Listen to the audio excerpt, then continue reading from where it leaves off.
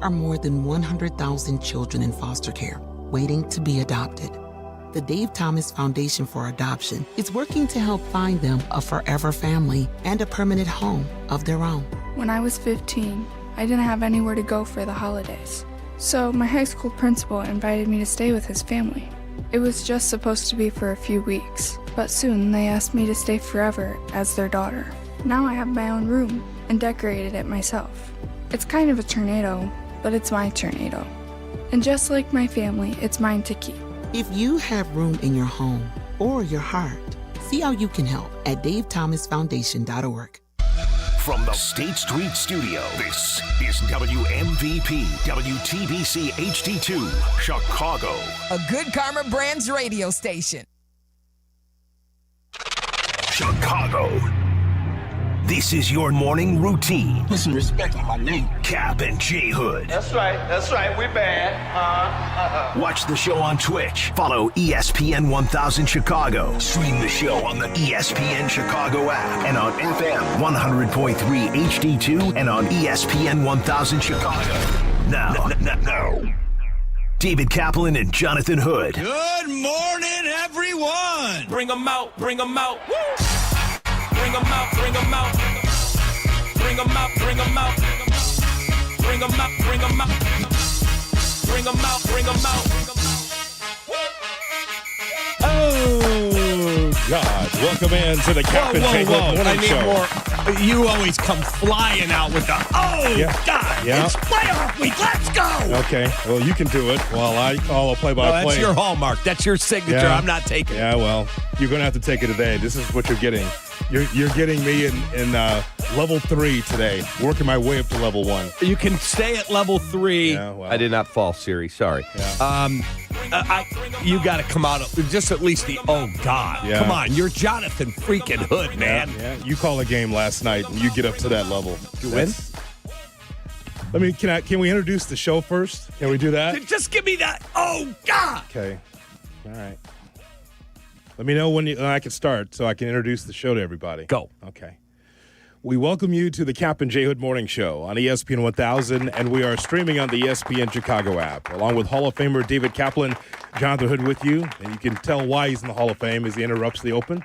With open phone lines for you, 312-332-ESPN, 332-3776 is our telephone number. We're glad that you're with us. We've got Shay, we got Jay Moore, we got you for a 3-hour ride here on this Tom Thayer Thursday as we are getting ready for the Bears and Packers. We got full coverage on Saturday right here on the home of the Bears, ESPN 1000. And, Cap, you got into it with the people at ESPN Milwaukee, our friends.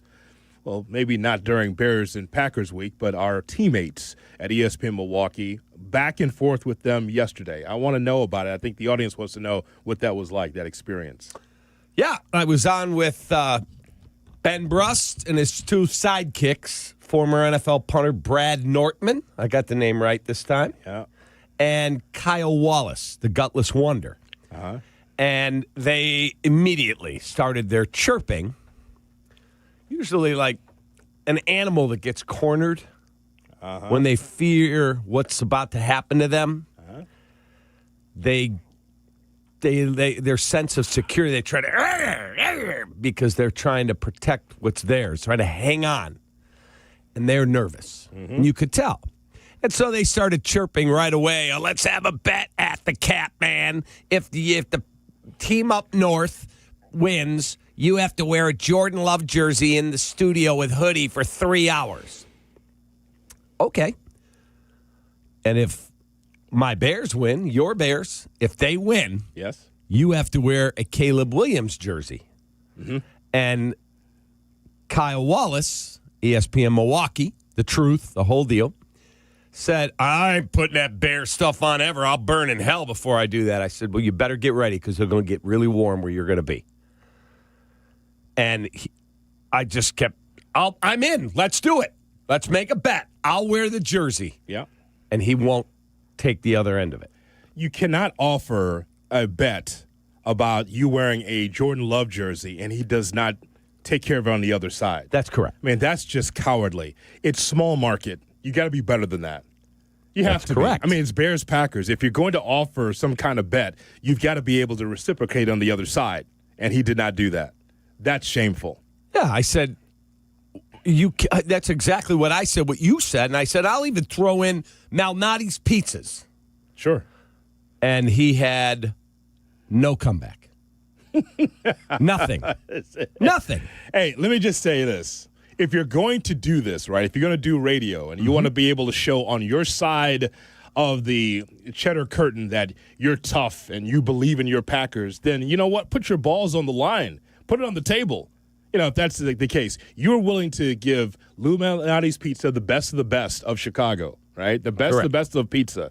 You are going to put on a Jordan Love jersey, and there's nothing on the other side. You know what that is? You know what that is, David Kaplan? Tell me. That is a microcosm of the fear that's happening in Wisconsin regarding the Bears and Packers. That's the fear right there. There's already trepidation about the Bears taking it over. Well, just understand the point. There's already a fear about what's happening about the Bears taking the North and never giving it back. Correct. And pushing the Packers down. Correct. But right there, that battle between you and Kyle Wallace tells the great story of how Packers fans feel like, oh, my God, it's sliding away. That's how they feel. Correct. That's what happened there. Correct. And so I asked him 15 different ways from Sunday, hey, man, let's do this. Yeah. And if I lose the bet, I will walk in here, I will order it on the air from NFLshop.com or Dino Sports Fan Shop or Clark Street Sports. I will buy the jersey and I will put it on. Won't be happy about it, but if I wake up Sunday morning and my favorite football team is now preparing for round 2, he's going to put that Caleb Williams jersey on, or he better stop chirping. What, are you going to tackle him and put it on him? Looks like he's not willing to put it on. You going to take him down, Cap? No, I'll just buy him a Keyshawn Nixon jersey because he's as gutless as that guy is. Oh, my God. Yeah, it's embarrassing. You want to come on and talk nonsense? Back it up. Put your balls on the table and say you'll wear the jersey if you lose. No, I would never put that on. I'd rather burn in hell. Well, good luck. Take the express elevator down, and when you see the flames, get off. Go Flames! That's it. So I'm excited for this matchup Saturday night. I do believe the Chicago Bears are going to win. We'll see. I love Mark Tauscher, the former Packer offensive lineman. I really do. I think he's very talented. I think he's a really good dude. And I think he's so sadly misinformed about what the Bears are. But I get it. He's a Packer. Yeah. Everybody's got a skeleton in their closet. Oh, come on. That's okay. That's not what that means, skeleton in the closet. I mean, That's not what that means, Cap. I had my, problems in my life earlier. And I have seen the error of my ways in a lot of ways. And I feel like I'm a more mature and locked-in person with my process. Mark just hasn't gotten there yet. That's not what skeletons in the closet mean. Deep down, Mark wishes he had been drafted by the Chicago Bears. I don't know about that. That's a proud franchise, too. Let's see. I could eat at Chicago Cut. I could get Lou Malnati's. I could go to Shaw's. I'll just pick a wonderful place. Okay. Instead, he goes to the local VFW for the fish fry. And that's like high dining for them. We're coming for you. You know it. Everybody up there knows it. And that's why you won't make the bet, Kyle. That's why Mark's a little nervous. Like, oh, God, we lose to those guys. Now I have to hear it all summer. I can promise you, if the Bears are able to get this done on Saturday night, and we'll be there to compete, man. You're going to have a guy that's going to, I'm not going to stop chirping. We've been down for so long, and now what terrifies them is we don't have Matt Eberflus. We don't have Mitchell Trubisky. We don't have any of the error of our ways. We've got Ben Johnson, and this Caleb guy might be better than we realized. Right. Oh, God. Joe Tooney was just named the number 1 offensive lineman in the NFL by PFF. Oh, God, Darnell Wright made second team all NFL. Oh, man, Drew Dahlman's going to the Pro Bowl and had played all 100% of the snaps. Jeez, they got Rome back. Colston Loveland, who we wow. laughed at. Wow, that guy's really good. Oh, God, Kyler Gordon's going to play. What's going on here? We figured it out, and you know it. All your little friends up there in green and gold know it. Get ready. There's Kap going after the people at ESPN Milwaukee yesterday. Let's listen. All you little Wisconsin people, you're terrified. We figured it out. Uh-oh, they don't have Matt Eberflus. Uh-oh, they got Ben Johnson. Uh-oh, that Caleb guy is a hell of a lot better than we realize. And we're about to be a real thorn in your side for a very long time. You have stepped in dog crap multiple times with your awful takes, jumping from a Bears fan to a Packers fan, and Caleb Williams is this, and you're not going to lose to us in Chicago. Oh, we outplayed you. I listened to Kyle, who I'm a fan of. I listened to Kyle. We outplayed you for 57 minutes. Well, as far as I freaking remember, games are 60 minutes, and we beat your ass and sent you back to Wisconsin. You better come correct Saturday night, or we're going to beat your ass. So loud that he was drowning out the show. Did you notice? You could barely hear the actual host of the show. So loud and boisterous and such a lout going after those guys. You could hardly even hear the host on their own show. They was like, The drowning of ESPN Milwaukee. Wait just a second. good way to drown them out, guy. Yeah, it certainly is. I mean, my God, they had no oxygen, no opportunity to shoehorn in their own thoughts. I'm sure they heard him up in Baraboo. Okay. Maybe in the Dells they were able to. Is that Kyle there through that Chicago guy? Yeah. Uh-oh. Barely heard on their own show. Yeah. Because you shouted them down. Better call Gruber Law. One call. That's all. I just my hope is that the Bears can get this done because again, this is getting ugly. More ugly than even the regular season games. This is because of the stakes, because it's on the line. That's it. And again, every season has its own complexion, has its own identity. So the hope is that the Bears win this game, and then whatever happens after that, love for the Bears to just keep going because that's the point of it. I'm glad it's the Packers because I think that's fun. It's an NFC North rivalry, but I just want the Bears just to continue. And there's ways for them to get this done, Kap. Again, you accentuate the positives and you hide the negatives of this football team. I think the positive that we don't talk enough about is that they are the NFC North champions, the Chicago Bears, that they've earned this, and that you have a team here that went from the bottom to the top. It just shows you how quickly you can turn it when you spend money, when you have a commitment to winning. And the Packers have had that for years, that commitment to winning. They have. Just enough to stay in the mix, right? It's always just enough. Throw enough money in this spot, make a trade here. Gutekunst and the Green Bay Packers have done a really great job of just keeping their head above water. They're not an embarrassing franchise. However, there's an opportunity now for the Bears to be able to surpass the Green Bay Packers and make management think, do we need to upgrade at this spot? Because there's a coach that's waiting to get a job. You see, John Harbaugh says, no, let's hold off on the interviews. There's a couple of teams I want to keep my eyes on that might be in the postseason. I want to peruse the landscape. Smart. I heard, was it Field Yates or it might have been Daniel Jeremiah? I don't know. You guys watch as much as I do. Yeah. I was staying up late last night again. I know I better. I should go to sleep.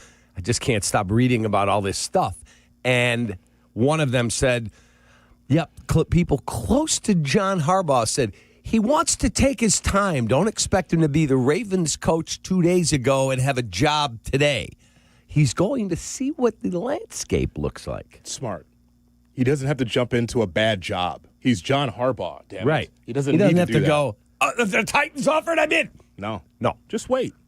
It's the way the Cubs did it. Rick Renneria, we appreciate the things that you've done for the organization. You've been a stabilizer. Get out. Correct. Here's Joe Madden. Joe? Right. Rossi, we love you. Loved having you on the 2016 Cubs. You're a great leader. Get out. Craig Counsell's available. You got every right to upgrade.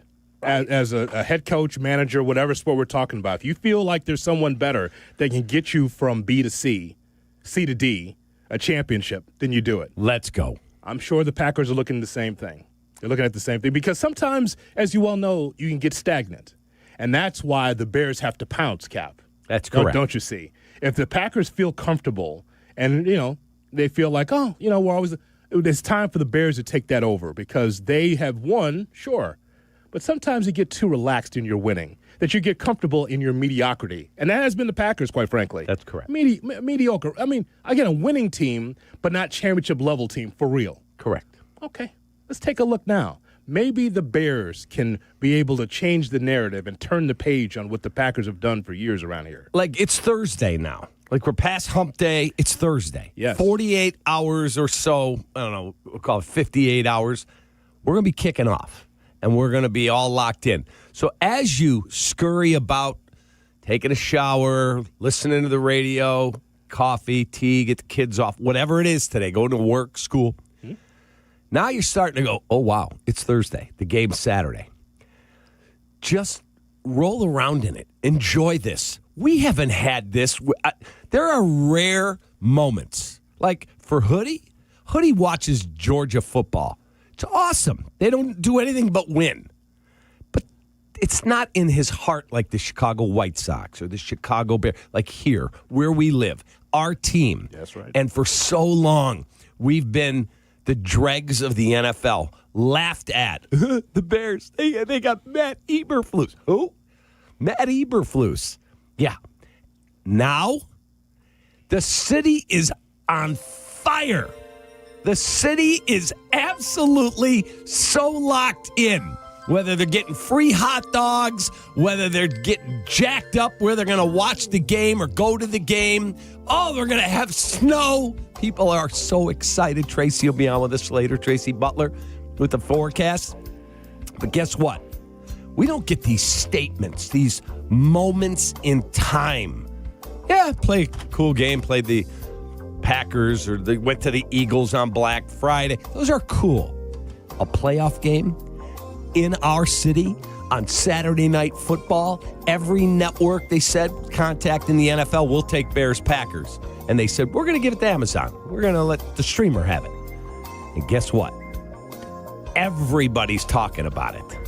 We don't get that here. That's right. Get used to it because Ben Johnson has rolled into town, and that 39-year-old man who's never been a head coach has completely changed the way they do business. That's right. I was talking to Kevin Byard. He said, dude, I got to tell you, last spring, you can't imagine how hard he was on guys. We're like, oh, God, this guy's out of his mind. He said, especially on Caleb. He would absolutely blast him. He'd give him these 20-word play calls. And Caleb, can you repeat that? No, get out. And throw him off the sideline. Mm-hmm. Because he was trying to make sure the standard is a brand new one here. Yeah. So enjoy this. Go through your day today. Lock in. Tomorrow, you're going to fly through the day. And then Saturday, we get wake up, get a cup of coffee, and find a way to win a football game. Let's go. Lock in. We got coverage all day on Saturday for the Bears and Packers, including the game at 7 o'clock right here on the home of the Bears, Kap J Hood. And that's one to grow on. Kap J Hood. Morning 6 to 9. ESPN Chicago. Bears and Packers, the longest-running rivalry in football history, reaches maximum intensity. Hear the wild card game Saturday night at 7 on ESPN Chicago. The home of the Bears. Presented in part by Hard Rock Casino, Northern Indiana. Hey, this is David Kaplan. I dislike winter. Give me a 95-degree sunny summer day, and I'm a happy guy. So I spend most of my winter free time indoors, and it's why I rely on Automatic. They've been making Chicagoland homes and businesses comfortable for 80 years. I don't even have to think about the outside because my home is perfect all year round. If you're not feeling confident that your winter's going to be carefree, go to Automatic.com right now. That's Automatic.com. Hey, bro, weirdest thing is happening at the game. This guy sitting next to me says, "You're our good luck charm." Every time I crack a Bud Light, we score a touchdown. Now his entire family wants to buy me Bud Lights. I think I'm some kind of a football prophet. Talk soon. The team needs me. Anything for Bud Light, the official beer sponsor of the NFL. Stock up today. Enjoy responsibly. Copyright 2025 Anheuser-Busch Bud Light Beer, St. Louis, Missouri. Score more with the college-branded Venmo debit card. Rep your team with every tap and earn up to 5% cash back through Venmo Stash, a new rewards program where the more you do, the more you get. Get your Venmo debit card today and start earning rewards with Venmo Stash. Learn more at venmo.com/collegecard. The Venmo MasterCard is issued by the Bancorp Bank N.A. Select schools available. Venmo Stash terms and exclusions apply. Max $100 cash back per month. See terms at venmo.me/stash terms. Hey, fans! Welcome back to Fansville's Cheers and Tears. Oh. Okay, so like everybody deals with losing, right? To a rival on a last-second field goal. Whatever, it's fine. I'm totally fine. But I cope with losing with an ice-cold Dr. Pepper. Those 23 flavors are like so delicious. They totally wash away the pain of your college football team taking a big fat L. College football. It's a pepper thing. Do you owe $10,000 or more in credit card debt or personal loans? With credit card debt at all-time highs, Debt Relief Advocates is urgently notifying consumers of debt relief now being made available, designed to aid consumers with out-of-control credit card debt. Those who qualify and enroll for this relief program will only have to pay back a fraction of what they owe. This is not bankruptcy or a debt consolidation loan. This is a relief program that credit card companies would rather you not know about, as it ends your debt nightmare and saves you lots of money. Consumers owing at least $10,000 in credit card debt or personal loans can now take advantage of this debt relief as the cost of living skyrockets. Debt Relief Advocates has established a relief hotline for you to call to learn what debt reduction you may qualify for, so don't wait. For this free information, call the Relief Hotline at 800-606-8737. 800-606-8737. 800-606-8737.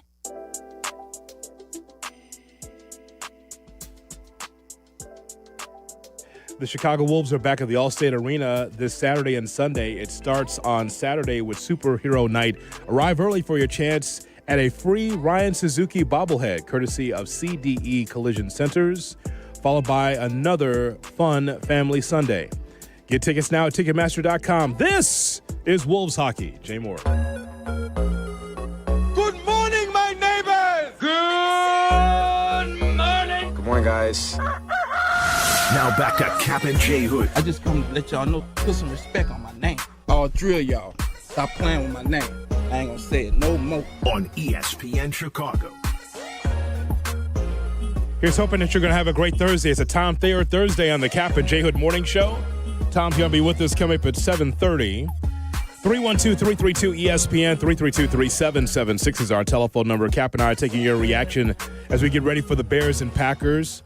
And again, we just want to give you some insight of what's been happening here at ESPN Chicago and also ESPN Milwaukee and ESPN Madison, because it's getting nasty. Tell you what, the conversation back and forth, because it shows you how strong this rivalry is, Kap, and what's on the line.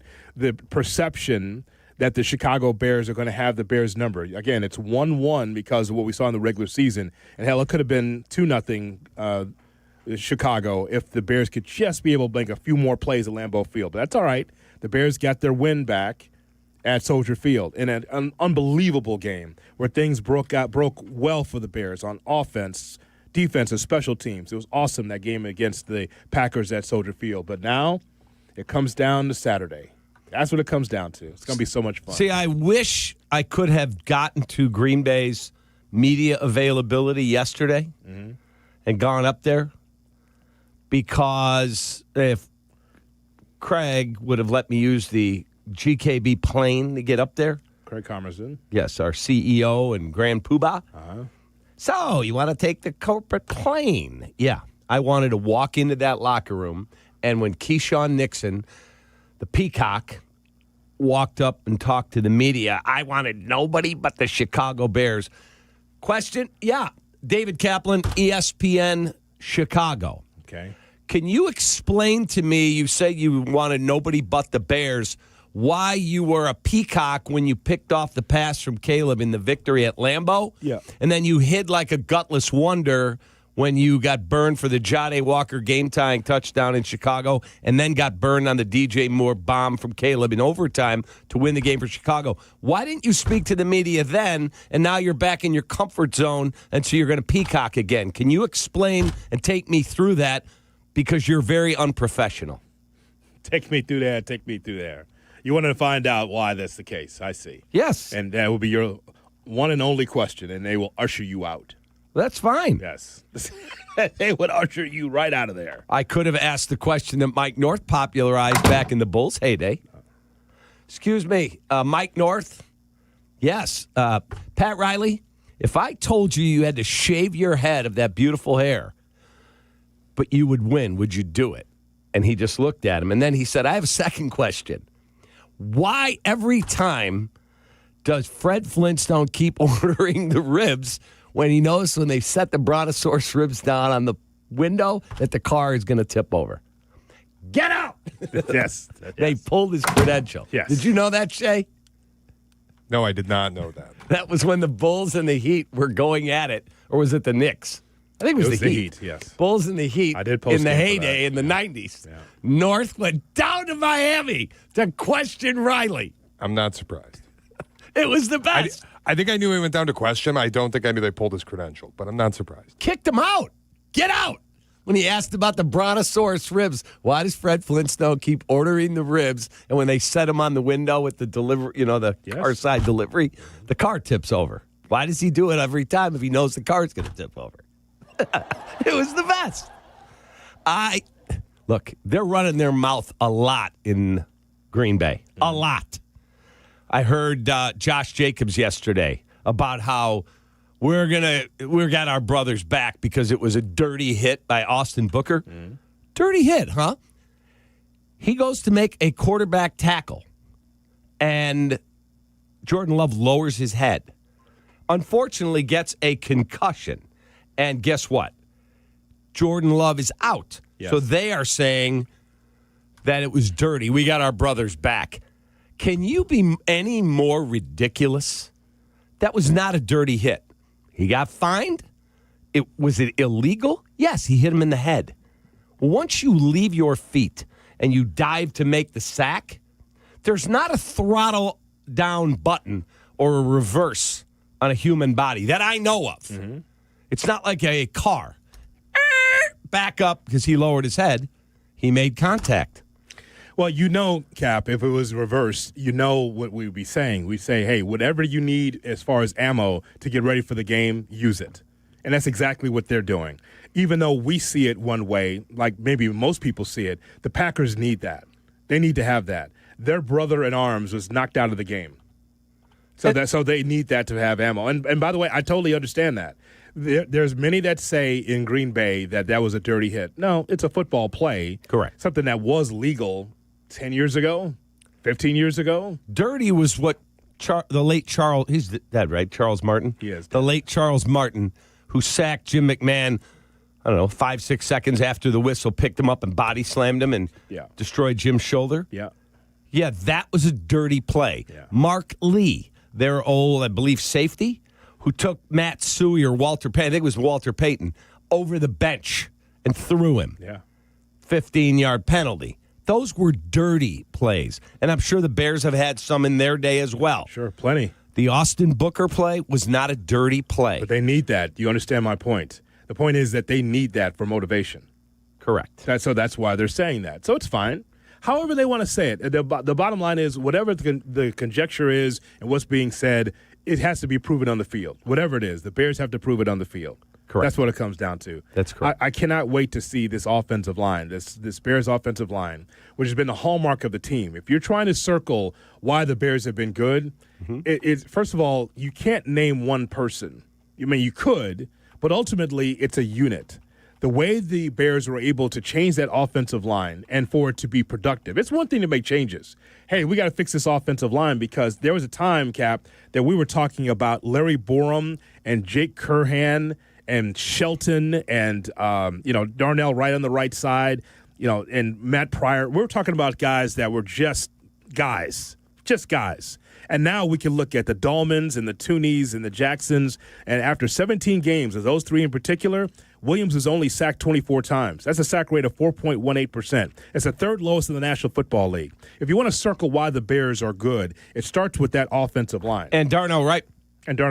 You had mentioned him earlier? Yes, yeah. Though that was when he was a rookie. Yes. Now Darnell Wright in year 3. PFF. In fact, the guy who's on Pat McAfee every week, A.Q. Shipley, who played in the NFL. He did? He did. Okay. I think he won a Super Bowl. Yeah. Yeah. A.Q. Shipley was an offensive lineman.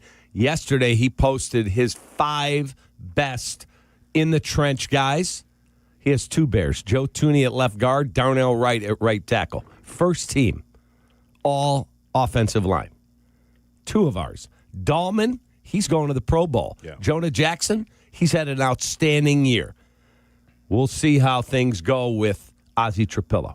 Williams' sack rate in 2024 was 10.7%. The next highest in the league was 9.1. The point from The Athletic this morning is that with Dahlman, Thuney, and Jackson, those 3 in particular, they started and finished every game. 17 games, they started every game. And Williams was upright. Okay, there was some where Williams held the ball way too long and got, sacked and got, killed. But the whole thing is, Cap, is that if you're looking for one of the reasons why the Bears can win the game, and a lot of games that they've won, it's that offensive line holding it up, man. It has opened up just a wave of great running plays for the running game for the Chicago Bears and for Caleb Williams to run the football as well. So I'm just, it starts at the line of scrimmage for me for this game. The Bears, if they could just, first of all, keep Caleb upright, Caleb running with the football, the running game, if they continue to pound that defensive line for the Packers, man, we will be celebrating here for our Bears Monday. I think the defense is what it is. You can't fight City Hall there. It is what it is. Hopefully they can make some plays, but the offense has to be able to lead the way. They have to. They have to. By the way, just for clarity or to be transparent, Mark Tauscher yesterday on Waddle and Silvy said that the hit by Austin Booker, in his opinion as an NFL player, was not dirty, just worthy of a penalty. That's exactly correct. I agree with Tausch 1,000%. You can't hit in the head, you got flagged, and you got fined. That's all fine. Dirty, like with illegal intent? No, absolutely not. Now, you want to know what dirty was? Remember the Keyshawn Nixon hit after the whistle on DJ Moore? Yes. And knocked him to the ground. Not a flag, nothing. Yeah, that was dirty. Because it's from behind. Yeah, he blindsided him and then gave him a little look back. Yep. If he'd gone over and go, whoa, I didn't see you there, sorry. Yeah. Like, that's all fair in competition. Stuff happens. I understand their whining, Cap. It doesn't bother me. I'm not bothered by that. You know why? They need everything. They need everything that they can come up with to be able to rally the troops for the Green Bay Packers. They realize that they're on their heels. They're the one that lost the last game. So I understand why that's even out there. They need that, Cap. Don't you understand that you just can't go out there and just tie up your cleats and go, okay, let's play? You need a reason more than just getting into the playoffs and being able to advance.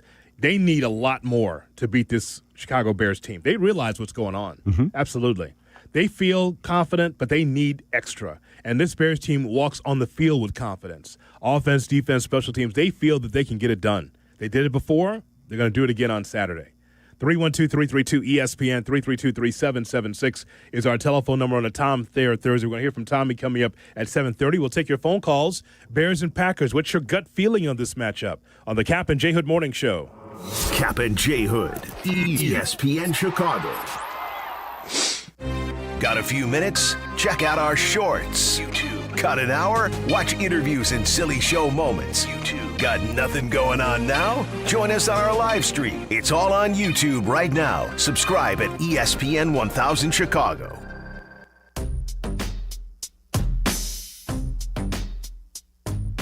Hey, we have a special event on Friday we want to tell you about. On Friday, Cap and I are so excited to tell you about LaPorte, Indiana. We're going to be there tomorrow for opening day of the LaPorte Invitational High School Basketball Tournament. We had such a good time last year, and we saw some amazing competition.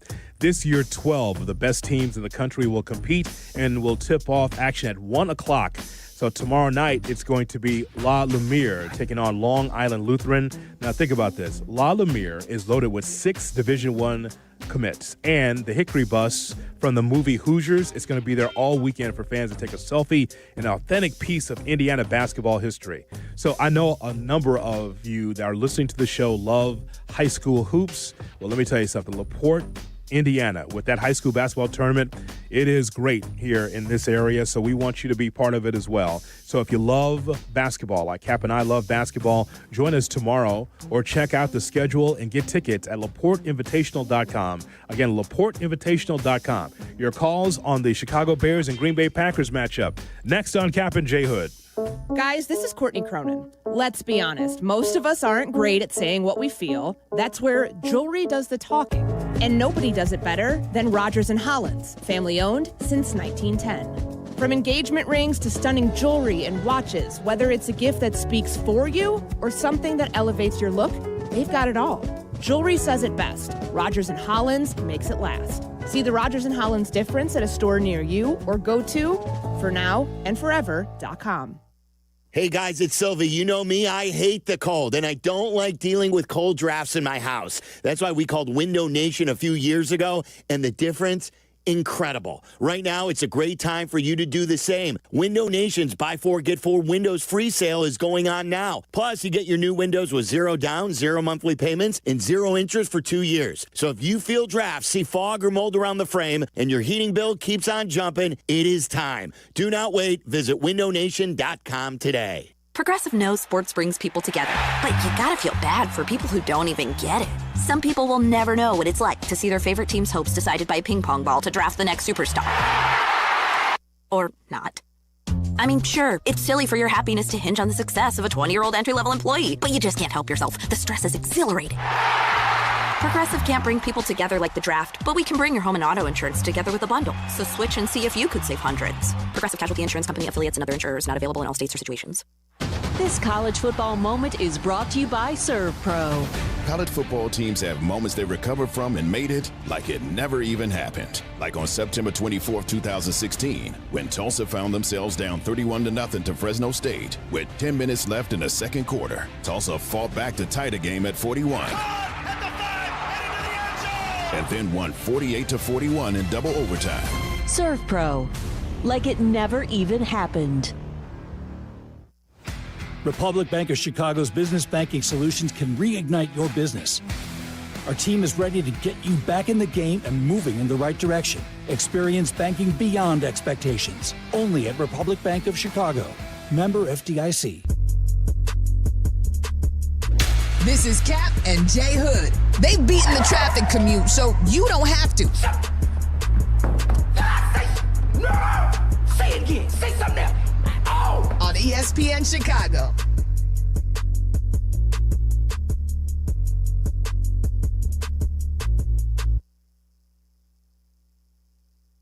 Kap and J Hood on ESPN 1000 and streaming on the ESPN Chicago app. We're with you until 9 o'clock. Then it's Carmen and Jurko at 9, followed by Rich Eisen at noon. Waddle Silvy at 2. And then Bears Weekly with Jeff and Tom at 6 o'clock right here on the home of the Bears, ESPN 1000. And we've got college football action for you. Miami taking on Ole Miss. That's at 7 o'clock right here. On your home for the Bears and the White Sox, ESPN 1000. The Kap and J Hood podcast is brought to you by Republic Bank. 312-332-ESPN, 332-3776 is our phone number. So I have a couple of stats for you, John, which I'm going to forward to your I'm going to text to you. I send you the playbook, Mark Lawrence's playbook that I buy. Yeah. I text it to you and to Shay, and I don't know if J Moore has any interest in these numbers sometimes, but for those people that are gambling, especially, the playbook during the season is really good. J Moore, you don't gamble, do you? Yes, he does gamble. Yes, I got to send it. I'll send you this little sheet here. I didn't think J Moore was a gambler. He sends me tips. Appeal down the first baseline. Out. Safe. Out. I just said I didn't know. Well, you know what happens when you assume. He's leading our picks contest, right? So he would know something about the gambling aspect of things. He's the best. I just didn't think he put money on. What? How about this? He's from the West Side. Seymour, he just called you broke. That's what just happened. I am. I got him the gift card. I am broke, man. Okay. Lies you tell.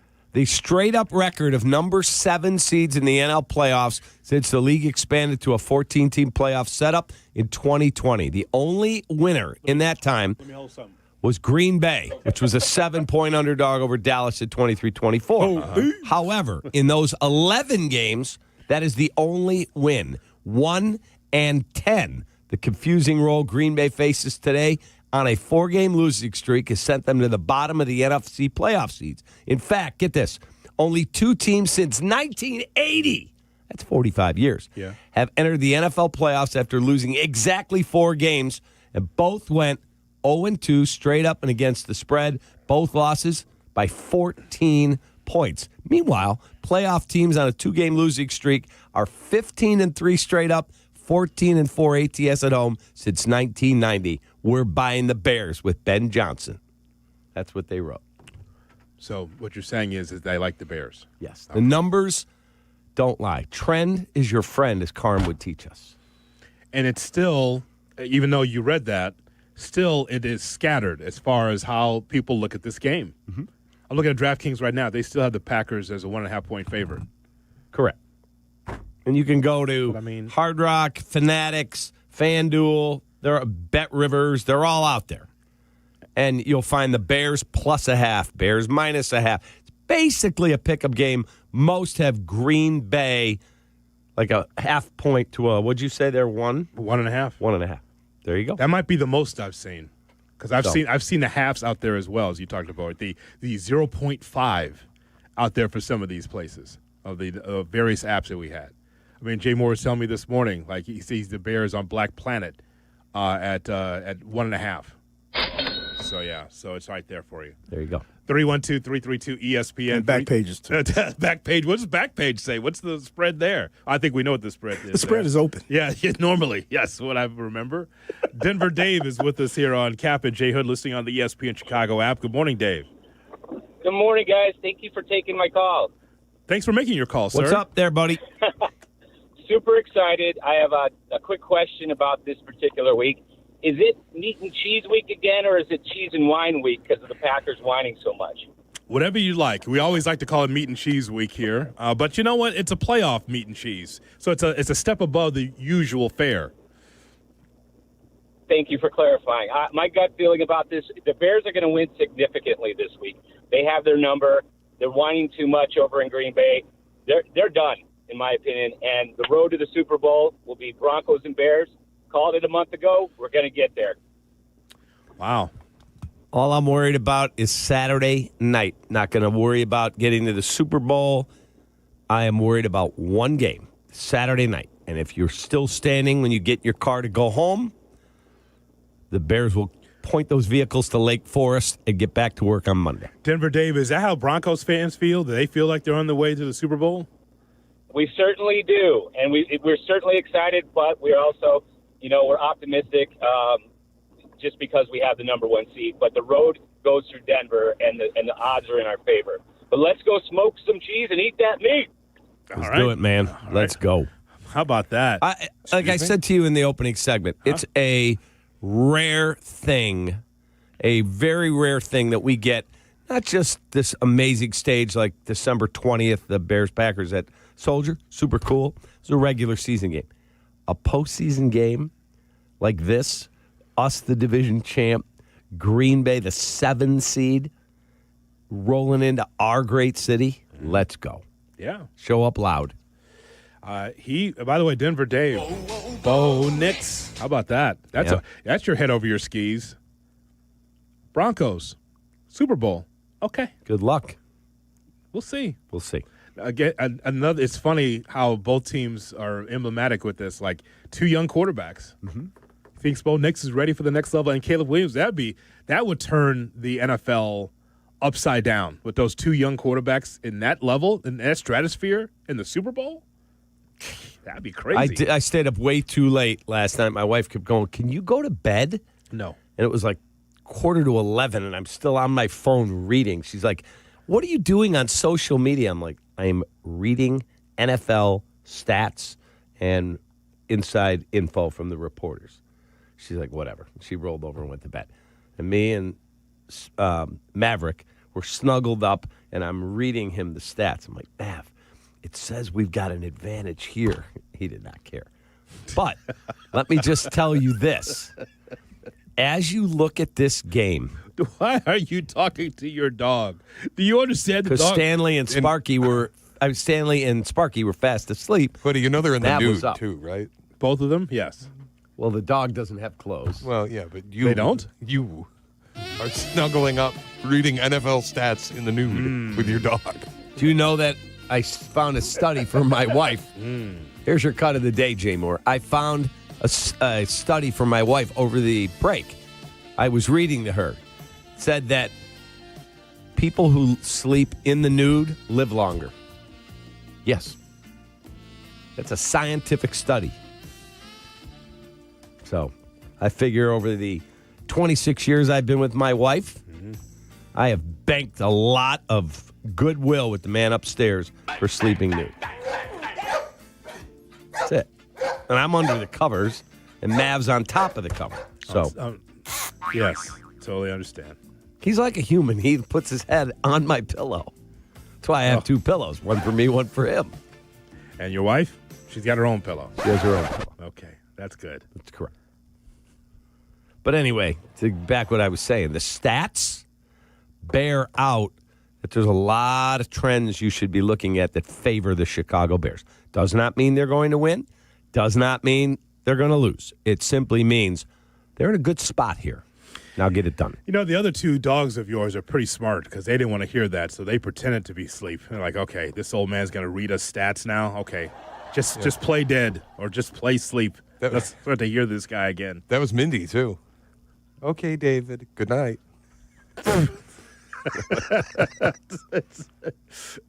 One thing she can't get on you about is like you are actually working. Because she says that what we do is not really working the way she works, you see. Correct. Like, we're not working. I get that all the time. I said, I am so tired, I got to go to sleep. She's like, yeah, 3 hours worth of work. That must have been really difficult. I said, I had to do a YouTube sportscast today. She goes, oh, sorry, 3 hours and 3 minutes. That was really difficult. Good luck. Just because she does a job where she goes to work at, well, I don't know, she gets there by 8. She walks in the house at 5 minutes of 7 some nights. Yeah. God bless. You chose that path. Yeah. Don't complain to me. She loves what she does. Yes. I like mine better. Yes. Man, we're actually working around here. We are. She doesn't seem to understand that every single second of every day when we're awake, we are locked in on what's going on in sports. And that's work. And it drives people crazy. Well, I work a job. I put my Carhartt on and I go to a job. Those guys just talk sports. Yep, we do. This portion of Kap and J Hood brought to you by Carhartt. Take that. Why? He's like calling out blue-collar workers. I'm calling on anybody right now. I'm ready to play. Well, you're not playing. You're watching. That's work, you know. That is. Okay, so don't be calling out the people that's hard-working people. I'm not calling them out, but just like friends of mine who are like, I wish I could just talk sports for a living. Huh? What is happening? Why do you put that voice on? Friends of yours. Yeah, his friends are dopey. That's why. Hard workers. Yeah, his friends are dopes. We were supposed to have dinner with our neighbors. The tutus? There's 4 couples. 1, 2, 3. There's 5 couples. What 4 about and plus Desmond us. is his neighbor? It is. He does have the tutus that he lives next to. People from South Africa that live next to me. The tutus, right? The pies. And the what? Pie. P-Y-E. I don't care what you call his wife. That's inappropriate. Brother.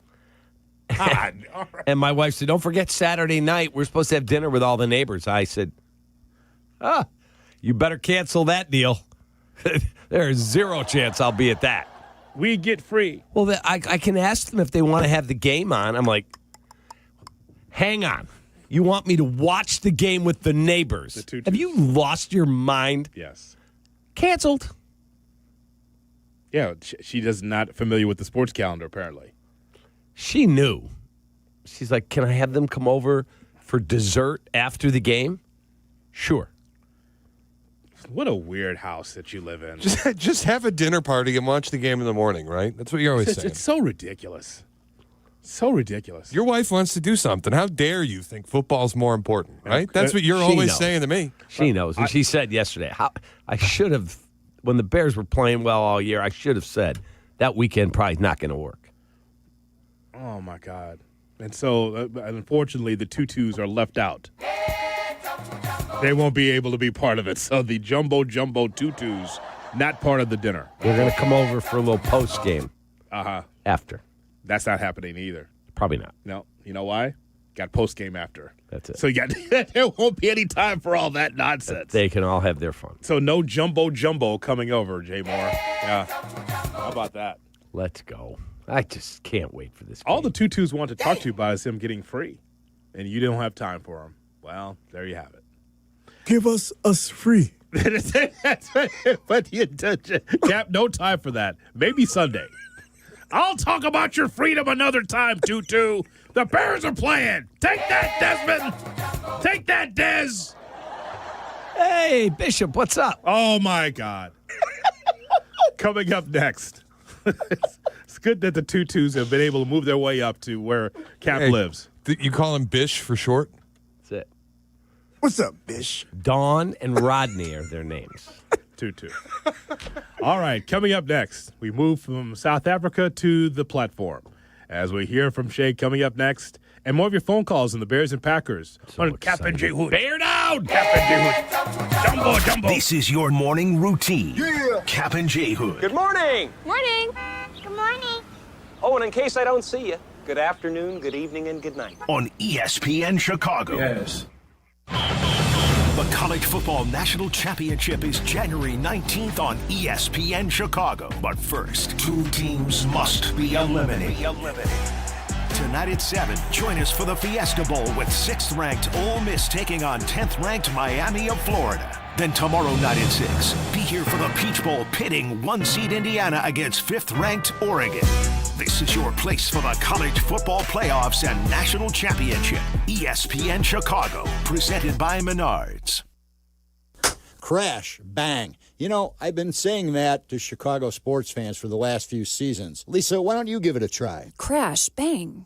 That's what that feels like. Of course, personal injuries feel much worse. They do. That's why the Chicago Personal Injury and Workman's Compensation lawyers at Maurice Longo are here for you. I'm Jim Maurice, and she's Lisa Longo. Visit us at mauricilongo.com. That's MORICILONGO.com. We're in your huddle when you need us. Hey golfers, it's Tyler. It may be winter in Chicago, but golf season will be here before you know it. And if you want to be ready when the weather turns, you've got to plan now. That's where Golf on Any Tee or the GOAT app comes in. GOAT is a golf membership that gets you unlimited golf all year long at 20 courses across Chicagoland. No greens fees, no cart fees, just unlimited golf. Sign up now and book a tee time for the first day courses open. Visit golfonanytee.com or download the GOAT app today and golf like me, golf on any tee. Make lunch, dinner, or game day easy with Lou Malnati's legendary deep dish. Leave it to Lou Malnati's for everything you need for a delicious dinner, from salads and appetizers to pizza, pasta, and desserts. Lou's has something for everyone. Lou Malnati's is available for catering, delivery, dine-in, and private events. Order online at LouMalnati's.com or through the Lou's app. Lou Malnati's is here to serve you one deep dish at a time. Lou Malnati's, Chicago's legendary deep dish. My name is Whitney Allen. I am a widow. My husband, Ryan, died. We never thought in a million years we'd have to use life insurance. The unexpected happened. With Ethos, it is so fast and easy. It's 100% online. You can get a quote in seconds, apply in minutes, and get same-day coverage. No medical exams, and you can get up to $3 million worth of coverage through Ethos. Get your free quote at ethos.com/game. That's ETHOS.com/game. Time spent on application may vary. Online health questions required. The college football playoff isn't over. Not yet. That epic run, that wild dream, not over till the clock hits 0. Till the stadium shakes. Till the wild things are let loose. Till the trophy is lifted and the confetti falls. This is the national championship. When it's over, you'll feel it. This is the wild world of college football. The CFP National Championship, Monday, January 19th at 7:30 p.m. Eastern on ESPN and the ESPN app. It's Blackhawks and Bulls season on Chicago Sports Network. Visit chsn.com/radio to sign up for your 7-day free trial of their all-access plan. Over 300 live games per year. Chicago Sports Network, your home stream advantage.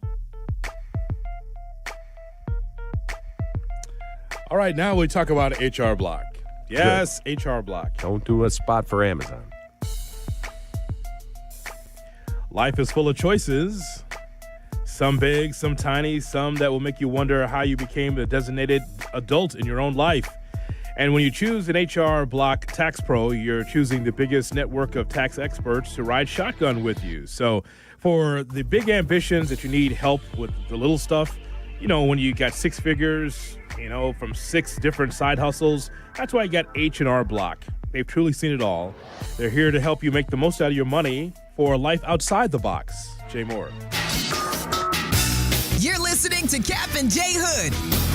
Follow the show on Instagram @TheCapman and @IGJHood. This is ESPN Chicago, Chicago's home for sports.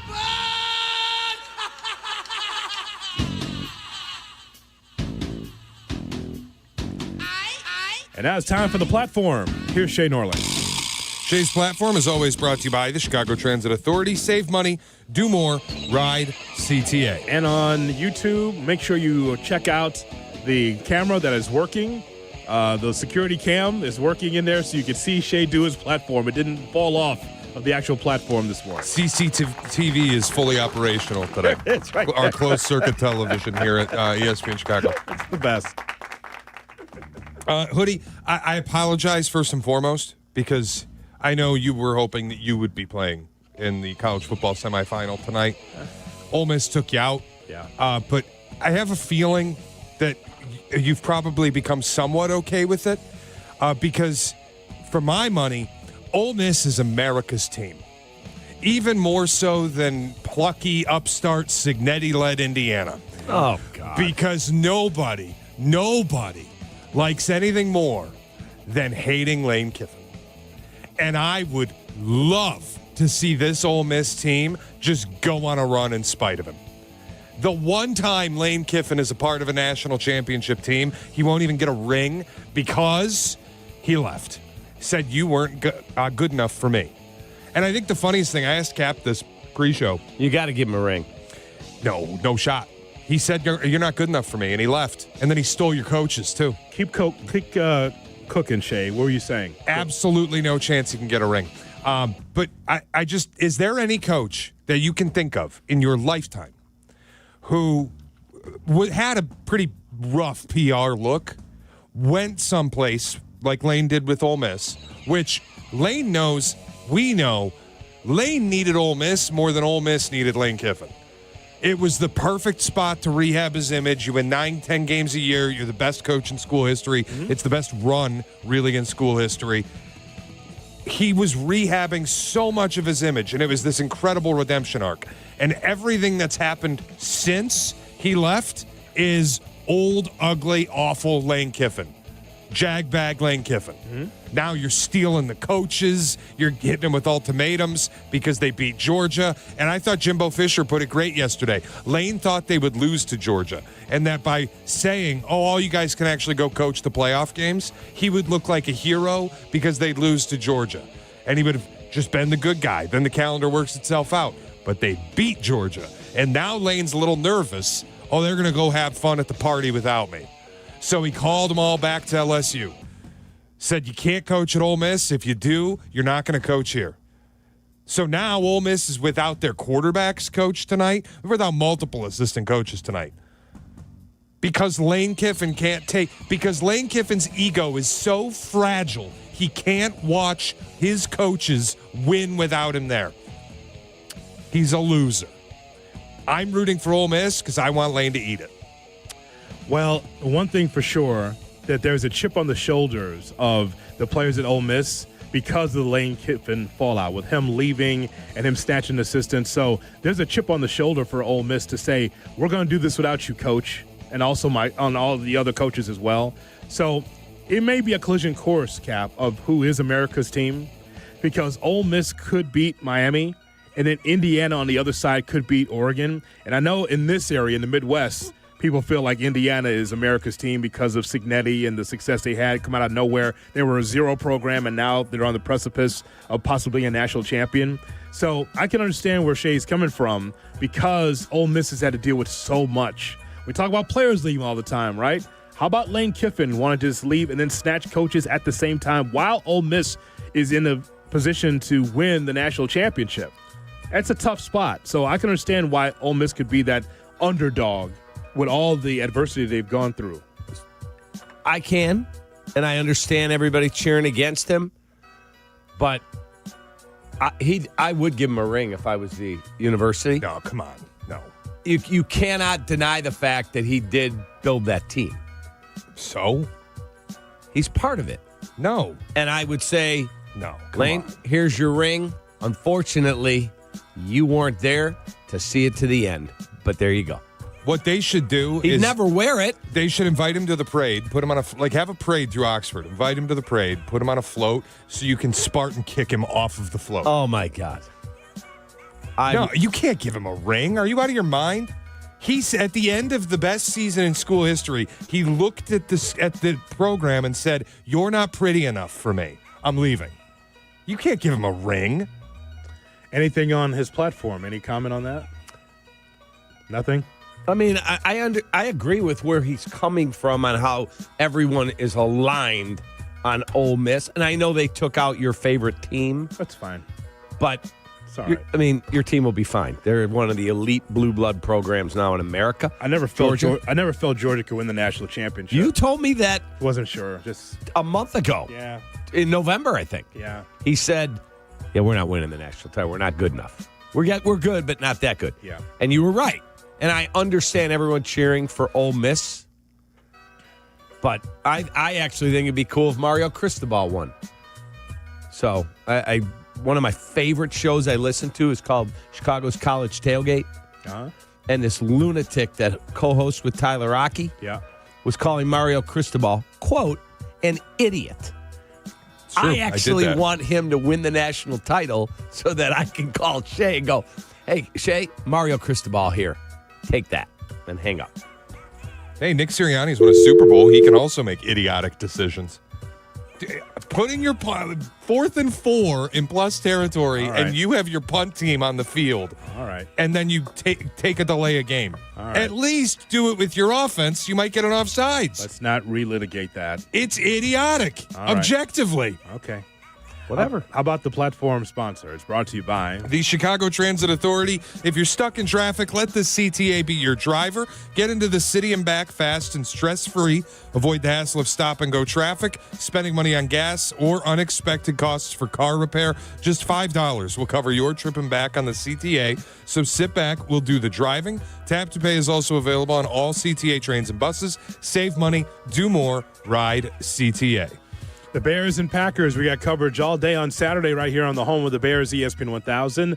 More in a moment right here on Kap and J Hood. Live from State Street in the heart of Chicago. This is the home of the Chicago Bears, ESPN Chicago. And this is Kap and J Hood, WMVP, WTBC, HD2, Chicago, a Good Karma Brands radio station.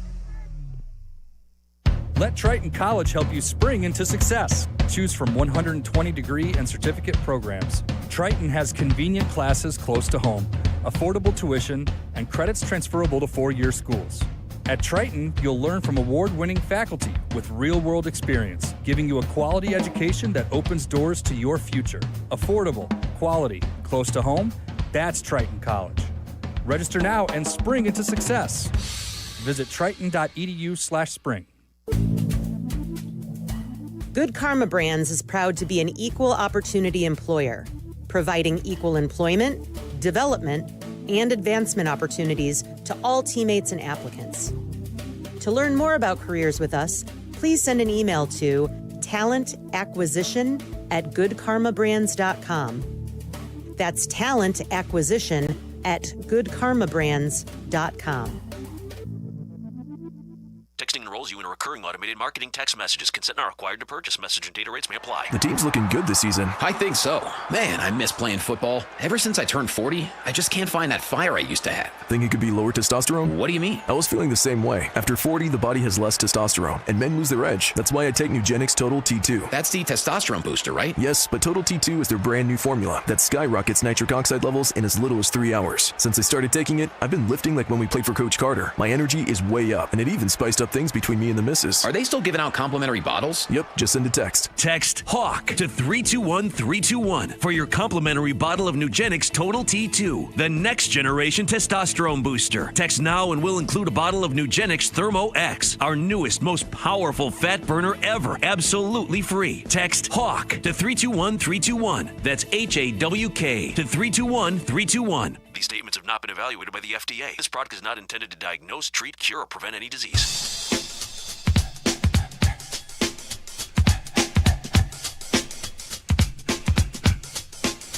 Now back to Kap J Hood. Good morning, gentlemen. Long-time listener, first-time caller. I listen to you guys every morning on the way to work. On the YouTube stream here in Memphis, Tennessee, you guys are the best. ESPN Chicago.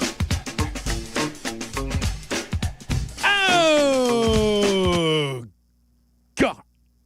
Welcome in to the Kap J Hood Morning Show on ESPN 1000. Oh, you had it in you. And we are streaming on the ESPN Chicago app. With David Kaplan, Jonathan Hood with you. We got Shay, we got Jay Moore, we got you, and a Tom Thayer Thursday. We'll hear from Tommy coming up at 7:30 right here on your home for the Bears, ESPN 1000. And we got the coverage on Saturday, wall-to-wall coverage, leading you right into the game at 7 o'clock from the lakefront. Bears and Packers in the playoffs right here on ESPN 1000. Make sure you download that ESPN Chicago app as well. You can watch our show on YouTube, youtube.com. Look for ESPN Chicago there. Also on Twitch, twitch.tv/ESPN 1000 Chicago. Oh, yeah. It is hot between the Bears and Packers fans. It's going to be even hotter on the field. All your little Wisconsin people, you're terrified. We figured it out. Uh-oh, they don't have Matt Eberflus. Uh-oh, they got Ben Johnson. Uh-oh, that Caleb guy is a hell of a lot better than we realize. And we're about to be a real thorn in your side for a very long time. You have stepped in dog crap multiple times with your awful takes, jumping from a Bears fan to a Packers fan, and Caleb Williams is this, and you're not going to lose to us in Chicago. Oh, we outplayed you. I listened to Kyle, who I'm a fan of.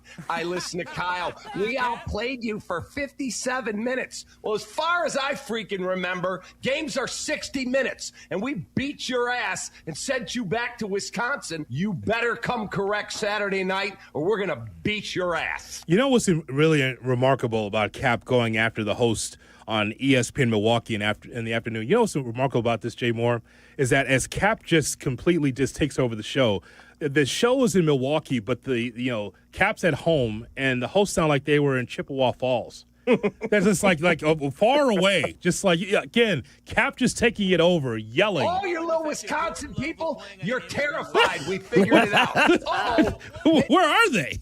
They're in Eau Claire. They're not even in studio. Kap blew them out of Milwaukee to Stevens Point. It's crazy. What the hell happened there? Kap just takes over the show and telling it like it is from the Bears fan standpoint, and they had very little arsenal back because the Bears won the last game. The Bears tied that series because they won at Soldier Field, and so now it comes down to this on Saturday. I got a text from one of Kyle Wallace's partners late last night. Yeah.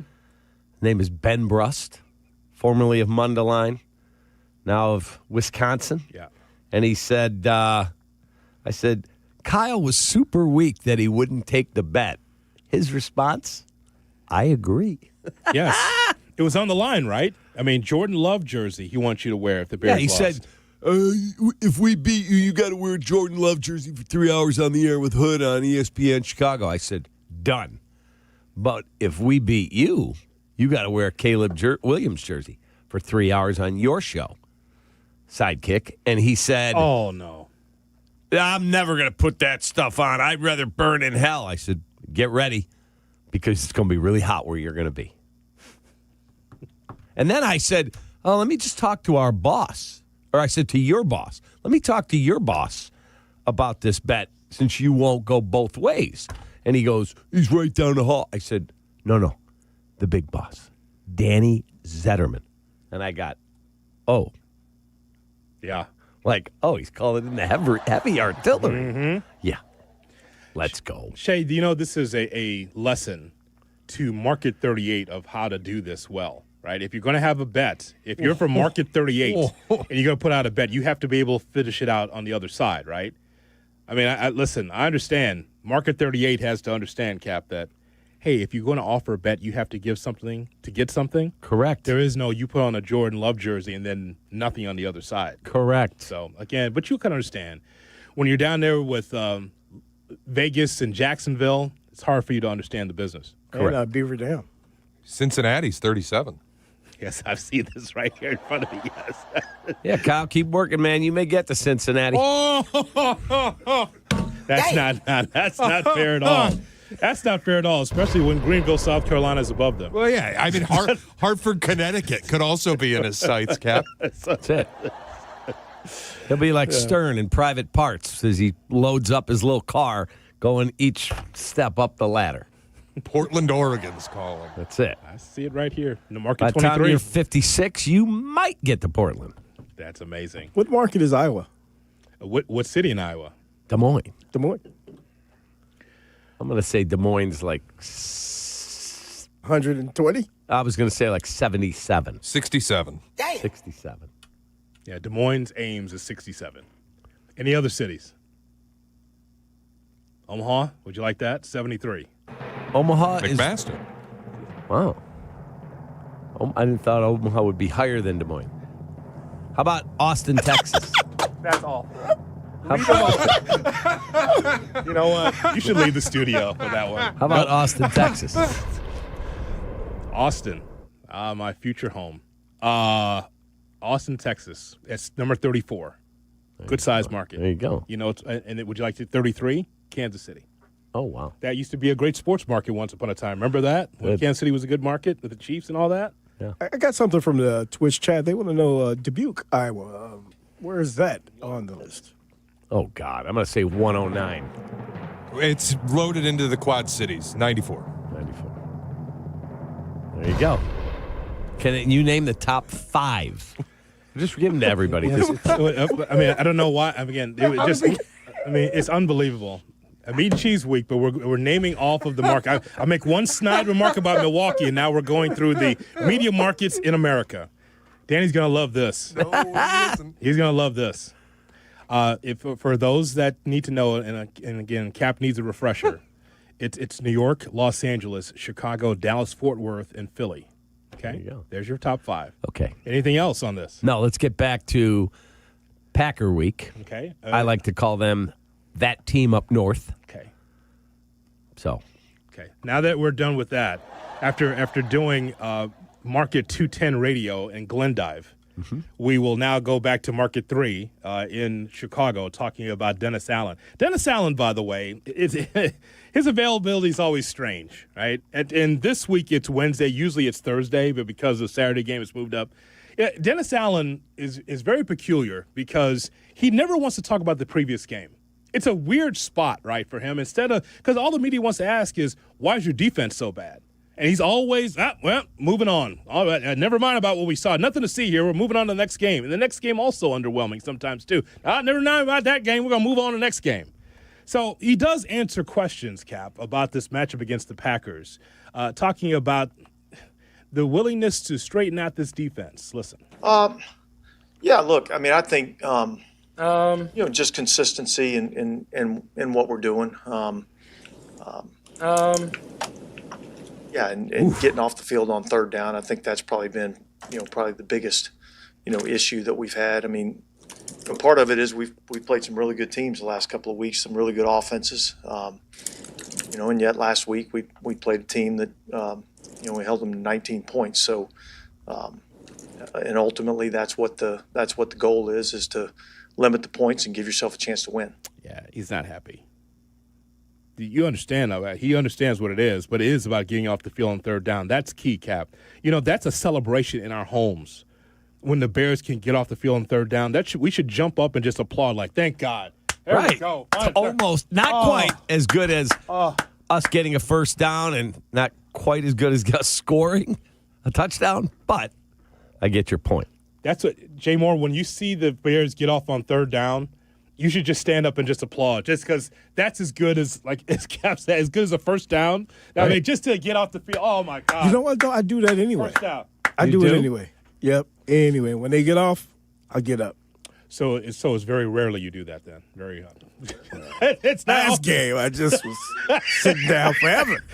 that San Francisco game, you just sat there. Jeez, that wasn't getting off the field on third down. I mean, that should be the balloon should come from your ceiling and say, we got off the field on third down. Oh my God. There's a good defensive effort there. Damn it. That's what we're looking for. I mean, that's a celebration. Right. Because it only helps the offense, Cap. You 3 and out. Or, I mean, bend, don't break is a nice, cute little thing that we say. We say bend, don't break, you know why? Because the defense did the job enough to hold them to a field goal. I want 0. Can I get 0? I don't even want 3s anymore. How about on a third down play, you make a big play, knock it down, intercept, whatever, and then get off the field and let Caleb set up shop? I'm going to reach out to the DJ at the stadium for the Bears game on Saturday. Yeah. And each time they get off the field, I'm going to ask them to play Celebration. Seriously. That'd be awesome. That'd be good, right? Stop the game. Stop the game right there. Give the defense a game ball that got off on third down. Start moving around. Start doing your dances as the Chicago Bears get off the field on freaking third down. Let's go! Jeez. Got to get pressure, man. Isn't that a far cry from what the Bears used to be? Waddle talking about coming off the field and the defense go, we'll do the work for you. Just don't turn the ball over. Right. That's what Dent would say to him. Now it's like, hey, just don't turn it over. We'll take care of everything else. Jeez. It's been so weird where Bears defenses say, don't worry about it. We have an offensive game plan to get a touchdown. We will knock it out and return it for you. So we'll do your job too. That was a thing. Especially in the Butkus administration, Butkus would tell Buffon, look, here's what's going to happen. You hold him up, and I'll knock him out, right?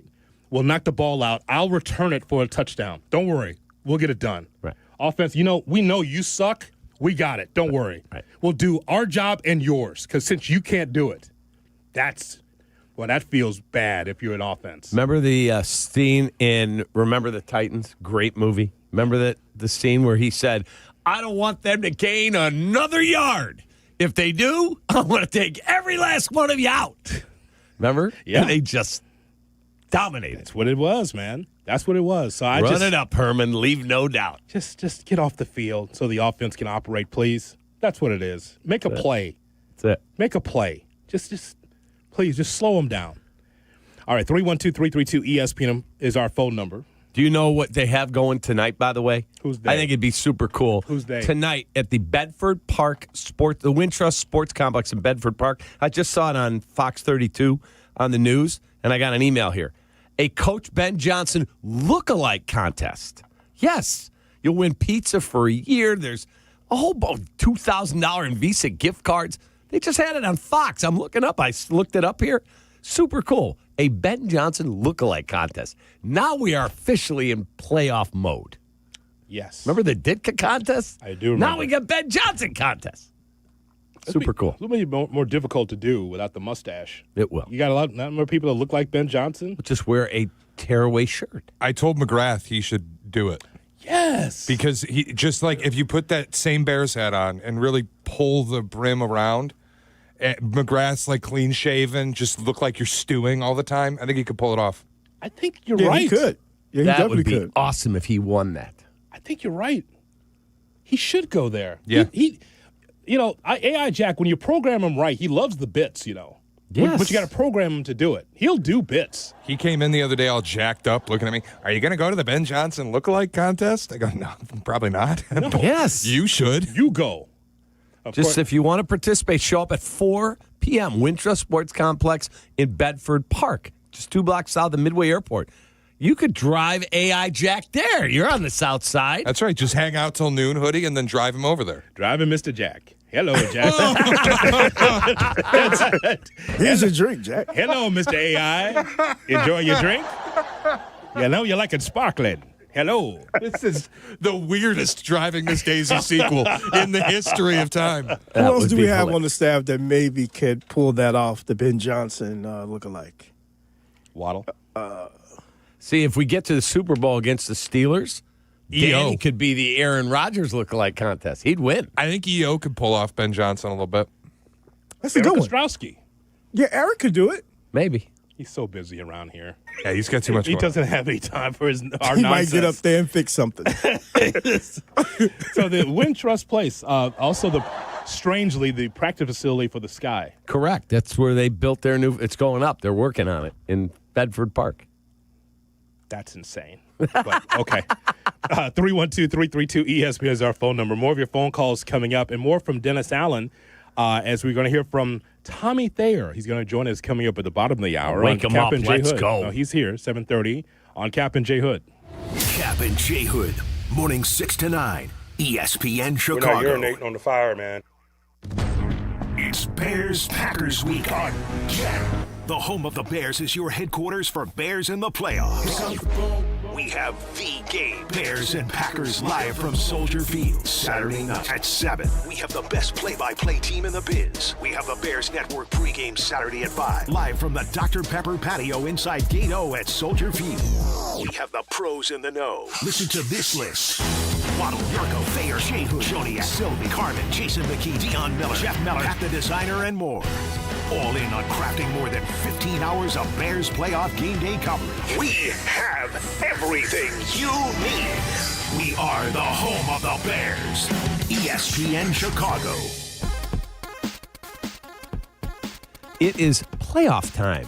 And if you're looking to lock in for kickoff, let my friends at Lou Malnati's take care of the food. Whether it is lunch, dinner, or full-blown game day spreads, Lou Malnati's legendary deep dish built for big moments like Saturday night. We're talking crisp salads, killer appetizers, wings, pastas, desserts, and of course, that classic Chicago deep dish that shows up when it matters most. Hosting the watch party or just feeding your own crew, Lou Malnati's has catering, carry-out, delivery, dine-in, gift cards, and even private events covered. Order online at LouMalnati's.com or on the Lou Malnati's app. So do what I do. Best pizza in town. Yelp just voted them because of your votes. #1 pizza in America. Lou Malnati's. Hey, fellas, it's your pal Jurko, the good kid. Sometimes you all need a little extra confidence when it's your time to perform. And guess what? That's where Blue Chew comes in. Blue Chew provides access to chewable tablets that can help you feel and perform at your best. Stronger, harder, longer lasting. Like somebody gave your downstairs a pep talk and a gym membership. And here's what I love. It's simple. No awkward doctor visits, no pharmacy lines. Everything is online. Their licensed medical providers work with you to find the right option. And it all ships in a discreet package right to your door. Think about it. Whether it's a big date night, an anniversary, or just a normal Tuesday, showing up ready makes all the difference. Confidence counts. Guys, this isn't just about performance. Give her group chat something to talk about. Be the legend of the night. And right now, I've got a special deal for you. Your first month is free. Just go to BlueChew.com, use promo code ESPN, and pay only $5 for shipping. That's it. Chew it and do it. Blue Chew, a small chew for a big difference. Attention basketball fans, the DePaul basketball season is here, and tickets are on sale now. Don't miss your chance to see the Blue Demons live as they take on some of the top teams in the country. There's no better place to experience a game than Wintrust Arena, home of the DePaul Blue Demons. Get your tickets today at DePaulBlueDemons.com/tickets and be part of the action. That's DePaulBlueDemons.com/tickets. Go Blue Demons! Empower. Ellie here is getting the sleeve she's always dreamed of. She worked with Empower and planned for her next move, so she got good at money. Now she can be a little bad. Oh, by the way, you spelled journey wrong. No worries. She can afford the cover-up, too. Ooh, check out my tat. It says, invest well, live a little. Start today at empower.com.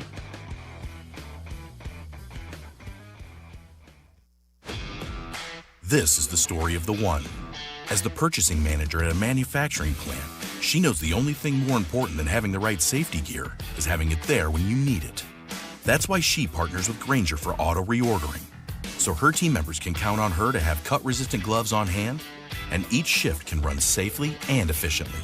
Call 1-800-GRAINGER, click Grainger.com, or just stop by. Grainger, for the ones who get it done. Hit the road in a brand new Acura in less than 1 hour. At Advantage Acura Naperville, you can sign and drive away in 60 minutes or less. Seriously.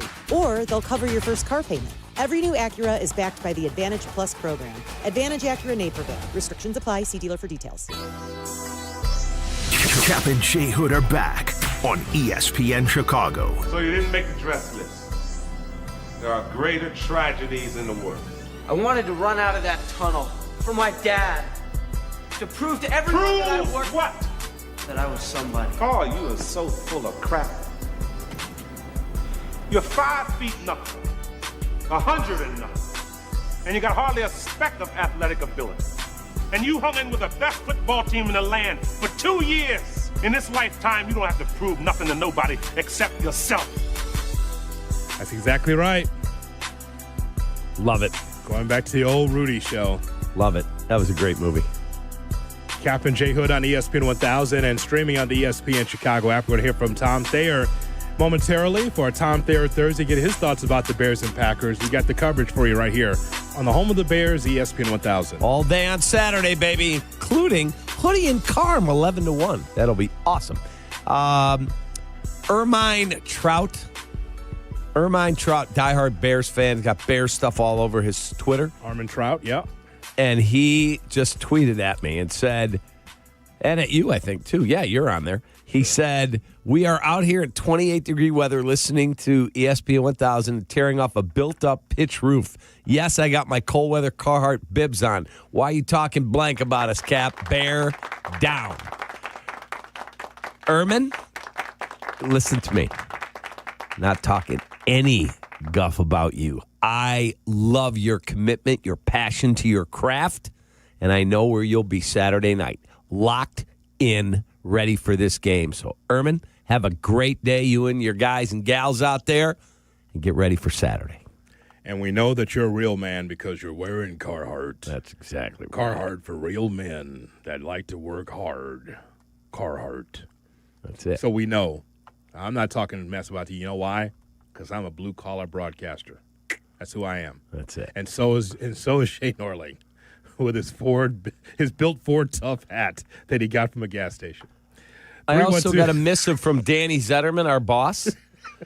AI Jack is going to the contest. He will be in Bedford Park, who's a great partner of ours here at the station. There you have it. AI Jack will be in the Ben Johnson Lookalike Contest at the Wintrust Sports Complex in Bedford Park. Today at 4 it starts. And if you'd like a shot at some really cool prizes, get your keister there. AI Jack will be tough he'll be tough to beat. Then we got to program him to win. He's got to make the Ben Johnson face now. You just can't come in there with that fresh face. Yeah, we got to work on that. Yeah. And you better charge him up, Jay Moore. I will. Jack Johnson. Top him off.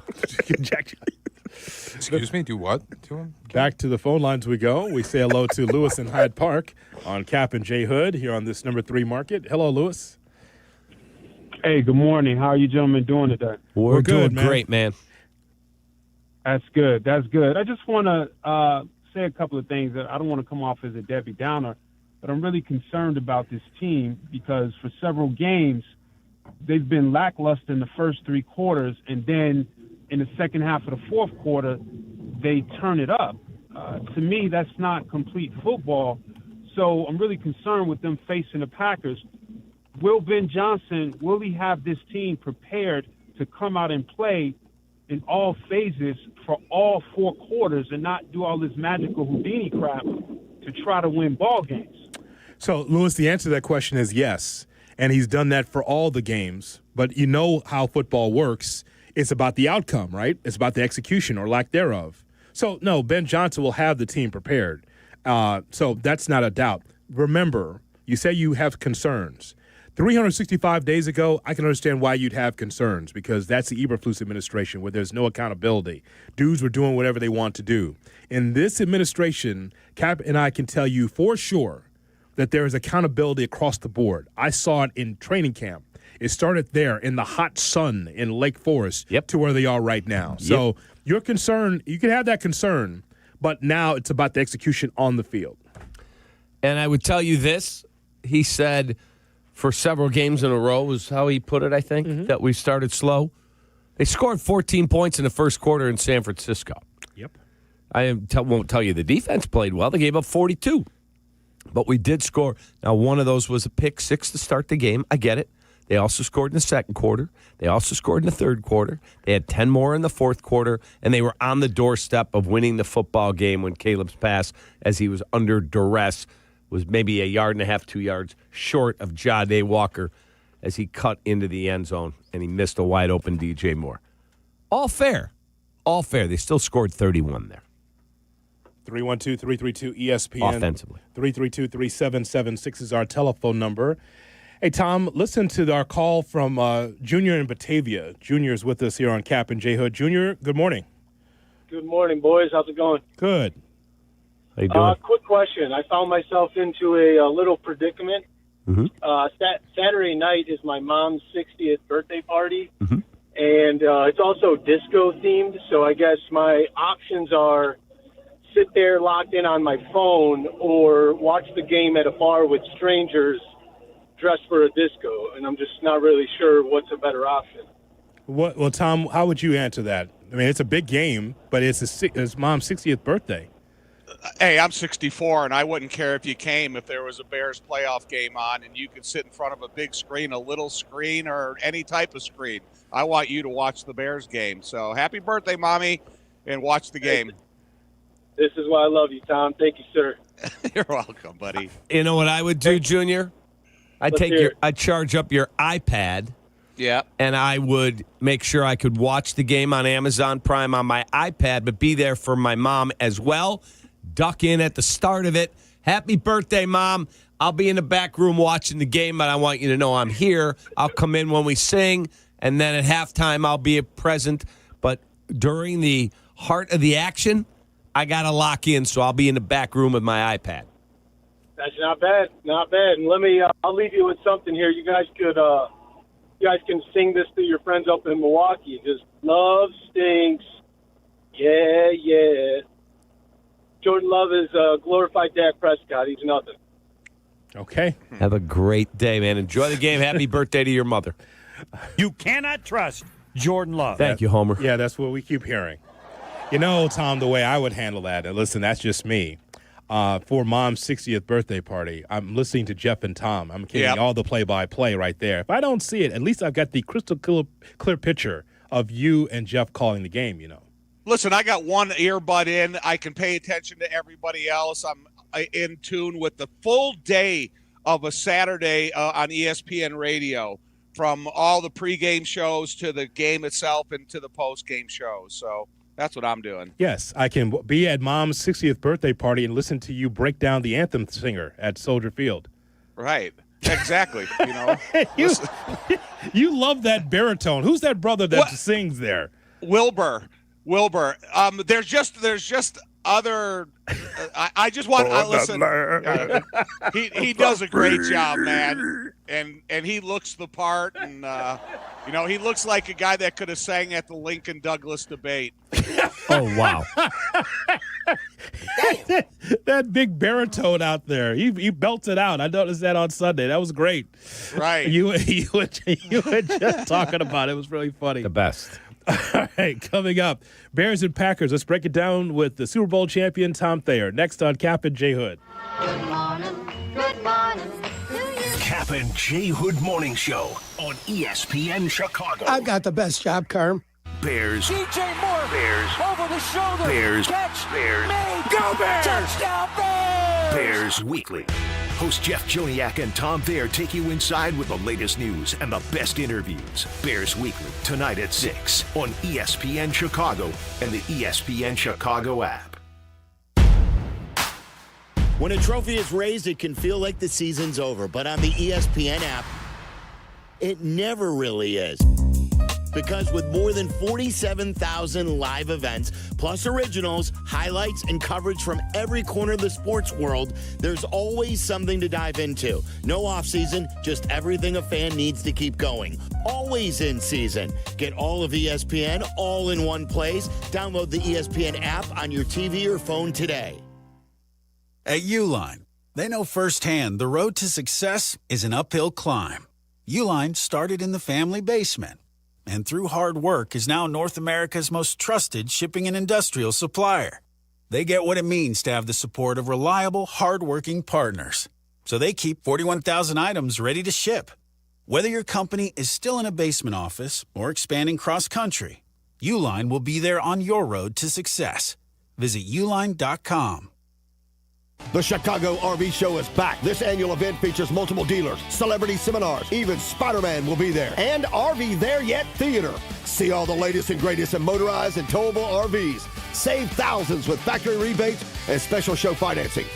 Tailgating or traveling, there's an RV for you. Friday, January 9th through Sunday the 11th, there's free parking at the Schaumburg Convention Center. RVSupershows.com.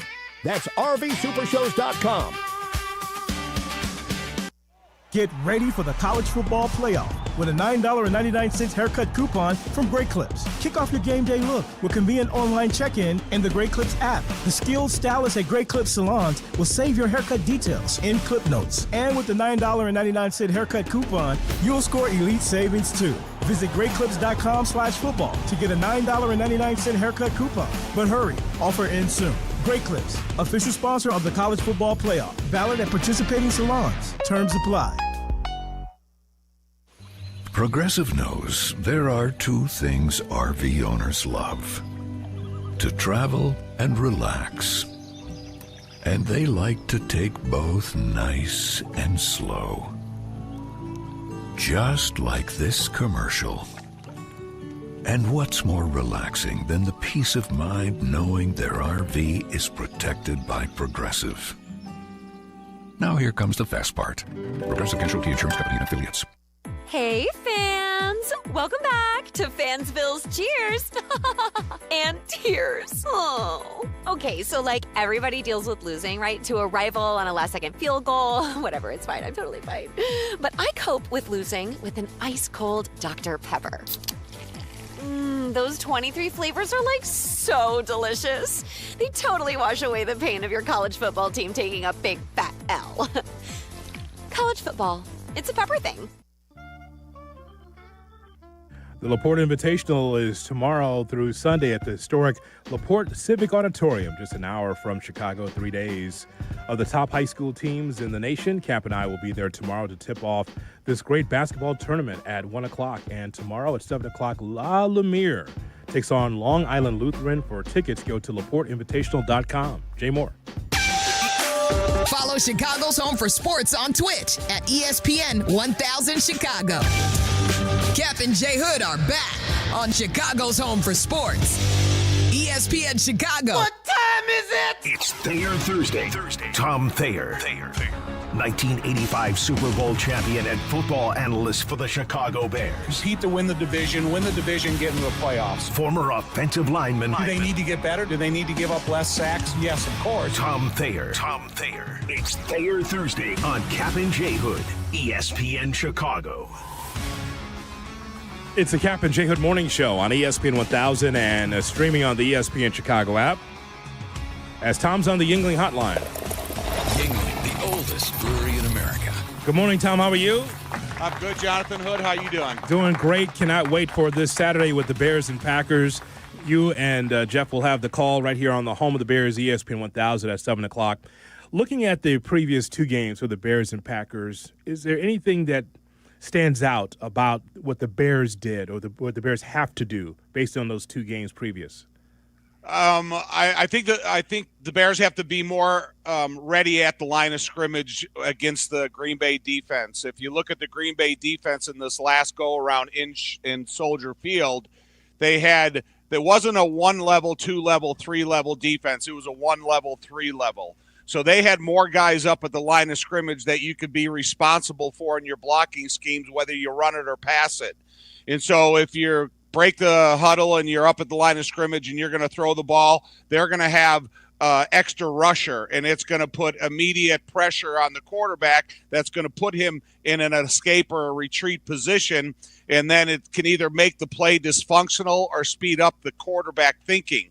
Then if you go there and you have a confirmed run that you are committed to it, then you're not going to have extended combination blocks at the line of scrimmage that initiate movement and getting up to your second level. You're going to have confrontations at the line of scrimmage. Now, if each of those passes or the run game, if one guy loses or misses or has a block that is not sustained, then you can make the play dysfunctional. So, and that was, I was curious about the Green Bay game the second time around in Soldier Field. After the Bears got the onside kick, Green Bay went back to a conventional four-man front, a couple linebackers and then DBs. And then the Bears started to move the ball efficiently enough to get the win out of it. So I'm interested to see how Hafley, the defensive coordinator of the Green Bay Packers, plays this game probably initially and then throughout the game to see if he can limit the success that the Bears, they have in the first half. But if the Bears have success in the first half and they convert third downs and they get into the end zone, then you're going to see the defensive coordinator start rethinking his plan. Double T, I really think, look, last week was not a good game. There, you cannot spin it any other way. I did think it was a bit of a flat spot that they were due at some point. They played all these emotional games. It's Black Friday. Nobody gives you a shot in Philly. You got the Packers 2 out of 3 weeks. You're going to go to San Francisco, and that'll be a letdown, and it wasn't. I'm not shocked they had a bit of a flat spot. I fully expect they will be razor sharp Saturday night, and they are going to commit to the run early. But I expect Caleb to make a lot of plays downfield. Do you? I agree with everything you said in terms of them being flat. When a team goes into a locker room and they're flat, it's unrecoverable. Yep. There's nothing you're going to say. You're not going to give any inspirational speech, and you're not going to change that kind of mindset going into the locker room. And unfortunately, it's the only time it's happened this year, and I don't think it's going to happen this week either, like you just said, Cap. And I think that the variety of options that Ben Johnson has developed throughout the season, the amount of guys that have multiple catches, the running back system that they put in place, the just the fourth quarter drive by the tight ends last week, that's repeatable. And you can do it from the first quarter and to the fourth quarter. So Ben has a lot of different options that he can go into this game with. And, Caleb, we've seen his improvement that's been pretty consistent throughout the season. And I think he's going to be a super confident guy playing this game at home, being in control of the cadence, which means a lot. And I do think that you're going to see a much more aggressive approach by the offensive line to, create the seams and the gaps that you need. And I'm not unrealistically talking about touchdowns every time they run the ball. Just give me that 4.5 yards per carry where you have that for 35 carries in the course of the game, and you're going to come out on top. So how much do you expect the Bears to run the football? I was dismayed that we didn't run the football enough against the Lions. And then on top of that, either no running lanes or Caleb didn't look to run in that game against the Lions. So how much do you expect for the Bears to run? I do expect them to run a lot. Unfortunately for the Bears, early in the Detroit game, they had some mental errors and they had some indecision by the running backs that were setbacks in the running game. Then you get in second and long and third and long, and you almost have to throw the ball. Yeah. I think a lot of those issues to be corrected, and they're coming to have a really efficient running game plan. And you're going to see more productive carries out of Monangai, better, more production out of DeAndre Swift. And, both of those guys last week, it was interesting because you got to think of Hutchinson and Al-Quadin Muhammad, the two outside running ends. So whether you're a tight end or you're running back, on any pass play, your first concern is going to be a chip block and then go out. And sometimes that slows down the process of an outlet pass for Caleb, even with Colston Loveland and Cole Kmet. And so when you don't have that exterior concern like you do in a team like Detroit, then it's going to give you a little bit more immediate freedom for outlet passes and even maybe some exterior running lanes. And when you look at the average per carry that the Bears have on outside zone plays, they're really good at it and they're effective at it. So I think that's probably another point of attack that's going to be offered to you that may not be against Detroit. So I got a couple things here for you. One, when you look at the way the Packers are speaking, yesterday I got to listen to Josh Jacobs that it was a dirty hit. We've got our brothers back when Booker tackled Jordan Love. I didn't think it was dirty. Was it illegal by the letter of the law? Absolutely. You flag him, he got fined, whatever. I don't think he set out to injure Jordan Love. Jordan lowered his head, and he had already launched himself. Unfortunately, that flag goes against the defense. So I thought that was ridiculous. I would have hoped that a professional would come out and say, look, it was unfortunate. I'm sure there was no ill intent, but you can't hit our quarterback in the head. That's how I thought it should have been handled. That's one. Two, Keyshawn Nixon, who, when they picked off Caleb at the end of the game at Lambeau, he was a peacock right there for the media. Yeah, I read the play, and I made the play. And he's taking all the pats on the back. And then he gets burned by Jade Walker to tie it and DJ to win it, and he wouldn't speak to the media. He said, nope, not talking. And now the peacock went right back to the mic yesterday. Only team I want is the Chicago Bears. That stuff bothers me because I think it shows a lack of professionalism. Your thoughts? Yeah, be careful what you ask for. Because like I said, the Bears have multiple receivers that if you had the luxury of just shutting down one number one receiver on a team, then maybe you can sit out there and, crow from the fence. And another thing is if Josh Jacobs, he only watches one side of the football. What about the cheap shot against DJ Moore early in the game? Correct. That, it sent him to the sideline, but then they came out and they threw a completion to him 2 plays later. This is something that goes on both sides of the ball. So you can make all these bullcrap claims you want to about the good, the bad, and the ugly. It's about the next game. And so if you got something to say about it or do about it, listen, man, football is a great retaliation game. And if it's from the running back position or the defensive back position, man, here's your opportunity. No bigger stage than Saturday night in Chicago on worldwide TV. So, you're going to have your opportunity like a lot of the Bears are going to have the opportunity. And I don't think it was a cheap shot by Booker. I just think that you can't adjust to a way a quarterback's going to try to put his body in an escape mode. And sometimes your tackling target is already decided for you as a defender, and you can't make an adjustment to get your head to the side or away from his face mask. Tom, every Thursday you're brought to you by Aurelio's Pizza. It's Chicago's oldest pizza chain. Make Aurelio's part of your weekend plans. Aurelio's Pizza, it's the sauce. How about this morning? Would you like an Aurelio's right now? Oh, I could eat one right now, no doubt about it.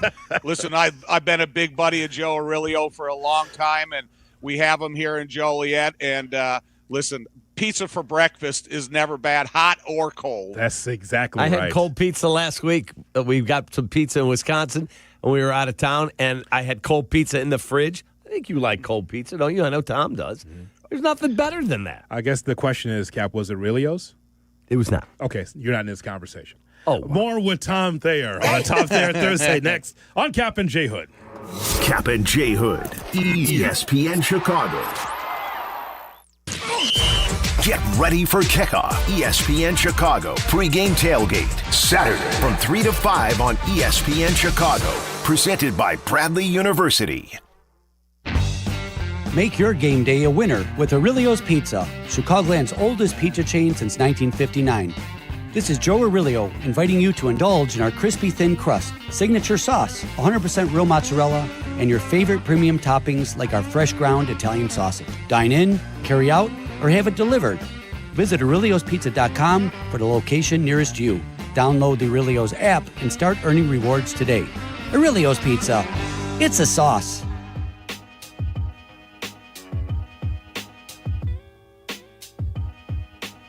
App your number one destination for the home as the weather cools down. Keep your home comfortable with Trane's reliable and efficient furnaces and heat pumps. Hard to stop a Trane, and now is the perfect time to upgrade. With manufacturer and utility rebates that have started for the fall season, the Apt HVAC department provides expert maintenance service and new installations, and they ensure your system runs at peak performance. Whether you need a quick tune-up or a complete system replacement, their certified technicians are here to help you every step of the way. Take advantage of the savings and keep your home cozy all year round with the trusted quality of Trane. For free and home delivery, professional installation, and complete satisfaction, shop where we shop at abt.com. Please, people, since 1936. Hey guys, it's Silvy. We say it every year, new year, new you. But this year, I'm actually doing something about it. I've been going to Cairo One Wellness Centers for months now. My body feels great, and I'm moving better than ever. If one of your New Year's resolutions is to feel better and actually take care of your body, you gotta check out Cairo One. They have 50 locations across Chicagoland, so there is one near you. No drugs, no surgeries, just personalized chiropractic care. Visit CairoOne.com today and let them know that Silvy sent ya. Wolves fans, assemble. It's the return of the Chicago Wolves Superhero Night this Saturday night at Allstate Arena. Wolves looking for a Cape Crusader to light the lamp. And bring the entire family for Family Sunday. It looked like he had a cape on. He was going so fast. This is Wolves hockey. Up, up, and away. Get your Chicago Wolves tickets for this Saturday's Superhero Night and Family Sunday at Allstate Arena. Some people just know you can save money on car insurance by checking Allstate first. Like you know to check Kirk Herbstreit's pregame analysis first, before talking to your brother-in-law. In this game, the key thing to watch will be the offensive line versus their front seven. If they can get pressure without blitzing, this could be a long night. Okay, Kirk. I know stuff. Ooh, checking first is smart. So check Allstate first and see what you could save. You're in good hands with Allstate. Potential savings vary, including based on how you buy, subject to terms, conditions, and availability. Allstate North American Insurance Company and affiliates, Northbrook, Illinois. Smalls here. Life is full of choices, some big, some small. And when you choose an H&R Block Tax Pro, you're choosing the largest network of tax expertise to be in your corner. For when your big ambitions need help with the small details. For when your six figures come from 6 different places. For when your gaming stream becomes your revenue stream. For when your business's year one needs 70 years of tax know-how. At H&R Block, they've seen it all, and they're here to help you make the most out of your money for life outside the box. Republic Bank of Chicago's business banking solutions can reignite your business. Our team is ready to get you back in the game and moving in the right direction. Experience banking beyond expectations. Only at Republic Bank of Chicago. Member FDIC. Follow Chicago's Home for Sports on Twitter at ESPN 1000. Kap and J Hood are back on ESPN Chicago, Chicago's Home for Sports. It's a Tom Thayer Thursday on the Kap and J Hood Morning Show on ESPN 1000 and streaming on the ESPN Chicago app. Tom is brought to you by Aurelio's Pizza. Tom, I want to get your thoughts about, from the Green Bay Packers standpoint, what's your expectations on their side? Anything that stands out about the last game the Bears played against the Packers that should worry Ben Johnson, the coaching staff? More Dennis Allen than Ben Johnson, because I think offensively, the first go around, they had a passing game that wasn't necessarily sophisticated types of routes. They did is 9 times during the course of the game, and third down, that was 3rd and 6 to 9. All they did is they had a receiver run to the first down marker, period. And it wasn't according to the protection. It wasn't what are we seeing across the line of scrimmage. It's you go to the first down marker, and Jordan Love is going to deliver the ball there. And if you have to get out of bounds, get out of bounds. We have another first down. And you look at, they were able to complete 8 of those for all first downs. And that immediately leads you to 24 more offensive plays. So my concern is not necessarily the sophistication of intricate route trees. It's about, can you put pressure on Jordan Love fast enough to make that short or intermediate throw distance a little bit interrupted. And so that would be my biggest concern going into the game. On the defensive side of it, what does Hafley do at the line of scrimmage? On the offensive side of it, what do they do on those third and intermediates?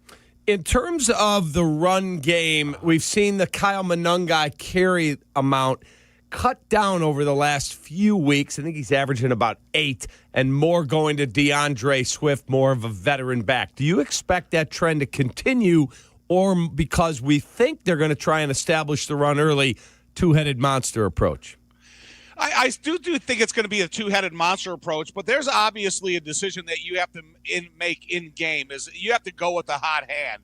If DeAndre Swift is his vision and his experience is seeing the sight line of the hole more efficiently and getting up the field and it maybe concludes the runs more physically, then I would have to go with him. But I'm not going to shy away from Monangai. He is not showing me any reason that I have to take carries away from him. And he's a super determined guy. And Jeff and I were talking to Urlacher yesterday, and he was impressed by Monangai, the physical style of running he has. And then he's not the biggest guy, and he brings a really difficult tackling target. So if you miss him, he is going to be that guy that always finishes with 2 to 3 after initial contact. So I think that I'm going to see how things play out in the game and then make some decisions accordingly. Tom, could you tell us about the secret meetings you and other Notre Dame people are having regarding what Indiana's doing? I feel like you guys are slipping and you're letting Indiana take over the state. Go ahead. Your thoughts on that? They need to get some of those big money donors to start donating more money. Wait a minute! You've got more money than the good Lord. What do you mean? Yeah, your guys' endowment's like 7,000 billions. Listen, I don't know anything about the NIL. So do you pay out of the endowment that the school has, or do you need donors to give money to the athletic program so they can use it? I don't know. I swear to God, guys, I'm so disappointed in the way this thing is going, in the direction it's going, that I'm kind of like soured a little bit on the whole. So there's some breaking news there.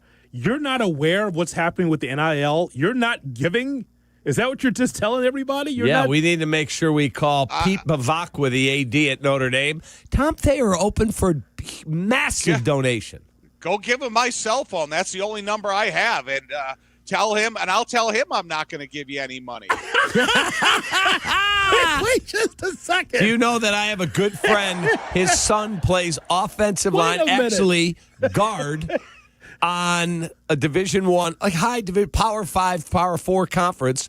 Do you know what he makes this year? And his team's okay. They're not playing tonight or tomorrow. What do you think they pay him to play left guard in Division I? Left guard, I don't, $200,000. He's making almost $750,000. I mean, imagine what you'd be making at Notre Dame as good as you were. That's more than I've made in 4 years in the NFL. You in college? Unbelievable. What's Tom making in college? $1.5 million? Tom now? Yeah, if you in today's money. At NIL. Left guards probably aren't going to get to $1.5 million, but he'd be high 6 figures. By the time he gets a senior, though. Oh, yeah, 4 years? He'd be north of $2 million. I think that's right. I started every game my sophomore year at right guard. I started every game my junior year at left tackle, and then I started every game my senior year. I started 4 at left guard, 4 at center, and 4 at right guard. So there's no mark. They got $15 of laundry money. That's pretty much right. That was what it was. So Tom, there is no Mark Cuban in the coffers in the at Notre Dame that could be able to push. I mean, Indiana's the Hoosiers are taking over the state. You mean to tell me you're going to let Indiana overshadow the great Notre Dame? Is that what you're saying? And you're not going to do anything about it? Listen, after the whole Michigan debacle, if I was Marcus Freeman, I probably would have went to Michigan and taken over that program, been inside of a conference, so I could show that I could go and compete for a national championship every year. Wait, this is a heel turn by Tom Thayer. No, what are you not saying? Listen. If the players have the freedom and the coaches have the freedom, and Marcus's hands are tied a little bit because he's not a part of a conference, if he wants to go out there and prove that he is the coach that he is, and he's probably recruiting the same kids that are at Michigan. I'm just saying at that point, Michigan would have had to think about it. Marcus he's done a fantastic job, and he's done everything that's asked of a head coach. But because of you're messing with Tulane and James Madison instead of putting Notre Dame that has a Heisman Trophy candidate on that football team, and you're not putting them in the playoffs. Listen, you got to think of what's best for you and your coaching future. I understand where you're coming from. At some point, Notre Dame's going to have to go, all right, we can't beat them. We got to join them. Got to. Yeah, and I don't think that's going to happen. That's why I'm thinking that everything's on the table, and so it's nothing. Listen, I love Notre Dame. It's the best decision I ever made in my life to go and get a degree and get into the NFL and play a good brand of college football. But that's why I say I'm so soured on college football right now that it's hard to really have that same emotional attachment to that we did when we were younger. There you go, Shay. There's your platform from a couple of days ago. You see that? Ben saying. It's a full circle for you, Shay, because Shay just mentioned this in his platform a couple of days ago. Well, I listen to I listen to Shay and Tyler every Saturday morning on the College Game Day show, and everything I say is just from Shay and Tyler. Oh, wow. I understand. I totally understand. Yes. Well, how about that? Well, Tom Thayer, at least we can say official now, Cap.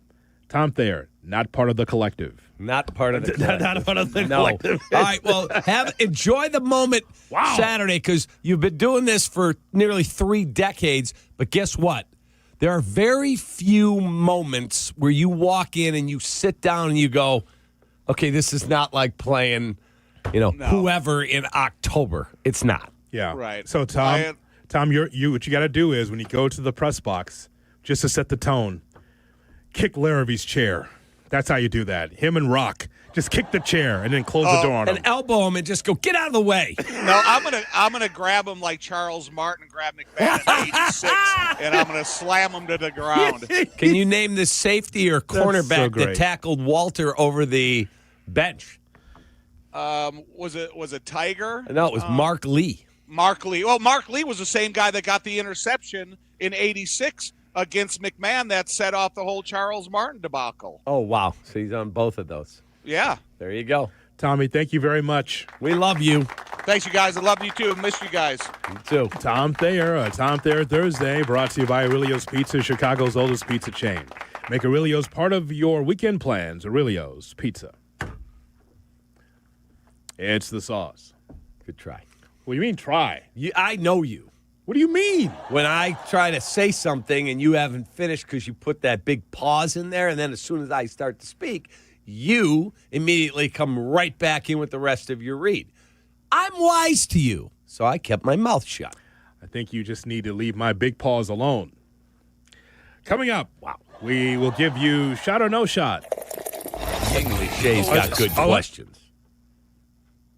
What's that? I said hopefully Shay has good questions. Damn. Yingling, the oldest brewery in America. Speaking of interrupting, we will give you Shay Dorling and shot or no shot. That's in 2 minutes. I knew I could get him on the head and shoulders fakes one time, and it happened. Bam! On Kap J Hood. Live from State Street in the heart of Chicago. This is the home of the Chicago Bears, ESPN Chicago. And this is Kap J Hood, WMVP, WTBC, HD2, Chicago, a Good Karma Brands radio station. Selling your home is not something to do by yourself. I'm Sammy Luback, Chicagoland's real estate agent. With Baird & Warner, I've helped sellers across 80-plus towns get top dollar. From pricing and staging to strategy and negotiation, I guide you every step of the way. Plus, my listings get exclusive exposure and expert marketing. No guesswork, no stress. So let's make your move a successful one. Start at www.sammy.homes. Once again, I'm Sammy Luback, and I am Chicagoland's real estate agent. With 3 locations to serve Chicagoland, Advantage Chevrolet gives you so much more. Visit and see the amazing inventory and savings at Advantage Chevrolet Hodgkins. And Advantage Chevrolet values your time. They'll have you in your new Chevy in less than 60 minutes, or they'll make your first car payment. That's right. Drive off in your new Chevy in less than 60 minutes, or they will make your first car payment. Visit AdvantageChevrolet.com. Together, let's drive. Must mention offer upon arrival before negotiation. Restrictions apply. Ask dealer for details. Attention basketball fans, the DePaul basketball season is here, and tickets are on sale now. Don't miss your chance to see the Blue Demons live as they take on some of the top teams in the country. There's no better place to experience a game than Wintrust Arena, home of the DePaul Blue Demons. Get your tickets today at DePaulBlueDemons.com/tickets and be part of the action. That's DePaulBlueDemons.com/tickets. Go Blue Demons! I'm Courtney Cronin, here with lead attorneys at Costa, Iavoni, Julio, and Anthony. Hey, Courtney. How does being from Chicago help you in your job? Well, I think Chicagoans like directness. I try to always remember that in press conferences and ask straightforward questions, because that's who I am. We get that. It's the way we are with our clients. All they know is they need help, and they want a law firm to cut to the chase. You can do that when you're both local. It's about making a real connection, one Chicagoan to another. Costa, Iavoni, your trusted local personal injury lawyers. We get you. Call them at 708-4million. Follow Chicago's Home for Sports on Twitter at ESPN 1000. Kap and J Hood are back on ESPN Chicago, Chicago's Home for Sports. Checkmate 1-6, immediate suppression on target. That's why I see him in the shot. Shot or no shot with Kap J Hood on ESPN 1000 and the ESPN Chicago app.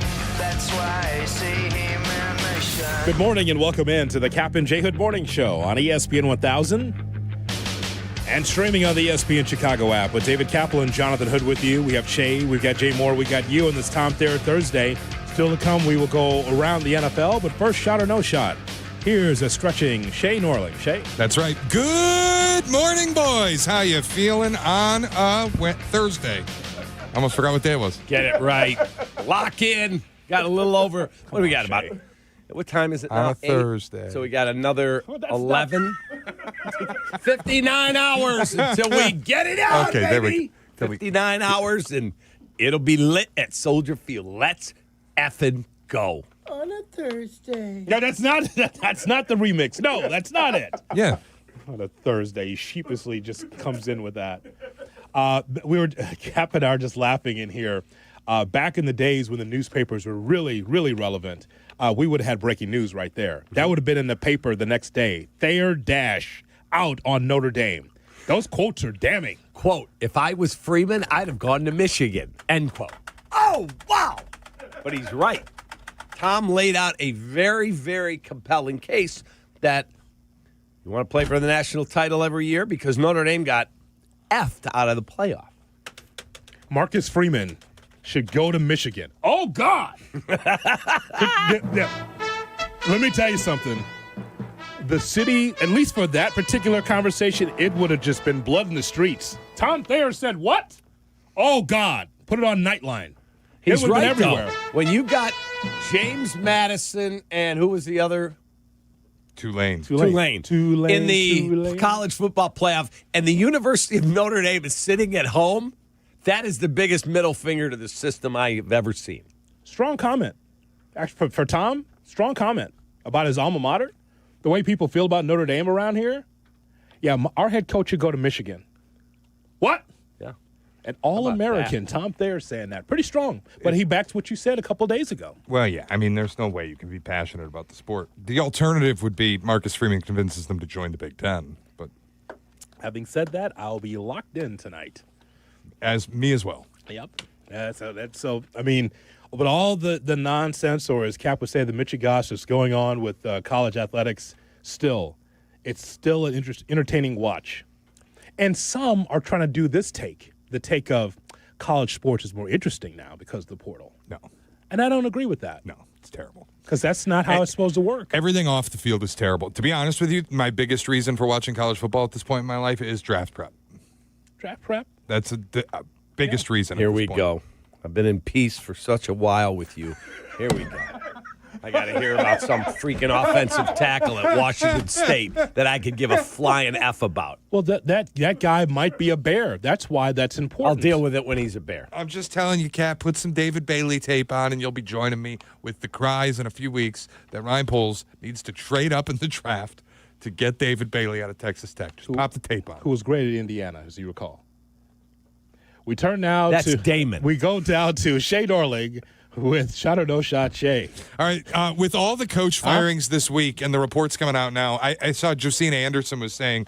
Why? Stop right there. I know. Why are you doing that? Is there Shador? Is there a Shador comment there? No, this actually is believable. Okay. Believe it or not. Josina Anderson put out that the Dolphins got in touch with John Harbaugh despite Mike McDaniel being currently employed as their head coach. That I actually buy because I think Mike McDaniel's pretty expendable when John Harbaugh becomes available. It did make me think of something. One, I'm very glad that for the first time in my time being here, the Bears are not involved in this type of conversation. Thank God. And that we get to talk playoff football. But two, if both John Harbaugh and Ben Johnson were free agents right now, any team in the NFL could hire John Harbaugh and Ben Johnson. Shot or no shot, Ben Johnson would be the hotter commodity. Oh, wow. Well, that's a no shot. I'm not convinced that is a no shot. But you can bathe in the moment now for a first-year head coach. I won't go as far as Tom Thayer is saying that he's the best coach for this iteration of football since Ditka. I think that's too far. But I will take the resume, Cap, and take a look at the Super Bowl championships and the success because that outweighs a neophyte head coach. Okay, two things there. Did you just say it's too far that Tom went to say he's the best coach since Ditka? Yeah. You know why? Because the season isn't over yet. And it's his first year. Well, which part of Dave Wanstead, who I love as a guy but wasn't a great head coach here, Dick Geron, Lovey, who didn't win anything. Wrong. What did he win? Okay, did the Bears not get to the Super Bowl? Did they not win division championships? Okay, they won a division. So an NFC title. Come on. Yeah, so let's not do that. I know that revisionist history is behind you, but here's the point. Ben Johnson and Lovie Smith have accomplished division championships. They have done that. Next, go ahead. You want to go on with Geron? Go ahead. Geron into Lovey, into Trestman, into Fox, Nagy, Eberflus. Ben Johnson is far and away, I'll give Lovey his props, far and away the best head coach the Bears have ever had since Mike Ditka. Yeah, that's too far. And again, the season isn't over yet. He won a division championship like other coaches, like Nagy, like Lovey have won division championships. You have to have a body of work to say someone is the best. That's too far. That's the equivalent of the guy at the bar saying that Carson Kelly is the best that we've seen with the Cubs. What do you mean best? Best month, best week? It's too far. That's too far. I also think it's irrelevant to whether or not he's more hireable than John Harbaugh. I'm imagining both coaches are available right now today. I think for different situations, like if you're in Las Vegas, you have had, unbelievably, 6 head coaches since 2021. 6! That is literally a stunning stat when I heard Michelle Smallman give that. Stunning. Stay on the topic, though. The topic is that you talked about how Ben Johnson is the best coach since Ditka. Ditka had to be able to win multiple championships. That's one. Multiple division championships and a Super Bowl championship. That's a body of work. Well, I'm just saying to this point today, I can only judge Ben on the season that he coached. Yeah. I believe Ben Johnson, after Ditka, he is the best coach the Bears have had post-Mike Ditka. He did the same thing that Nagy did in the first year. Right, but then I got to use my eyes and my opinion. Doesn't have to be yours. So I would go there. But if you're the Las Vegas Raiders, much as I love Ben Johnson, and I'm glad he's our coach, they really have to stabilize their situation. And so just do what you tried with Pete Carroll again. But John Harbaugh's not Pete Carroll. What do you mean? They've accomplished exactly the same things. What do you mean? He's just Pete Carroll's probably more accomplished. John Harbaugh's 10 years younger. Okay, he's still 63. The question being, who would be the hotter commodity, Ben Johnson or John Harbaugh? I think it's inarguably Ben Johnson. He's younger. He's an offensive mind. It's inarguable, I think, to me. If I were running a franchise and you offered me I can hire both John Harbaugh or Ben Johnson, 10 times out of 10. Yeah, and again, I would hire Ben Johnson. But there are certain situations where it is so effed up around there that they need an adult in the room who's proven it, who has skins on the wall. That guy's a top 12 winningest coach of all time? That the resume matters. It's arguable on my end because it all depends, as it's true. Depends on the situation, but also we just don't ignore the resume versus someone who just became a head coach. I'm not saying to ignore the resume, though. That's not my point at all. I'm saying I have Ben Johnson now is a more proven commodity than he was a year ago, and I'm living in the hypothetical world where he's a free agent today. Yeah. I would rather hire the younger guy. I think most NFL teams would rather hire the younger guy. Like, stat going around this week, who's the oldest coach in the NFL playoffs? That is Matt LaFleur, isn't it? 46 years old. Yeah. That's the oldest coach in the NFL playoffs. It's a new game. I think the league is taking a new approach. No, he's not this. the oldest coach. Mike Tomlin is the oldest coach. It's not even close. It's Matt LaFleur. Mike Tomlin's younger than Matt LaFleur. Maybe in the NFC. Mike Tomlin might be older. Even then, 53 is the oldest coach, if it's Mike Tomlin. If it is Mike Tomlin, yes. But Jim Harbaugh's in the playoffs, too. 60, what is that, 61? Yeah. No, I think he's 65. Is he that old? I think he's 64. My overarching point is... Oldest coach in the NFC is Matt LaFleur. Okay, and in the NFC is Matt LaFleur. Okay, so my overarching point is that the resume still matters. The things that you've done and experience still matters. People can take the hot name in Ben Johnson and say, we like Ben because of what he built with the Lions, turning around Caleb Williams' career. However, I mean, again, it depends on your flavor of ice cream. If you like someone that is an adult like John Harbaugh that can step in there and say, okay, I worked with Lamar Jackson. I was with the Ravens 18 years. There's a reason why that there's probably going to be close to 10 teams knocking on Harbaugh's door. That's correct. Because of the experience. But again, it is facts over the gut feeling in that spot. And the facts is that Harbaugh is the more experienced coach. And some teams need that. They've gone the young route, and it did not work. Arizona and some other teams. So, again, Harbaugh, there's a reason why people are asking for him. It's because of what he's done. He's not a bum as a head coach.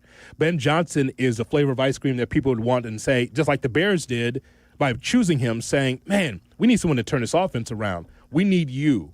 And that's the right hire. But he may not be the right hire for every job. Well said. That's because all I'm saying. if Kyle Shanahan, when their run this year ends, walks in and goes, you know what, I'm burned out, I'm out, and he quits, they would hire Ben Johnson to just carry on the way they play, offensive system, the whole deal. But like Vegas, Tennessee, like some of these places that have been so directionless. I think it's really, really silly that you're saying Vegas after they just did Pete Carroll. It's the same thing. It literally is the same thing. Yeah, I don't think it is at all. Not at all. I mean, they could ask, but probably Harbaugh would say no, even if Tom Brady's in the room. There's that part of it, Yeah. but it's also he is what they just did. He's exactly what they just did. The experienced head coach, and they may go and you know how this works in the ebb and flow of things. You say, well, we had this experienced coach, and Carroll wasn't going to win there, for God's sakes. They're starting over the program. It's different. Right. But maybe from Tom Brady's standpoint, who's probably running point on this, he goes, let me get the younger guy. Let me get someone else that could work with a young quarterback that they're going to draft, Genty, try to fix this offensive line, all that. So they went veteran, so now they go young. Yeah, and That's probably what's if gonna the happen. Jets moved on from Aaron Glenn, I know they're not, John Harbaugh becomes the adult in the room. They've had so much turnover and upheaval and hot coordinators. Yeah, I think it depends on the situation. So the guy at the Jets right now is Gerard Mayo. And now you look for Basically, that. yeah. And look for the next guy. Yeah. Okay, we'll see. I mean, you went and got Robert Saleh, hot coordinator. He's interviewing again for jobs. Yeah. Ugh. You got Aaron Glenn. They've had different guys roll through there, and none of it has worked. John, there's the keys to the operation. You're the adult in the room. You know what I like, Shay? In this iteration of the coaching cycle, and there's going to be a lot of guys interviewing, I think that it'll end up not being the retreads that we've seen forever. Like, we continue to hear about Mike McCarthy. Let's not go back there again. That's enough. Well, see, but that's the thing is That's like enough. Mike McCarthy was hireable, right? He was hireable, yes. And teams chose Ben Johnson. Yeah. Like the Bears had Pete Carroll in for an interview. They had Mike McCarthy in. They chose Ben Johnson. Yeah. That's where I really think if we put this out there, where both are available at the same time. Because that's the key, Hoodie. This year, there is no Ben Johnson. There is no Liam Cohen. There is no Dave Canales. There is no young, upcoming offensive mind out there even as a candidate, because all these guys just got hired as head coaches and are calling their own plays. There's no coach like that I can hang against a John Harbaugh. But I think if John Harbaugh entered the market last year, Liam Cohen and Ben Johnson both would have been more attractive than John Harbaugh for most of the open jobs. I guarantee you Jacksonville would have hired John Harbaugh ahead of Liam Cohen. Guarantee it. Harbaugh, he's only been a head coach for the one team, the Ravens, right? And Correct. a coordinator of the other. So he's never been a coordinator other than special teams. To me, Shea does not feel like the common retread that gets the job 2 or 3 or 4 times. Harbaugh. To me. This is it. He'll take one more, and then he'll ride off in the sunset. Because this would be his second opportunity as a head coach. He's really good, man. So, I mean, but again, it depends on the team, too, Cap, as we just laid out. What do you need? Like Shea said about the Raiders, like, after Pete Carroll, it's like, all right, you set the table, you gave us some great advice, but you're not going to be the guy. You'll retire. So it's going to be someone younger, I'm sure, in that spot for that team, to me. Fair. But then it's Davis, so who knows? You know, if they just let Tom handle this, Tom Brady. And by the way, it's a trend now. Tom Brady can run the Raiders, and now, you know, Matt Ryan can leave CBS and go to Atlanta, and now Troy Aikman working with the Miami Dolphins. Is that the case, Shea? Is that Aikman down there? He's a consultant only for this search. All the broadcast. Greg Olson said he wants to work in the front office, too. I'm not kidding. That's real. Greg Olson was like, I'd love a front office job. And then he's like, I'd like it in the booth, though. Yeah, they all just want to cash like a massive check in the offseason. It's unbelievable, man. Hey, honey, you going to play golf all offseason? No, I'm getting $1 million to consult with the whoever's. But no, like inside intel going to those facilities, though, when they broadcast. No inside intel. They just keep their mouth shut, right? Nothing? Nothing. Just Brady says nothing. Aikman says it's unbelievable. Wild West, Shea. You sniffed it out early on Brady, and now look at it. Wild West. Go ahead, Romo. Give your ridiculous thoughts to a team. You step into a facility. You put them into the trick bag with your thoughts about football. Go ahead. Cowboy consultant? Sure. Go on down there. It's unbelievable. All right, we will give you around the NFL, and then we'll find out what's going on with the weekend weather for the Bears and Packers with Tracy Butler right around the corner on Chicago's Home for Sports. Kap and J Hood, morning 6 to 9. This is how it should be done. ESPN Chicago. Bears and Packers, the longest-running rivalry in football history, reaches maximum intensity. Hear the wild card game Saturday night at 7 on ESPN Chicago, the home of the Bears. Presented in part by Hard Rock Casino, Northern Indiana. If you're hosting a playoff party, you know the fear. People walk through the door and your house feels like a walk-in freezer. Nightmare scenario, folks. Nightmare scenario. That's why you should do what my wife and I do. We rely on Automatic. When it comes to keeping your home or business warm and toasty and comfortable, especially this time of year, they never let you down. Fast, reliable, and they make sure your heat is ready before your guests show up. Do not risk a cold house for the playoffs. Saturday night, you want the house to be comfortable, and that's what Automatic provides. Your house will always be comfortable. Call Automatic or visit atomatic.com. atomatic.com. Keep everybody warm and happy this championship run. And when you call, you know what you say? Hey, Cap told me to call. You guys will take great care of me. Additional savings. Take that.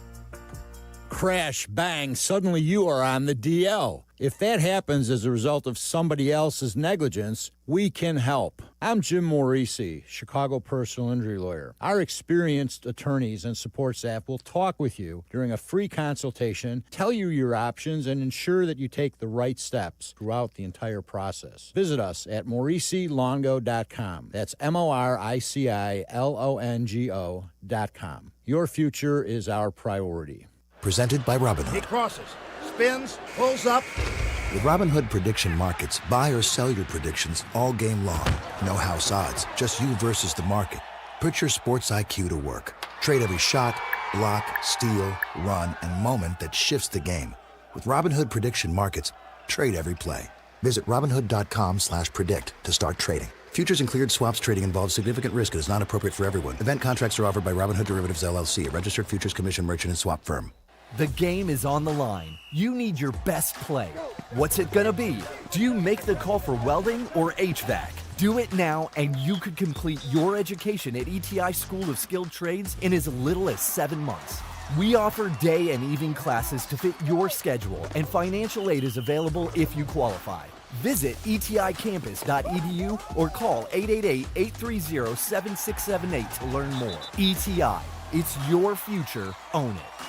A SoFi personal loan is here to help you achieve something once thought impossible, overcoming high-interest credit card debt. Walk the tightrope of your finances with one low, fixed-rate monthly payment, no fees required, and as soon as the same-day funding. That's right. Pull off your own debt-defying stunt with a SoFi personal loan. Visit SoFi.com/trick to learn more. Loans originated by SoFi Bank, N.A., member FDIC. Terms and conditions apply. NMLS 696891.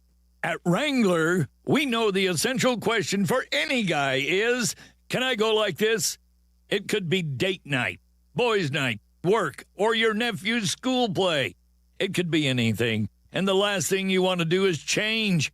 That's why Wrangler makes jeans, shirts, jackets, and tees that answer yes to life's essential question. You can go in Wrangler. Check out our latest styles today at Wrangler.com.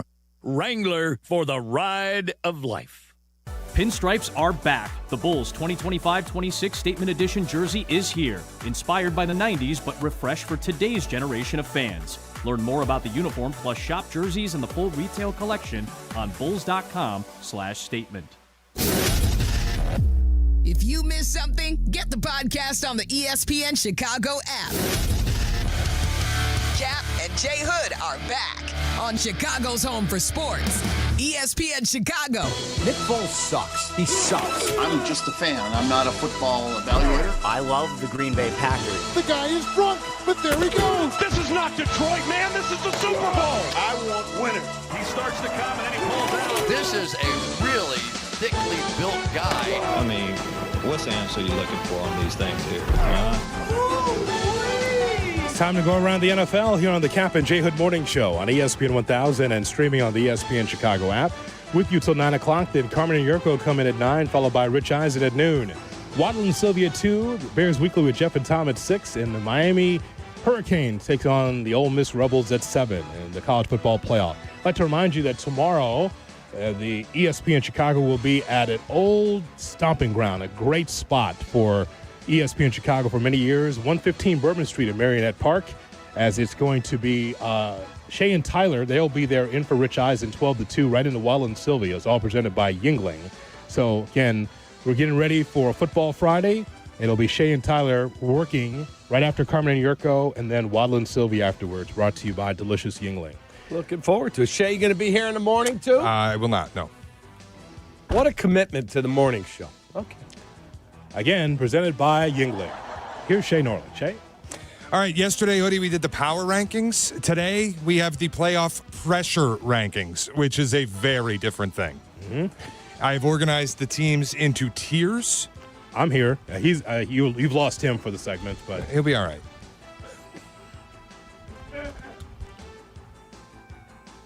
Yeah, he's pissed.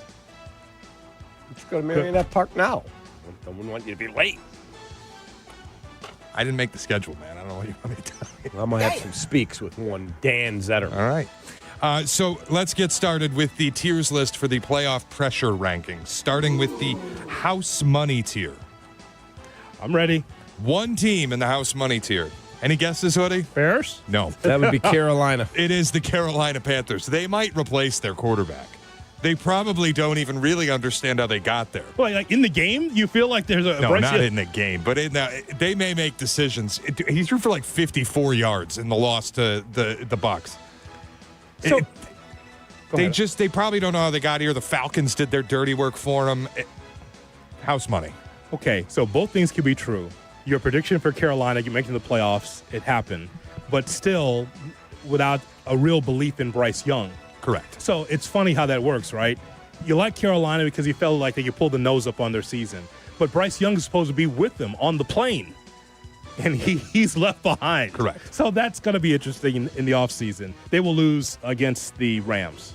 House money. All right, next category. All right, the long-term contenders tier. This has 4 teams, of whom I don't think if you fail to win the Super Bowl or you are an early exit, it will not be looked at as a failure because you've set yourself up so well for the future. So I have the New England Patriots with an MVP caliber quarterback and the most available cap space of anyone in this tier. Yeah. I have the Denver Broncos with an extremely young and talented pass rush, an ability to add weapons, term on the quarterback, elite head coach, and a suddenly wide open division with the Chiefs dead. I have the Chicago Bears, relatively long timeline before Caleb starts making real money. There's plenty of flexibility to fix this defense, and obviously we all love the head coach. And I have the Jacksonville Jaguars. New head coach, a lot of optimism with their personnel. The problem is they already paid their quarterback, so they're a little closer to the next tier than they are firmly in long-term contenders. Jacksonville. This is not a one-off, huh? Nope, I don't think so. That's a strong belief in Cohen to keep this thing steady. Because remember, this has been a tire fire for a while to the point where we looked at Trevor Lawrence and said, just never going to be the guy. I think we declared that in October. But now look at him. Yeah, I love the quarterback. I loved him in the draft, and they just failed him on so many levels with Urban Meyer and all the nonsense that went down there. But this dude's a stud, man. Yeah, you liked him because he was blonde and his hair was flat. Next category. You know what? Next category. Keep that private. I mean, I tell the guy I like flatter hair on women. Okay. I don't like it all poofed up. And he's never forgotten it. I walked in the other day and my wife's doing her hair. I'm like, what's with the curlers? She's like, why? I'm doing my hair. I said, I like it flat. So that's why he likes Trevor Lawrence. Shay, if you ever want to know, I've always liked him. He's blonde and his hair is flat, like a beagle. Take that. Here's Shay Noring. Shay? All right. Bad guy. The next tier after long-term contenders in the pressure rankings, the Seahawks tier, Hoodie. They got their own tier? They got their own tier because I couldn't put them in long-term contenders, and I also couldn't put them in you're running out of time. Here's the problem I'm having with the Seahawks. Mike Macdonald is elite, and I think that they're going to be around for a while with their defense. They're a step up to me from long-term because of their defense, but this also might be the best they'll ever get out of Sam Darnold. So I feel like there's a little more pressure to get it done. He said that last year, too. That he would never, ever get back to these heights, and he did. And I'm with you. I doubt him. But it's been 2 months of bad football. I have them going out next week. I have Seattle not winning a playoff game. That's fair. It'll depend on their opponent, but yeah, I could see it. If it's the Ram, I think it'll be the Ram. Or Niners. Right, but if it's the way I have it mapped out, I think it's the Ram. And if the Ram go into Seattle, I think they beat their ass. That's an out call on you, Shay. You're better than that with that category. I just see Hawks category. I can't say that they're running out of time because they're so young, and Mike Macdonald's only been there for 2 years, and he's great. But I also can't say they're long-term contenders when their quarterback is Sam Darnold, and he spent the last 2 months pooping himself in big spots. Next category? The you're running out of time tier. I have 4 teams here. San Francisco 49ers, because while injuries can't be controlled, boy, you are not getting younger and you are not getting healthier. It is like the same guys. The 1 year you're lucky enough Christian McCaffrey stays mostly healthy, you lose Fred Warner. You lose Nick Bosa. Every year it's some critical injury, and it's not with guys who are getting younger or cheaper. So I do think there's a little added pressure there. Los Angeles Chargers, because their defense is getting a little long in the tooth as good as it is, and the added pressure of you might not have Jesse Minter coordinating the defense next year because he might go be a head coach someplace. I also have the Houston Texans, this being the 3rd year that they've knocked on the door with DeMeco Ryans and C.J. Stroud. This is also the culmination year. They have spent 3 seasons building this defense. You have it right now. You're not going to have it forever. You're going to have to pay C.J. Stroud this offseason. You're going to have to pay Will Anderson in an upcoming offseason. You're not going to have Danielle Hunter forever. You're not going to have Derek Stingley forever. Decisions are going to have to be made. So it's now that you got to really figure this out. Is Danilo Hunter a free agent after this year? After 2027. This is his first year there? He only signed a 2-year deal, right? I thought I just checked on Over the Cap, and I was seeing after 2027. Oh, I thought this was his second year because he made it clear he was signing nowhere else other than Houston when he left Minnesota. I heard somebody talking, why didn't the Bears sign him? He said, I was only going to Houston. He wanted to be near family because he's from down there. So he has cap numbers again next year. He's under contract next year, and then everything's voided after 2026. Got it.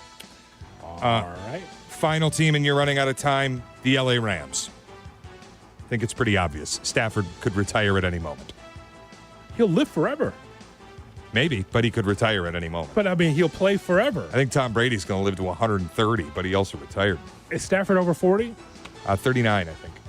He's good for another couple of years. Brady's still eating that avocado ice cream. I don't know. Why don't you ask him? Maybe he eats that when he gets done shooting his Pizza Hut commercials. Oh, hypocrite much? How am I being a hypocrite? Not you. It's not about you, Cap. This is not about that. Remark was not about you. Oh, I thought you were calling me a You're so gun shy when it comes to me that you think I'm talking about you. I'm talking about Tom. Yeah, complete hypocrite. That's what I'm saying. Daddy, can we go out and get pizza? Nope, I'll eat the avocado ice cream while you guys have pizza. Oh, Pizza Hut wants to pay me $1 million to do pizza commercials? That's how that goes. Have at it. Said Hut. 2 tiers left. I think they're pretty obvious, so we can just blow through them. The first, your coach might get clipped tier. If you lose early, your coach might lose early. I have the Philadelphia Eagles. More thanks to the nature of how they do business. They cut bait with Doug Peterson 2 years after he won a Super Bowl. Fair. I have the Green Bay Packers, who, if they lose to the Bears in a year where they went pot committed, they might have to think about moving on from Matt LaFleur. Yep. And I have the Pittsburgh Steelers. Mike Tomlin hasn't won a playoff game in a decade, and Aaron Rodgers is likely retiring. It's a very old, pot-committed team that if you bow out early, there is a hard reset that's necessary. I don't know if it includes the head coach. We don't know that Mike Tomlin's on pot. And next category. This is the final tier. All of your boogeymen died. If you can't do it now, no one will ever believe you can win it ever. You losers. That's the name of the tier. It's the Buffalo Bills. Wow. And again, McDermott could be fired. Fair. If they fall short in the playoffs here in this matchup, it could be all. Like if they lose and he gets whacked, he'll have a job in 5 seconds because he's stable, good dude, all that. And he may need a fresh start. But Shay's right. At some point, he either has to blank or get off the pot.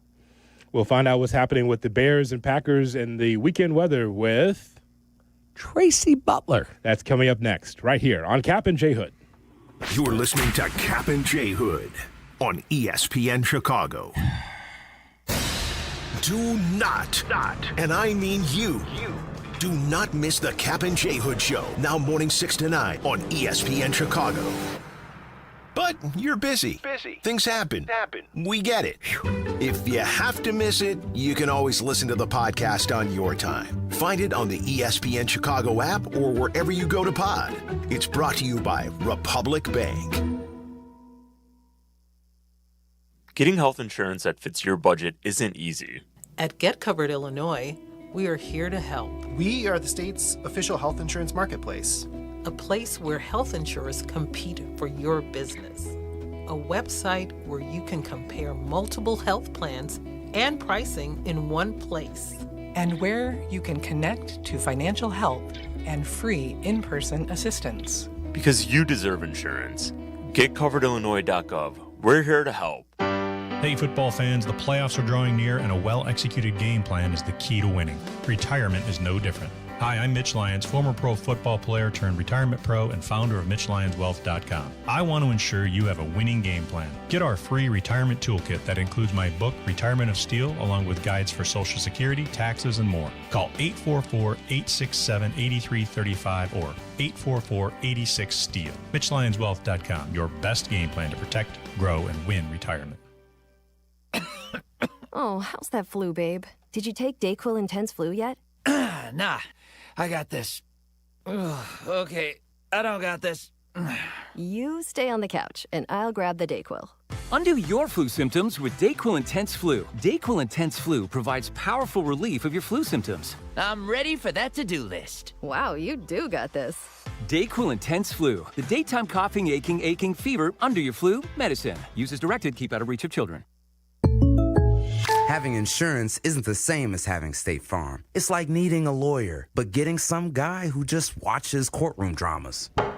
How does the defendant plead? Guilty. Wait, what? Also, objection. You object to what? Erroneous. Counsel, approach the bench. Hey, can I get a whack at the gavel? You wouldn't settle for just any lawyer, so don't settle for just any insurance. Get the real deal with State Farm. Like a good neighbor, State Farm is there. My name is Whitney Allen. I am a widow. My husband Ryan died. We never thought in a million years we'd have to use life insurance. The unexpected happened. With Ethos, it is so fast and easy. It's 100% online. You can get a quote in seconds, apply in minutes, and get same-day coverage. No medical exams, and you can get up to $3 million worth of coverage through Ethos. Get your free quote at ethos.com/game. That's ethos.com/game. Time spent on application may vary. Online health questions required. Rich Eisen here. LinkedIn Jobs is stepping things up with their new AI assistant so you can feel confident you're finding top talent. Get this. Employees hired through LinkedIn are 30% more likely to stick around for at least a year compared to those hired through the leading competitor. Hire right the first time. Post your job for free at linkedin.com/Eisen, then promote it to use LinkedIn Jobs' new AI assistant, making it easier and faster to find top candidates. That's linkedin.com/Eisen to post your job for free. Terms and conditions apply. And promote it to use LinkedIn Jobs' new AI assistant, making it easier and faster to find top candidates. That's linkedin.com/Eisen to post your job for free. Terms and conditions apply. Hit the road in a brand new Chevy in less than 1 hour. At Advantage Chevrolet Hodgkins, you can sign and drive away in 60 minutes or less. Seriously, or they'll cover your first car payment. Every new Chevy is backed by the Advantage Plus program. Advantage Chevrolet Hodgkins. Together, let's drive. Good morning. Glad you're along for the Kap J Hood experience on Chicago's Home for Sports, ESPN. Hello. Chicago. Good morning. Let's go to the newsroom. ABC 7 Eyewitness News. Tracy Butler with us with the weekend weather. Good morning, Tracy. How are you? Hi, guys. Happy New Year. Happy New Year, Tracy. To you. Yeah. And by the way, so I deleted the AccuWeather and Weather Channel apps off my phone. Okay. Because I have what's called the Human app. There's a new app called the Human app. I texted Tracy yesterday. She got back to me in under 60 seconds with a screed of a forecast. Yes. Byron Allen's pissed. No more Weather Channel, huh? Byron Allen. That's a Google search, by the way. He owns the channel. Good didn't job. know that. Good job. Anyway, that was way better than AccuWeather, which was my go-to until I became close friends with you. Well, you can text me anytime, and I'll always try to get back to you ASAP. Beautiful. Doesn't always happen, but... She was great yesterday. Well, just yesterday. You look like the first lady today in that outfit, by the way. You do. You're decked out today. The first lady. The first... Like that is like a Gucci outfit. It's far from Gucci, my friend. It's TJ Maxx. He is calling you matronly. No. Are you elegant? I like elegant. Yes, I like elegant too. I don't think that's where he's going. Oh, so you think I look matronly? No, he thinks that you look matronly. I do not. I took that as a compliment. It was meant that From way. him? Yes. Okay. I actually did. So, Lady Bird Butler with us here. Kap J Hood. Lady Bird, could you tell us about Saturday? We're very concerned about Bears-Packers. What is it you're concerned about, my dear friend? That's it. You pour the tea, please. Yeah. Mabel, pour the tea for Lady Bird. How can I even do this? Yes, okay, so Saturday. I'm calling Saturday a big fat nuisance with the weather. Okay. That's what I'm calling it. So we're going to start the day, 7, 8 in the morning, probably have some rain, a cold rain. We're going to start the day with temperatures around 40. By 2 o'clock in the afternoon, what time do folks start tailgating with a game time of 7? Noon. Okay, noon. By that time, temperatures will probably be around 36, 35. And we're going to start to get a rain-snow mix. By the time the game starts, we will probably have up to maybe an inch of slushy snow on the ground.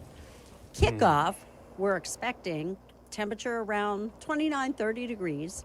The winds will be picking up, but now I'm thinking the strongest part of the storm, winds will come Sunday morning. But I still think Sunday evening we'll have winds out of the west-northwest, maybe 20 up to 30 miles per hour. And so our wind chills are probably going to be in the upper teens during the game. Still probably going to be a little bit of a snow globe at time during the game, but at this point doesn't look like heavy snow. Again, more of a nuisance all day long. That's what we're looking at.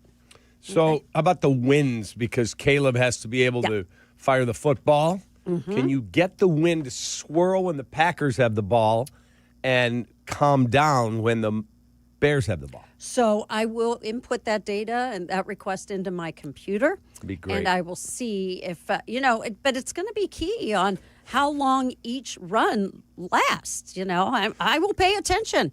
And I'll just implement that data into the computer. That's it. Just swirl it. That's all. That's how it works. Big wind? Yeah. Big winds? Northwest, 20, 30 miles per hour. Is that a lot? I would say so. Okay. Yeah, and especially if you're sitting in the stands and, I'm not worried about that. I know I'm you're worried not about worried the players. about that. You got that newfangled couch of yours that you're just going to plop on and watch. So I'm worried about the players. Of course. And the kickers. Tracy, you really cooked up a Bears-Packers matchup. That's the weather. If you're going to play in that game, that's what it looks like. That's what you want. Yeah, that's what it is. And really, ideally, if you look at all of the forecasts for all of the games this weekend, this one has the most impactful weather. The other ones, maybe a few showers. It doesn't look like any other games are going to be mega impact as far as weather. But I don't know if you saw on New Year's. Tracy was awesome in the dance. Did you see this? The New Year's Eve show? I did not. She was one of the dancers, and then she was absolutely awesome. Her and T. Brown on ESPN 100, and also Cheryl Scott. It was great. You should have saw Tracy. For the record, I was It was not in the fantastic. dance. But for the record, you were. For the record. Wasn't you doing the footwork? I was asleep by 9 p.m. on New Year's Eve. It looked like you were doing the West Side and South Side footwork. Oh, well, I do that at my house. Right. A little. Tracy, since they whacked Jean Greco, who makes out with Janet Davies at midnight? Gosh. Did I say anything that was not accurate? Damn. Oh, my gosh. Your Honor, I am not going to address this situation. It's a well-known fact that Mark and Janet Davies would have their tongues down each other's throat at midnight. No, it was a sweet little innocent. Oh, mwah. yeah. Mwah. She got weatherproofed. Come on, let's be honest here. Buddy, do you have anything to contribute? Yes, I do. Okay, what would that be? I want you to do a mea culpa about your Steelers. I need you to do that right now. I need you to apologize. For what? For your dismay and your, pushing the Steelers aside, wanting Tomlin fired. And so now you're back in the playoffs again. Yeah, I told you Aaron would get you there. Okay, but I want an apology. We need to get past the first round of the playoffs, okay? If we do, I will issue my mea culpa, although it's my father and my brother who actually wanted to see maybe Mr. Tomlin's, Coach Tomlin's. Why don't you hire John Harbaugh away? He is available. But golly, we have to get. I am not going to settle for anything less than a win on Monday night. And when did Wild Card Weekend extend into Monday night? I'm furious that this game is on Monday night. I'm not happy with that either. Are you going to take Tuesday off? I can't. You can. I can't. For this, I think you can. You're not going to wake up in the morning and check the score. Brother. No, I will. No one does. No one checks the score. I will. I didn't get to watch it last Sunday against the Ravens.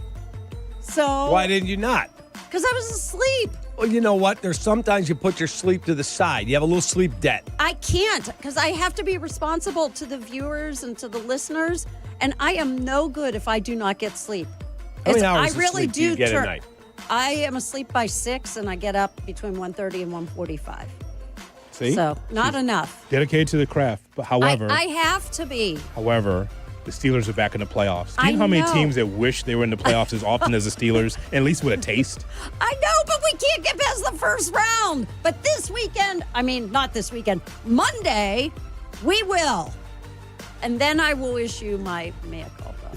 And we have DK Metcalf back. 1 week you're drinking wine, the next week you're squashing grapes. Obviously, we've squashed a lot of grapes of late. I'm interested in a little wine. Does he have more of these word salads than any other coach? I like that guy. I mean... Well, you know why. Brother. That's why. That's why. Gift the gab. That's what he is. And he's coaching against the good. brother. He's Who good. good coaches there?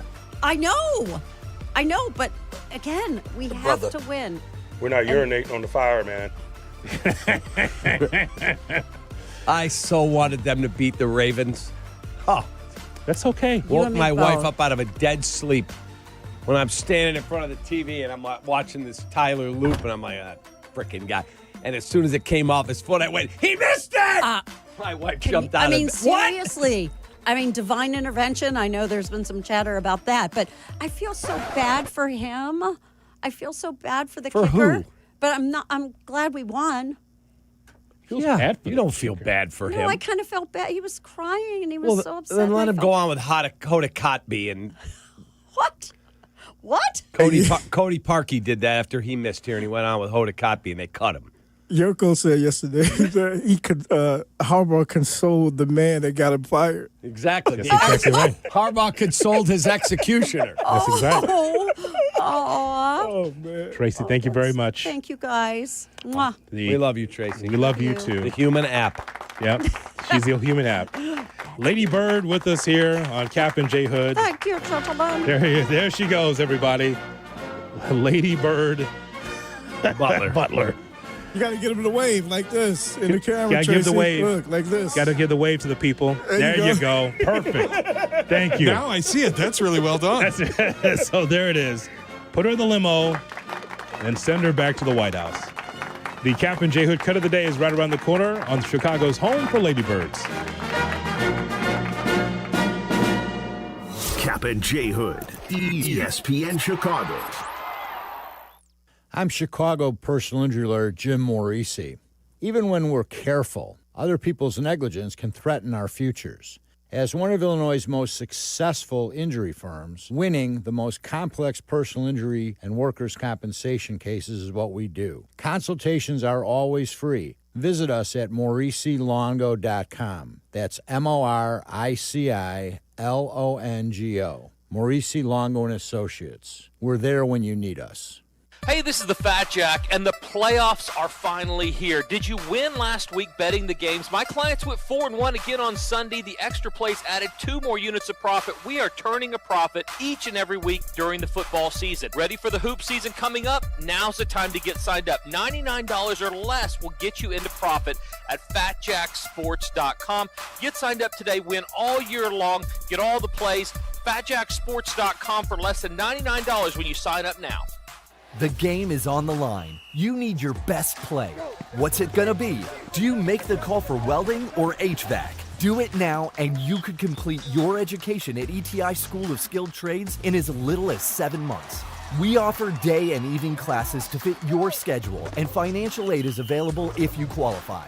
Visit eticampus.edu or call 888-830-7678 to learn more. ETI, it's your future. Own it. Hey guys, it's Silvy. We say it every year, new you. But this year I'm actually doing something about it. I've been going to Cairo One Wellness Centers for months now. My body feels great and I'm moving better than ever. If one of your New Year's resolutions is to feel better and actually take care of your body, you gotta check out Cairo One. They have 50 locations across Chicagoland, so there is one near you. No drugs, no surgeries, just personalized chiropractic care. Visit CairoOne.com today and let them know that Silvy sent ya. Texting enrolls you in a recurring automated marketing text messages. Consent not required to purchase. Message and data rates may apply. The team's looking good this season. I think so. Man, I miss playing football. Ever since I turned 40, I just can't find that fire I used to have. Think it could be lower testosterone? What do you mean? I was feeling the same way. After 40, the body has less testosterone, and men lose their edge. That's why I take Nugenix Total T2. That's the testosterone booster, right? Yes, but Total T2 is their brand new formula that skyrockets nitric oxide levels in as little as 3 hours. Since I started taking it, I've been lifting like when we played for Coach Carter. My energy is way up, and it even spiced up things between me and the missus. Are they still giving out complimentary bottles? Yep, just send a text. Text HAWK to 321-321 for your complimentary bottle of Nugenix Total T2, the next generation testosterone booster. Text now and we'll include a bottle of Nugenix Thermo X, our newest, most powerful fat burner ever, absolutely free. Text HAWK to 321-321. That's HAWK to 321-321. These statements have not been evaluated by the FDA. This product is not intended to diagnose, treat, cure, or prevent any disease. Tomorrow, Hoodrow and I are headed to the LaPorte Civic Auditorium after the show for the 2026 LaPorte Invitational. 3 days of the best high school teams and players in America. Cooper Flagg played in this. Last year, we were there sitting right by Carmelo Anthony, whose son, who's now a star at Syracuse, was tearing up the court. We will tip off the tournament at 1 p.m. If you love basketball, you should make the short drive to LaPorte. We had a great time last year. 15 of the top 100 players will be there. See the NBA stars of tomorrow this weekend. That's right. For the full schedule and tickets, go to LaPorteInvitational.com. J-Board.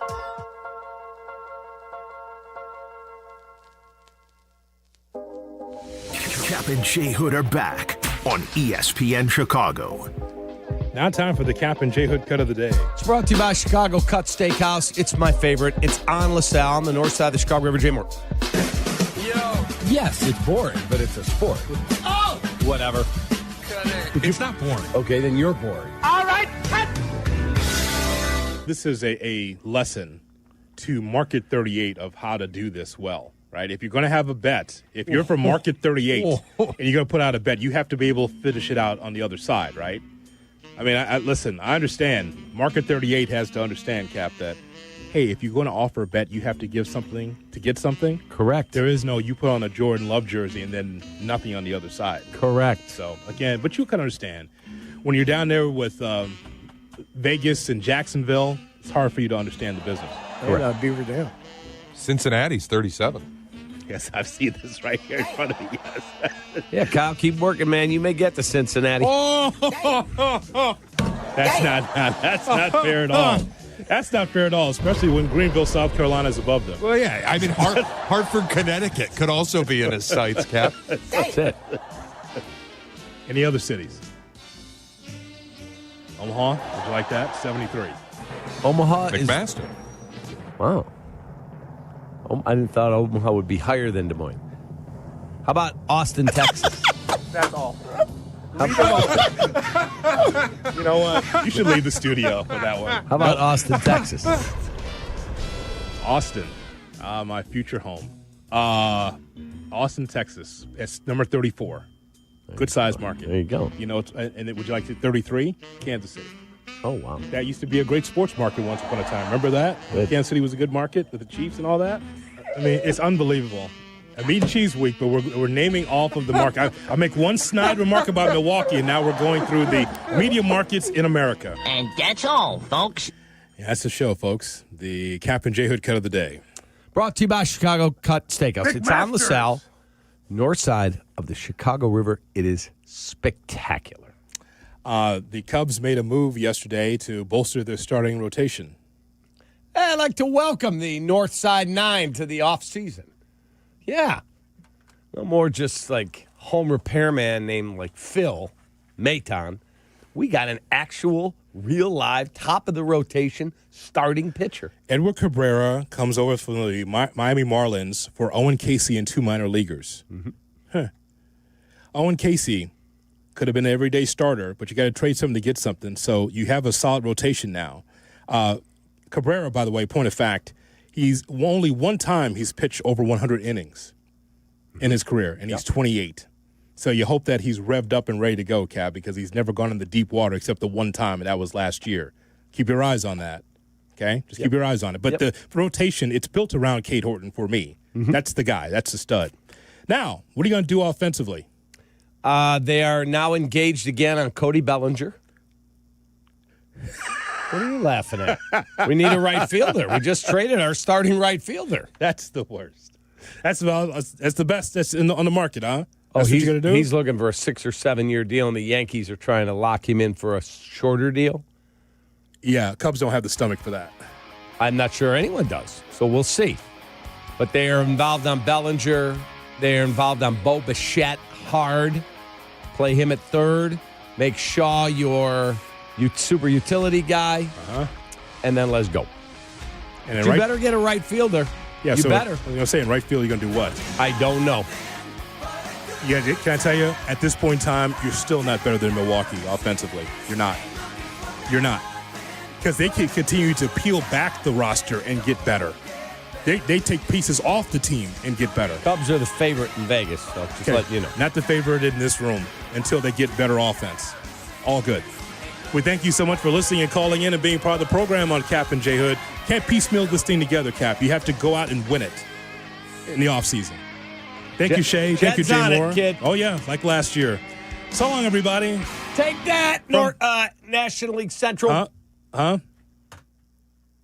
Well, see you later. I've got the best job, Carm. Kap and J Hood, morning 6 to 9, ESPN Chicago. Medication. Back in my glory days, I always showed up ready to perform, whether it was on the field or off of it. Confidence, energy, swagger, I had it all. And yeah, even little Johnny was playing like an all-pro.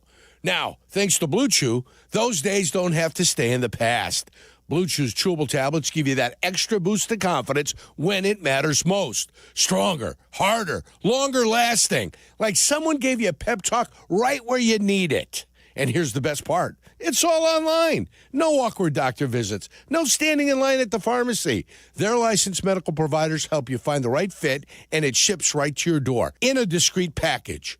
Made in the USA, less expensive than the pharmacy. So, fellas, when it's your time to perform, don't just hope for the glory days.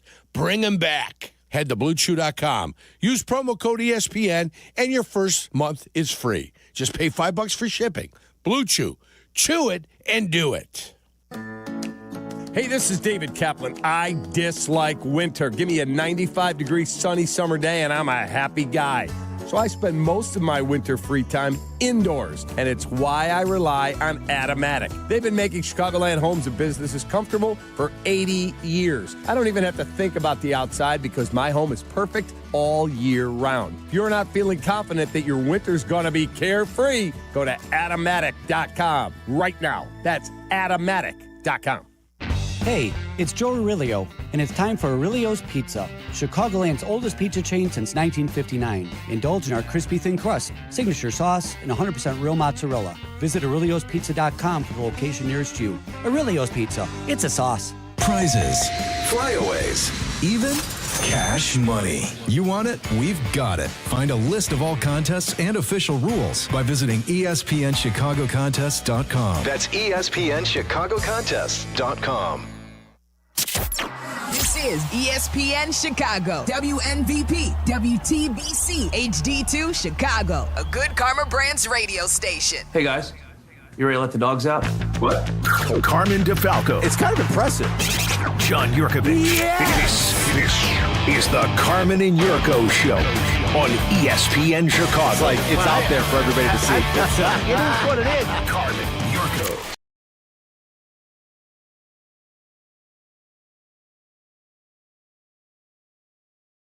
Flying start. We're ready to go. Bears, Packers inching closer. Tonight starts a pretty great run for football fans. We have meaningful, important football starting tonight all the way through Monday night. I mean, is there such a thing as being footballed out? I don't know. No. I mean, come Tuesday, are we going to go, boy, I'm a little Do you know football why? out or no? There's no football out. You see the light at the end of the tunnel. Yeah. The finality is here. Yeah. There's a limited amount of games left to enjoy. Ole Miss, Miami will get things going tonight in the college game. Tomorrow night it is Indiana and Oregon, and then we roll into Super Wild Card Weekend in the NFL on Saturday. And by Saturday night, we're going to be beside ourselves with giddiness and excitement and probably some drunkenness in the city of Chicago. So much for dry January in Chicago. Not when the Bears are in a playoff game on a Saturday night. There's no I mean, such if thing you've got a weak constitution, Dry certainly you'll be out January. there boozing and drinking. Why not? We You've got a weak constitution, certainly. I know you're on this little health kick. You told us yesterday you didn't like what the scale read. Do not. But does that mean even on a Saturday when you're maybe getting ready with the? I mean, you're working on a Saturday though. You're I'll be here working. Game. I'll be here working. It's a little different for you. No. There's nothing. It's 31 days. Boom. It That's doesn't make a Your difference. commitment to excellence, huh? It does not matter what. Even for like a event Bears playoff nothing, game. Nothing. Wow, look at you. I'm impressed. But listen, if some guys want to take a one-day break, as one guy told me, it's kind of a moist January. I agree. You're. When the Bears are playing a playoff game, yeah. I think the Pope gives you special dispensation. Look, he's from Chicago. I think I don't judge people. Do what you want to do. Live the way you want to live. That's it. There you go. Thank you. Okay, but I don't. If you're doing it and you've made the commitment, then stay with the commitment. If you want to drink. I like rye January. I don't know about you, Yerk, but I like rye January. Yeah, nothing wrong with it. If you a little spice in your life, yes, right? exactly. That's what you get with rye. Yes, a little spicy. Whistle pig. Whistle pig is a good rye. There you go. See, you taught me, Carm. I taught you a thing or two. You caught me. Let's do rye January instead. I was just talking to our great friend Tracy Butler, who I'm telling you, the only downside of leaving this building. She had put out a retirement statement last week. Did you see that? I did not, actually. It wasn't a retirement statement, good. but it seemed like one. The only downside of us leaving this building is we're going to miss some of our friends downstairs at ABC 7. Sure. You know, I'm missing Tracy Tracy in everybody. the building and Terrell and everybody. Tanya and Val. Sure. And Shiverini.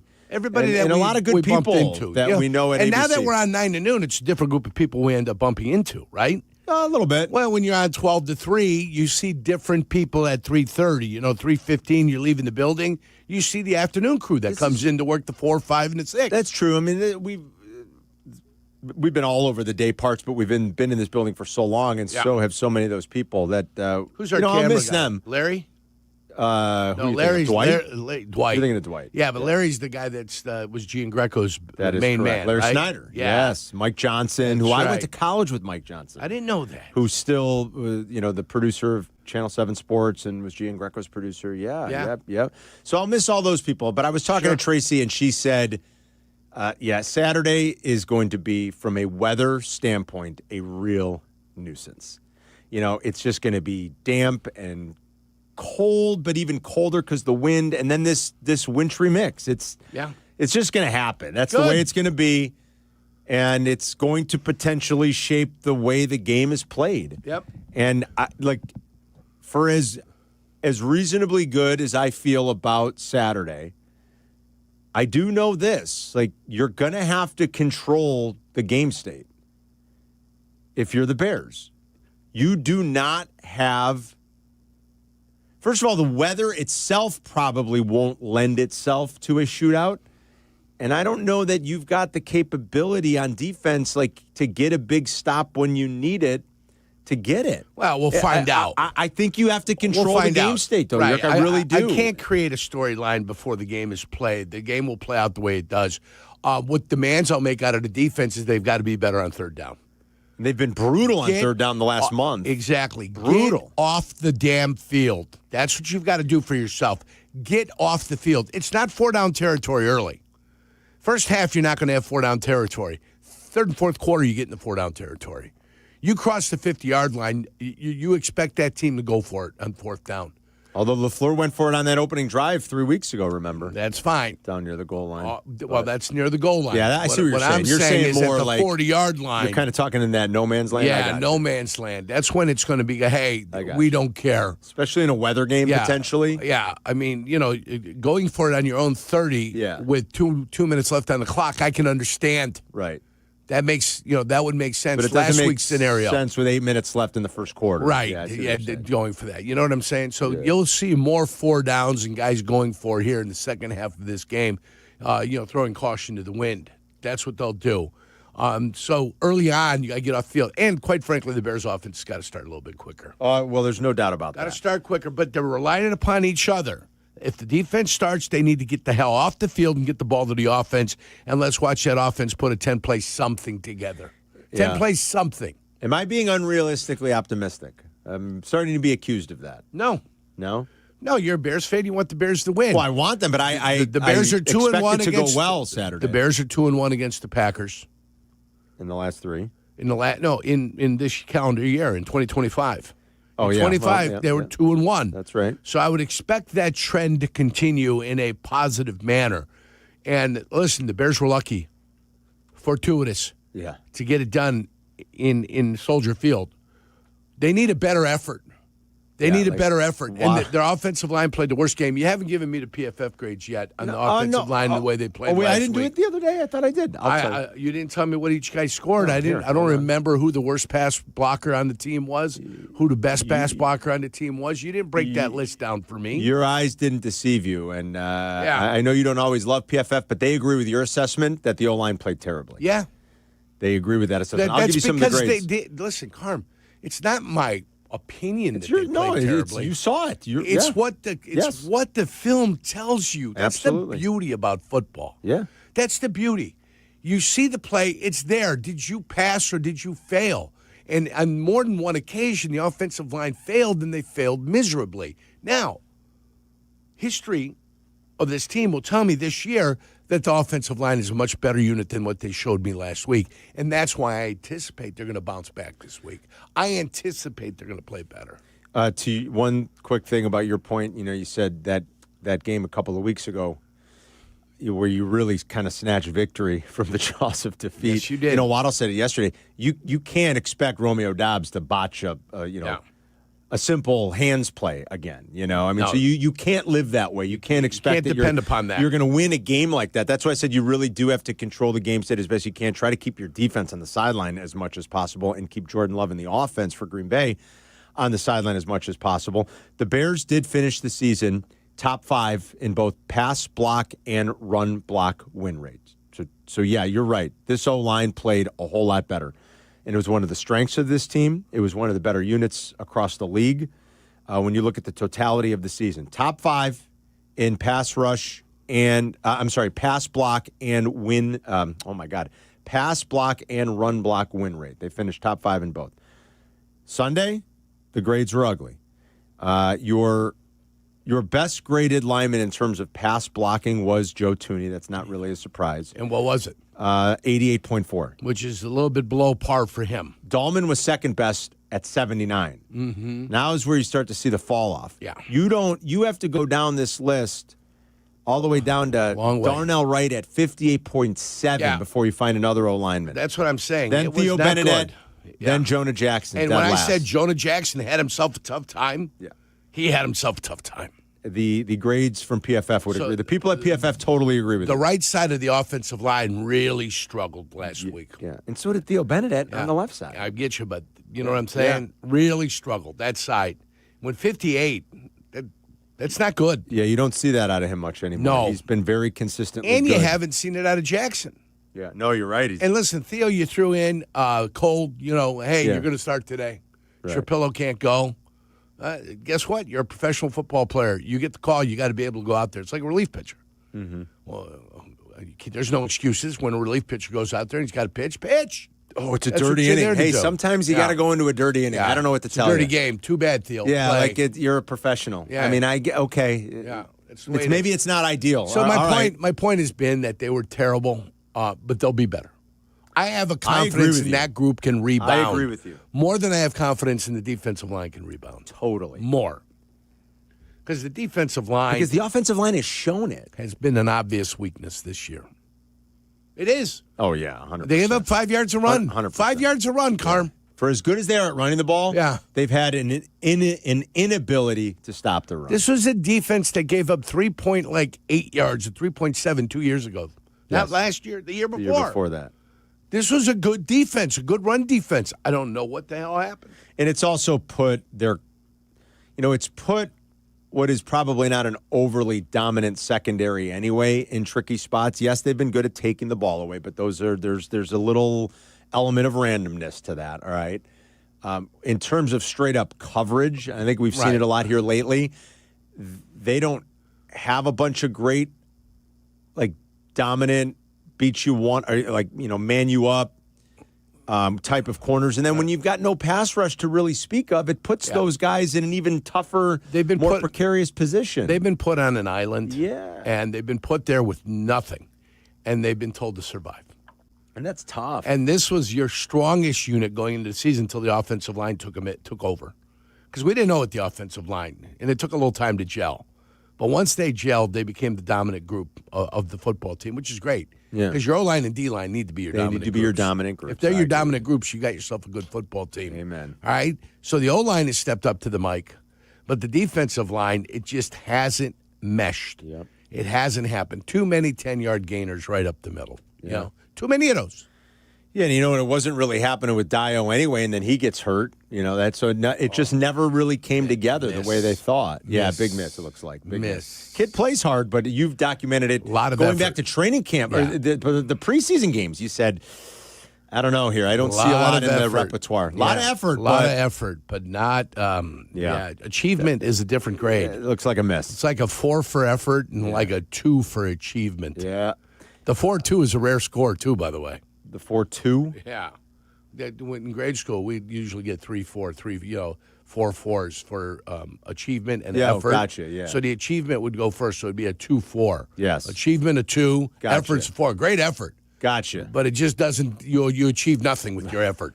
It's wasted energies. Here's Dennis Allen yesterday, the defensive coordinator, talking about some of the issues here. And first, we'll start with Kyler Gordon. It's got the question in it. This is on getting Kyler Gordon back. Now, Gordon was officially listed yesterday on the injury report for Wednesday as limited. He's been limited both days. The window is open. He's coming back from this groin injury. Here is Dennis Allen. How do you account for Kyler this week as you're putting the game plan together? I think our plan is to have him be a part of it. Today will really be the first day that we get out there and go practice, get a chance to see him move around. But I'm excited about, getting him back in the fold and seeing what he can do. All right, so the idea is that he's going to be part of things come Saturday. How much? Who knows, because he hasn't played a lot this year. Here's Allen talking about Stevenson's decreasing snap count.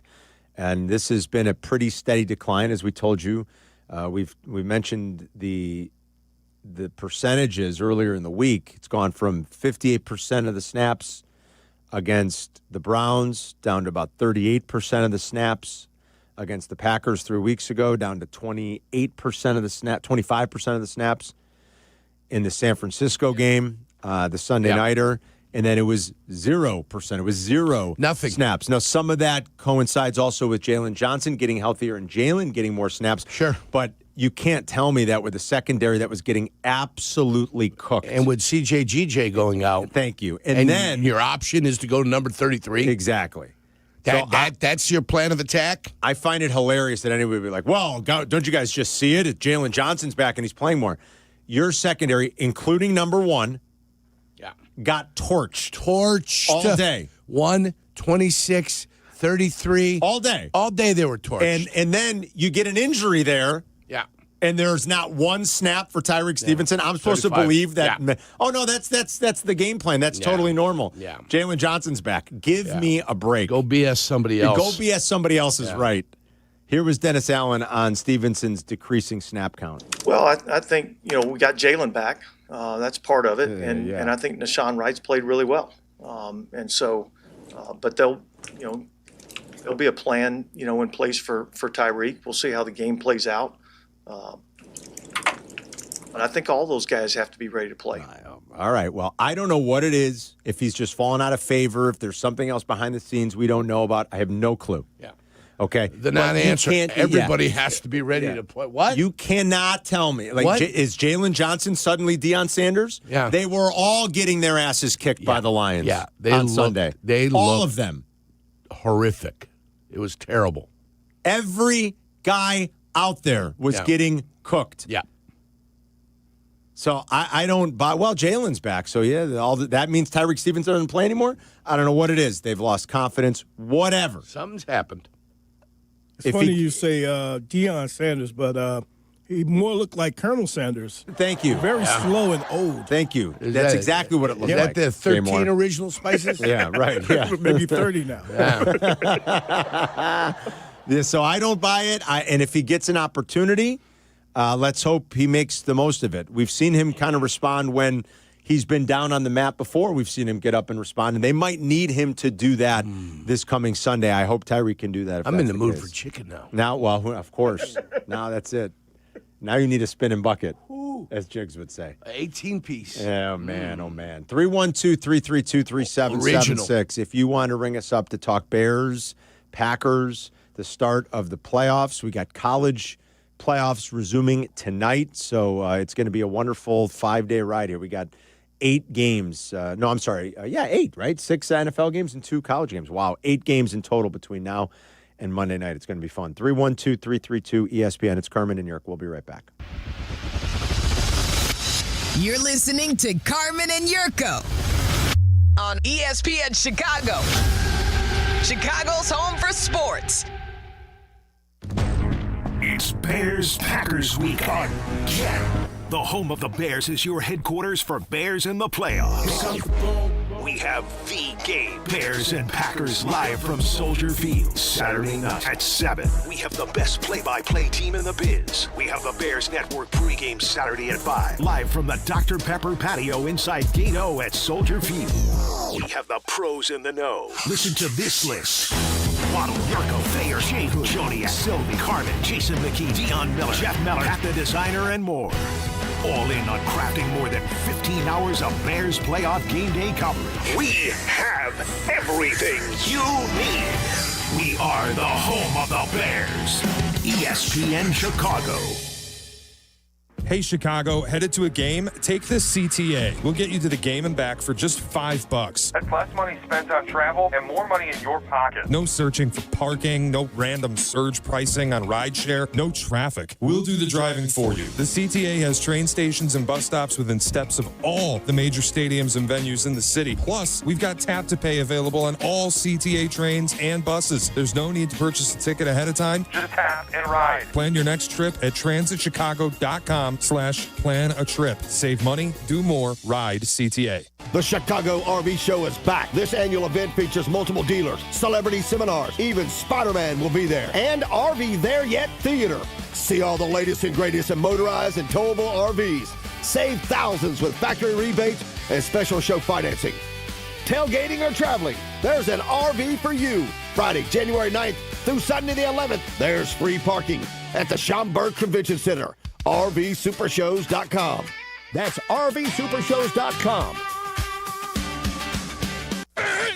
ESPN Chicago will be live from 115 Bourbon Street for Football Friday. It's a mega broadcast celebrating our return to the playoffs for the first time in 5 years. Catch Tyler Rocky and Shane Norling live from noon to 2. Then keep the party going as Waddle and Silvy take over from 2 to 6. Brought to you by Flight by Yingling. Let's take flight because the playoffs are back in Chicago. The ESPN Chicago mega broadcast live from 115 Bourbon Street in Marionette Park. Tomorrow, noon to 6. Please Friday responsibly. Ring in the new year and save big on everything for your next project. Now at Menards. Upgrade your bathroom today with our great selection of Broen bath fans. Get a Chroma Comfort bath fan that has 24 color options with unlimited color themes and a built-in Bluetooth speaker. View our entire selection of Broen bath fans on Menards.com. Plus, check out our weekly flyer for other great deals happening this week. Save big money at Menards. You know the rush when you reach that goal, when something you've worked for pays off. That's success. At University of Maryland Global Campus, we believe you should never stop chasing it. That's why we offer a skills-based education that helps move your career forward. Learn how to apply emerging technologies like AI and data science. Build your leadership and critical thinking skills. Apply by February 11th and save with no application fee. Learn more at umgc.edu. Certified to operate in Virginia by Chev. Wendy here. If you're looking to add a star player to your financial roster, you should take a look at SoFi's personal loans. SoFi's got some amazing moves that would be a valued addition to any team, like low fixed rates when you consolidate your debt, no fees required, and as soon as same-day funding. View your rate at SoFi.com/roster to get started. Loans originated by SoFi Bank, N.A. member FDIC. Terms and conditions apply at SoFi.com/roster. NMLS 696891. $2.4 million. The Verdoliak Law Group wins again for their clients. That's right.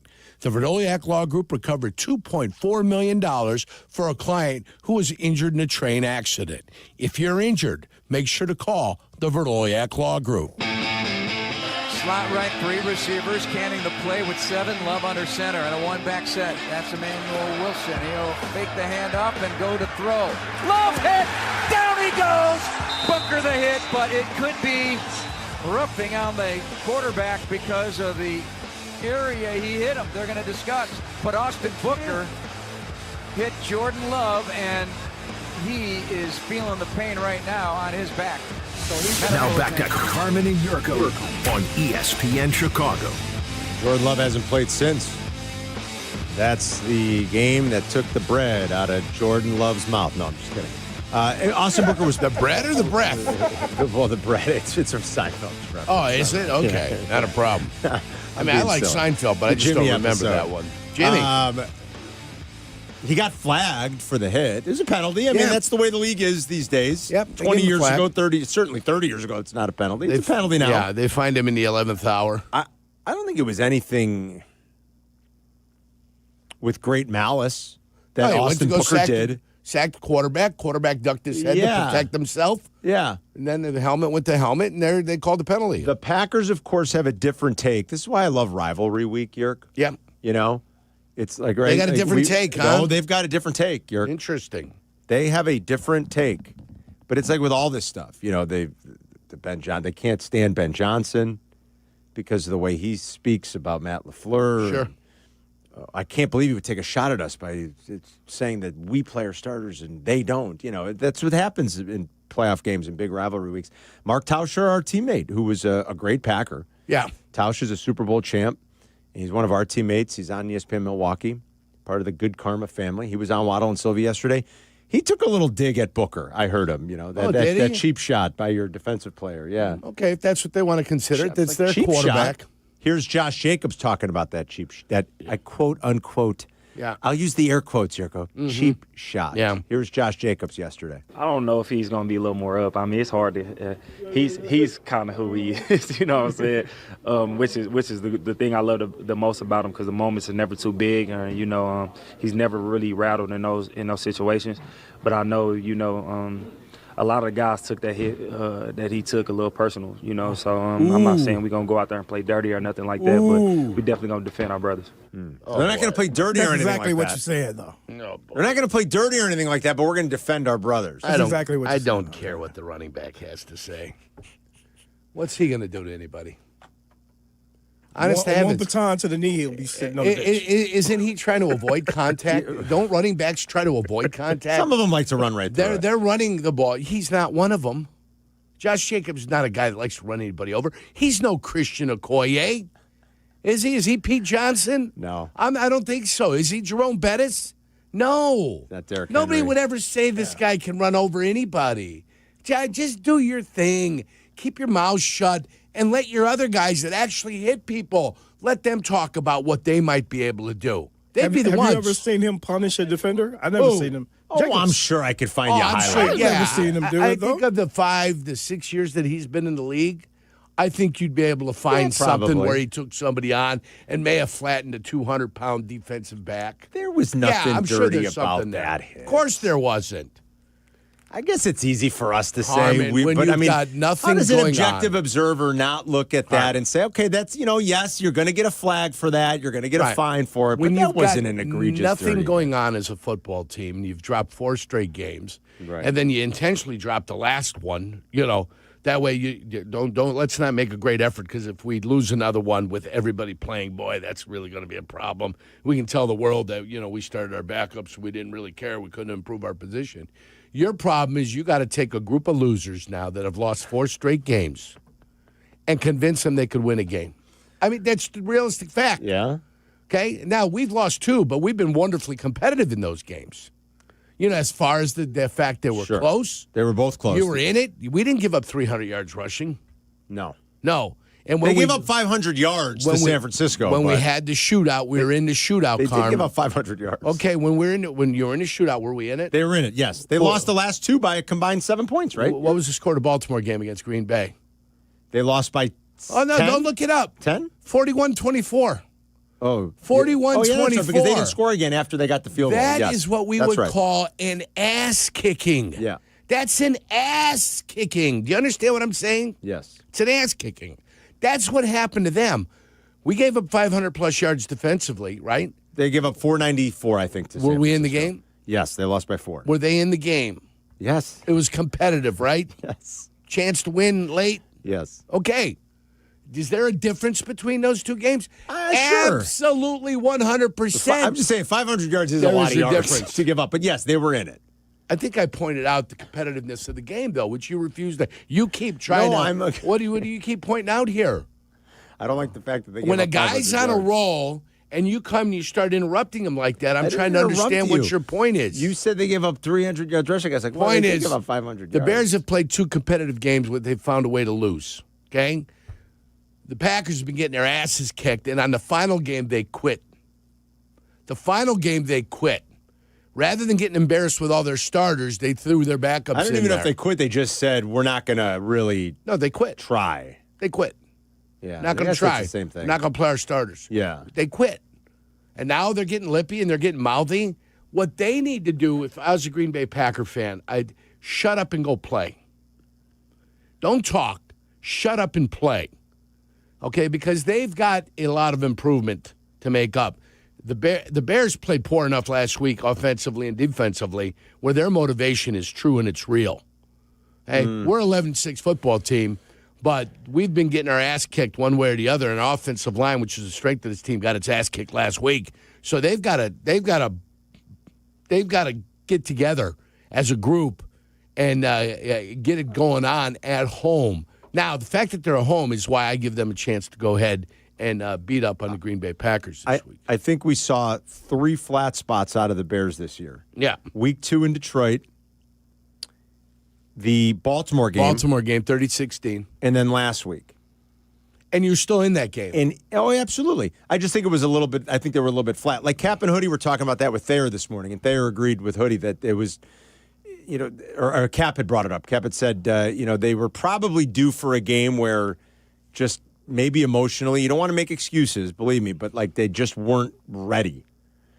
And so I think there's only been like 3 flat spots, across 18 weeks.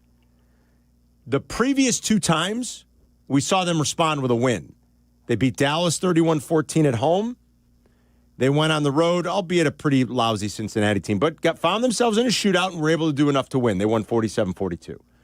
So after the 2 flat spots we have seen, they've come out and they've played a little bit better, a lot better. Can they do it a third time? I think they can. I think they will on Saturday. Will is in Skokie. What's up, Will? Hey, guys. How are you? Good morning. Morning. Just wanted to ask what you thought about the defense kind of stopping that nickel corner blitz that was really working through the first half of the season. They would kind of send Kyler. And, no Kyler. Is it a personnel issue, though? Yeah, I mean, they had it done with CJGJ. His first 2 games, he had 3 sacks. Yeah, you're right. But guess what? Some teams have seen it all year, and what have they been able to do? Yeah. They've been able to pick it up. Maybe they busted back out this week, Will. I don't know. That's a good point. Maybe with Kyler back, you find some... you find advantageous spots in down and distance where you can do it.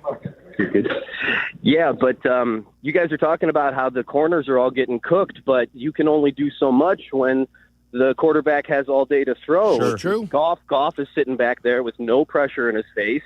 And I think Dennis Allen needs to take more of a Brian Flores approach this weekend and send some guys after Love and put some pressure on him on third down. If your insinuation is that they didn't blitz last week, I think you're wrong. Yeah, they did. I think the Bears blitzed, which is why they found themselves in man coverage, which is why they found themselves in trail technique, which way they found themselves picking each other off on those narrow crossing routes or shallow crossing routes. They blitzed. They just didn't get to the quarterback. But when you play man, like you said, you can't do trail technique when you're playing man. Well, so trail technique is not what you want to do when you're playing man. Exactly. But when that's what we were doing. No, not intentionally. I know we were getting burnt. My point in their trail technique was it wasn't really a technique. They got their asses kicked off the line of scrimmage. So it wasn't a technique they were playing. It was the technique they were trying to survive in because they had no other choice. To Jurko's point, they brought some pressure to the tune of about almost 40% of the snaps. They just didn't. They blitzed. It just didn't. I shouldn't say they brought pressure. They sent extra guys. Yeah. Just didn't result in a lot of pressure. It resulted in nothing. That's the difference. Yeah. All right, we'll get back out to more of your phone calls coming up. I do see our buddy Randy in Seattle who says, I am being way too optimistic. Well, I don't get accused of that very often. Jeez. No. 312-332-3776. This is breaking news on Chicago's home for sports, ESPN 1000. Brought to you by the Advantage Dealer Group, home of the 60-minute guarantee. Is it another NFL coach that was fired? It is another NFL coach that was fired. Do you have any guesses? All right, so I'm guessing somebody's doing this to hire John Harbaugh. Miami, Florida. I was just saying Miami. Mike McDaniels. According to Adam Schefter, Mike McDaniel has been fired. Yeah, McDaniels. So, McDaniel. Yeah. So, that has been done now that John Harbaugh is available. That's what that would seem. Yes. Because that coach, I think, was going to stay. Doesn't it seem that way? It seems that way. And we brought it up yesterday when we first started talking about the Harbaugh stuff. I think Jay Moore said it right away. He goes, there was only 6 openings, and the agent said 7 to 9 teams have called. So that means certain teams like the Jets and the Dolphins and maybe the Commanders were on the horn going, interesting.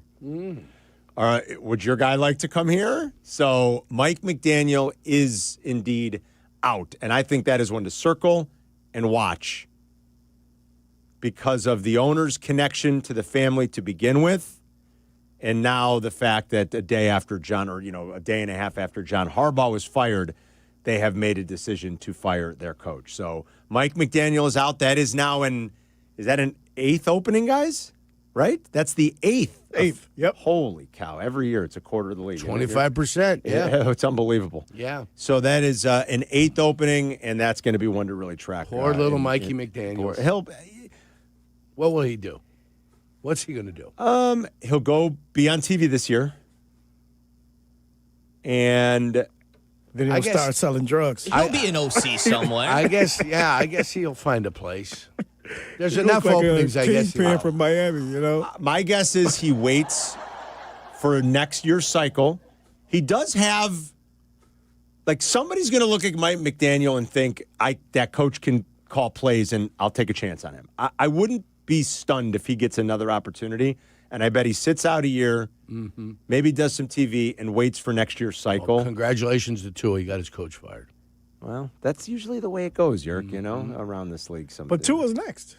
Tua might be. I don't even know that Tua's going to be back. I don't think he's going to be back. I'm not sure. That's true. That is very much true because a new coach might come in and say, nope, not with this guy. Yeah, I don't know that Tua will be there next year. Yeah, There's some cap things, but as we've told you, the whole idea that you can't get out of a bad cap. When the Packers got out of Aaron Rodgers, you knew that there's the cap goes up $25 million every year. The projected cap number this year is 303.6. The cap, I think, in the last 5 years has gone up like $122 million or something like that, hasn't it? Give or take.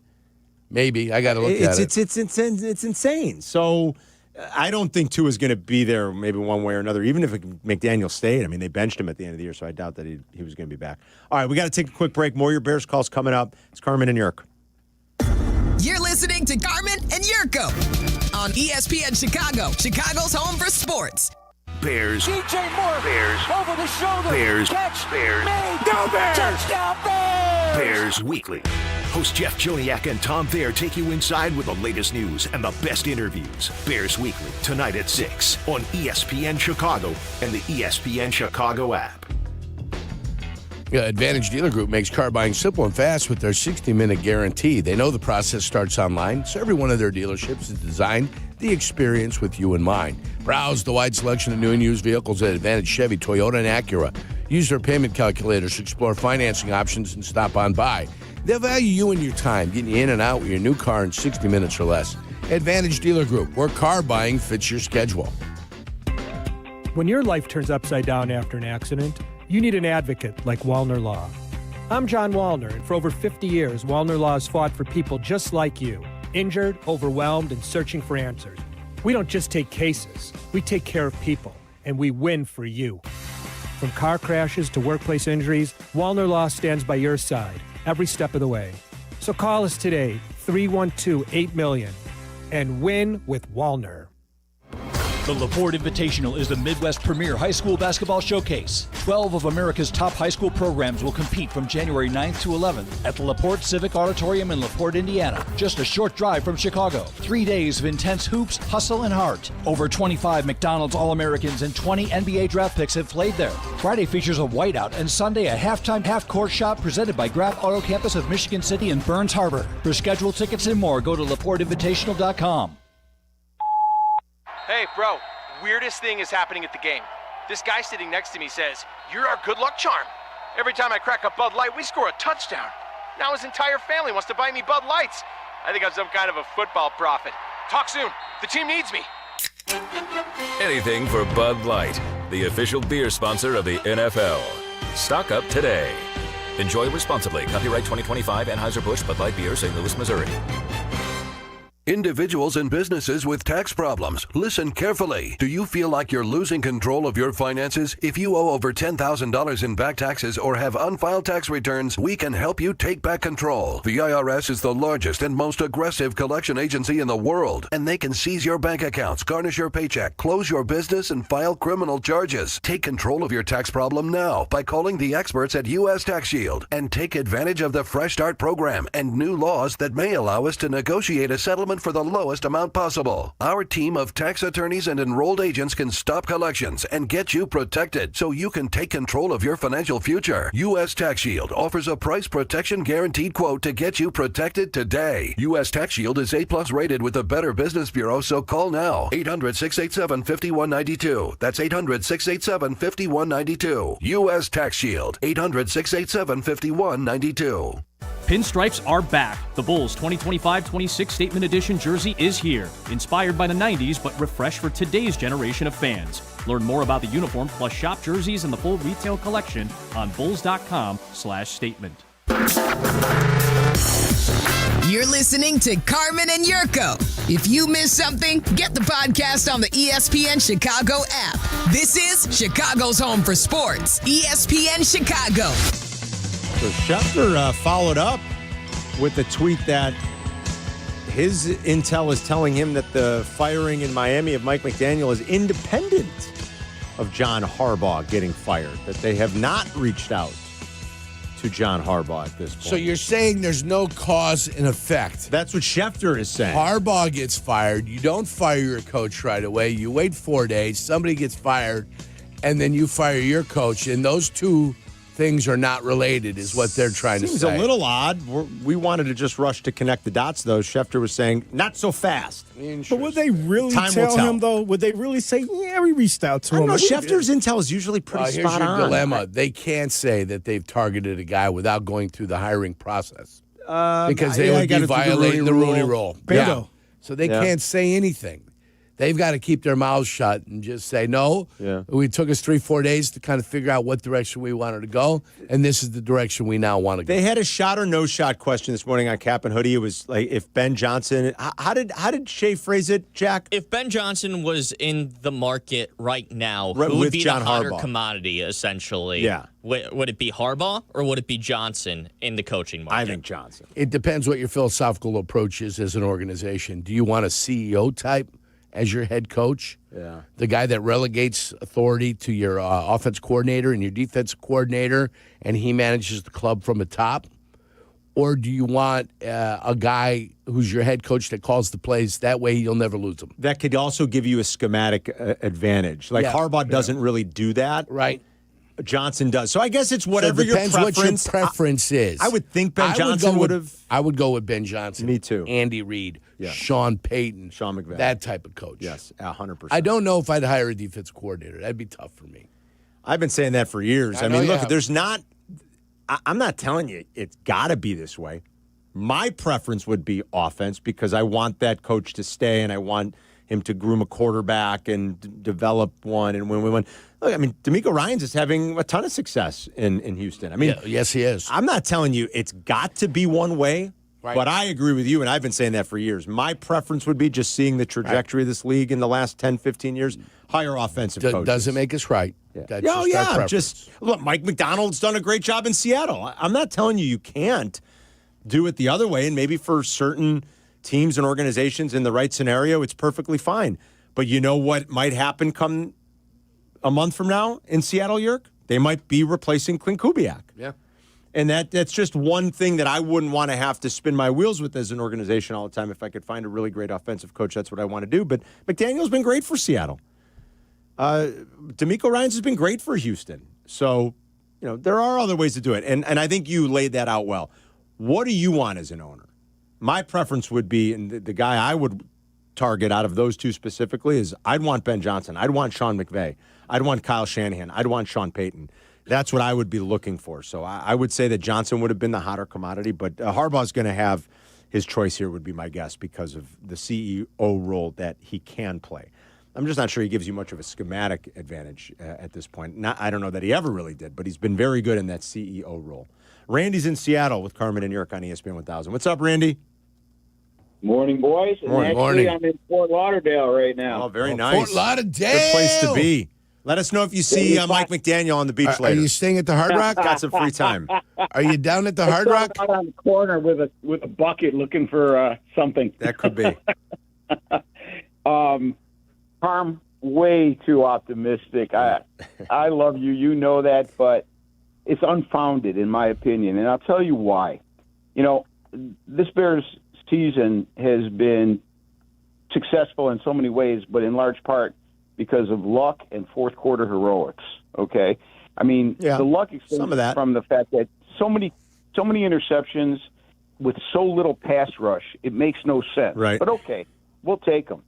And the Bears against Green Bay, I mean, the simple question for you would be why? Because the Bears defensive line can't pressure anybody. The Bears offense in game 1, they scored 3 points in the first half. In game 2, they scored 3 points in the first 3 quarters.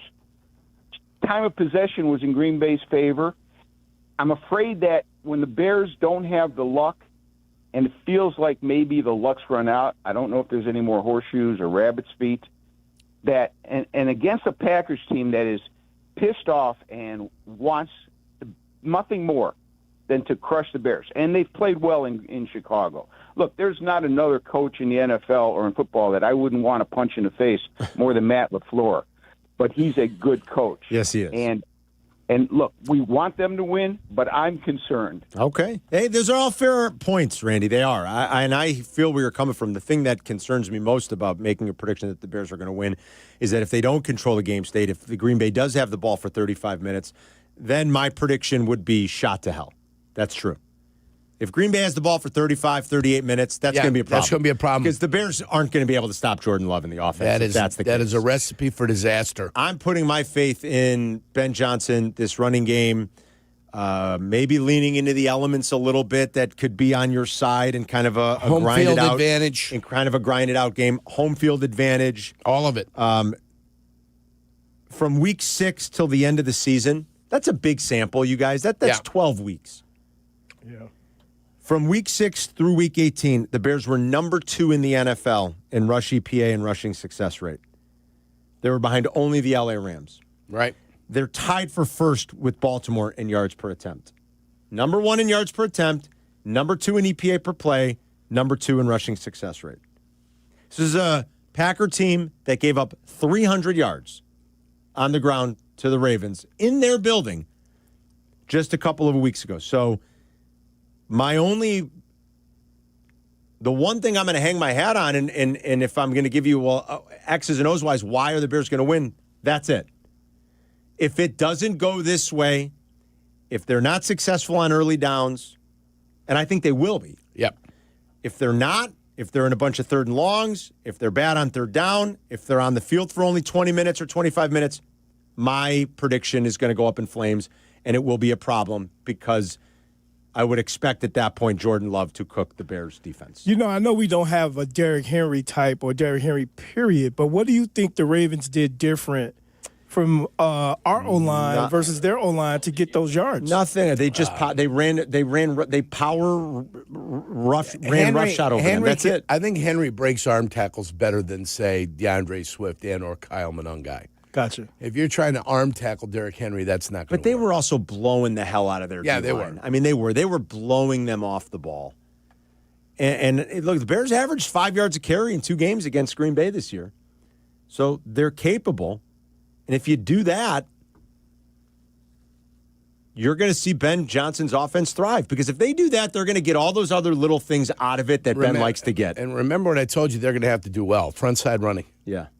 They got a frontside run because everybody is playing the cutback. Right. So you've got to design some things where you're on the front side and you stay on the front side. I trust Ben Johnson and this coaching staff this week to come up with something. And if they're going to slow play it and they're going to shoot their linebackers through the backside gaps, anticipating that, if you can get to the front side and those guys are playing it slow and they're not playing over the top, you've got a chance to be very successful. Okay, 312-332-ESPN. It's Carmen and Jurko on your home for Bears football.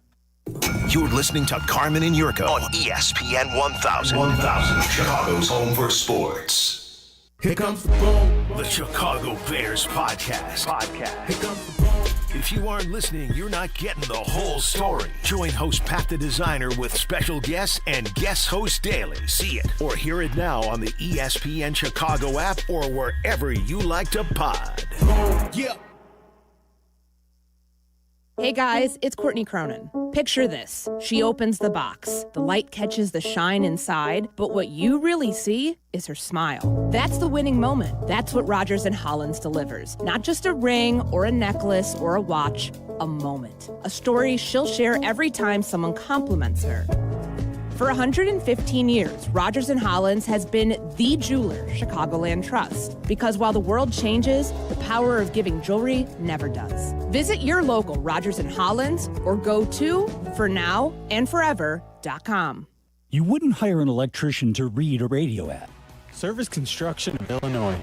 I think this wire's bad. You wouldn't hire the deck pro either. Service Construction of Illinois. Now, I would layer that with a few coats to make it smooth. You see, I, a professional announcer, can barely change a light bulb, but I can tell you with a soothing voice that Service Construction of Illinois has the craftsmen, contractors, and specialists to do it all. Whether it's a small job or complete renovation, start at serviceconstruction.net. Hey guys, are you craving that legendary Chicago pizzeria taste without the wait or the price tag? Meet Connie's Frozen Pizza. Premium pizzeria-inspired pies from your freezer to your table. Oh, yeah. Born in Connie's restaurants, now in your freezer. Connie's brings that unmistakable flavor that says, I could have gone out, but why? Hosting, dodging cooking, or are you just hungry? The solution is Connie's. Find Connie's Frozen Pizza in your local freezer aisle. Connie's Frozen Pizza. Authentic Chicago taste without the pizzeria prices. Hey, it's Kap. Playoff time is here, and this is when you need to be locked in. But if you're not sleeping well or you can't breathe, good luck focusing on anything, let alone the playoffs.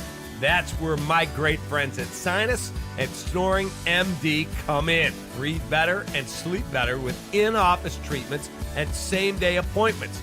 Now's the time to take care of yourself and start 2026 feeling your best. Call 847-545-0147 or visit sinusandsnoringmd.com and get ready for a better night's sleep. That is sinusandsnoringmd.com.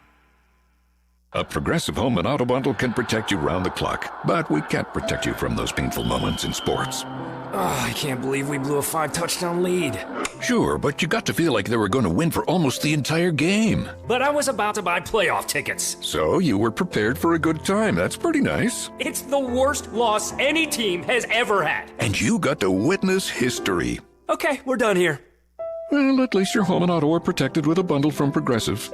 Progressive Casualty Insurance Company affiliates and other insurers. Not available in all states or situations.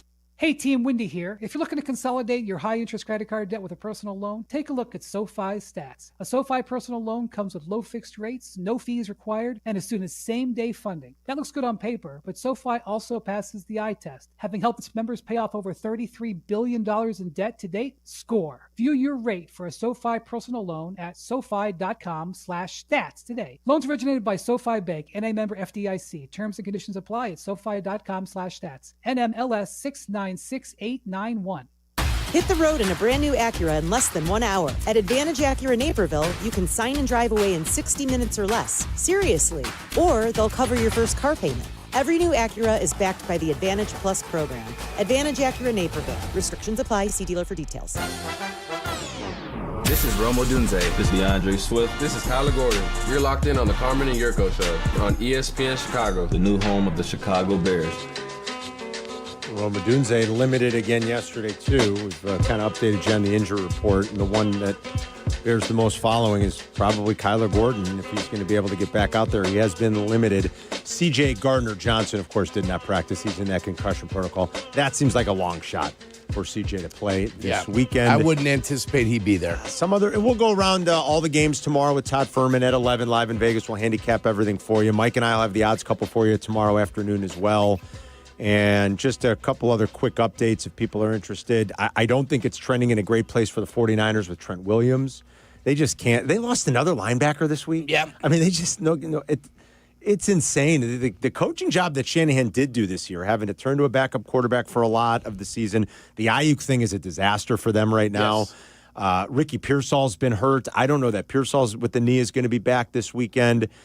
So everything they've had to overcome is amazing, but it might be too much at this point, especially if Trent Williams doesn't play, and they've lost another player on their defense. So that's a big one to watch. Lane Johnson, on the flip side of that game, was back at practice, and that is obviously encouraging news for all the Eagles fans. I'm trying to think if there are any other huge ones I wanted to update people on. Big injuries? Milton Williams got back last week for the Patriots. That's huge. I mean, it really changes their look in the terms of the middle of their defensive line, their ability to stop the run. So I don't know how close to 100% he is. I'm assuming not even close, but he's out there and he's going to play. He did get back in Week 18. Those are probably the biggest of the big. Oh, and then, of course, DK will be back, but that he was suspended. Yes, but DK will be back for exile. The Steelers on He's Monday back night. from exile. He is back from exile here. Unfortunately for him, for the silliness on the sidelines. Yeah. They need to keep him away from the stands. I would think so. Yeah, probably a good idea. George is in California with Carmen and Jurko. What's going on, George? Hey, guys. How's it going? Long-time listeners. I rarely called in, but I'm originally from Chicago. I'm a diehard Chicago Bear fan. I was coming home from work late last night, and I was listening to a guy that was on around 8, 9 o'clock at night. It was one of your international shows, and he was totally clowning the Bears. Like, we didn't deserve to be in the playoffs. The Packers are going to beat their ass. The 5 games we won were gifts. Okay, gifts, I'll take them anytime. Yeah. Your record is who you are. Your record says who you are. We're the division winners, and you're going to clown us? I mean, he clowned us. Yeah. We're not going to win a playoff game. That's just bad. To hear this on ESPN, I just freaked out to say that we didn't deserve to be there. Everybody's entitled to their own That's opinion. right, yes. Okay? We're all fans. Yeah. But, again, we're the division winners. So that means we won more games than the Packers. I'm sorry. We earned that right. We earned it. I don't care who gave it to us. Whatever, it's ours. Yeah. So that's all I have to say. Yeah, thanks, George. Remember, sometimes those that are on at night, it's either a proving ground, right? You get a chance at night. On the weekends, you get a chance to get things done. Or it's like your last stop. You're going to the train station. You're in the caboose, and they're about to unload you. Look at sports debates, too. People have opinions. That's all I'm saying is be careful nighttime. Yeah. Dan is in Plainfield. What's going on, Dan? And I want to talk to you guys about the Booker hit on Love. Yeah. And all the Packer fans crying about the hit. Let's look back and Google it if you're not that old as me, like a senior citizen. Charles Martin of the Packers took Jim McMahon and flipped him on his head and buried his head into the turf about 40 years ago in a playoff game or a game against the Packers. Yep. And Charles Martin had a do-rag on his hip with about a half a dozen Bears players' numbers on it that he was going to disable during the course of that game. It was the hit. It was the hit list. Let's remember that. Yes. Hey, you're going back 40 years. Dan's right. I don't know quite if it was a do-rag. It was a towel. I think it was a towel. It was a towel. Yeah. It was a hit list on a towel, and it was McMahon's shoulder, really. It wasn't so much he picked him up on his head. I mean, shoulder and neck. It was a dirty hit. Yeah. Back in those days, yeah. Stuff like that was a little bit more common. Extracurricular activities, but it truly was. He picked them up and slammed down. Yeah. He didn't go to block him. It was an interception on the play. That's right. He didn't go to block him. I mean, you block him, you get in front of him, and you impede his way trying to get to the guy that's got the ball. He went to the side of him from behind, picked him up, and slammed him on his shoulder. It was really dirty, yeah. So and then you're going back a long, long time. Most of these players. I think Forrest Gregg was the coach at the time. I believe he was. Yeah, that sounds Forrest about Gregg, right, because that had to be what? That was 86? Do I have that right? Wasn't that the 86 season? Dirty, yeah. I think it was. I believe because you're that's right. Flutie had to play. That's before Lindy and Fonnie got there. Yeah. Yes. Yeah, I think you're absolutely right about that. I hope I have the timeline on that right. I'm thinking it was 86. That's 40 years ago. And post Bart Starr. Well post Bart Starr. Yeah. Yurko. Who was it about a month ago during one of Bears-Packers games? Waddle and Silvy were talking about it. I think they were... It might have been Jack. Jack might have been on it. AI? I don't know. Jack might have been with them one day, or maybe it was Charlie, but they didn't know who Don Mikowski was. All these young kids, they don't know. You're going back a million years. Come on, guys. Listen, I didn't see Earl Morrall play, but I knew who Earl Morrall was. I mean, it's your responsibility as a sports person to embrace the history of that specific sport.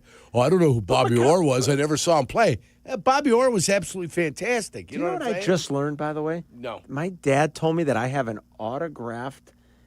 personalized autographed picture to me from when I was a kid from somewhere of Bobby Orr. I said, wait a minute. Yeah. And I said, where's this? My dad goes, Carmen. You look like a chef. My dad goes, I think it's in my suit closet somewhere. I'm like, your suit closet? I said, well, go get it. I said, next time I come over, why don't I not have that? How come you've never even seen it? In my possession. How come I've never even seen it? I've got an autographed picture, personalized to Carmen from Bobby Orr. Yeah. I was like, Dad. Probably him diving on that goal where he dives. At the house, I like to have my memorabilia and stuff up. I'm like, why do I not? He's like, I don't know. I think it's in my suit closet. Yeah, well, I can't find remember it. where I put it. That's what The you suit get. closet. I forgot where I put it. He's like, yeah, we were at some event, I can't remember the story. He goes, we were at some event with the guy I knew from Boston who knew Bobby, and he signed a picture to you. I'm like, well, I want that picture, please. See? Speaking of Bobby Orr. Speaking of the age conversation, I connected the dots a couple days ago. Did you know Ben Johnson wasn't alive for the 1985 Bears Super Bowl win? Yeah, because he's only 39, right? He's only 39. Yeah. He wasn't alive. Boy, he was born 3 months after the victory. I'm sorry, that is... No, it's 40 years ago. Nuts. I mean, we know what we're doing. I know, but the coach of the team wasn't alive when they won the Super Bowl. Right. I had my 40th, we had a 40th high school reunion this year. I had mine in August. Holy cow. 40 years. I mean, what are you going to do? Jeez. When you're 58, you subtract 18 years, and there you are. Yeah. It's how it works. That's 40, buddy. Not complicated. Sweet Lord. Yeah. We've got a list that we're going to create. This is off of something Jack did when he was in college that he brought to the table today for us. Yeah. It's about enemies. You know, you experiment in college, kids, so it's okay. Friends and enemies. Friends and enemies. If you went that direction one time, it's okay. You experiment in college. 312-332-3776. I don't know what you're talking about. It's Carmen and Jurko back in 2 minutes. How'd you know? You're listening to Carmen and Jurko on ESPN Chicago, Chicago's home for sports. What if your instincts could pay off? With Robinhood Prediction Markets, you could put your knowledge to work on the events that matter to you. Prediction Markets isn't just sports.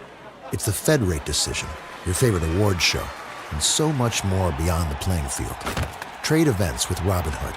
Visit Robinhood.com/predict. That's Robinhood.com/predict. Futures and cleared swaps trading involves significant risk and is not appropriate for everyone. Event contracts are offered by Robinhood Derivatives LLC, a registered futures commission merchant and swap firm. Get ready for the college football playoff with a $9.99 haircut coupon from Great Clips. Kick off your game day look with convenient online check-in and the Great Clips app. The skilled stylists at Great Clips salons will save your haircut details in clip notes. And with the $9.99 haircut coupon, you'll score elite savings too. Visit greatclips.com/football to get a $9.99 haircut coupon. But hurry, offer ends soon. Great Clips, official sponsor of the college football playoff. Valid at participating salons. Terms apply. Wolves fans, assemble. It's the return of the Chicago Wolves Superhero Night this Saturday night at Allstate Arena. Wolves looking for a Caped Crusader to light the lamp. And bring the entire family for Family Sunday. It looked like he had a cape on. He was going so fast. This is Wolves hockey. Up, up, and away. Get your Chicago Wolves tickets for this Saturday's Superhero Night and Family Sunday at Allstate Arena.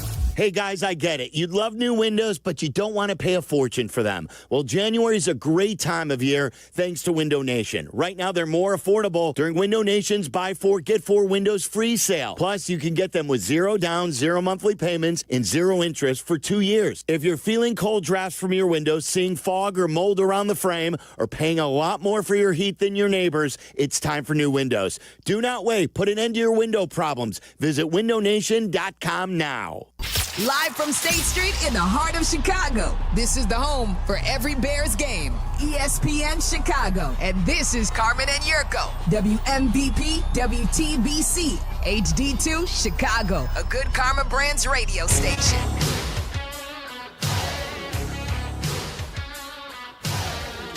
Speaking of going into the way back, like Jurko's talking about his 40-year reunion.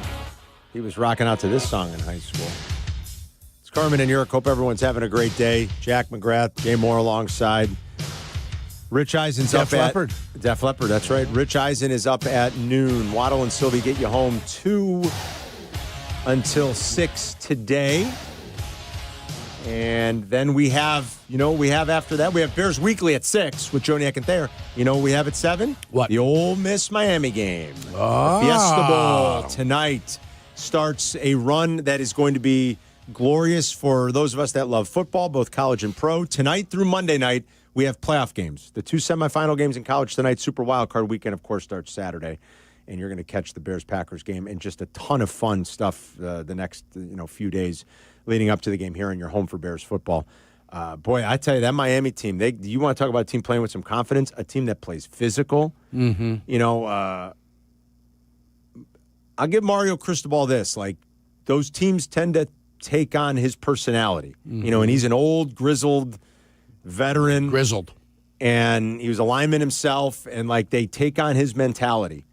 And so I'll give them credit for this little run they're on right now. It's been impressive. That Reuben Bain Jr. looks unblockable for Miami, York. Looks unblockable. If he's unblockable, can we get him? No, because he's going third Is he in the going draft early? probably. He's going to go early? He's not making it past what? There's no way he makes it past the top 10, especially the way he's played on this stage now.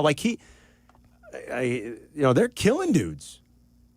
And so I think that's going to be a lot of fun tonight, and just the entire run we've got from now until next Monday night.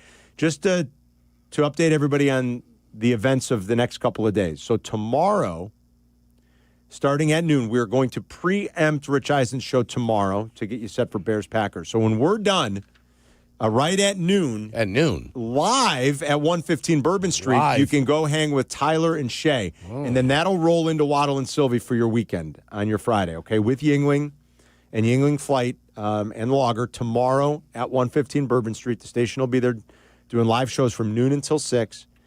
Hoodie and I are going to be on Saturday morning starting at 11. We're going to go 11 to 1 with Bears Bonanza. Then Tyler and Shay are going to be on for a couple hours. Then Meller and J-Mac and Pat the Designer with a little pregame action for you into our network pregame show with Waddle, Silvy, and Dion. And then the call of the game with Joniak and Thayer just after 7 o'clock at Soldier here on your home for the Bears, and Jurko and Peggy doing postgame. So we got you covered. We're all over the place. Yeah. Wall to wall. Balls to the wall. Balls to the wall. Bang, bang, bang. Oh, I'm sorry. Jack McGrath said to us yesterday, our producer, he said, we should do a sports enemies list with the Packers in town. He said, I did my enemy list in college. We said, your sports enemies? He goes, no, my enemies.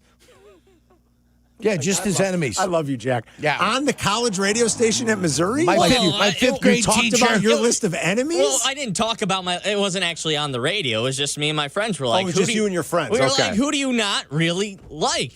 And we came up with a list of people we really didn't like. And the reason I brought it up is because Aaron Rodgers was my number one on that list. Oh, okay. So, sports or otherwise? Sports or otherwise. Just in your life? I'll tell you, number 2 is bikers who ride on the sidewalks when they should be riding on the streets. They annoy me. They annoy the ever-living hell out of me. And bikers that ride in packs. Yeah. And think they own the road. The worst. They're the absolute worst. Here's what really is annoying these days, and they've put these lights in all across the loop to try to facilitate the traffic. I mean, it makes car traffic a little bit of a pain in the ass, but in terms of pedestrian flow and the scooters and the bikes, I get the idea of it. In principle, it's good. You can't ignore those signs when you're on a scooter or a bike. Yeah. And expect traffic to still bow to you. Mm-hmm. So Jack's if it tells first you to two, stop, it tells you to stop. Right at the top of my list. I'm with Jack. But now we're just going to do our sports ones. So, who? Just out of curiosity, who was third? Sports guys. Third was people who didn't watch SpongeBob as a kid. SpongeBob wasn't around when I was a kid, so. Well, but there's this certain. My kids love There's SpongeBob. certain people who just didn't watch SpongeBob as a kid, and their sense of humor is just not there. That wasn't a thing when me and Yerk were kids. I will say that even today, I've seen SpongeBob, though. My kids love SpongeBob. They don't watch it as much anymore, but they love SpongeBob. They love the movies. I think it's ridiculous, but what do I know? I was an old person when it finally came on the air, and I started watching it. What's fourth on your list? I love Jack's list, actually. Fourth on my list was actually Jordan Love. Oh, okay. All right. So you had 2 Packers. I had 2 Packers on there. And then fifth on the list was the designer of the dining options at the San Francisco airport. The designer of the designing. I haven't spent that much time in the San Francisco the airport issue with to the really San give Francisco a rat's airport ass. was I was there once, and all I wanted was a McDonald's burger, but they didn't have any normal dining options. It was all unique. There was no fast food. No fast food. It was all dining. It So was I had to all pay specialty stuff from San Francisco's pricey, so I had to pay like $35 for a chicken sandwich at the airport. That actually is a lot. Yep. I can't. It's like the ballpark. They kind of have you trapped, don't they? Exactly. Can't go anywhere else. Trapped like a rat. Yeah, there's nothing you can in the American airport system. Congratulations. There's nothing you can do. All right, I'm stuck with so sports. these are our enemies, our sports enemies. I'm stuck with sports. Our sports enemies. For me, the Edmonton Oilers stood in the way of a lot of things that the Blackhawks were trying to get done in the 80s. They stood in the way of a lot. And as much you respect Gretzky, Curry, the rest of the Messier. No, Messier was the guy I hated. Messier had a face you could punch. He still does. Face you could punch. I wouldn't punch him because he'd rip my head off. I'd punch Messier and I wouldn't care. He still does. Wouldn't have been a problem. There's hoodies in the house. Hey, Johnny's in the house. Ooh, we left some stuff here. I got it. Number 4 on my list. When he came on, he was a jerk. Not on the air, but when he came on the scene in NASCAR, he was a jerk. Jeff Gordon. Yeah? Just little putts. Our sports enemies hoodie. We're doing our sports just enemies. a little putts. See how many Packers are on there. Number 3 on that list. There's no Packers on my list. That's shocking. I played for the Packers. There's no Packers on my list. Darryl Green. Oh, man. Darryl Green. That little runt of a fella returning a punt against the Chicago Bears to destroy the playoffs for us. He was awfully good. That day, I rued Darryl Green. I was not a happy camper with him. Oh, this guy was a Cub killer. Number 2, Mike Schmidt. Oh, I was going to say, let me try to guess. Mike Schmidt was not Mike number 2. Schmidt. Every time he came to the bat, he's number 2 on my list. I thought he said number 2 jersey. I'm like, Mike Schmidt was not number 2. I mean, will you pay attention to what we're doing number 2 here? on the list. I got you. And number 1 on this list, Dino Ciccarelli. Dino, for sure. Dino sucks. I hated him. And he did. I hated Dino him. Ciccarelli. Jack's over there going, who's Dino Ciccarelli? Well, he's a little young. Look him up. Yeah, he's a little young. Look him up, Jack. When I was a kid, that was the chant. Dino sucks. That's right. Dino sucks. So the Minnesota North Stars. Remember, Hoodie? Oh, I hate him. Give me your list. Dino Ciccarelli would be on my list for sure. LeBron James is on my list. And it's funny because I totally respect LeBron's career. I think he's the second best player to ever play. He's the second best player I've ever seen. Talking about play. hate, Carm.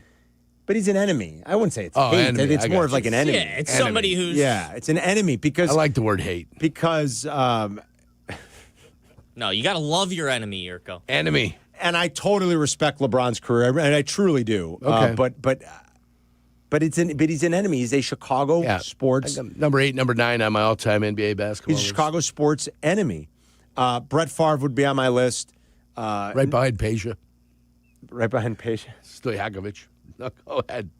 Who else on your list? Brett Favre would be on my list. Okay, Number I understand. 1 on my list is clearly Aaron Rodgers. Rodgers. It's not... Packer quarterbacks. I can understand. It's clearly... A lot of Sundays, Carm was crying into the pillow. Aaron Rodgers. As a youth. Everything about him. And again, he's another guy that, like, I think he's the best, like, thrower of the football I've ever seen. I think he probably plays the position as well, if not better, than anybody I've ever seen. The ability to throw it on the run as accurately. The 2 best quarterbacks I've ever seen in terms of throwing the football are Dan Marino and Aaron Rodgers. Pure, I'm not talking about like Brady's rings and all that, and Mahomes is awesome. Pure best passers, accuracy, everything. Quick release. The 2 best I've ever seen in my life are Rodgers and Marino. So I appreciate Rodgers' career, but he's an enemy. I can't stand him. Don't like him. I don't like his attitude. I don't like his personality. I don't like all the winning he did against the Bears. I think he probably revels in stuff like that. And that's fine, but he's an enemy. No John Starks for me. You know, Starks a lot of I guys couldn't don't stand. like Starks. Who's number one? Isaiah Hoodie? Thomas would be another guy. Isaiah I couldn't stand either. Yeah. I couldn't stand Isaiah. He's another one with the attitude and everything else. I couldn't stand Isaiah. Definitely a sports enemy. Well, number one. Who's one for you? Joe Mauer, of course. You don't have any twins on there? No twins How for do you me. hate Joe Mauer? I mean, it's not hate. It's not hate. It's enemy. Enemy. But How is I he don't an know. enemy? I mean, They whooped our ass. it was the Twins in general. They whooped our ass. They whooped our ass. All right, then Tom Kelly. Yeah, Tom Kelly. I agree. There you go. Gardenhire and Kelly, That's Hoodie. right. They whooped our ass Kent Herbeck. for years. Come on. Kirby You're Puckett. so right. They whooped our ass Chicago's for own years. Kirby Puckett. I have And it's four. not like Mauer as much as the entire Twins organization. Just like I got so sick of it. Ozzy was sick of it by the end. He couldn't stand it anymore. Justin Morneau. They just kept beating our ass.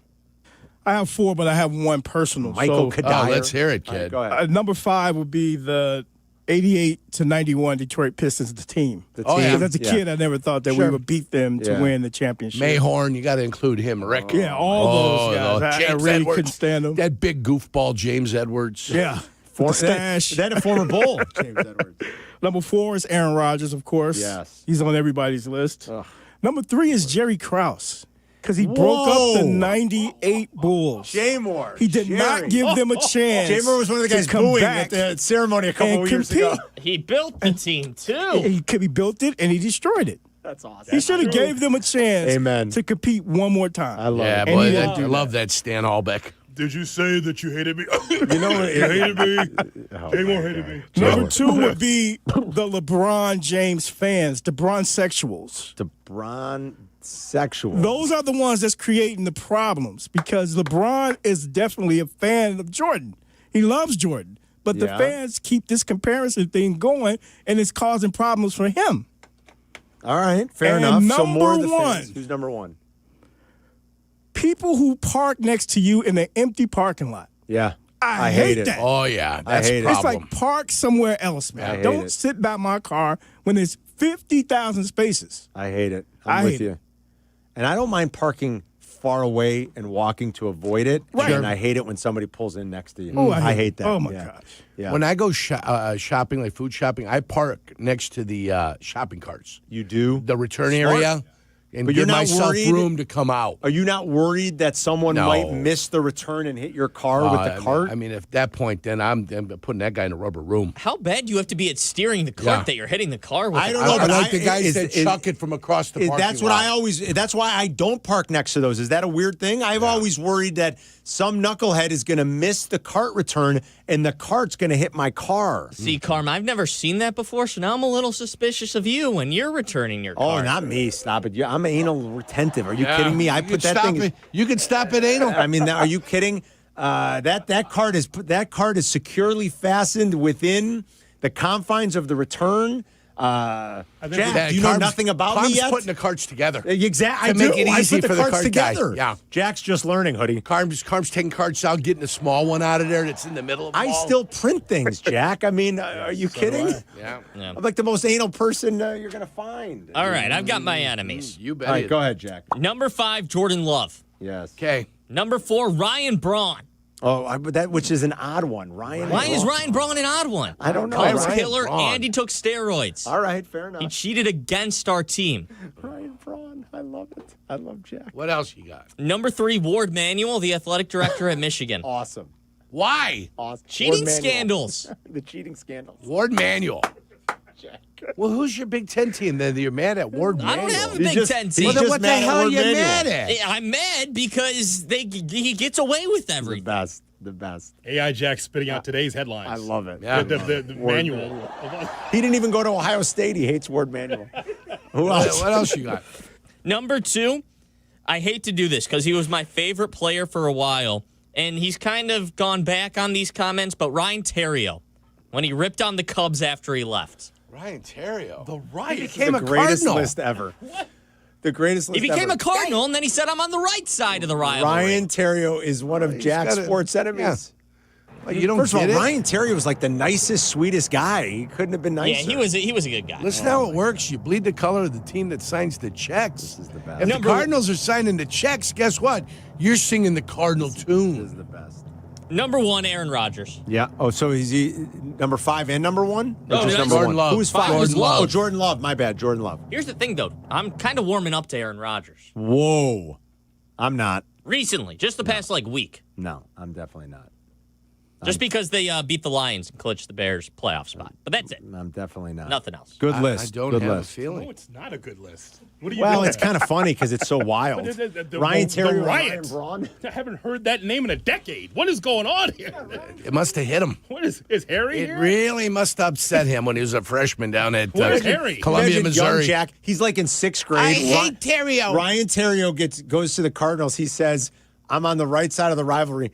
Jack's like in 6th grade and he's pissed. He goes in, he's telling his friends on the Here's playground. the thing. I was young enough. I cried when he got traded. Oh my God. And then he ripped on us. Phenomenal. This is why sports are the best. Because that is still scarred. How old are you, Jack? Was I right? We were about in 6th grade? No, I was probably like in 3rd grade. Okay, even younger. Yeah, Jack's pretty young. 3rd grade. That's how long ago, Terry. 3rd grade. And it still resonates. Yeah. That's why we love sports. Yep. I still hate Dino Ciccarelli. I know you do. Dino Ciccarelli hasn't been relevant in 30 Right. years. Basil McRae. I I didn't like hated Basil McRae. too. He was another one. All those Jerk. North Stars. Jack, did you have any snot bubbles when you cried? Was it one of those type Oh, of cries? yeah. You bet. The one where you hesitate. You go cry. And you wait to get the cry out. Yeah. Funny. It's too funny. 312-332-3776. Give us your enemies with Packer Week coming up. All right, Hoodie. See you tomorrow, buddy. Jonathan See you Hoodley's tomorrow, in the building, Jonathan. everybody. It's Carmen and York. We'll be Detroit right back. Pistons. John? You're listening to Carmen and Yurko on ESPN 1000, Chicago's home for sports. Bears and Packers, the longest-running rivalry in football history, reaches maximum intensity. Hear the wild card game Saturday night at 7 on ESPN Chicago. The home of the Bears. Presented in part by Hard Rock Casino, Northern Indiana. Apt, your #1 destination for the home, has everything you need to start your New Year's resolutions. Explore our collection of smartwatches and fitness trackers. Whatever your goal is, you'll be able to track your progress. Create the perfect home gym with our selection of treadmills, ellipticals, and exercise bikes. And don't forget the small kitchen appliances like a juicer or blender for that post-workout protein shake to add in muscle building and recovery. For free local delivery, professional installation, and complete satisfaction, shop where I shop. Apt, ABT.com. Apt, pleasing people since 1936. Blackhawks fans, the wait is over. Don't miss a second of the action at the United Center this season. Connor Bedard, high slot. Bedard, right circle, moves that puck on net. They score!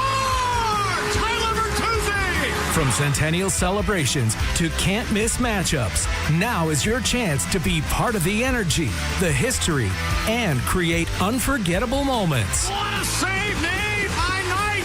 Secure your seats today at Blackhawks.com/tickets. The Chicago RV Show is back. This annual event features multiple dealers, celebrity seminars, even Spider-Man will be there, and RV There Yet Theater.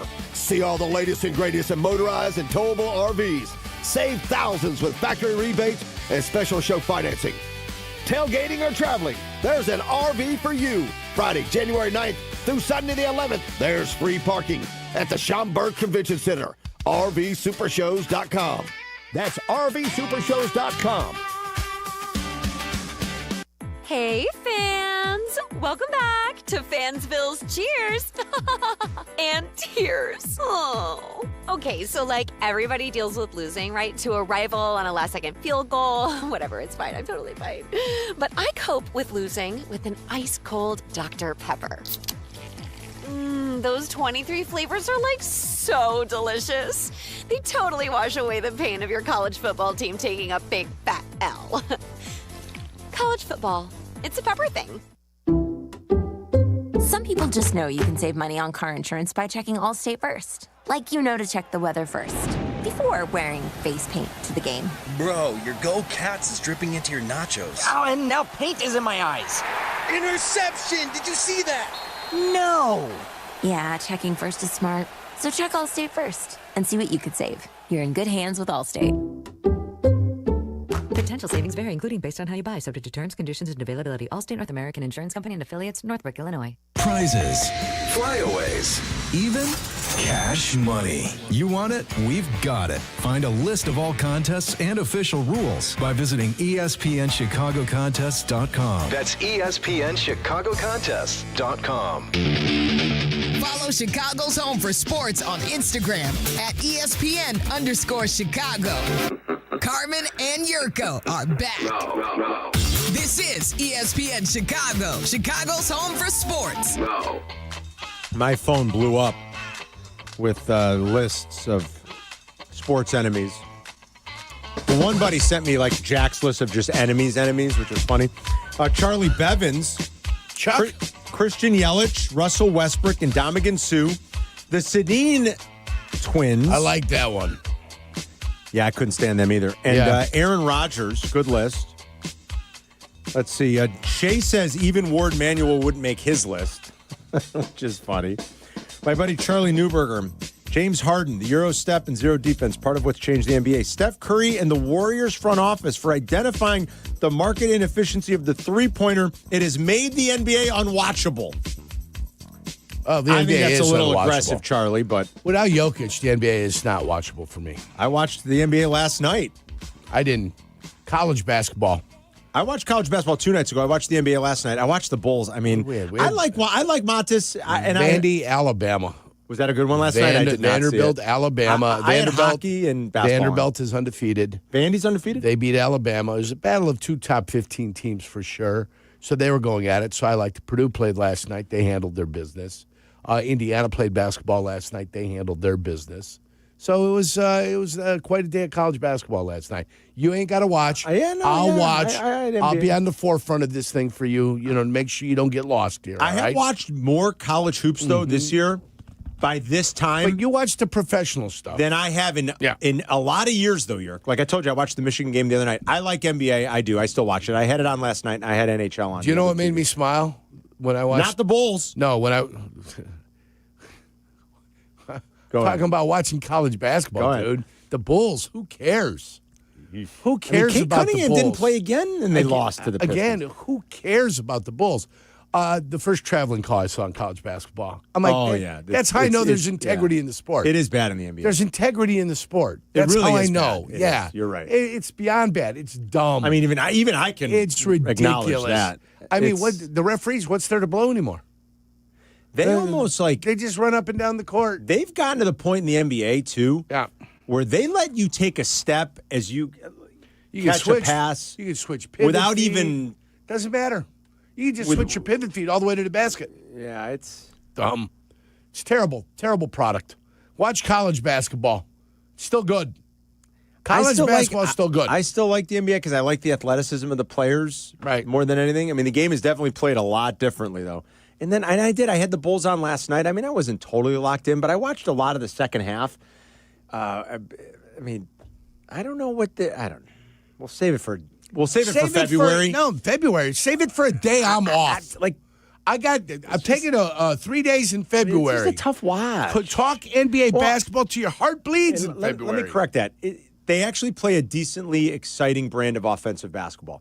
Where the Bulls get tough and sort of insufferable is a complete inability to build out this roster at all to kind of play defense. Believe it or not, some teams still do play defense in the NBA, and there's an idea about how you want to guard the basket late and how you want to guard the perimeter late.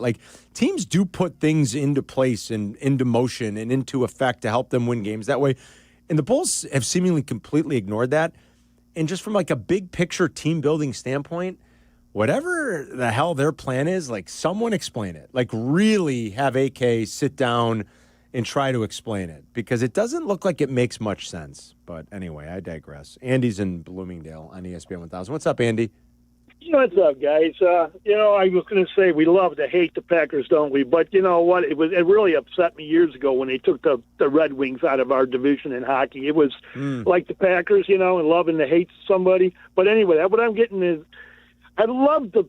Last time they won that game against the Packers, but did it really feel like a win? I mean, that onside kick, it was all dependent on the plan is to be aligned a certain way for us to win. Can we finally win a decisive game against these guys and really have bragging rights for a change? That's a fair point, Andy. I hope so.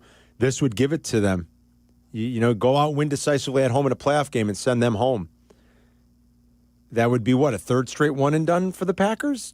Is that right? Would that be a third straight one and done? Oh no, they won in Dallas. Remember, they had the big win in Dallas. Yes, they did a few years ago. But send them home as a 7 seed. That'll do it. Yes, as a that's 7 right. seed, they were victorious. They've been 7 seeds. This is the third straight time they're a 7 seed. Yeah, good call, Yerk. John's in Denver. Go ahead, John. What's up, guys? Denver. I can't stand Michael Strahan really at all. Okay. Yeah, he comes across as like arrogant. All those guys on CBS, I just can't watch. But Yerk, I wanted to ask you: do you have any golfers that you don't like?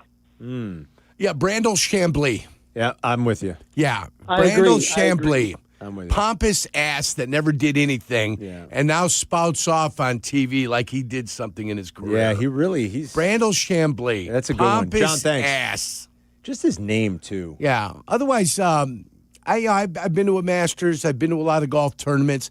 You and I have bumped into a lot of guys because some of the stuff we've done with Live Golf and when we were up at Conway Farms, when we had a chance to be up there and we rubbed some shoulders with some of them guys. Most golfers are good guys.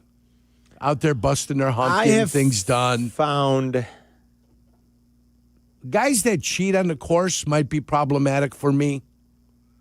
Been accused of cheating on the golf course might be a little problematic for me. I get asked this question a lot because we've been in locker rooms and things like that over the course of our career. I mean, you played in one, but like covering, people always like, who are the best guys to cover?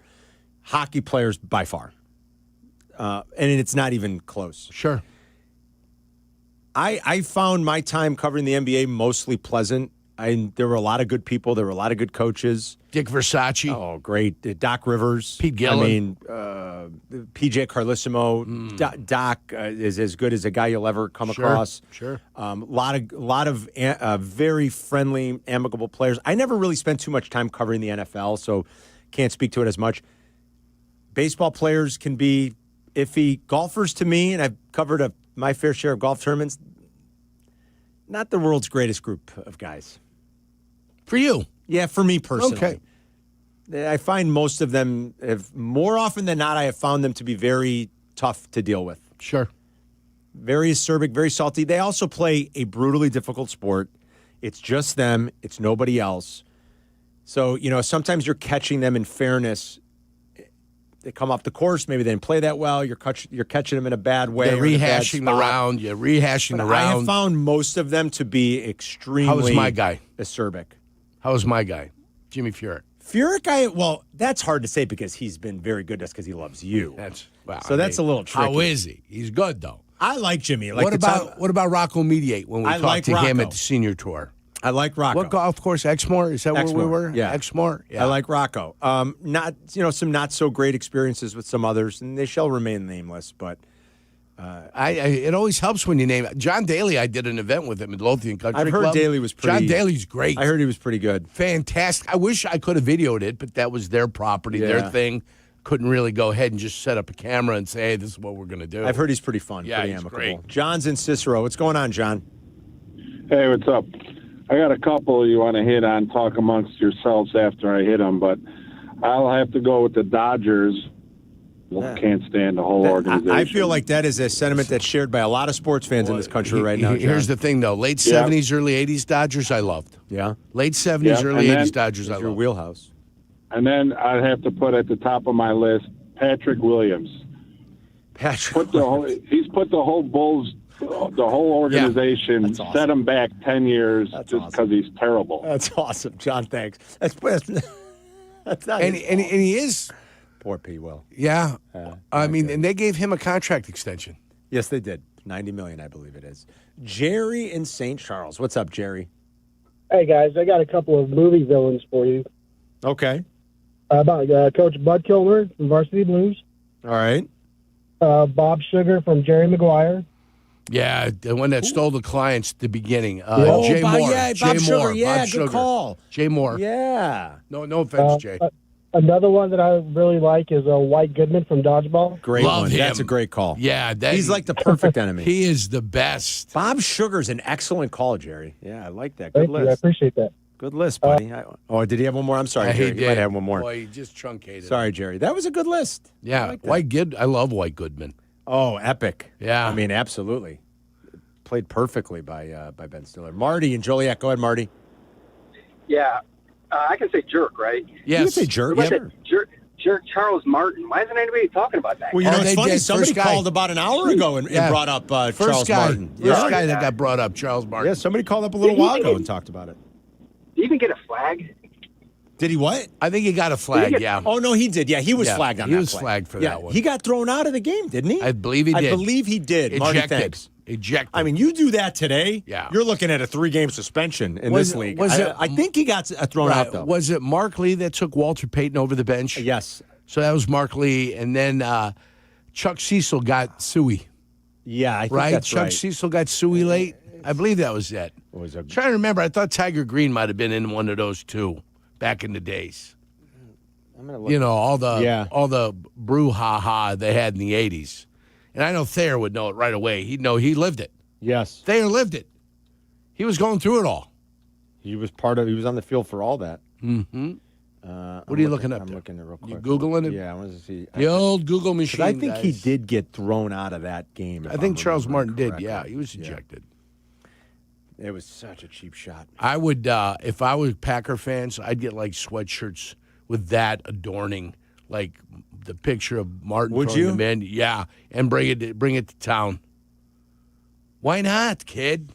I mean, you're going to really, you're poke. looking to pick a fight, though. Yeah, you just in a to little poke. bit. You're poking the bear. No, that's what a you're little doing. bit. Yeah, Pun intended. Why not? Why wouldn't you do it? The favorite shirt I think I ever The other made. golfer that bothers me a little bit too is Jordan Spieth. Yeah? Yeah. Little too goody two shoe. Yeah. Little too this. You're getting preferential treatment for Ryder Cup teams and President Cup teams that he doesn't deserve to be on because he hasn't earned the right.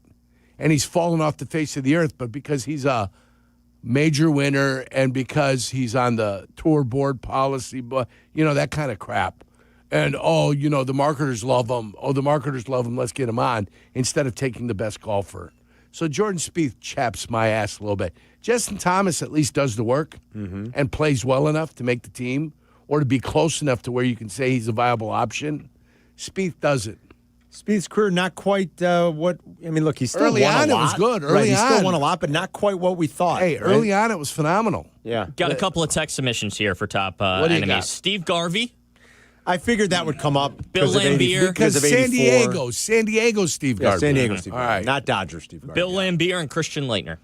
Christian Leitner's a Laimbeer very, makes sense, very good one. You're going back into my wheelhouse. Bill Laimbeer makes a ton of sense. Yes. Because he was part of that Pistons squad. Him, Dennis Rodman, all of it. Hated Dennis Rodman until Dennis Rodman got to Chicago. Yeah. Then loved same. Dennis Rodman once he was here. Yeah. I emceed an event with Bill Laimbeer once. Yeah. How'd that go? Fine. He was cordial enough, but he doesn't mind the reputation. Let's put it that way. Of course he does. He embraces it. He embraces it. Yeah. He knows he's a little bit of a jag and he likes it. He's one of those guys, He coached. He's like, yeah, I played hard, I played tough, and that's the way I was. You don't like it? Too bad. I think he coached well in the WNBA. He I think coached he had very some well. very solid basketball teams in the NBA. Out in Vegas, I think, right? WNBA, yeah. WNBA, yeah. But I don't. That never crossed over for him. No, never an opportunity in the NBA. So, But he definitely has a punchable face, though. oh yeah, Oh, yeah. Just like, Notre Dame for him. Notre Dame. Oh yeah, Oh, Notre Dame. yes. He and Kelly Tripucka on the same Detroit team at one point. Were they together in Detroit? I believe they were together. I at don't one remember point. Kelly Of course. Tripucka in Detroit. Yeah. Well, you don't Why am remember. I How do you not remember Kelly Tripucka? I more remember Tripucka Look like at Tripucka. Notre Dame guy. Jets, Adrian excuse me. Danley? That's Adrian Danley, of Adrian course. Danley. Look up Tripucka. See if he spent some time in Detroit. I'm not saying you're wrong. He was with the Mavericks. With the yes, absolutely. Right. And he was also with Detroit. I remember with when he was with Utah. Yeah, you're right. Yeah. What years? Tripucka was. You're right. 82 to 86. Maybe by the time we really started hating him, he was already gone. He was already in Utah. Yeah, he was gone with the hatred with Jordan. And then I got to know Kelly Tripucco when he was with the Nets, and he was in their front office for a little while, and part of their broadcast crew for a little bit. Okay. Kelly Tripucco. Alex and Wheaton has a really interesting one on the phone line. What does he have? Let's go to Alex real quick. Hold on. Alex, go ahead, buddy. What's going on, guys? Guy I'm thinking about is former Bear Chris Conti.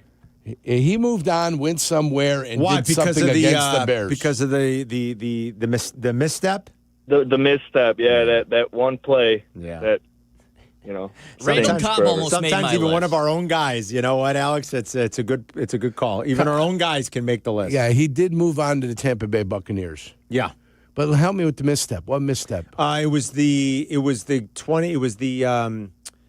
it the Randall Cobb touchdown that he misplayed? I feel like it was on the Randall Cobb touchdown, right? If I'm remembering correctly, that burned the Bears. I think that was the play that Conti, where he had just a mental gap. It was like the Danielle Manning thing, kind of, I got you. Took a wrong step. Yeah. Rerouted. Yeah. Didn't get there in time. Touchdown. I got you. Chris Conti by way of Florida. Does that sound right? No. Where'd he go? California. That's it. Pacific Palisades, California, and he played college at California from 07 to 10. That's right. Third-round choice, 93rd overall by the Bears. Man, oh man. 2011. All right, that's a fun list. All right, well, sit tight. We'll grab some more calls. We got a brunch rush coming up, too. We'll be right back. You're listening to Carmen and Jurko on Chicago's Home for Sports, ESPN Chicago. The College Football National Championship is January 19th on ESPN Chicago. But first, 2 teams must be eliminated. Tonight at 7, join us for the Fiesta Bowl with 6th-ranked Ole Miss taking on 10th-ranked Miami of Florida. Then tomorrow night at 6, be here for the Peach Bowl pitting 1-seed Indiana against 5th-ranked Oregon. This is your place for the College Football Playoffs and National Championship. ESPN Chicago, presented by Menards. 3 massive shows, 1 legendary stage. It's Joe's Live in Rosemont, bringing the heat this year. Catch hip-hop icons Bone Thugs and Harmony, Jan 30th. Texas country favorite Casey Donahue, February 28th. And then country hitmaker Dylan Scott lights it up May 15th. Get your tickets now at joesliverosemont.com. Joe's Live, where the hits come alive. $2.4 million. The Verdoliak Law Group wins again for their clients. That's right. The Verdoliak Law Group recovered $2.4 million for a client who was injured in a train accident. If you're injured, make sure to call the Verdoliak Law Group. Hey, this is Jurko.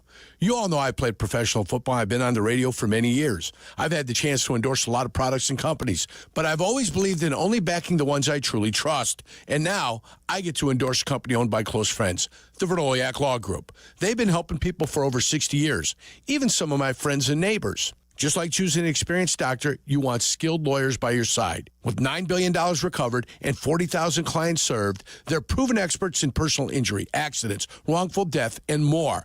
Call my friends at 844-4-VLG-LAW. The Verdoliak Law Group will do great for you, too. Call 844-4-VLG-LAW.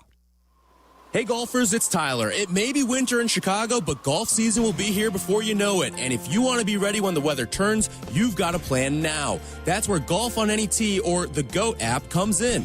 GOAT is a golf membership that gets you unlimited golf all year long at 20 courses across Chicagoland. No greens fees, no cart fees, just unlimited golf. Sign up now and book a tee time for the first day courses open. Visit golfonanytee.com or download the GOAT app today and golf like me, golf on any tee. Rich Eisen here. Hiring for your small business can feel like a full-time job, but LinkedIn Jobs AI Assistant takes the heavy lifting out of it. It filters applicants based on the criteria you set and suggests 25 great fit candidates daily, so you can invite them to apply and keep things moving. Hire right the first time. Post your job for free at linkedin.com/Eisen, then promote it to use LinkedIn Jobs' new AI Assistant, making it easier and faster to find top candidates. That's linkedin.com/Eisen to post your job for free. Terms and conditions apply. Then promote it to use LinkedIn Jobs' new AI Assistant, making it easier and faster to find top candidates. That's linkedin.com/Eisen to post your job for free. Terms and conditions apply. Hey, fans! Welcome back to Fansville's Cheers and Tears. Oh. Okay, so like everybody deals with losing, right? To a rival on a last-second field goal. Whatever, it's fine. I'm totally fine. But I cope with losing with an ice-cold Dr. Pepper. Those 23 flavors are like so delicious. They totally wash away the pain of your college football team taking a big fat L. College football, it's a pepper thing.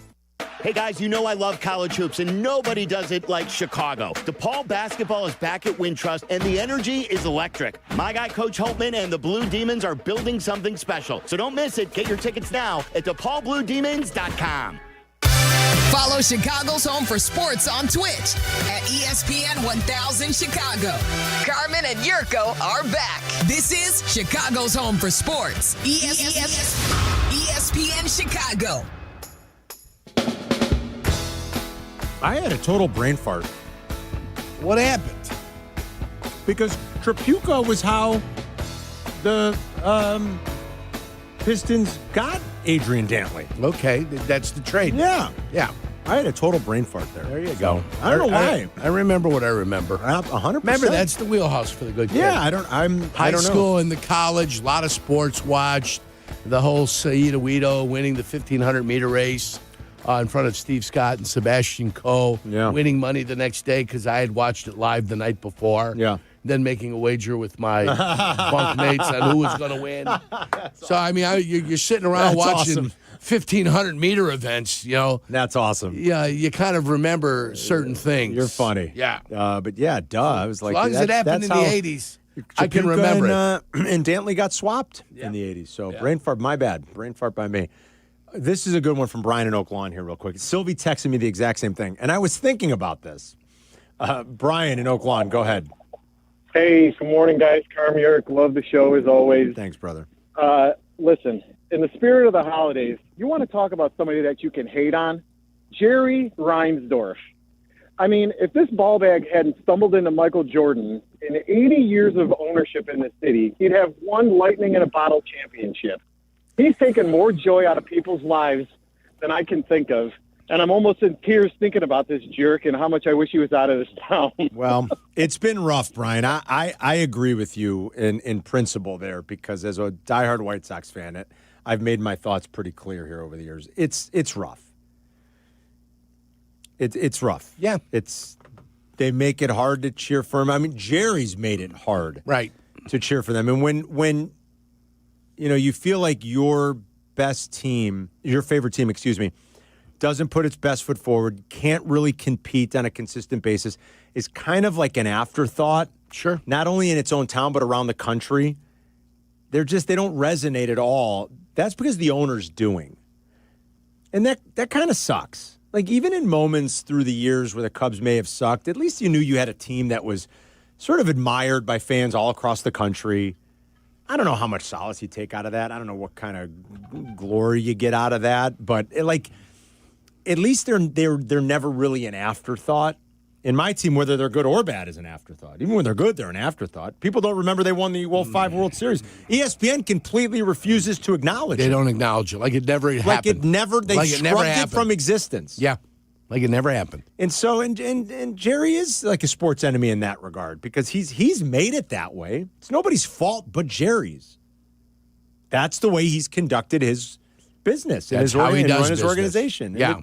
It's hard. The mandates he puts out there. When you celebrate the signings of Nick Swisher, like it's something special. Dirty 220? Yeah. What he used to call him? Like you've done something special. Yeah. Look at what we did. Oh, we made a splash. Forget Manny Machado. We don't want him. Forget Shohei Ohtani. Or that's what irks fans is when he goes out in front of the world and says, laughs. He laughs at the fact that the thought of the Chicago White Sox signing Shohei Ohtani. Of course. Yeah. That's what sucks. Then they come out and they tell you how they had a better offer for Manny Machado than anybody else. Except they didn't. Yeah.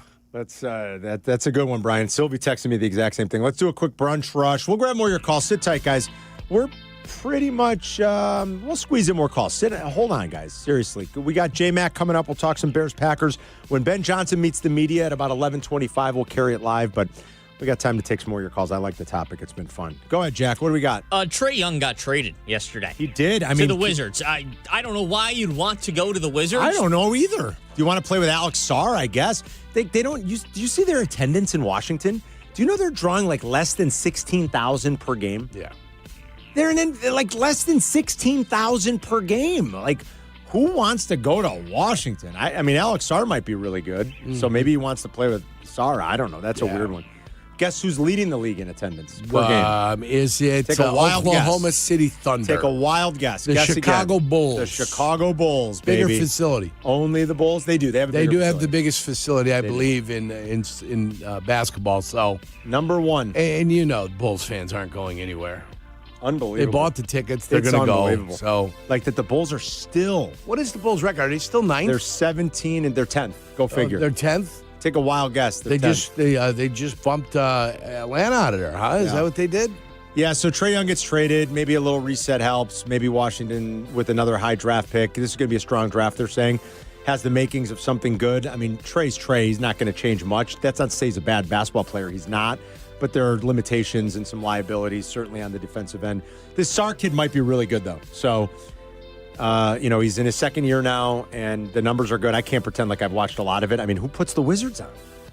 Nobody puts the Wizards on. Nobody goes to those games. He wanted to go to Washington. Carmen, NBA basketball is great during the playoffs. I love it during the playoffs. And you won't see the Wizards in the playoffs. Right, but during the playoffs, the NBA basketball is a very viable product. Yeah. All right, what during else, the regular Jack? season, not so much. Cubs made a trade yesterday. Edward Cabrera, we talked about it yesterday, broke on the show that they were close to a deal. Well, we know the return now, and that includes Owen Casey and a couple of younger prospects. So who plays right? I don't know who's going to play right field for the Cubs next year. Like, is Bellinger an option to come back? I mean, you could play Suzuki out there and I guess DH somebody else. I guess you go back to Seiya. Does this open up the spot for another bat now? Like Jesse was saying yesterday, do you have to go get Bichette or Bregman to play third? I mean, Shaw's playing third, though, right? Shaw's playing third. You still have Shaw. I like Seiya. Do you need another bat, though? Do you trust this lineup? And maybe, Bregman, does Bregman want to come and be a DH? Does Seiya play the out? Because Bregman's not going to play right and field. Shaw's value is in his glove. So you want to keep him at third base if you can. Listen, I think for the way the Cubs want to operate now, the trade is probably a good one. It gives him a pretty deep pitching staff, a controllable arm. How depressed do you think Bregman is that he's got to come to Chicago if he has to, if that's his only option? When guys get paid $20 million, can they really be depressed? What's the big issue with Chicago if Bregman has to come playing here? Wrigley, I don't think it's depressing at all. They were a playoff team. I would disagree with you. Yeah, I don't think it's depressing.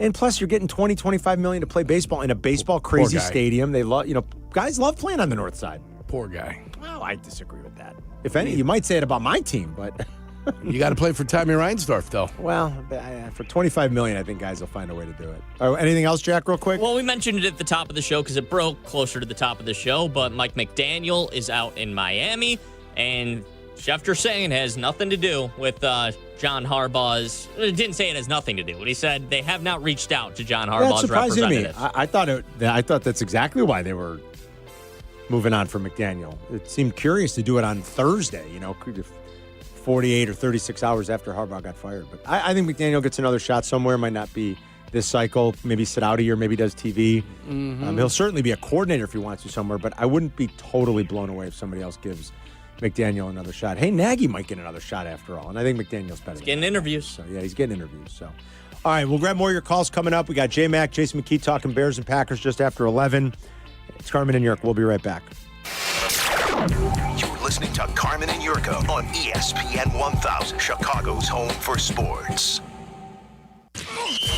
Get ready for kickoff. ESPN Chicago pregame tailgate. Saturday from 3 to 5 on ESPN Chicago.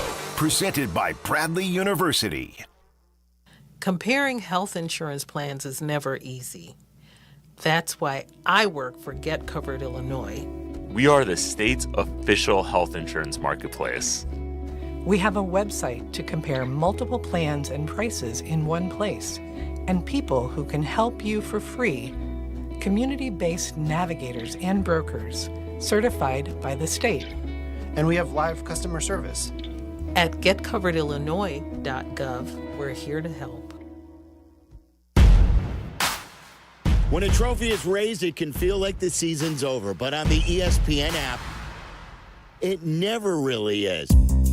Because with more than 47,000 live events, plus originals, highlights, and coverage from every corner of the sports world, there's always something to dive into. No off-season, just everything a fan needs to keep going. Always in season. Get all of ESPN all in one place. Download the ESPN app on your TV or phone today. The Chicago RV Show is back. This annual event features multiple dealers, celebrity seminars, even Spider-Man will be there, and RV There Yet Theater. See all the latest and greatest in motorized and towable RVs. Save thousands with factory rebates and special show financing. Tailgating or traveling, there's an RV for you. Friday, January 9th through Sunday the 11th, there's free parking at the Schaumburg Convention Center. RVSupershows.com. That's RVSupershows.com. Good Karma Brands is proud to be an equal opportunity employer, providing equal employment, development, and advancement opportunities to all teammates and applicants. To learn more about careers with us, please send an email to talentacquisition@goodkarmabrands.com. That's talentacquisition@goodkarmabrands.com. With Progressive customer service, there are lots of ways to connect with us, so you never have to miss a second of your favorite sport. Because you'd much rather watch a ball go through a net 124 times in 48 minutes when you don't really have to pay attention until the last two, and then somehow those 2 minutes will take an hour. You don't want to miss all that. Luckily, you can chat with Progressive on our app, online, or over the phone without missing a single one of those times the ball goes through the metal circle.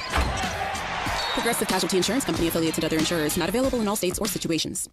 This new year, get started on your next success with University of Maryland Global Campus. Apply by February 11th and get your application fee waived.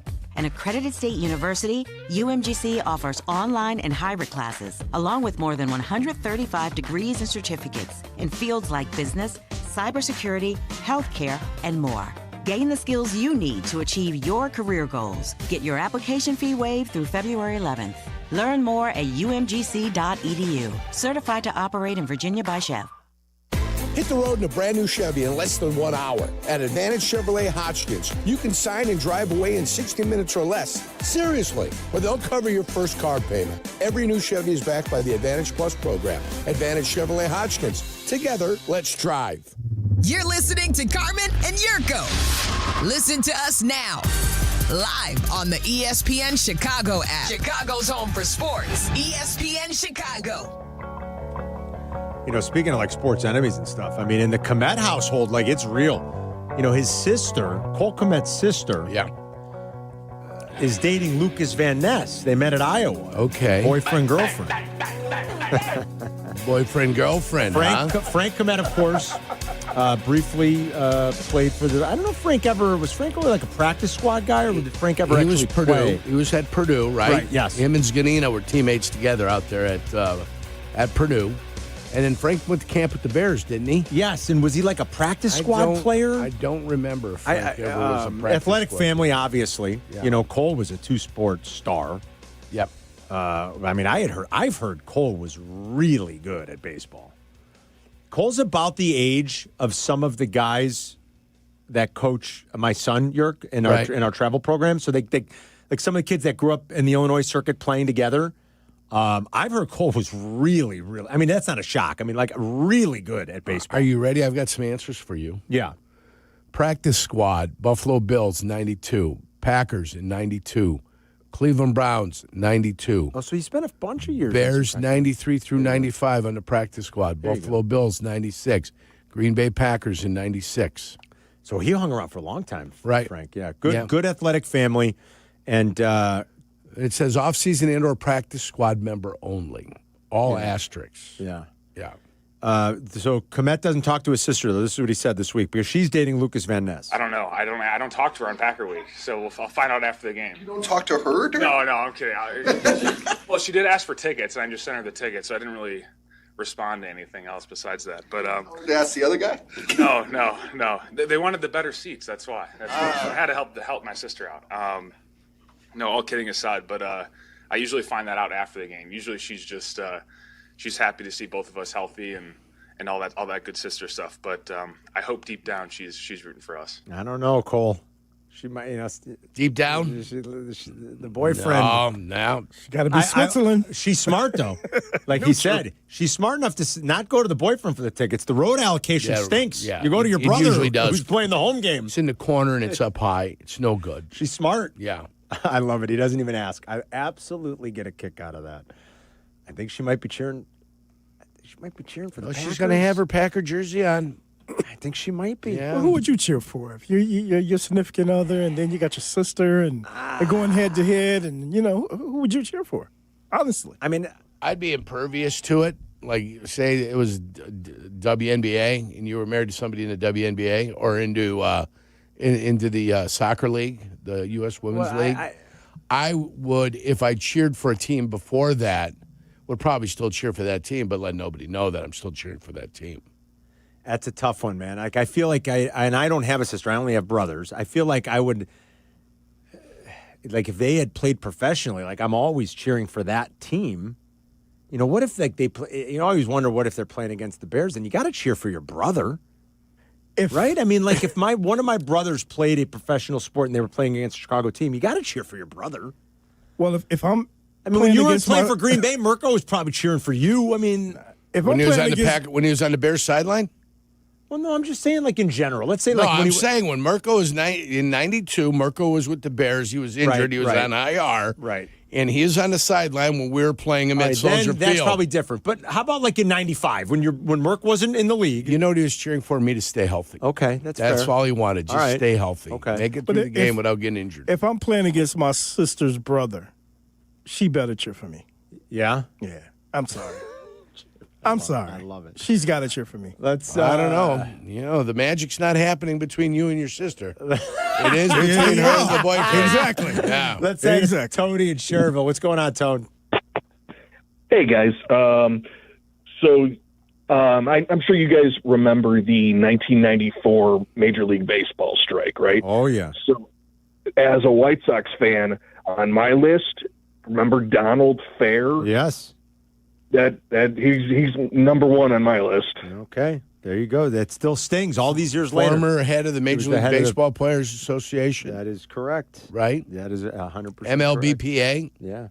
Yeah. Who's the other side? It was Jerry. So, I mean. We already had Jerry up on the board. Donald Fair's the guy that did it? Or was it the owners that did it? Jerry had plenty to do with that. And then as a big FU to the owners, he signed Albert Bell coming out of the lockout. That's right. Because he didn't like that they caved. Let's say hi, dude. We got time for one more? We do one more here. Let's go to, our buddy Eddie on the north side has a good one. Well, go ahead, Eddie. Hey, guys. Good morning. The worst thing is when you're playing golfing with guys and you say you want to play for money, and they're talking breakfast ball after they whack it into the woods, after they've been at the range for a half an hour prior to the start. Yeah, and then right they're picking up 3 and 3.5 foot putts. But the funniest golf moment, I don't know if you guys had to have seen it, where that dude was wearing the Tiger shirt when he got pinched, and Tiger walked along, and Tiger couldn't stop, just burst out like laughing. I don't think I did see that. But no, you're right, Eddie, on the first part. Yeah, if you're going to be playing for money, I mean, I guess if it's mutually agreed on, but that doesn't seem like no mulligans, no breakfast balls when money's in. Bottom of the hole. Oh, for sure. That's how you avoid things. Don't ask for the gimme. If the guy picks your putt up and flings it back to you, that's your gimme. Don't ask for it. Yeah, you got to have the other team. If the other guy gets it, swipes it back to you, that's him giving it to you. The other player, yeah. That sounds fair. Yeah. Yurko plays a lot of competitive golf. Do I ever? That sounds right. I play a lot of competitive golf poorly. Yes. But when I say competitive golf, compete. You're competing for money. Yeah. Yurko does a lot of gambling on the golf course. Gambling's illegal at Bushwood. Yeah. And I never slice. Carmen and York back in 2 minutes. You're listening to Carmen and Jurko on Chicago's Home for Sports, ESPN Chicago. Hey, it's Kap. Playoff time is here, and this is when you need to be locked in. But if you're not sleeping well or you can't breathe, good luck focusing on anything, let alone the playoffs. That's where my great friends at Sinus and Snoring MD come in. Breathe better and sleep better with in-office treatments and same-day appointments.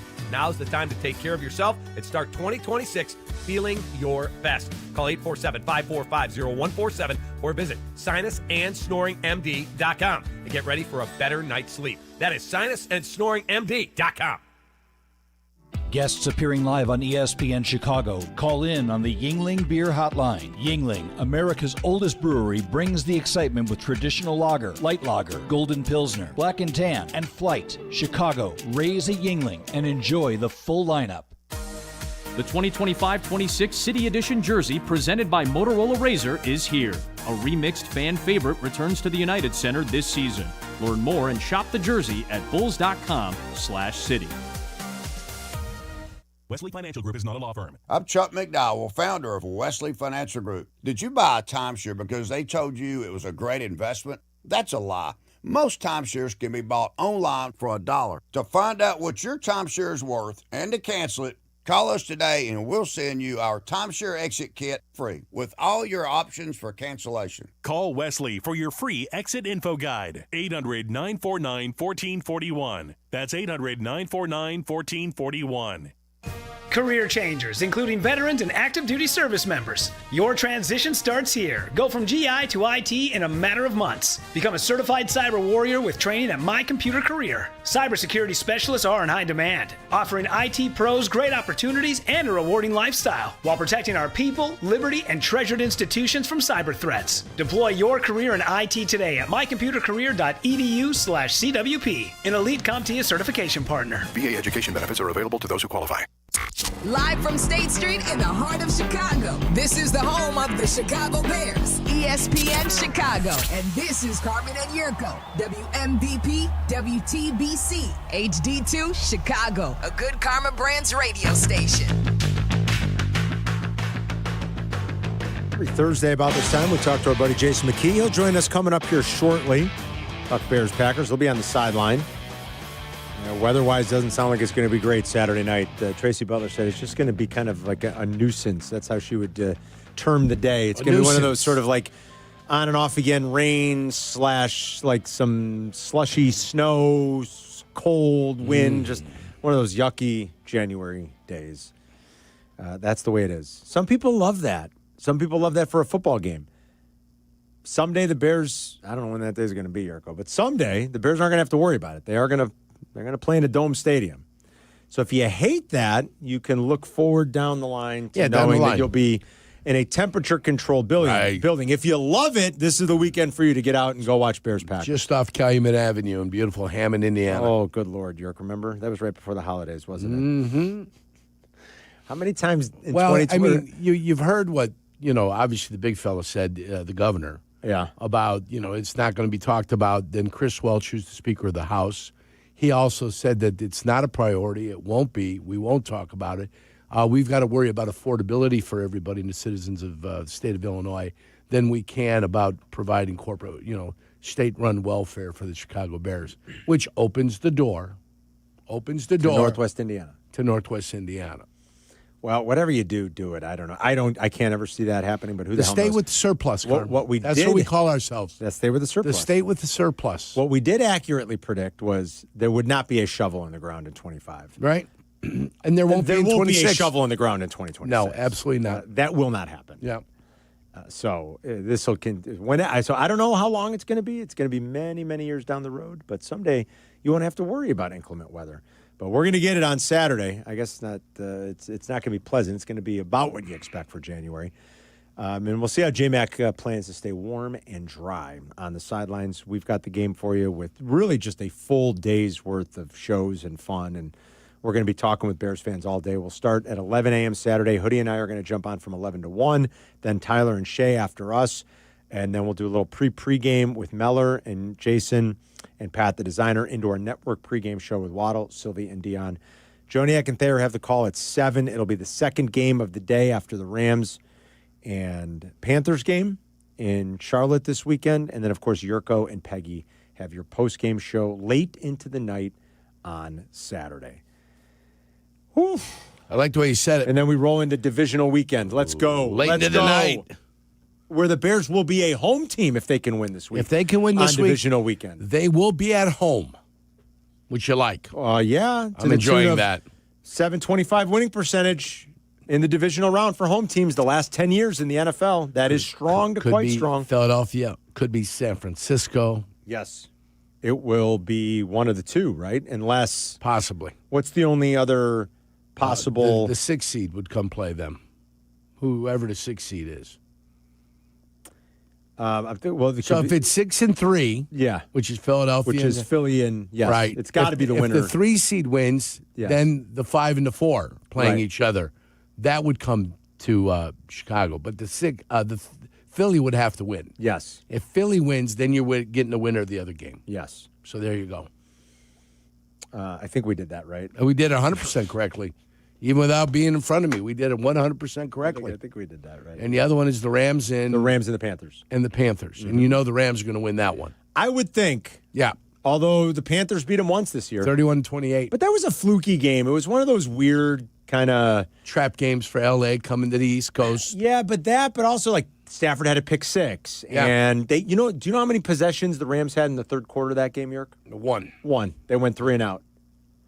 It was one of those weird games. Like Bryce Young and the offense was 10 of 18 on 3rd and 4th down. Yeah. Like, that's probably not happening again. Stafford's probably not going to turn it over 3 times. So I know they beat him once already, but it was one of those kind of weird high variance games. I don't think that'll happen again. I would anticipate the Rams going in there and taking care of business. I just think they're clearly better. I mean, the Panthers are the lowest team in my power rankings in the playoffs by far, Yerk. By far. Yeah. You don't want to know where the Rams finished in my power rankings. No, it's a playoff team.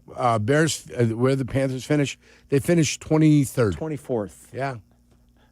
I mean, I know where they're at. They're 24th. I know why they're there.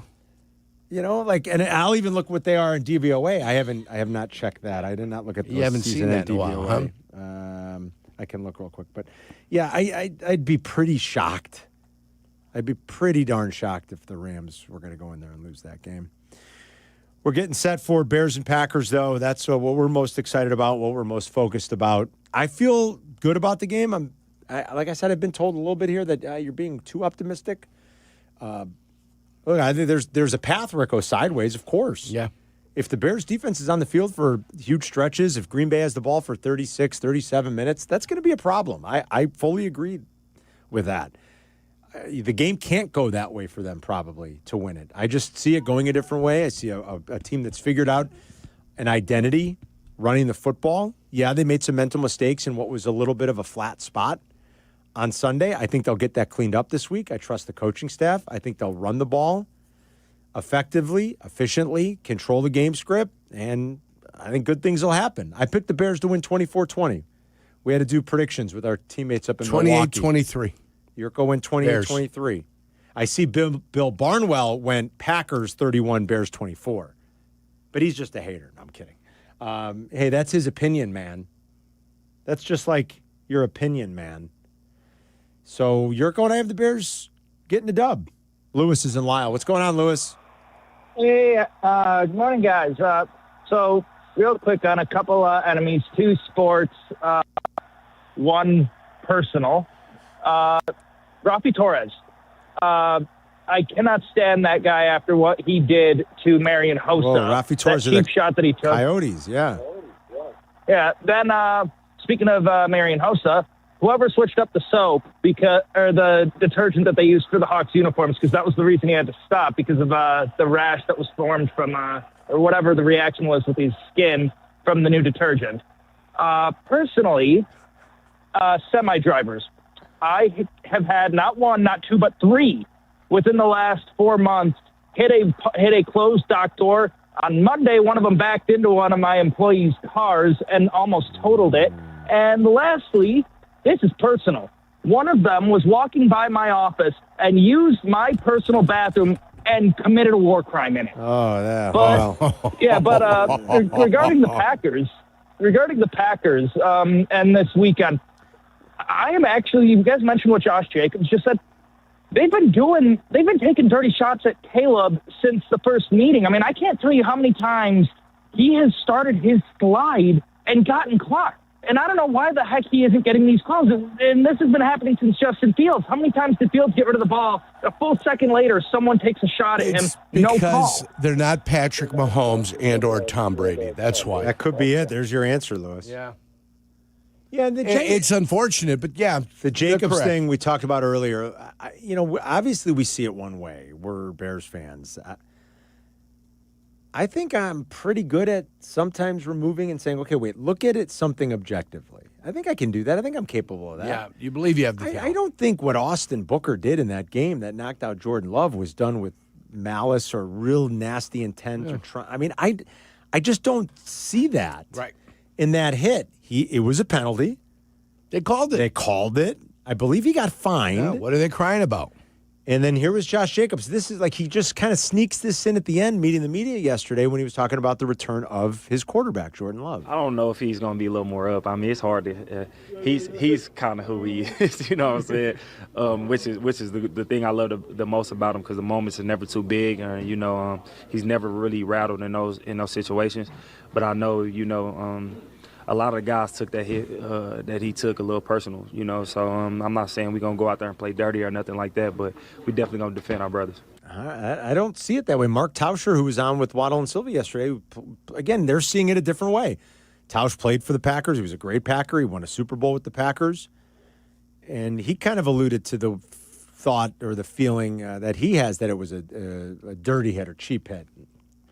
I don't really see it that way. Football's dangerous. It's inherently dangerous. It's a dangerous played very game. fast. Yeah. And not every hit that knocks a player out is done with dirty intent. I just believe that. I mean, it's a physical, violent game. You always want to hit the guy hard. Of course. You always want to make an impact. And you're trained to do that. And now it's more difficult than ever to try to make a clean hit out there. It is more difficult than ever. I just think that's what Austin Booker was trying to do. Hit the guy hard. That's his job. So I don't view it as anything dirty. I mean, I think we know when we see dirty hits, and then it's been brought up a couple of times today, the Charles Martin stuff. Like, when it's dirty. Yeah. You see it. I think usually. But that was even extracurricular. Yeah, it was. Yeah. So, I mean, that was even extra. Let's add a Russ in Palos Heights. Go ahead, Russ. Hey, thanks for having me, Chef Bluehammer.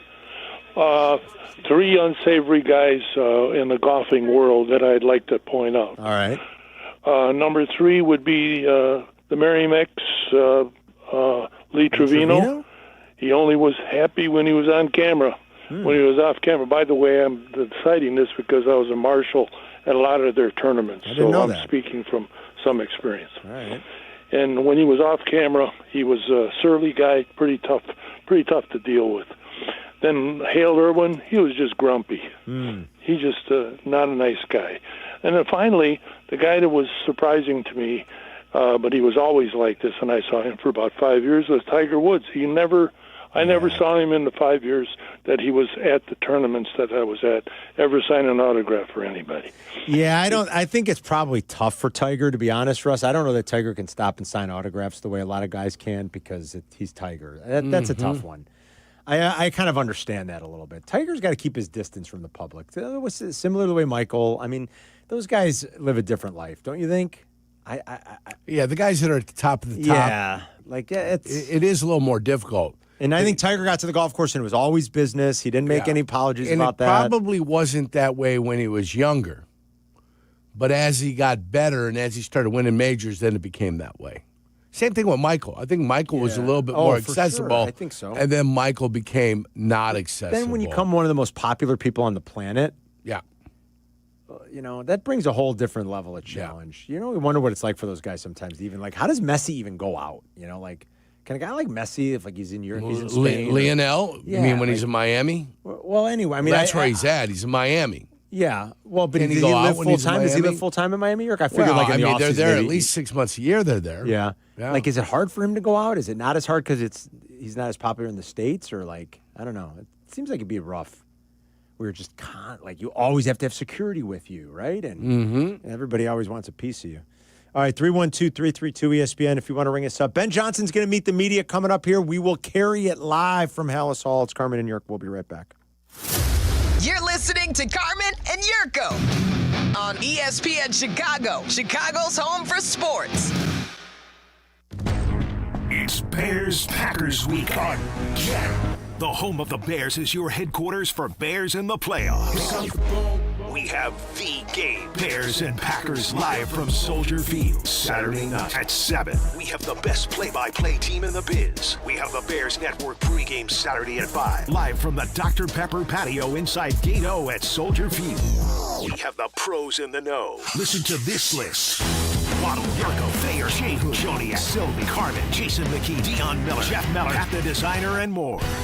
All in on crafting more than 15 hours of Bears playoff game day coverage. We have everything you need. We are the home of the Bears. ESPN Chicago. The Chicago RV Show is back. This annual event features multiple dealers, celebrity seminars, even Spider-Man will be there, and RV There Yet Theater. See all the latest and greatest in motorized and towable RVs. Save thousands with factory rebates and special show financing. Tailgating or traveling, there's an RV for you. Friday, January 9th through Sunday the 11th, there's free parking at the Schaumburg Convention Center. RVSupershows.com. That's RVSupershows.com. Hey guys, it's Silvy. I know how tough it is dealing with lingering pain, whether it's your back, neck, or even headaches. You don't have to live with it anymore.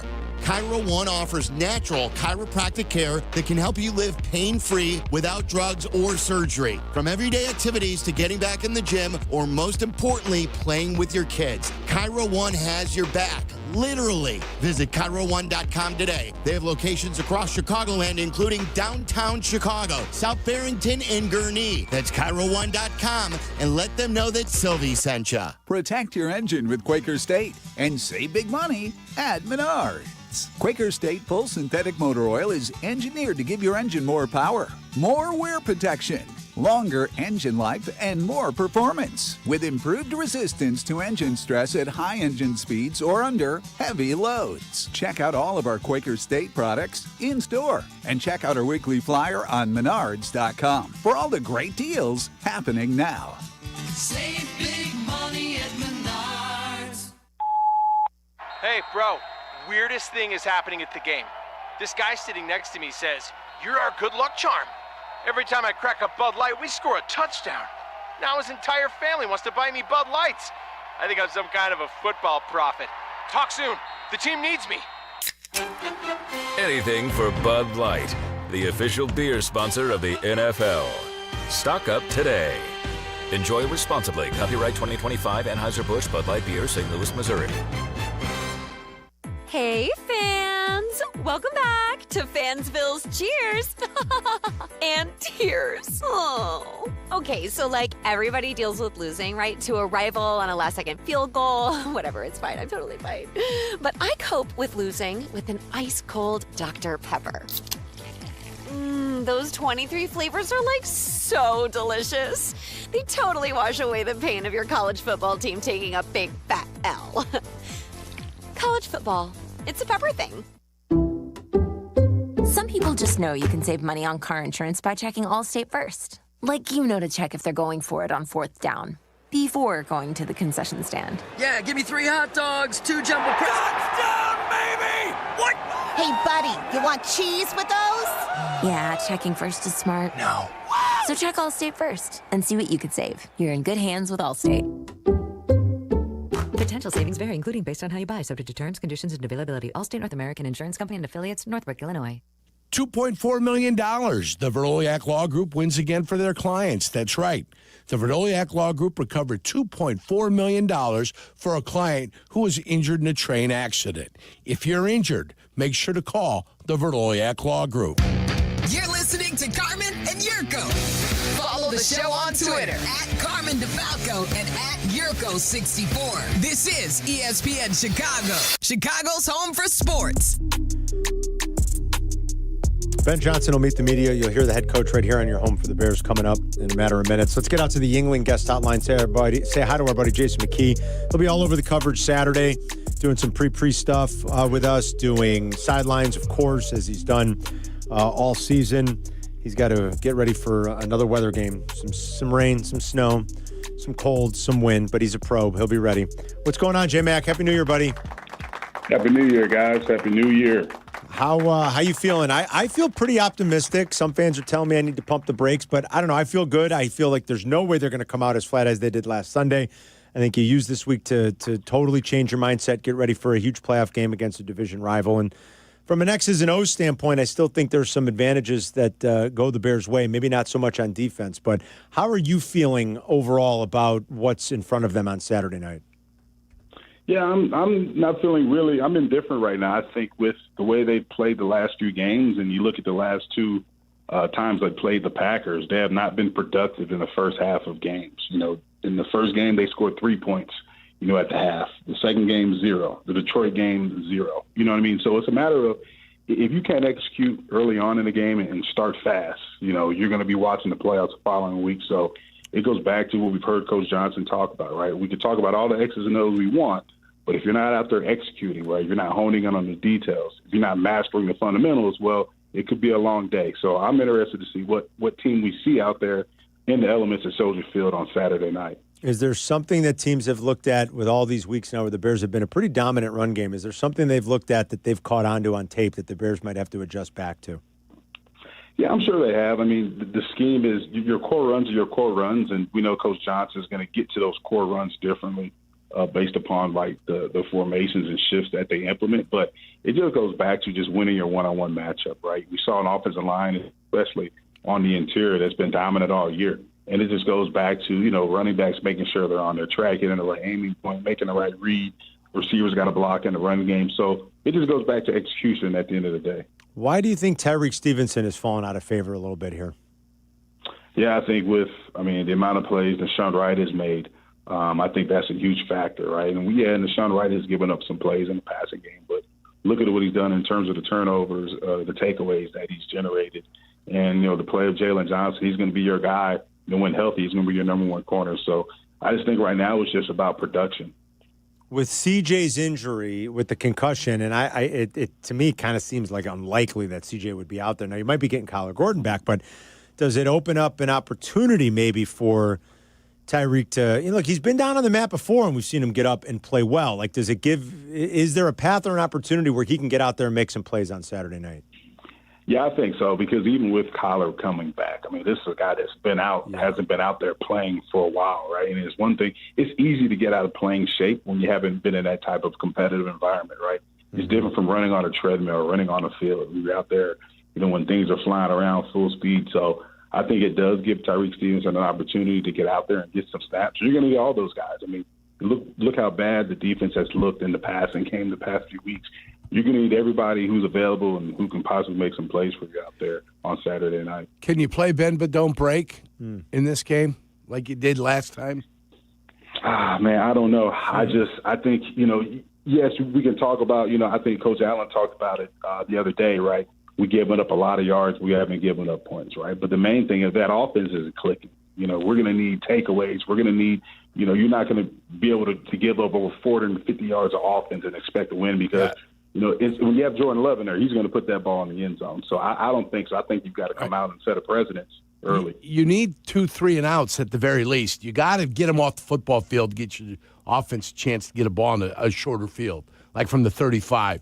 Then not their 35, but your own 35. You can't keep inheriting the ball at like the 20 or the 15 or the 10 they flipped and it think good times are going to happen for you. Yeah. Yeah, exactly. And that goes back to third down efficiency, right? This defense is giving up a ton of yards because they've been pretty bad on third down.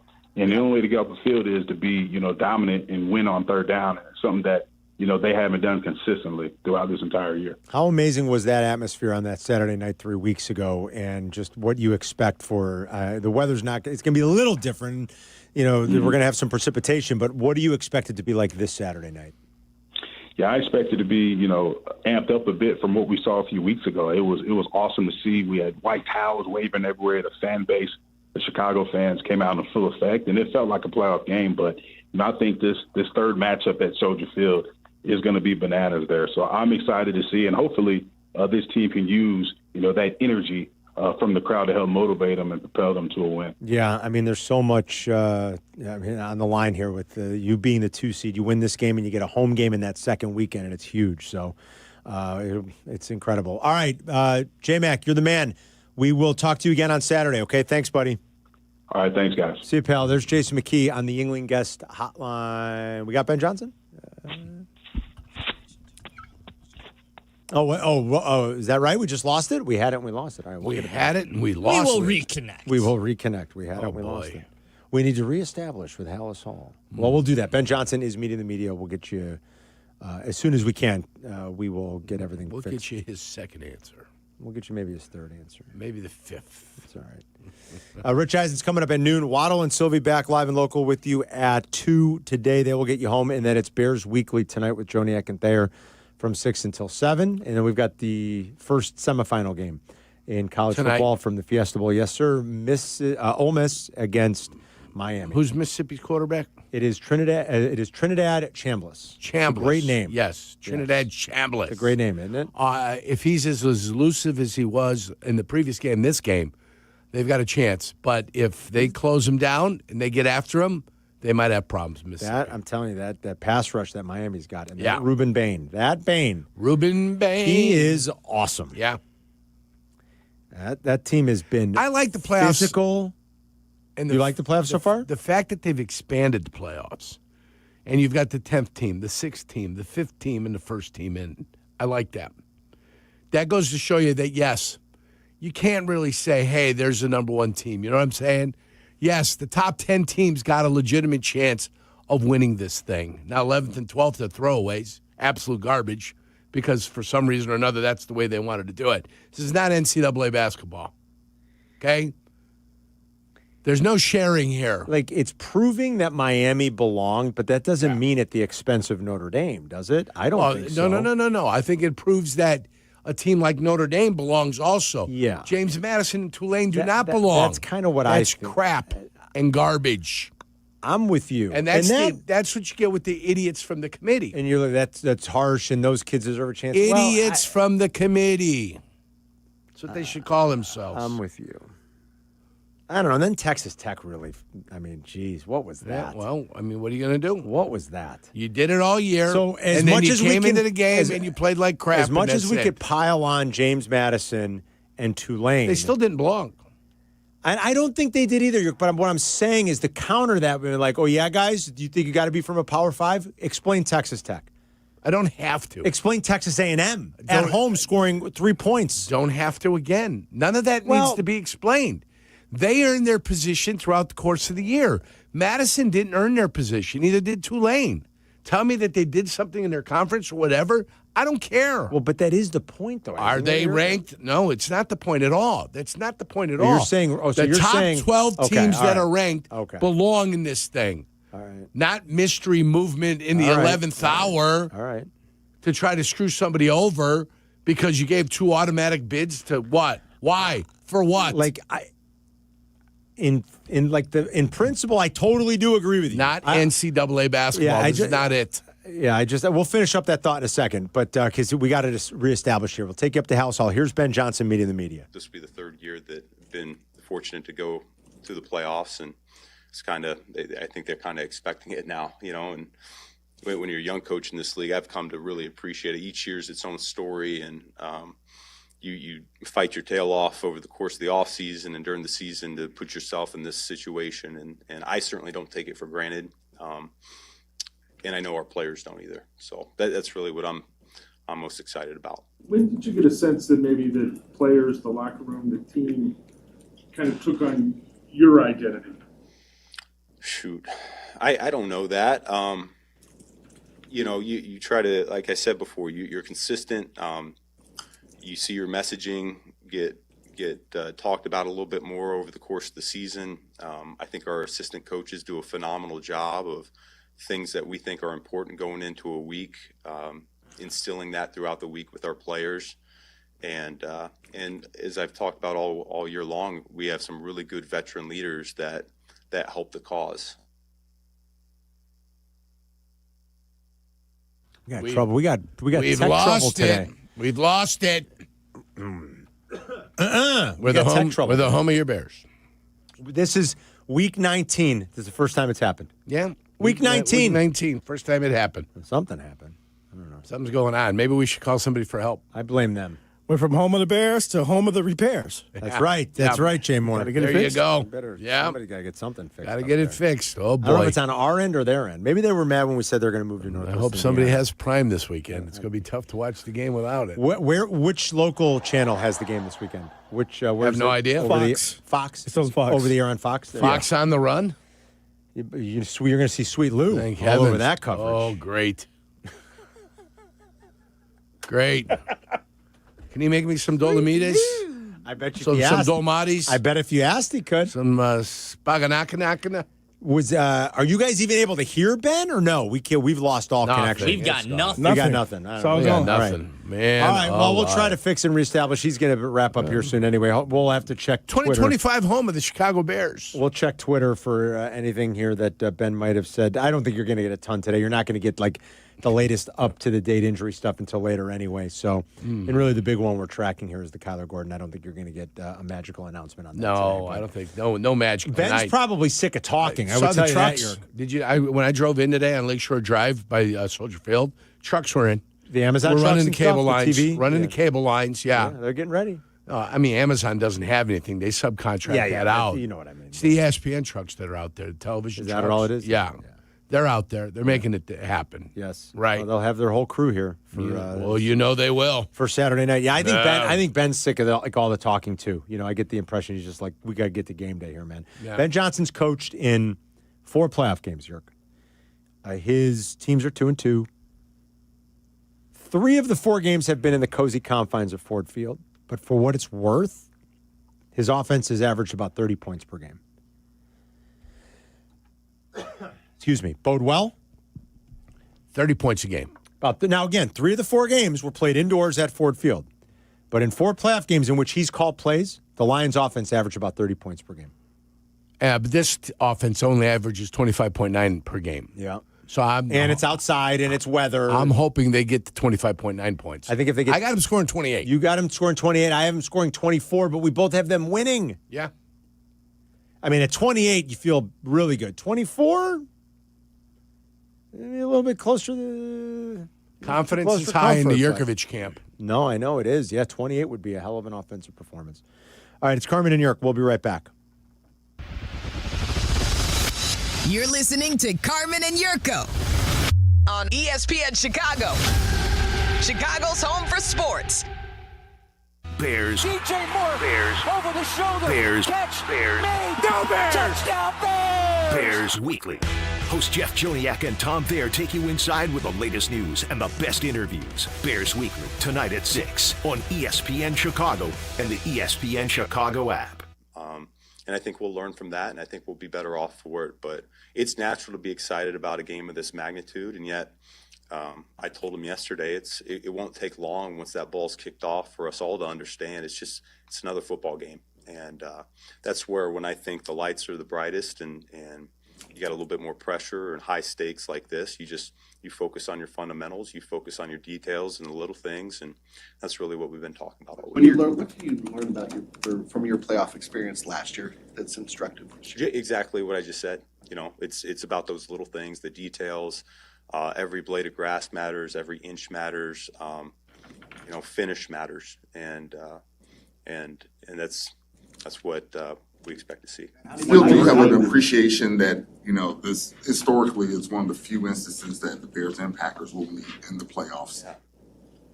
I think I was kind of surprised to see how few times that's happened in the postseason. So I think it's pretty cool. And I've been saying since I got here, the vision has always been let's have.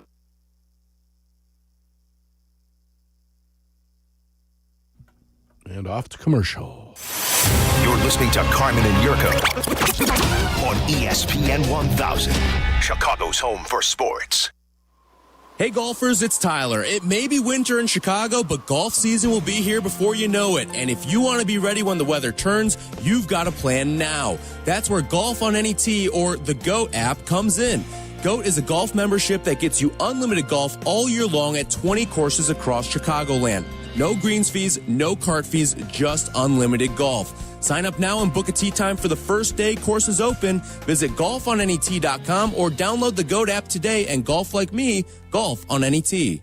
Hey guys, it's Silvy. You know me, I hate the cold, and I don't like dealing with cold drafts in my house. That's why we called Window Nation a few years ago, and the difference, incredible. Right now, it's a great time for you to do the same. Window Nation's Buy 4, Get 4 Windows free sale is going on now. Plus, you get your new windows with 0 down, 0 monthly payments, and 0 interest for 2 years. So if you feel drafts, see fog or mold around the frame, and your heating bill keeps on jumping, it is time. Do not wait. Visit windownation.com today. Apt, your #1 destination for the home, has everything you need to start your New Year's resolutions. Explore our collection of smartwatches and fitness trackers. Whatever your goal is, you'll be able to track your progress. Create the perfect home gym with our selection of treadmills, ellipticals, and exercise bikes. And don't forget the small kitchen appliances like a juicer or blender for that post-workout protein shake to add in muscle building and recovery. For free local delivery, professional installation, and complete satisfaction, shop where I shop. Apt. ABT.com. Apt, pleasing people since 1936. Has the excitement of betting turned into worry? Feeling overwhelmed every time you roll the dice? Problem gambling doesn't just affect your wallet. It can impact your health, relationships, and peace of mind. But there's hope. Gateway Foundation is here to help you take back control of your life with personalized treatment options. You don't have to face this alone. Call Gateway Foundation today at 844-444-5780. That's 844-444-5780. Every 40 seconds, a child is reported missing. That's 2,000 children every single day. It's a heart-wrenching reality that we can no longer ignore.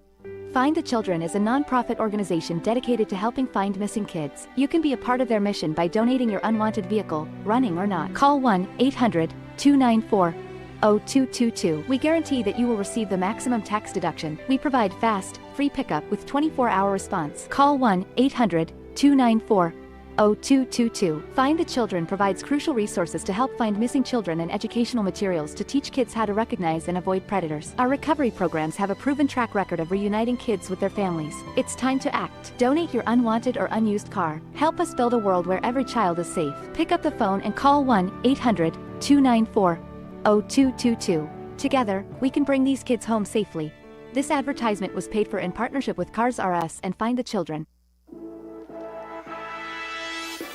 Ready to take your retirement seriously in the new year, but don't know where to start? Start with my guy, Mitch Lyons at MitchLyonsWealth.com, or reach out to Mitch Lyons on LinkedIn. Mitch Lyons Wealth, your best game plan to protect, grow, or win, and win retirement. And, baby. And visit MitchLyonsWealth.com today. You're listening to Carmen and Jurko. If you missed something, get the podcast on the ESPN Chicago app. This is Chicago's home for sports, ESPN Chicago. You know, there was breaking news earlier today. Mike McDaniel is out. And most are speculating that it's not directly tied to any pursuit that Stephen Ross might want to have in John Harbaugh. Just that he had some time to reflect in the last 36 hours and decided it was time for another change. They already fired their GM. But McDaniel told reporters on Monday that he was going to be involved, and he was involved in the search and in the interview process for the new GM. So it seems kind of coincidental, but another opening. There's also, I understand, that Jurko just told me there's breaking news last week. Oh, yeah? Breaking news? Paulie Cheesecake was going out on a date with Lola Brigida, whatever her name was. Gina Lola Brigida? No, whoever his real girlfriend date was. Or no? We like a real date, he said. Wow. Yeah. All right. Well, Paulie's back with picks. I mean, there's still 6 games this weekend. Paulie picked 3 for us. And is this true? You actually had an in-person date? No. She had a car accident, so nothing happened. Oh, the dog ate her homework. Oh, boy. No. Yeah, it's car accident. She missed her flight? What happened? Where were you? No. She was on her way, but she had a car accident. That's all I'm going to say. That's all you're going to say. Now, have you rescheduled? Okay. You didn't send her money for like car repairs, did you? No. Are you sure? I'm positive. Okay, because she's like, oh, Paulie, I totaled my car. Send me $1,000. She was going to buy me dinner that night. Yes, it's easy to say, and then all of a sudden a car accident. I mean, I know. So are you ready? What'd you go last week? Hey, what'd you go last week? 1 and 2. We got to let him off the hook. Well, you don't think we have to let him off the hook at all? No. And I don't expect that. Yeah. Okay, by the way, I'm happy about the Cubs trade. They got that pitcher. You're happy about it? Yeah. Okay, good. I'm sure the Cubs will be happy to know that you're happy about it. Yeah. Okay. Okay. Here we go. Call Jed. All right. What do we got? What do we got for this weekend? Give me Jurko's team, the Jaguars. The Jaguars. There you go. It's not a bad pick, That's Paulie. a good play there. It's not a bad pick. I don't feel good about, and we did the Super Bowl pick pool, all the four of us. I love the Bills. I'm cheering for the Bills, obviously, as long as they don't play the Bears at any point in the Super Bowl. But I don't know, man. I don't know how much staying power the Bills are going to have. I love Josh Allen, but all right. And so then, Jags, I'll do the 2 Saturday games. okay. The Rams. The Rams -10. Oh boy, that's a lot of points, Paulie. Yeah. And obviously, Bears. where I'm from, the Bears. home team. Bears plus The 1.5. Bears are an underdog in most places right now, even though they're the 2 seed against the 7 that hasn't won in a month. Holy cow! I know. Jags, but Rams, Bears. Yes. Okay, be good. Okay. Let us know what sounds happens good. with the love life. Hey, was she okay after yeah. the crash? I mean, she break a leg or She something? don't- What yeah, happened?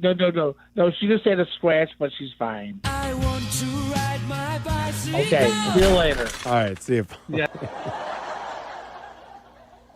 Paulie. Yurko had me so excited. He goes, "Hey, you missed I it. You was. weren't here last week. I You went was. out with the girlfriend." And I said, "What? For I was real?" excited. Yeah, Oh I no, there was was. a car crash. Car crash. I thought she missed her flight. Please tell me. I want to ride my bicycle. I thought she was from Belarus. Holy cow, Paulie. What was I going to say? Oh, the Bears have. How do we feel? How should we feel? I mean, who cares how it looks? How people should feel?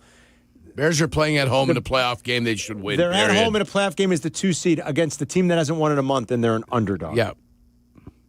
How should we feel about that, Yurko? Would you? They Let should that- use it as motivation up there. It's 100%. Put Hey, the the chip on the team shoulder. we're at home. Chip on the shoulder. The team we're playing hasn't won in a month. 100% right. Remember, what are the lines there for? To get wagering on both sides 50-50 They are. so they can collect the vig, So right? balance it out. So that's what sentiment is out there. Yeah. The sentiment. I'm happy. They want the vig. They want to put then now the Packers can't use nothing as motivation. What can they use as motivation? I guess this whole idea that Austin Booker had a dirty hit on Jordan Love. Yeah, go they ahead. can't use the point spread to their advantage. The fantasy land is fantasy land. That's exactly You can right. create whatever you want. That's exactly right. Can we finish that conversation we were having on college football? Yeah. Because I see what you're saying. Right. I'm saying that there's more than just 2 teams at the end of the year that get the battle. They increased it to 4. They made it 8. Now they made it 12. Are we cool making it 12, even though some teams, not just JMU and Tulane, and if we make it 16, that some of them, quite frankly, do not belong? Texas Tech proved to you they did not belong. But during Texas the year, they A&M proved they did not belong. All that matters, Carmen, you keep trying to do this after the game. That's not what we're doing. What we're doing is trying to find the 12 best teams. But how could the 12 best teams? Well, we then could that's- say over the course of the year, Texas Tech proved they're one of the 12 best. Texas A&M proved they're one of the 12 best.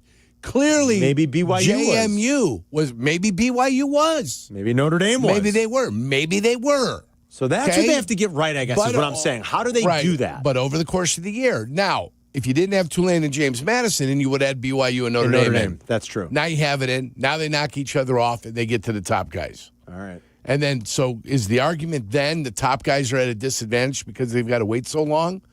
Then what are we playing the Big Ten Conference Championship game for? Don't know. Waste of time.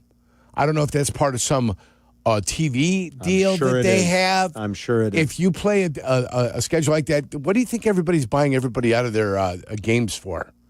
Why do you think Alabama got Eastern on the schedule? That wasn't a game that was scheduled 10 years ago. No. That was a game where Alabama went and said, we'll buy you out of this position. We'll give you money. Go find somebody else to play. We want to put Eastern Illinois there. And that way we know it's an easy victory. We're going to beat them 56-0. Nobody's going to get hurt. Everybody's going to be happy. Why do you think USC doesn't want to play Notre Dame that late in the season?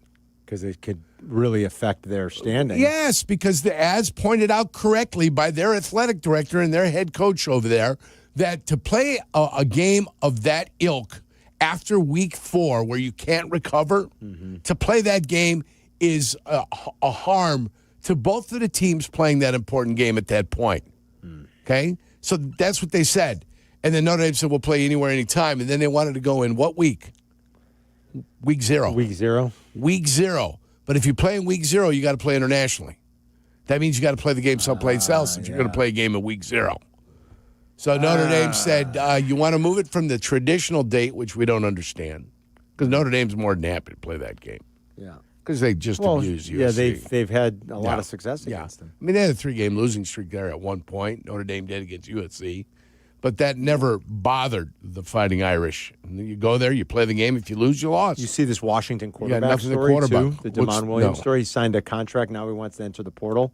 Oh, he signed it with Washington? He signed it with Washington Well, like obligated. a week ago. He's obligated. I mean, I'm not a lawyer, but I would think He's so. obligated to play at Washington. If you don't play at Washington, if you get released out of it, you got to sit now. That's what it would seem like. I mean, you're signing a contract. I hold him to the contract. He signed it in bad faith, which is unfortunate. Yeah, I mean, and I would. Was he a quarterback at Washington last year? Yeah, and he signed to stay. All the money back from last year then. Washington star quarterback DeMond Williams announced that he was entering the transfer portal on Tuesday night. Williams will have a do not contact tag when he officially enters. In a post shared on social media, he thanked Washington coaches, teammates, and fans before announcing his departure. I have to do what's best for me and my future. After much thought and prayer, I'll be entering the portal. News of Williams' intention to enter the portal came just days after the star quarterback signed a deal to return to Washington for 2026. Well, now the young man's going to learn what a contract is. The Huskies are preparing to pursue any and all legal avenues to enforce the terms of the contract. Absolutely. You want to play grown-up games? A new age for all of us in college football and like Wild Wild West, but a contract is a contract. That's 100% correct. He's of legal age. Yeah. It's of, the things that you need to have a contract. You know, you got to agree to something that's legal. Right. You've got to look at the offer. You got to accept the offer. There needs to be an acceptance. And then you put a signature on there. So is it okay and for they the put their coaches to leave signature when they're on the contract? Oh, no. That was a long time ago, guys. I'm asking That's you. a long time But ago. I'm asking you. There's buyouts in those contracts. Okay, so they need to put a buyout in these agreements. Okay, but they didn't. But they need to. Oh, fine. Well, they're going to learn the because hard if way. they do that, That's a if future- they put a buyout in these future case. contracts, Future then case. these cats can't keep hopping around. Future case. There you go. Right, that's a future case. I agree with you, Jay Moore. This is not the situation we're in now. But if you were to leave, you got one of two things. You pay us back all that money. All the money. Or you pay us the money back that you haven't earned yet. We want that money back from whatever institution's going to get to you. Guess who's one of the rumored institutions? We'll let you go. I'll give you a wild guess. LSU. Yeah. But no, we'll let you go. But you've got to pay what we're going to pay you. Yeah. And that needs to come from the institution that's going to sign you now. So we're not making you beholden to stay here. But if LSU wants to sign you, whatever deal we're going to give you, $250,000 maybe? Maybe more. They've got to pay us $250,000. Ooh, and then, baby. Null and void. Then we'll agree to release you, and that's not a problem. It's a new age, new era. We're going to see how all this goes. But, yeah, you're going to have to start thinking about all these different types of... I don't like the coaches. I don't like Calipari. I don't like, and they're dealing with this NIL stuff, too. Those guys, the way they jump teams all the time. He left Kentucky, went to Arkansas. Where's he at now? Is he still in Arkansas? He's Arkansas. Yeah. Leaves Kentucky. Doesn't like the fact that he's not going to get a lot of nil money. Well, they were going to chase him out of Kentucky, though, weren't they? Wow, who knows? I thought they were sort of fed up. Who knows? But I'm not a fan of that, either. Well, Lane Kiffin, and the buyouts and then this and then that, all that stuff there. But if I'm going to leave your university, if I'm a head coach, I got to give you a $100 million buyout. Okay, that's part of the process. That's become the if it's part of the players' cup, but new norm. So it will apply to less, maybe 1% of the players. Yes. Because 1% of the players are the ones that you really kind of, hey, we want you here. They're the ones that make the money right. for them mostly. The average Joe that's making a scholarship and maybe $25,000, does it really apply at that point? Probably not. If you signed without people really kind of clamoring after you, it's and really then you decide to change your mind. Big news for the quarterback. The team might just say, get the hell out of here. You don't want to be here. When they decided to embrace the NIL, did anybody foresee this happening? Yeah, I think we probably should have been able to see this. Like this. Yeah, a guy signs a contract and doesn't like it? Yeah, I think so. All right, we'll take one final break. We'll come back and wrap it. It's Carmen and Jurko.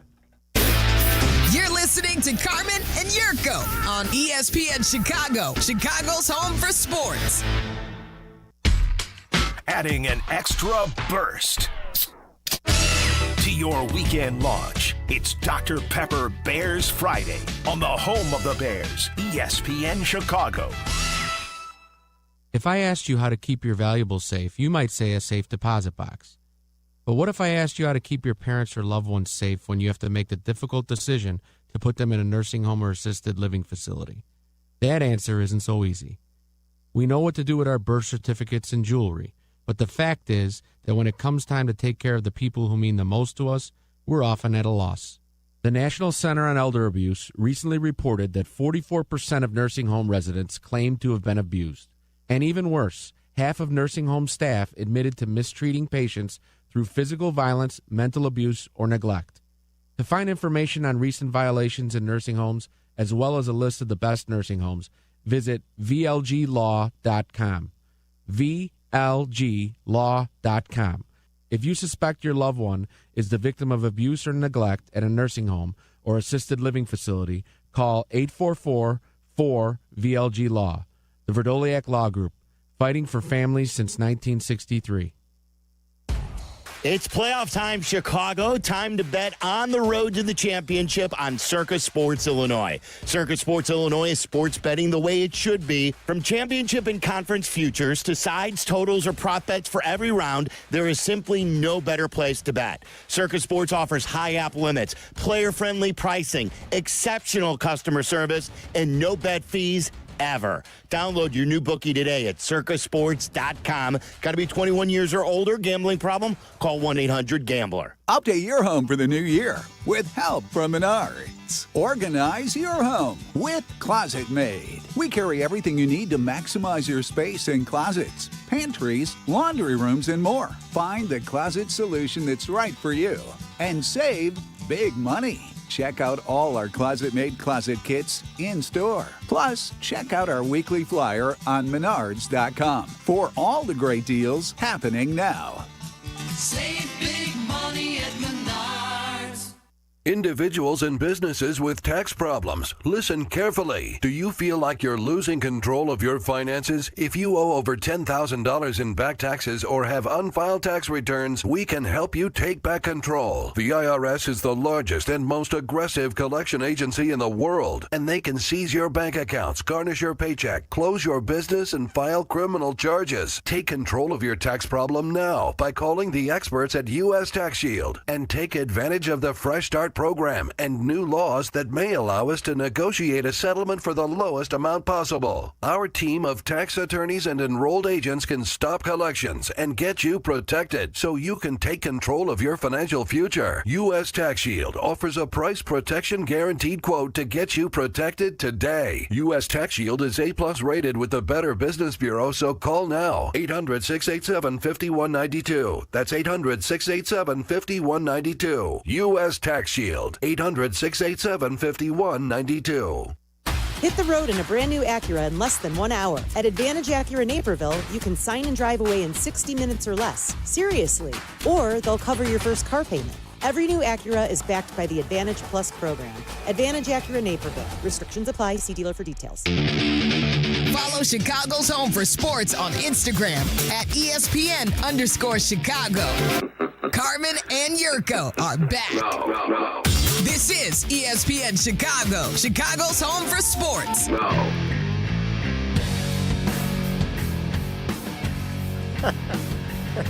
I hope people watch on YouTube. It's always entertaining to see Jurko. Yesterday he's doing calisthenics. Today, I looked over as the last segment came to an end. I saw his right eye get redder and redder, more and more red. That's probably the more proper English. Not redder, more and more red. And I said, Jurk, we got to the break. I said, Jurk, your eye's all red. And he said, which one? I said, it doesn't bother you? And he said, no, but it's all red. So he took his contact out. Now he's flushing his eye with I got eye wash. Where'd you find that? In the medicine cabinet. Right there, a little eye wash. Are you all right? I mean, I didn't know anything was wrong. It's all red. So you said it was red, and then I put the eye wash in there. It's not. You guys see how bad it is? Can you see? It's like swelling shut. No, I can see fine. What do you mean it's swelling shut? shut? Let me see. My eyes are always look like they're swelling shut. I mean, my sister used to call me Dead Eyes. You barely see. I had little slits through there like Clint Eastwood. She called me Dead Eyes. You're amazing. Real quick, Brian in Lake Geneva, because he's been waiting. He wanted to talk about his sports enemies. Brian, go ahead, buddy. I was just going to give a shout out to Jack for bringing up Ryan Braun because just for a certain generation, he was kind of the embodiment of what we hated with the Brewers. Okay.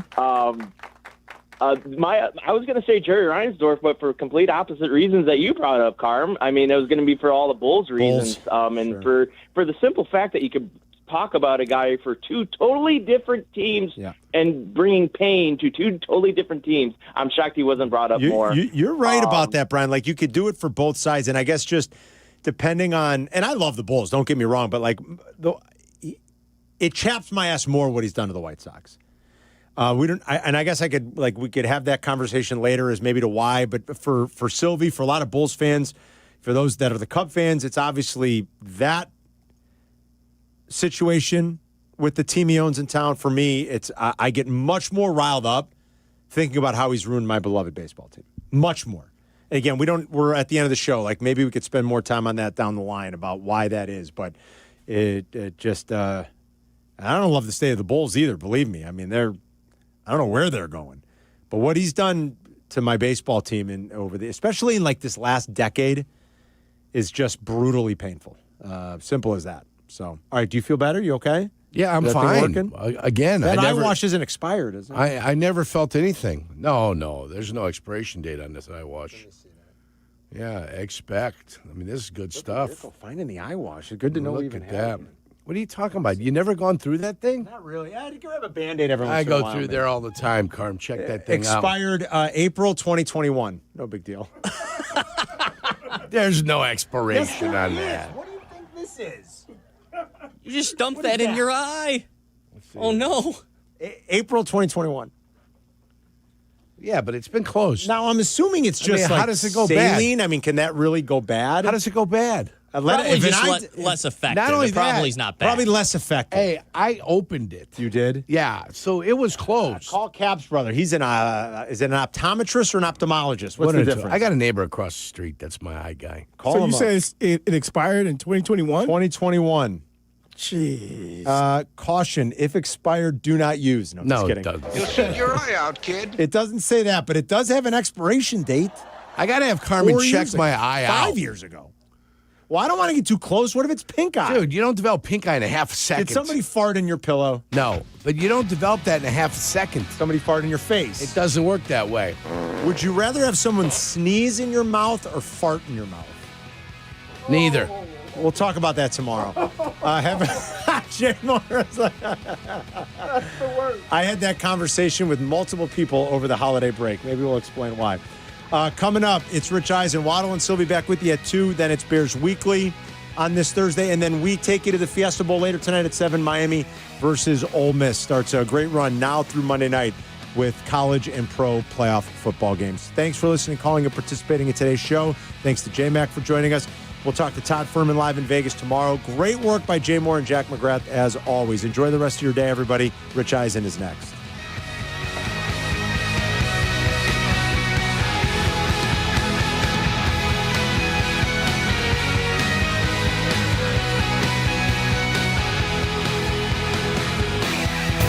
You're listening to Carmen and Jurko on Chicago's Home for Sports, ESPN Chicago. The Chicago RV Show is back. This annual event features multiple dealers, celebrity seminars, even Spider-Man will be there, and RV There Yet Theater. See all the latest and greatest in motorized and towable RVs. Save thousands with factory rebates and special show financing. Tailgating or traveling, there's an RV for you. Friday, January 9th through Sunday the 11th, there's free parking at the Schaumburg Convention Center. RVSupershows.com. That's RVSupershows.com. Hey, Chicago, headed to a game? Take the CTA. We'll get you to the game and back for just $5. That's less money spent on travel and more money in your pocket. No searching for parking, no random surge pricing on rideshare, no traffic. We'll do the driving for you. The CTA has train stations and bus stops within steps of all the major stadiums and venues in the city. Plus, we've got tap to pay available on all CTA trains and buses. There's no need to purchase a ticket ahead of time. Just tap and ride. Plan your next trip at transitchicago.com/plan a trip. Save Save money, do more, ride CTA. If you have ever thought about remodeling your bathroom but were worried it would take too long or cost too much, then stop worrying. Right now, Jacuzzi Bath Remodel has designed a collection of high-quality custom products and perfected the one-day remodeling experience so you can enjoy your new bathroom faster than ever before. It's a worry-free bath remodel from the most trusted brand name in the business, Jacuzzi. A jacuzzi bath system fits in your existing tub space. It's a no-mess installation with an amazing style selection, factory-certified installers, and a limited lifetime warranty. Call 800-717-4599. That's 800-717-4599 right now and get 50% off installations with no interest and no payments for 12 months. Replace that old bathtub today with a walk-in shower for a safer bathing experience. If you have lived in your home for over 15 years, it's time to remodel your bathroom. For a virtual or in-home appointment, call 800-717-4599. That's 800-717-4599. 800-717-4599. This is ESPN Chicago, WNVP, WTBC, HD2 Chicago, a Good Karma Brands radio station. It's on Disney Plus from noon to 3 Eastern. Miss the show? We've got a podcast so you can listen anytime. But here's the best part. Our YouTube channel. Subscribe at youtube.com/Rich Eisen Show and you'll never miss a moment. Now, on with the show. And now, this is the Rich Eisen Show. I'm tunnel vision. Live from the Rich Eisen Show studio in Los Angeles. Mike Tomlin of the Pittsburgh Steelers. I certainly can't seek comfort in the longevity of my career. Earlier on the show, Prime Video Thursday Night Football analyst Richard Sherman. Coming up, NFL Network insider Tom Pelisero. Actor William Stanford Davis. And now, it's Rich Eisen.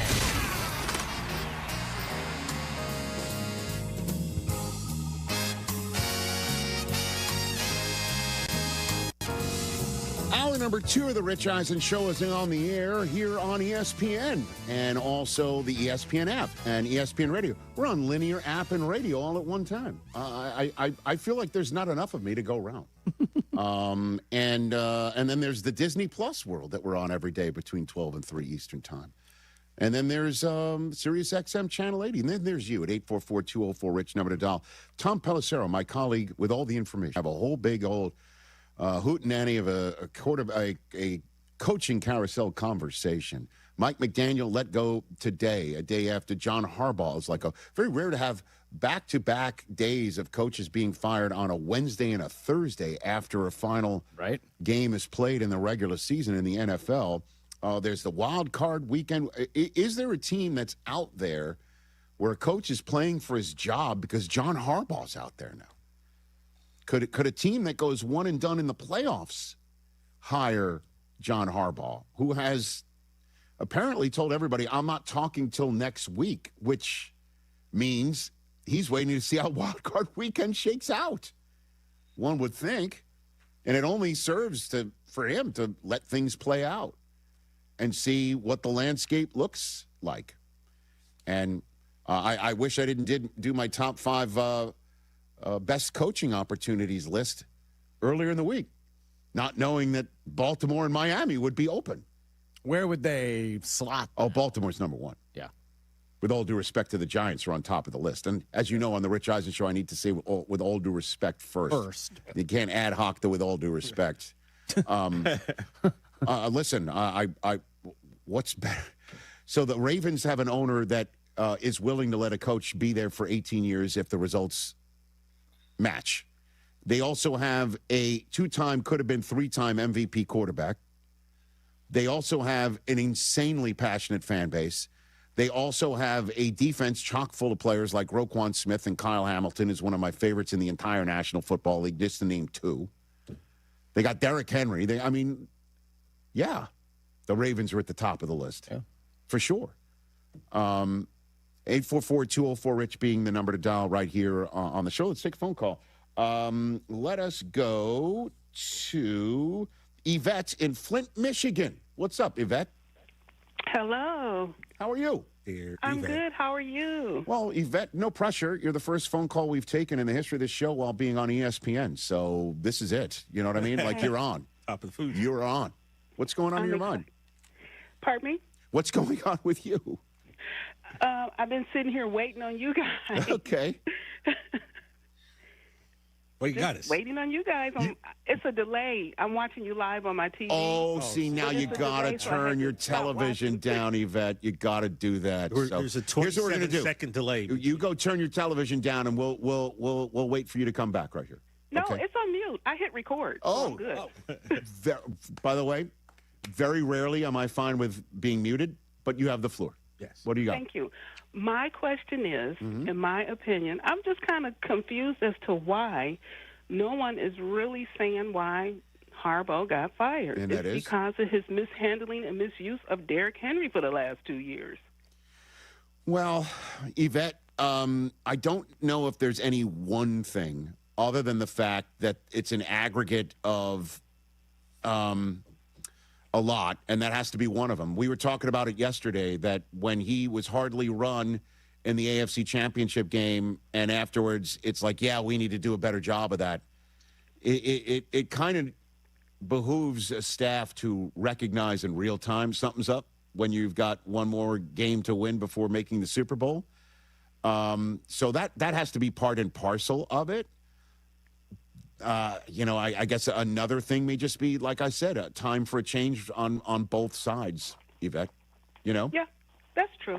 He's been there 18 years, and yeah, that's true. But I was just kind of saying, wow, nobody's really saying anything about Derrick Henry. Well, now you just did, Yvette. Thanks for the call, Yvette in Flint, Michigan, here on the Rich Eisen Show. Let's go to Adante in Modesto, California. We're all over the map. What's up, Adante? Mr. Rich Eisen, how are you doing today? Well. What's going on? First of all, I want to say congratulations on your last 30 years in TV and radio. Thank you. I have a personal, I want to talk personal. I met you 30 years ago in Redding, California. Oh, boy. Oh, wow. Well, that's where I got my TV start. Exactly. Yeah. And you came out to Shasta College. Yeah. To do a report on our basketball team. Yeah. And I came up and I introduced myself and I told you, why are you in Reading? You're too good to be here in Reading. You need to be on ESPN. You have too much flair and personality. And you said, it's funny you say that because I just sent them a tape and I'm waiting to hear from them. And I was like, cool, good luck, man. And then you came back to do another story and you came up to me and you said, guess what? This is my last story out here. I got the job at ESPN. Man. And we hugged it out, pounded each other. And you said I'll be debuting on the Thursday 11 p.m. show.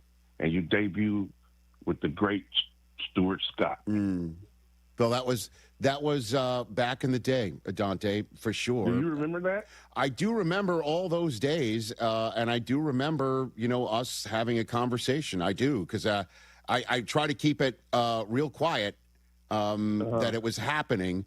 But the fact that you would say something like that, and it was in fact happening at the time, I felt I think I was the first person you told. I felt comfortable sharing it. I do remember that at Shasta College. Awesome. I've been waiting 30 years to share this with you. That is awesome. And the fact that you share it, we're on ESPN right now, which doesn't happen too often. So I was sitting here, and they said the Rich Eisen Show, and I was like, man, that's my dude. And then they said you could call in, and I like the young lady just said, I've been waiting for the whole hour. Thank you, Dante. Thank you for the time. Awesome. Let's call back, and let's stay in touch. Thank you. Oh, sure. I would love that. I appreciate that. That's a Dante in Modesto here. You know what?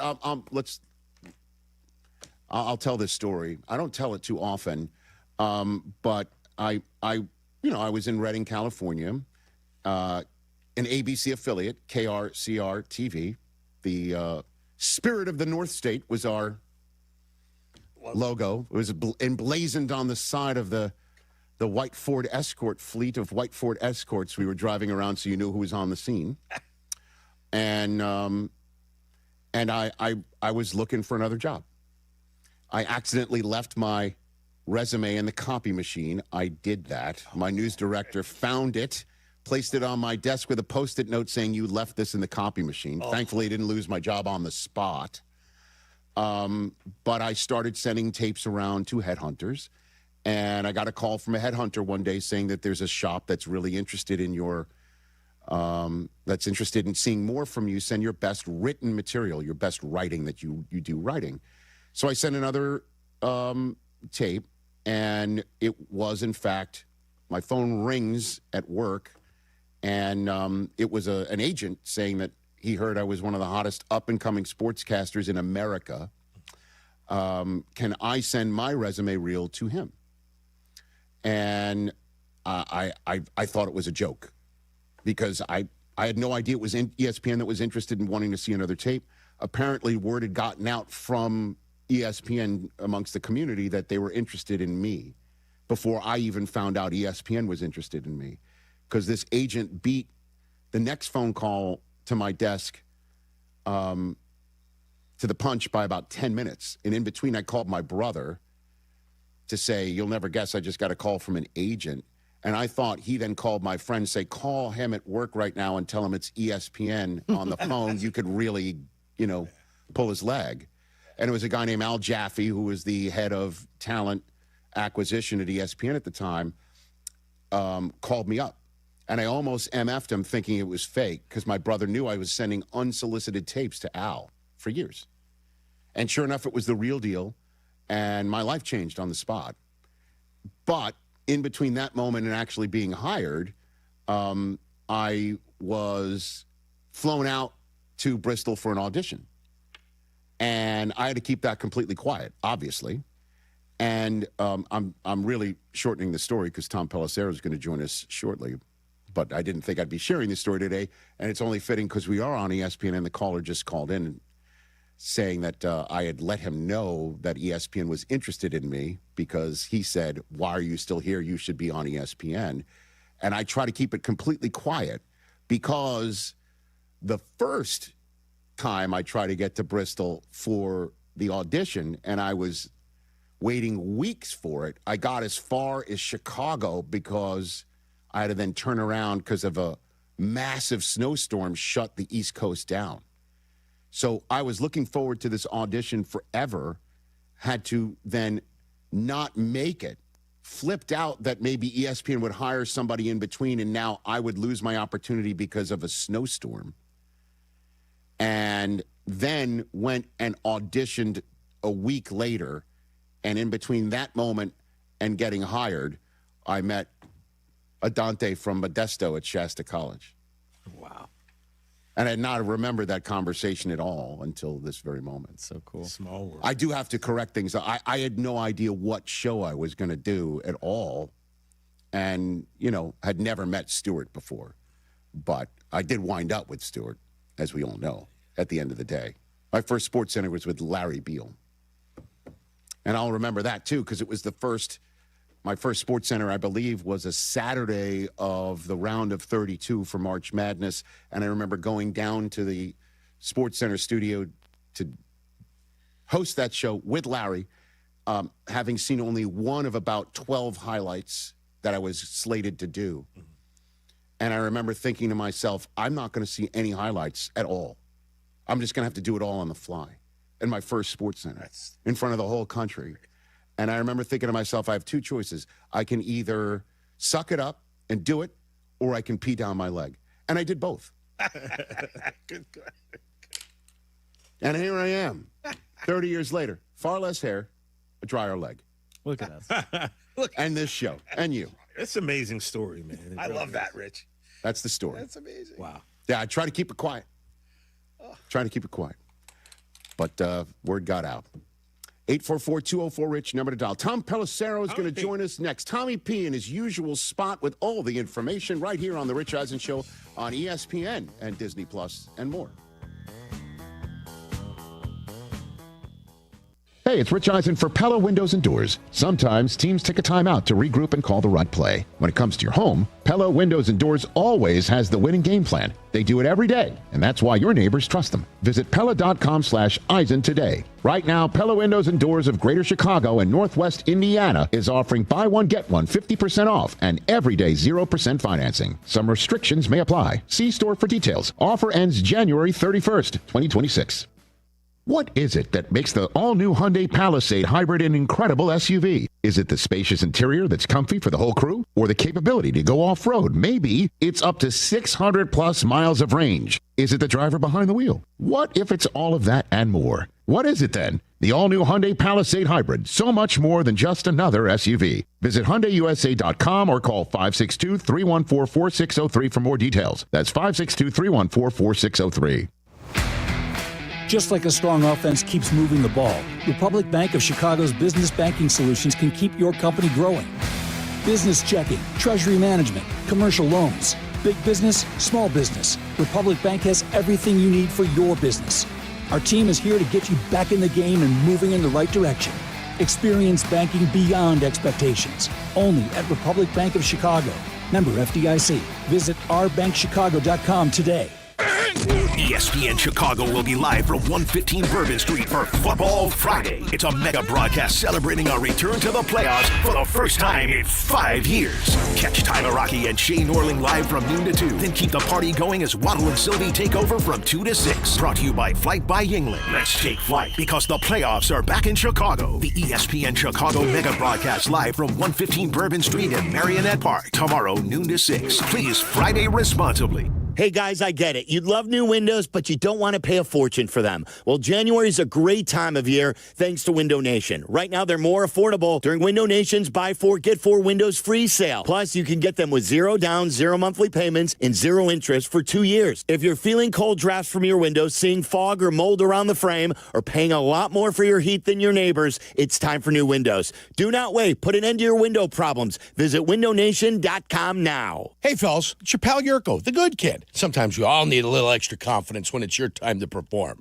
And guess what? That's where Blue Chew comes in. Blue Chew provides access to chewable tablets that can help you feel and perform at your best. Stronger, harder, longer lasting. Like somebody gave your downstairs a pep talk and a gym membership. And here's what I love. It's simple. No awkward doctor visits, no pharmacy lines. Everything is online. Their licensed medical providers work with you to find the right option. And it all ships in a discreet package right to your door. Think about it. Whether it's a big date night, an anniversary, or just a normal Tuesday, showing up ready makes all the difference. Confidence counts. Guys, this isn't just about performance. Give her group chat something to talk about. Be the legend of the night. And right now, I've got a special deal for you. Your first month is free. Just go to BlueChew.com, use promo code ESPN, and pay only $5 for shipping. That's it. Chew it and do it. Blue Chew, a small chew for a big difference.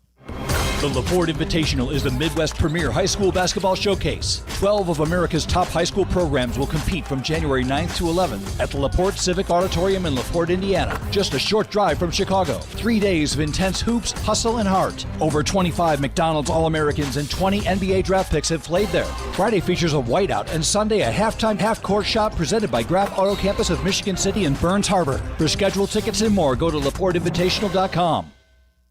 I'm Sammy Luback, Chicagoland's real estate agent, here to help you make your next move. With Baird & Warner, a Chicago institution for 170 years, my team has helped our clients buy and sell homes from Lakeview to Lake Forest, Bucktown to Barrington, Hinsdale to Highland Park, and 80 towns in between. Get exclusive access to private listings and smart strategies to win in today's market. No surprises, just results. Let's get started at www.sammy.homes. Once again, I'm Sammy Luback, and I am Chicagoland's real estate agent.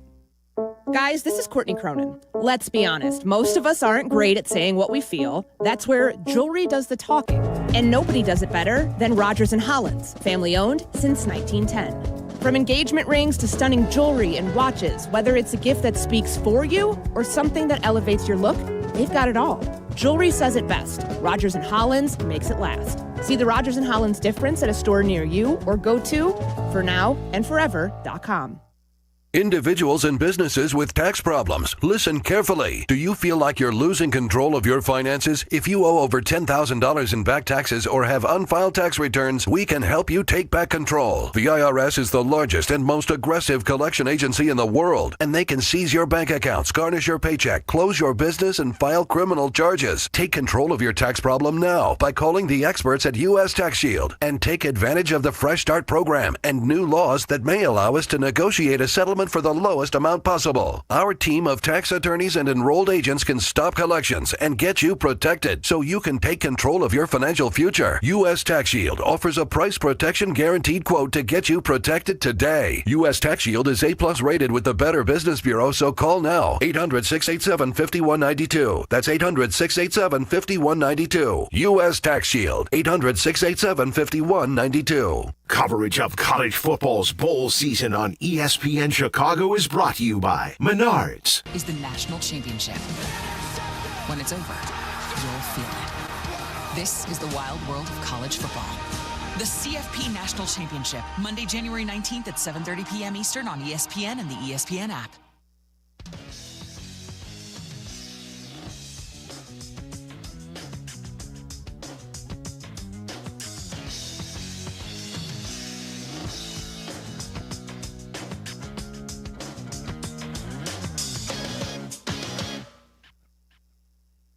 Back here on the Rich Eisen Show is one big happy simulcast. ESPN cable, also the Disney Plus feed that we're always on the stream every single day live, 12 to 3 Eastern, same on the ESPN app and ESPN Radio.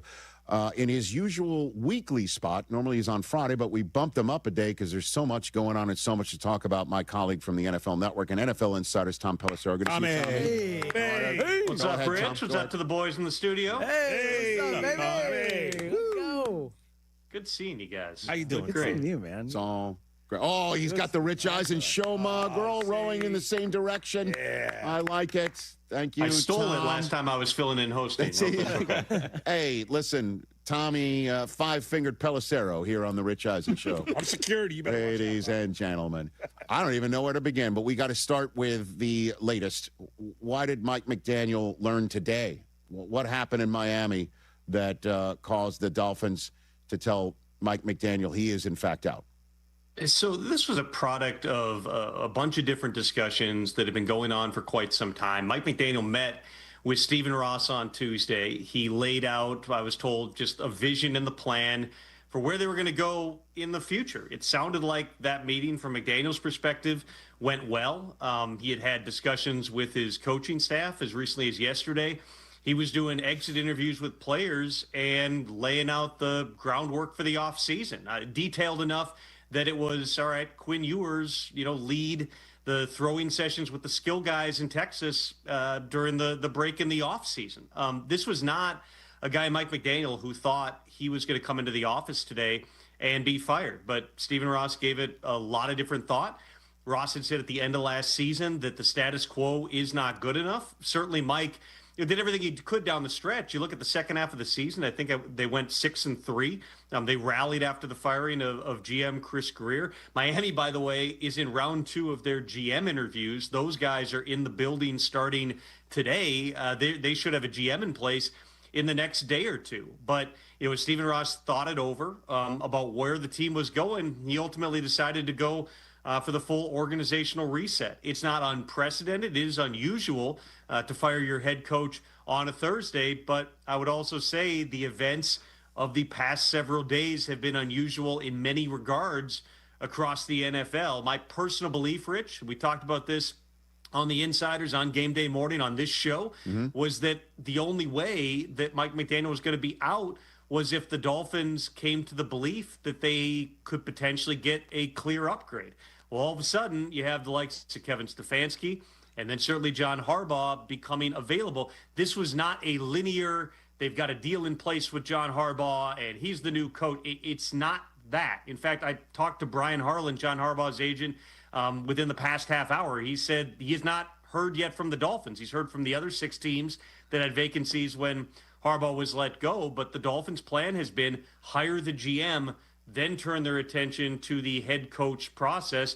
For Harbaugh, who certainly wants to have alignment with the GM wherever he goes, we'll see exactly how that process plays out and how that potentially might impact the chances, if any, that John Harbaugh is the next coach of the Miami Dolphins. So this was not Harbaugh's free, let's bounce our coach and start a search, and he could still wind up, obviously, in Miami. So you're saying this was not a Harbaugh-related decision from Stephen Ross at all? What about any involvement of the new inner circle that involves a colleague at ESPN's in Troy Aikman.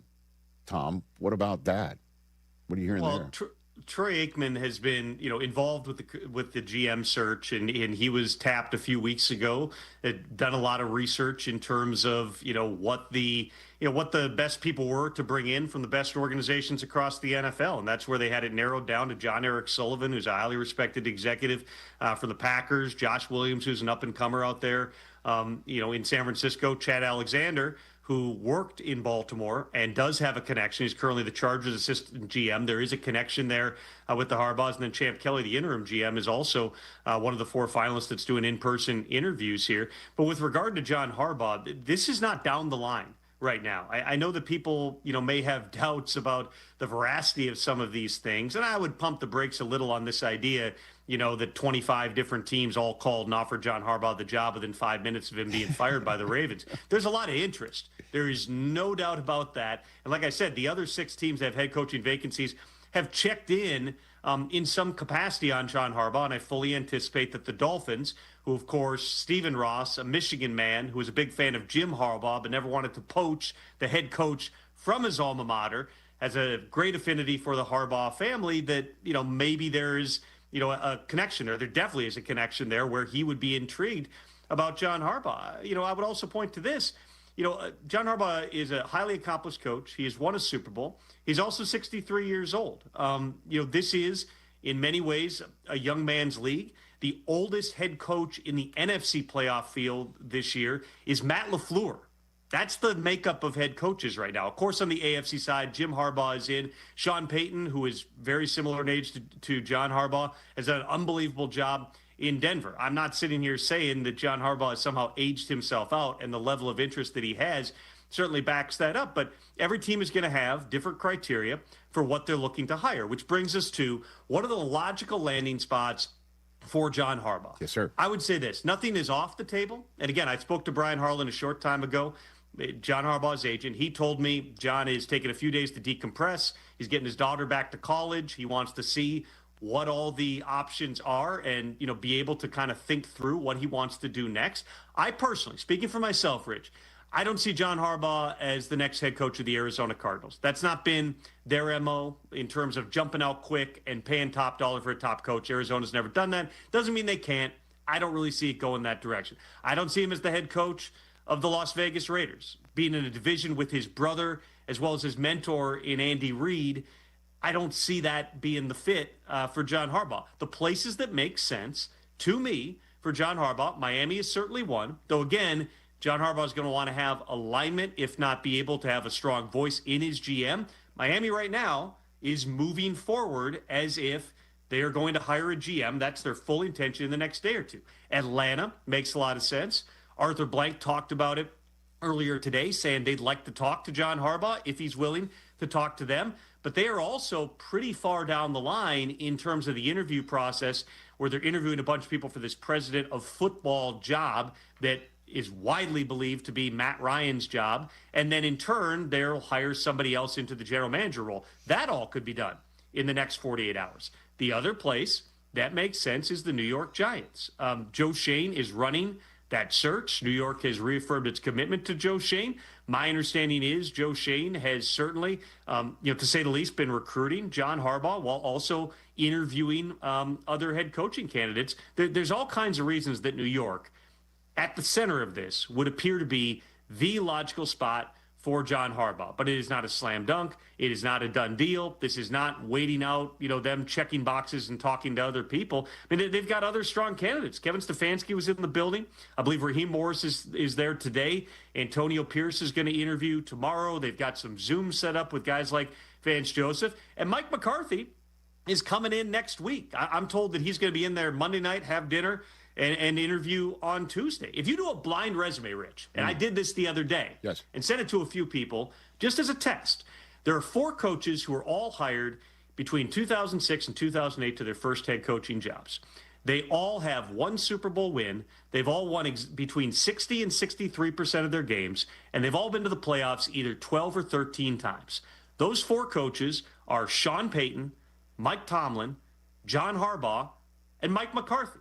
for whatever reason, Mike McCarthy's name comes up and doesn't seem to get the same massive response that John Harbaugh's does. But Mike McCarthy's also the one guy out of that group, along with Sean Payton, who is a quarterback guy, who has worked with him. I think that Mike McCarthy is a completely logical fit for what New York wants to do. So let's see how these processes roll out. There will be nothing precluding the Giants by even this weekend of hiring a head coach. But again, when I asked Brian Harlan, he said absolutely not going to be, all right, they check the Rooney Rule boxes and they just hired John on Saturday. That's not going to happen. Potentially, they'll regroup over the weekend. He could take one visit. He could take 2 or 3. This might be like an old school coaching search, Rich, 20, 30 years ago, where it was, all right, you order those top 3 teams, and if you take the first visit and you don't get a deal done with them, see ya. Out of the building. He's going someplace else. This could set up that way for John Harbaugh. Nothing is set right now. Nothing is scheduled. But that first team, could be the New York Giants. We're just going to have to see exactly how this plays out. Tom Pelisero here on the Rich Eisen Show. And I appreciate you, turning the page and about what's next. And I guess that the fact that the Dolphins fired Mike McDaniel and there's already so much interest in John Harbaugh and things move so fast, it's kind of crazy that my first question to you wasn't what happened in Baltimore, right? I mean, so let's pause before we turn the page to the next steps again. What happened, Tom, in Baltimore? I have spoken to a number of people very familiar with the dynamics in that building, both during the season and over the past couple of days. First of all, I think that it would be naive to sit there and say that in a locker room of 70 high testosterone, high performing men, you're going to be 70 were in on John Harbaugh or 70 were out. There were probably differing opinions like there are in every single building. But my understanding has been there was a general frustration. It was not all directed at John Harbaugh. There was a general frustration of a season that seemed to go sideways from go. Right. Week 1, they've got that game won in Baltimore. They looked like world beaters. They're future Super Bowl champions. Derrick Henry fumbles the ball. That game goes sideways. All of a sudden, you're off to a 1-5 start. And everything after that, the emotional energy that went into trying to claw back from that weighed on people. There were times during the season that I was told Lamar Jackson, who had, I think, every lower body part plus his back by the end that was on the injury report. It was an ankle, it was a knee, it was a foot, it was his back.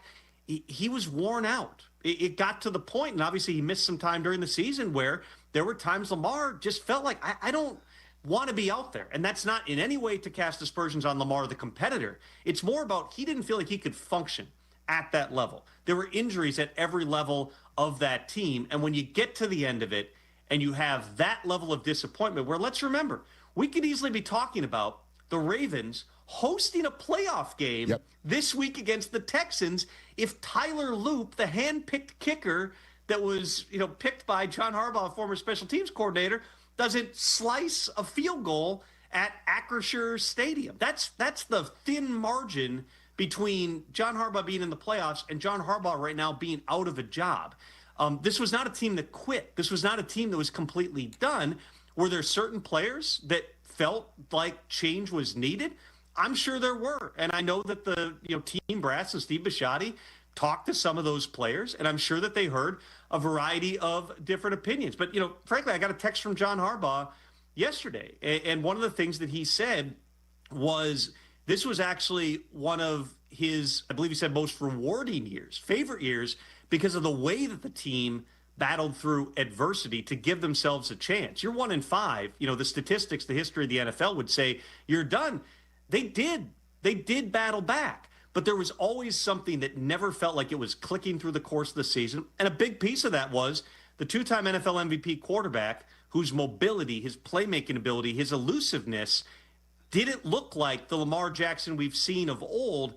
That had a trickle-down effect on everything else. So Steve Bisciotti made that decision. It was shocking enough to people involved that John Harbaugh, as recently as that day, was talking about his assistant coaches about what the future was going to hold for them. Staff members got called into a meeting with Eric DeCosta and the team president, Sashi Brown, in which they said, Steve made a change. We'll get back to you with more information. Everybody was taken aback. There was always a chance. We all talked about it, Rich. Could something happen with John Harbaugh? Usually, though, after 18 years in a franchise, these are the type of organizational decisions. We had conversations and parted ways. It was abundantly clear from the statement from Steve Bisciotti, the statement from John Harbaugh. John Harbaugh was fired after 18 years in Baltimore. You look back at the number, I believe 4 playoff wins since 2013 over a 13-year span.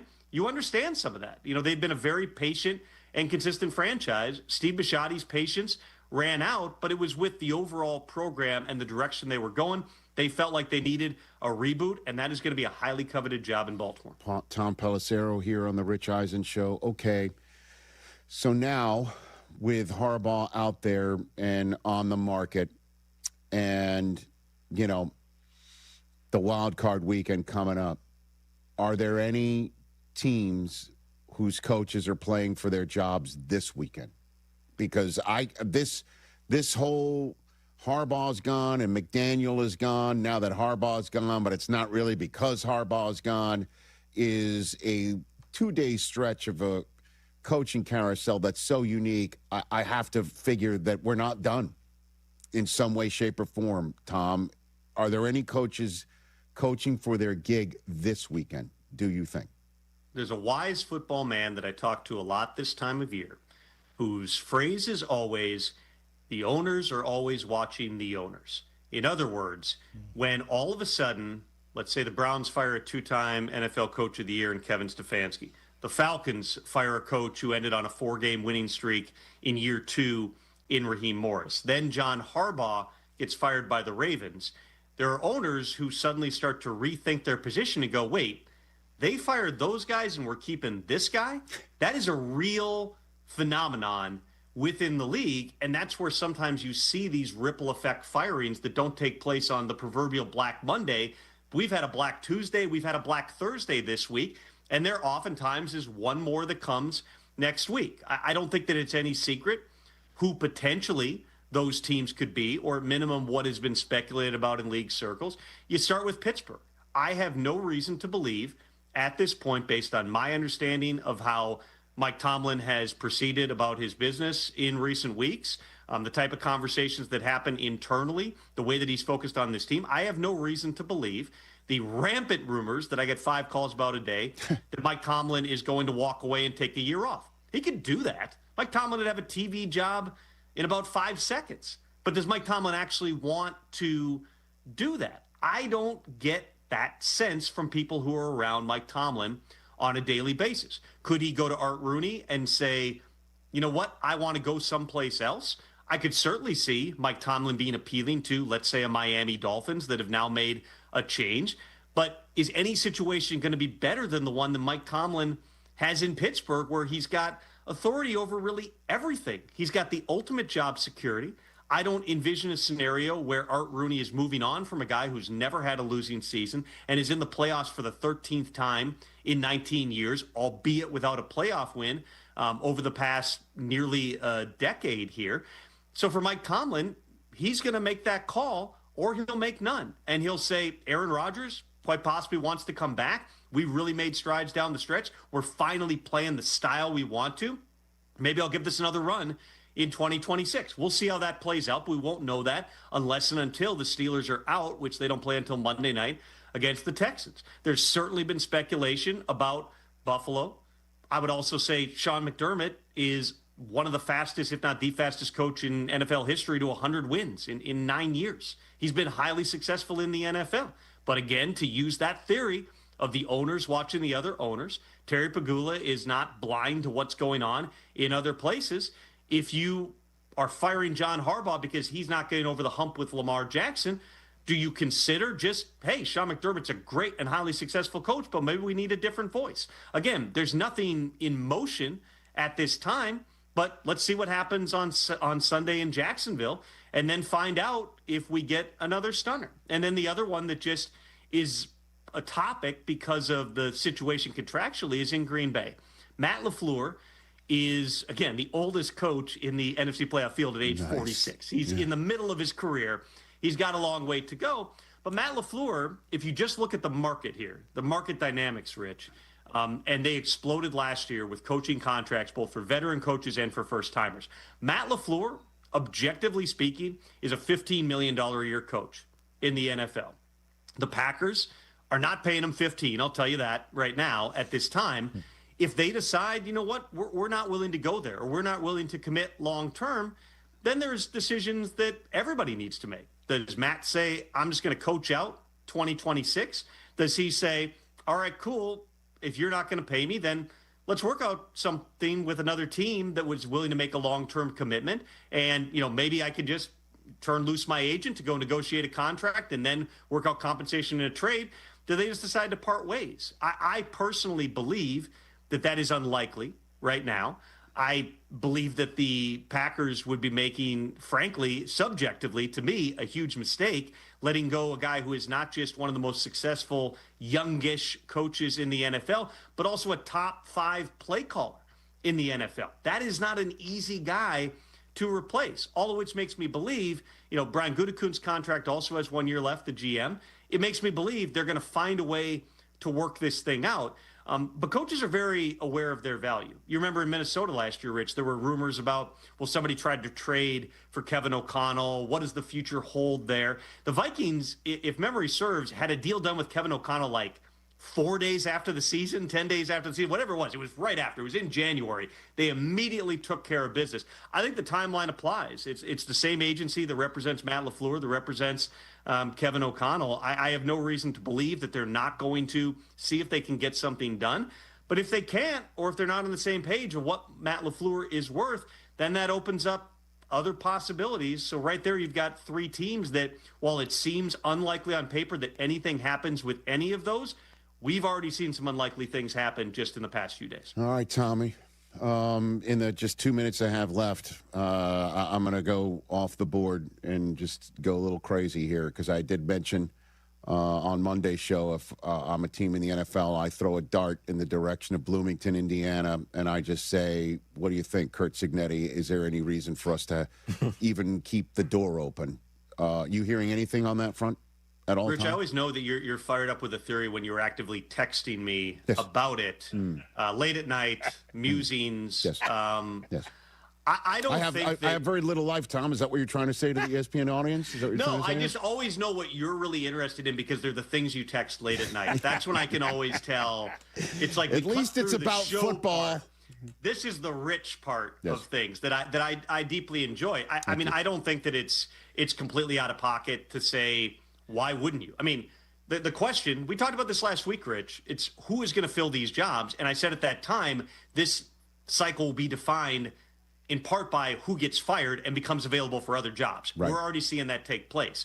You still don't have a lot of dialed up, the classic young coordinator candidates to get hired across the board. So, you know, there were multiple teams. The Titans and the Giants, at minimum, did a lot of homework on Marcus Freeman. Ultimately, Marcus Freeman went back to Notre Dame. I anticipate he'll get a new deal there, but he'll be a name to watch in the future. Curt Cignetti doesn't fit any box, but Google him. He wins. And that's what he's done his entire career.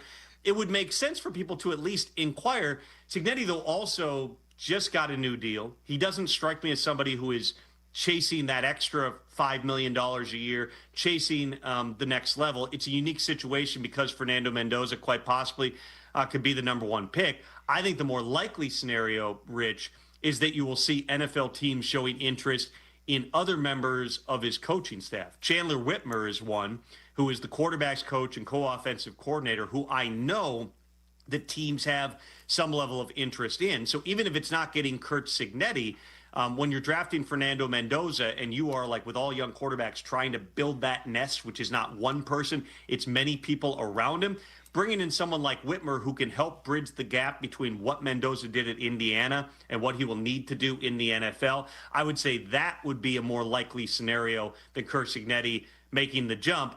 Also, Curt Cignetti is not a guy who is going to pull Lane Kiffin and just, you know, hit the eject button in the middle of a playoff run here. If anybody's going to make a run at Curt Cignetti, that's probably still, I don't know when they play again, but at least a few days, if not a couple of weeks away. Yes, they play tomorrow night, and then after that, the 19th, and after that, the season's over, somewhat like this segment. Tom, thanks again. Greatly appreciate your time and your information, and we'll chat again very, very soon.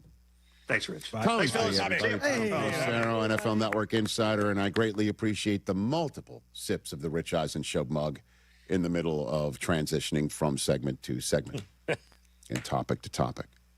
And yes, I do text him to make sure my ideas aren't totally out of the realm. Nice. We used to text them, but then you put the kibosh on that. Yeah. What do you mean? You basically told us not to.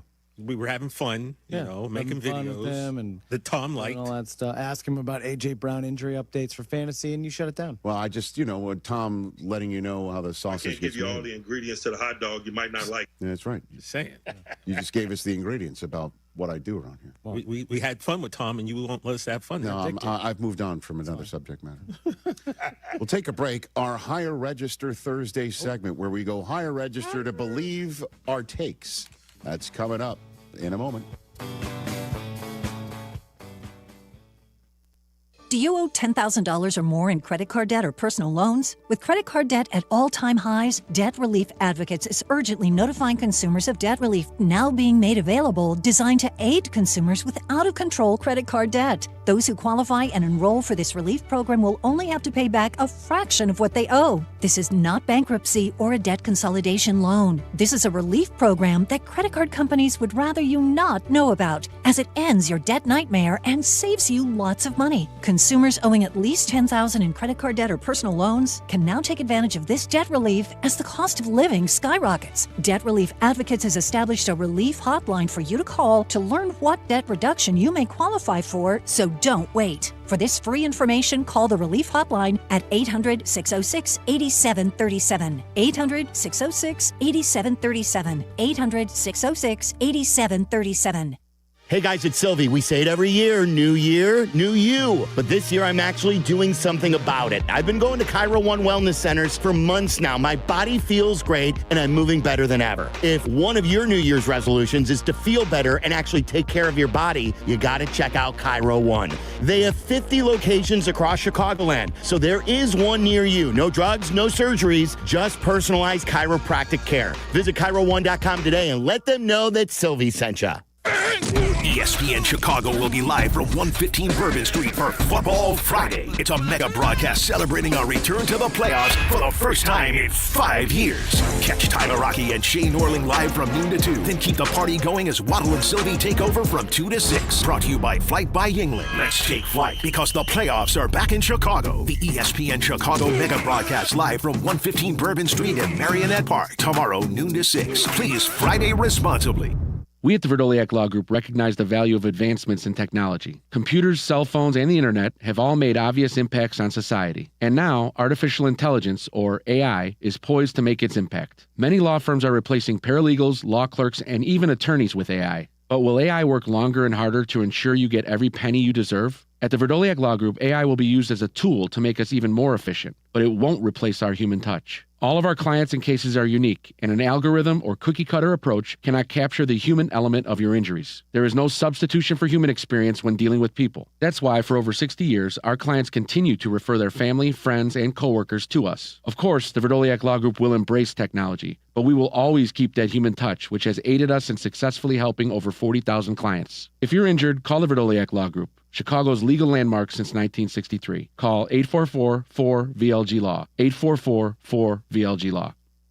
Finding health insurance can be so confusing. People need help. That's why I work for Get Covered Illinois. We are the state's official health insurance marketplace. And we're here to help.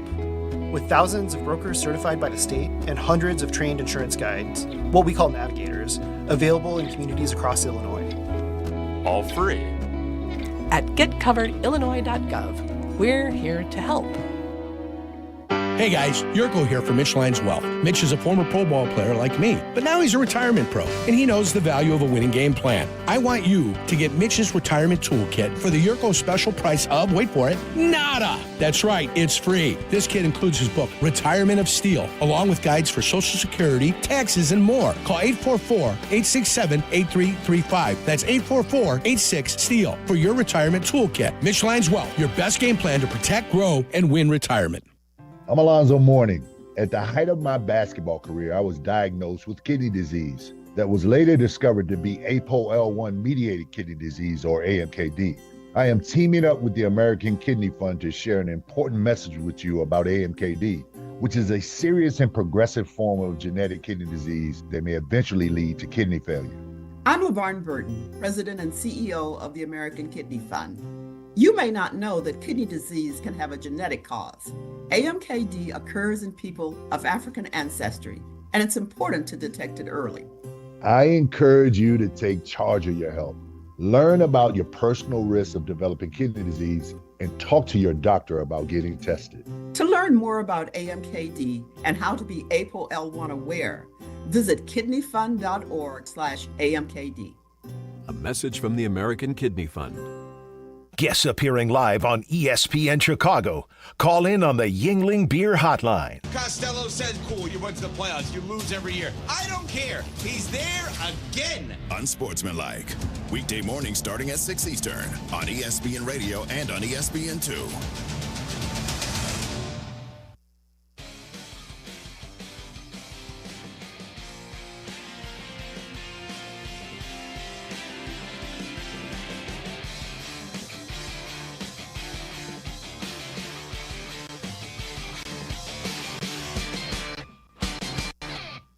ESPN radio audience has just returned. What is it that makes the all-new Hyundai Palisade hybrid an incredible SUV? Sounds like a rhetorical question, but I have some answers. Is it the spacious interior that's comfy for the whole crew? Another rhetorical question. It's the capability to go off-road. Maybe it's the 600-plus miles of range. Maybe it's the driver behind the wheel. What if it's all that and more? What is it then? The all-new Hyundai Palisade hybrid, that's what it is. So much more than just another SUV. Visit HyundaiUSA.com or call this number, 562-314-4603 for more details. That's 562-314-4603 for more details. Speaking of 314, I believe, is that the area code for St. Louis, Missouri? 314, if I'm not mistaken. Why would that would stick in my head? 314. You're right. Because William Stanford Davis of Abbott Elementary just had a nice chat with him in our green room. He's from St. Louis, Missouri. Hey, so he would have known that answer. He might be screaming it from the green room right now. He's coming up in hour number 3 of this program. We'll go down a little bit of a St. Louis sports memory lane with him. 844-204-RICH being the number to dial. We have a segment here called Higher Register. We do it every Thursday because guess what? We began to realize in our daily lives, whenever you have a friend or a colleague or a family member goes up here and says, hey, you look great. They have to go higher register to believe what they're saying. I noticed that. So we do a segment. Here are our wild card weekend higher register takes. Hit it. There's a chance. The Rich Eisen shows that there could be higher register take of the week. All right, Christopher, what do you got over there? Go higher register to give me a take that you'll believe for the weekend. All right, here we go. We got 6 wild card weekend games. That's definitely not higher register. And I'm looking. He's setting it up. I'm looking at all of the matchups, and I pay attention to the spreads. Maybe you don't, but it does give you an indication on where people think the final result might. Oh my word! I look at all of them, TJ, and I think to myself, all the favorites are winning this weekend. Oh, really? I like every single one. You're zagging when everybody's zigging. Or you're zigging when everyone's zagging. I think they're all going to do it. Buffalo's going to go to Jacksonville, and the Rams take care of business. How many road favorites are there? How many home dogs are there? Home dogs, I think there are 2. Jacksonville's a home dog, and who else is a home dog? Carolina's a big home dog. Actually, there's 3. Chicago's a slight home dog. Chicago's a slight home dog. 1.5. Okay. And Jacksonville, 1.5 against Buffalo. Oh, it's a coin flip, though, right? Yeah. What do you got over there, TJ? Steelers home dog.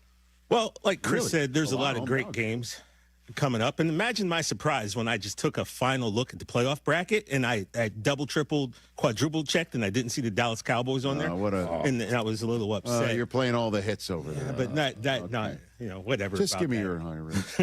So here's my higher register. I'm going to focus on the Pittsburgh Steelers. Home, taking it home. And if the Steelers lose this week, Mike Tomlin should reach out to the Dolphins. Oh. See if there's some love, Stay by your phone, man. I may need you. Okay. No state sales, no state income tax. A lot warmer in Florida than it is in Pittsburgh. I'd like to say there's a lot of other teams. teams he should be checking into on that front. Yeah, but Florida. Okay. I'm going to go with the wild card matchup for you, Chris Brockman. Hey, now. If I were you, and if I were my son, Cooper, my wife, Susie, and my in-laws, and everybody else that I know from the New England area, I would be quite nervous. Oh, weird you would say that. I'm serious. I look at this matchup, and I'm wondering if the Patriots are, in fact, equipped to take advantage of the weaknesses of the Los Angeles Chargers. Okay. And at the end of the day, I'm sitting here, and I'm thinking, maybe the Chargers do have a pretty good red-eye flight home on Sunday night. Maybe they're going to have a happy red-eye flight. And I've been on one of them all the way from Brazil. Me and Canta, Brazil. Indeed. I'm just wondering. I don't know. The Chargers are coming to town with Jim, and the Patriots haven't seen a defense like them all year long. I don't know if I'm going to do that on game day morning. I'm thinking about my picks. I don't know if I will have the temerity to show a lightning bolt on Sunday morning. Why not? I feel like you'd be lone wolfing that. I think I would be. Yeah. I don't know. Because the Patriots are just such a great collective and have an MVP quarterback and a coach of the year. Yeah, but you love Harbaugh, and you've never been. No, I know that, but I just look at the matchups, and it's a challenge that the Patriots have not had, and they're better on the road. How does that sound? Undefeated. That's correct. The post-career day press conference, brought to you by Progressive. Anthony, can you tell us what happened during career day? I'm a biomedical researcher. The kids just weren't impressed. How did you feel when your son called in the backup? Embarrassed, and I knew it would be a fireman. It's always a fireman. It's cliche, but a crowd favorite. He had an axe and everything. I can't compete with that. And will the fireman be helping your son with his science fair project? Hope not. I'm literally a scientist. Like it or not, sometimes you need a backup. That's why there's Progressive to protect your home and auto. Progressive Casualty Insurance Company affiliates and other insurers. Not available in all states or situations. Hey, fans! Welcome back to Fansville's Cheers and Tears. Oh. Okay, so like everybody deals with losing, right? To a rival on a last-second field goal. Whatever, it's fine. I'm totally fine. But I cope with losing with an ice-cold Dr. Pepper. Those 23 flavors are like so delicious. They totally wash away the pain of your college football team taking a big fat L. College football, it's a pepper thing. The Chicago RV Show is back. This annual event features multiple dealers, celebrity seminars, even Spider-Man will be there, and RV There Yet Theater. See all the latest and greatest in motorized and towable RVs. Save thousands with factory rebates and special show financing. Tailgating or traveling, there's an RV for you. Friday, January 9th through Sunday the 11th, there's free parking at the Schaumburg Convention Center. RVSupershows.com.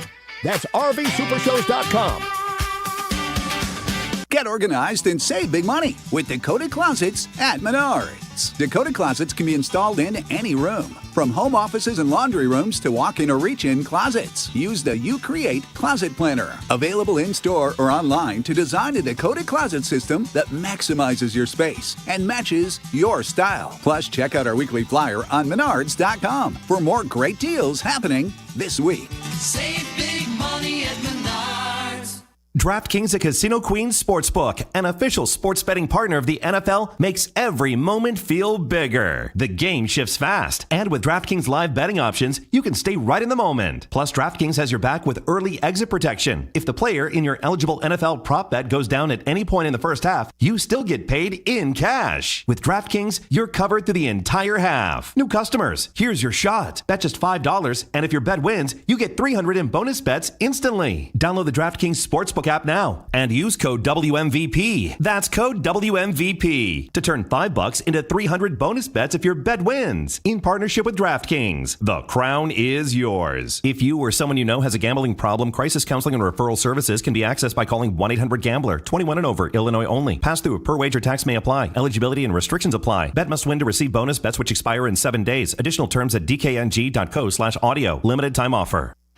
Attention basketball fans, the DePaul basketball season is here, and tickets are on sale now. Don't miss your chance to see the Blue Demons live as they take on some of the top teams in the country.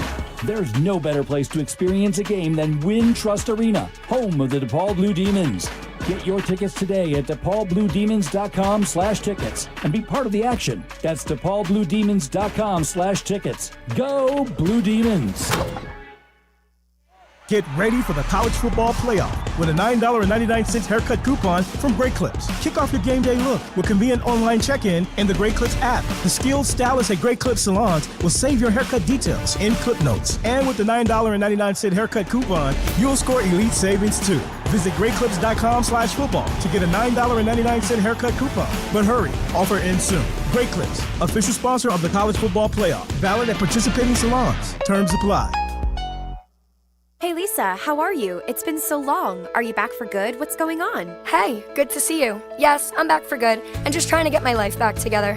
Well, I'm so happy that you're home. It looks like things are going well. I've been seeing those pics you post of you and your family at all those fun events. What gives? Oh, VetTix. VetTix gives. What's VetTix? VetTix is an amazing charity that gives free event tickets, like concerts, sporting events, and shows, to currently serving military vets and their families, and to the immediate families of troops killed in action. It's a really nice organization. That is so nice. These events have helped me feel like myself again, and all these new happy memories my family and I are making are priceless. We have extra tickets sometimes. Can I donate them? Yes, it's easy. Just go to vettix.org. You can give your extra tickets, and other vets like me can sign up to get them. Awesome. I love that idea. What a great way to give back.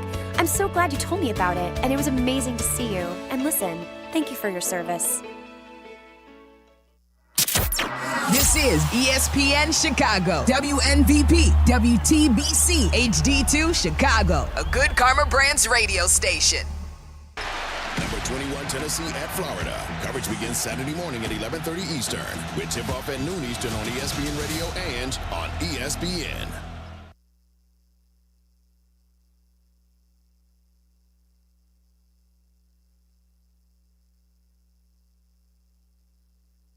This is the Rich Eisen Show. Hey, everybody. Can't get enough of the Rich Eisen Show? You're in luck. You can find us everywhere. Watch us weekdays on Disney Plus from noon to 3 Eastern. Miss the show? We've got a podcast so you can listen anytime. But here's the best part. Our YouTube channel. Subscribe at youtube.com/Rich Eisen Show and you'll never miss a moment. Now, on with the show. And now, this is the Rich Eisen Show. I'm tunnel vision. Live from the Rich Eisen Show studio in Los Angeles. Mike Tomlin of the Pittsburgh Steelers. I certainly can't seek comfort in the longevity of my career. Earlier on the show, Prime Video Thursday Night Football analyst Richard Sherman. NFL Network insider Tom Pelisero. Coming up, actor William Stanford Davis. And now, it's Rich Eisen.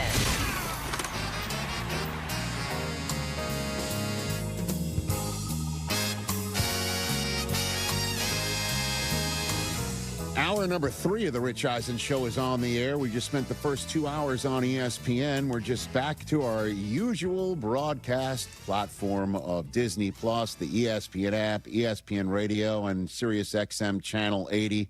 William Stanford Davis is in our green room. We'll bring him out in about 15 minutes' time from Abbott Elementary. It'll be a fun conversation. There's also a bunch of you hanging on the phone lines. We'll get to you in a second. 844-204-RICH being the number to dial. My goodness gracious, there was a purge of so many coaches in Tampa Bay over the last half hour. Todd Bowles, still the HC, fired his offensive coordinator, quarterbacks coach, special teams coordinator, defensive lines coach, defensive backs coach, safeties coach, and then Tom Moore says he's retiring. He's the senior offensive consultant, Tom Moore. You know, whenever you can do 60-plus years in the NFL. 62 years. Man, wow. man. Tom Moore, been around and been there and done that. And to that we say to you, sir, enjoy your retirement. Absolutely. My favorite Tom Moore quote, you'll see it quoted over and over again. We also mentioned it here about, you know, the whole Shedeur Sanders hoo-ha and whether he was ready to start and how is he going to get the snaps and whether Stefanski was holding him back with the snaps and all that sort of stuff. And bottom line is, you know, backup quarterbacks don't get snaps in the NFL. They just don't. And I mentioned the famous Tom Moore story being asked about, you know, do you give the backup quarterback any snaps? And they asked him that when he was with the Indianapolis Colts and Peyton Manning, and he goes, no, we don't. Why not? And he says that if Peyton Manning or 18 isn't playing, we're effed, and we don't practice effed around here. It's great. It's honestly an amazing quote. That's one of the greatest quotes in the history of sports. We don't practice F. But, I mean, so Todd Bowles saying he deserved to have a shot to stick around, and the Bucks obviously agree and letting him or demanding or him agreeing to, who knows what goes on in these conversations when the offensive, defensive coordinators or assistants get let go. So the Bucks are basically in the market for reconfiguring much of their staff, but keeping Todd Bowles, which opens the door to, you know, if you want to hire anybody else, you've started from almost scratch already. Not to say that that's what they're going to do to Todd Bowles, but I can't expect. I mean, the unexpected is the only thing to expect these days. You know, as Tom Pelisero mentioned, we had a Black Wednesday and a Black Thursday today, this week, with John Harbaugh being ejected, the eject button from the Ravens yesterday. It feels like, you know, ages ago because Mike McDaniel got let go. And now we're hearing other teams are interested in bouncing somebody for John Harbaugh, potentially. Was it right around when Brian Callahan got let go? Maybe it was Tom or someone else said, yeah, they didn't expect it to be a heavy coach turnover this time. It might be 5 or 6 jobs opening. And here we are at 8. Here we are at 8. Yeah. I know. And then general manager jobs open, except in Dallas. This soundbite made the rounds. I'm going to break something. Jerry Jones. Break that whiteboard. I don't even know what brought this question on, what question brought it on, but do we just roll it? Everybody knows what soundbite we're talking about. Hit it. My goal in life is to retire as the owner that won the most Super Bowls. That's my goal. To be retired in the NFL as the owner that won the most Super Bowls. We've got 3. How many more do I have to go as a single owner? Bob's got how many? 6? So I've got work to do. Got work to do. I got work to do, but at least I'm up to the second rung in the ladder. But my goal is to have retired and won the most Super Bowl as an owner. Stephen Jones for the win, everybody. You got work to do. I mean, I couldn't. You don't have to keep doing this, TJ. Like I'm done. What do you mean? Come to death row. You know what I mean? You're referring to this certificate that's right here, which Ken Tulo made up, Rich Eisen show producer. Speaking of the executive producer being all up in the videos, A release of fandom that TJ has yet to sign. Watch your own. They're all up in the videos. Shug Jones. Dancing. Holding press conferences after every. Still unsigned. And then, of course, all the time. It's ready to be notarized by Jason Feller, who once upon a time Mike Del Tufo told Susie was a what was it, a notary, and Susie actually brought documents in for Jay to notarize, only to be told I'm not a notary. And then wait a minute, Mike Del Tufo told me you were a notary, and he said I've never been a notary. You know, he's never been a notary. That's I did not know that. He lied. He clearly you don't lies. He has the equipment. He has the equipment. I've been thinking about like going online and becoming a notary though. So very good. We digress. Yeah, that's very dismissive, but okay. I mean, what do you think? Well, I think. I mean, well, he's thinking of retiring. Is what I take from that. Not until that's not what the owner with the most championships. Okay, and he's 3 away from technically 4. But I gotta, dude. Yeah, you gotta get one more. What if he goes on a run of 4 straight Super Bowls? Okay. Oh my God. Let me explain something to you. I know. So, what's more likely segment for Friday? Could you make one up for tomorrow's segment on ESPN? What's more likely? Absolutely. Dallas rip off 4 in a row and Jerry Jones retires with the most Super Bowls ever. Or with one. And then how about this? You reach out to Sarah at home as well, and put that in the hands of a lead pipe wielding, professional, hilarious stand-up comedy. We will finish that. Rich, I have a better chance of writer, my ex-wife. The whole business, producer. I expect that. I very rarely give you an idea in advance of what's more likely, but seriously, I can't breathe. What do you think? What do you mean? What do I think? You're the Cowboy fan in the room. Anytime anything twitches in the direction of the Jets, I get phone calls and texts and tweets and all that sort of. You should know what I think at this point. What do you think? That's absurd. we've gone 30 years and haven't, like, granted, right? He's been on that second rung of the ladder for 30 years. Granted, I have vivid memories of 3 Super Bowls. I have no memories of one, even though I was alive, but I have vivid memories of 3. And I lived in Pittsburgh. Life was great, okay? Especially when they beat Pittsburgh. Beating Pittsburgh, I was just telling my Uncle Buck about this over Christmas. Uncle Buck? Uncle Buck. You got an Uncle Buck? Oh, my goodness. I'm surprised I didn't get beat up the night that the Steelers lost the Super Bowl to the Cowboys, because I reinvented the definition of obnoxiousness that day, right? I was completely obnoxious. I didn't have dreadlocks. That's how long ago that was. And I've had these for 26 years. So you were writing the as of yet still uncashed checks. Yeah. So look, granted, fantastic. It's a great goal to have. Of course it is. Have the most. I applaud him. But let's hash it out, though. Ain't gonna happen. Let's hash it out. Okay. Dak is as good as ever. He is. But hold on a minute. CeeDee Lamb is good as ever. Yes. George Pickens, and I'm filling out my all-pro list. He was in the mix, man. How could he not? Okay. Ferguson at tight end. Stud. Javonte Williams at running back. Fantastic. Okay. How about that offensive line? What are we thinking? Need a few tweaks, but the building blocks are there. And now let's flip to the other side of the ball. Let's not. No, why? You got Quinnen Williams next to Kenny Clark. That's true. All right. You got DeMarvion Overshown going into this offseason healthy. Yeah. I know Trevon Diggs isn't there anymore, but, he wanted to hang with his family over Christmas. But in all seriousness, let's fill in some blanks here. Draft, which they're good at, and free agency. That is, you got yourself a good shot for next year.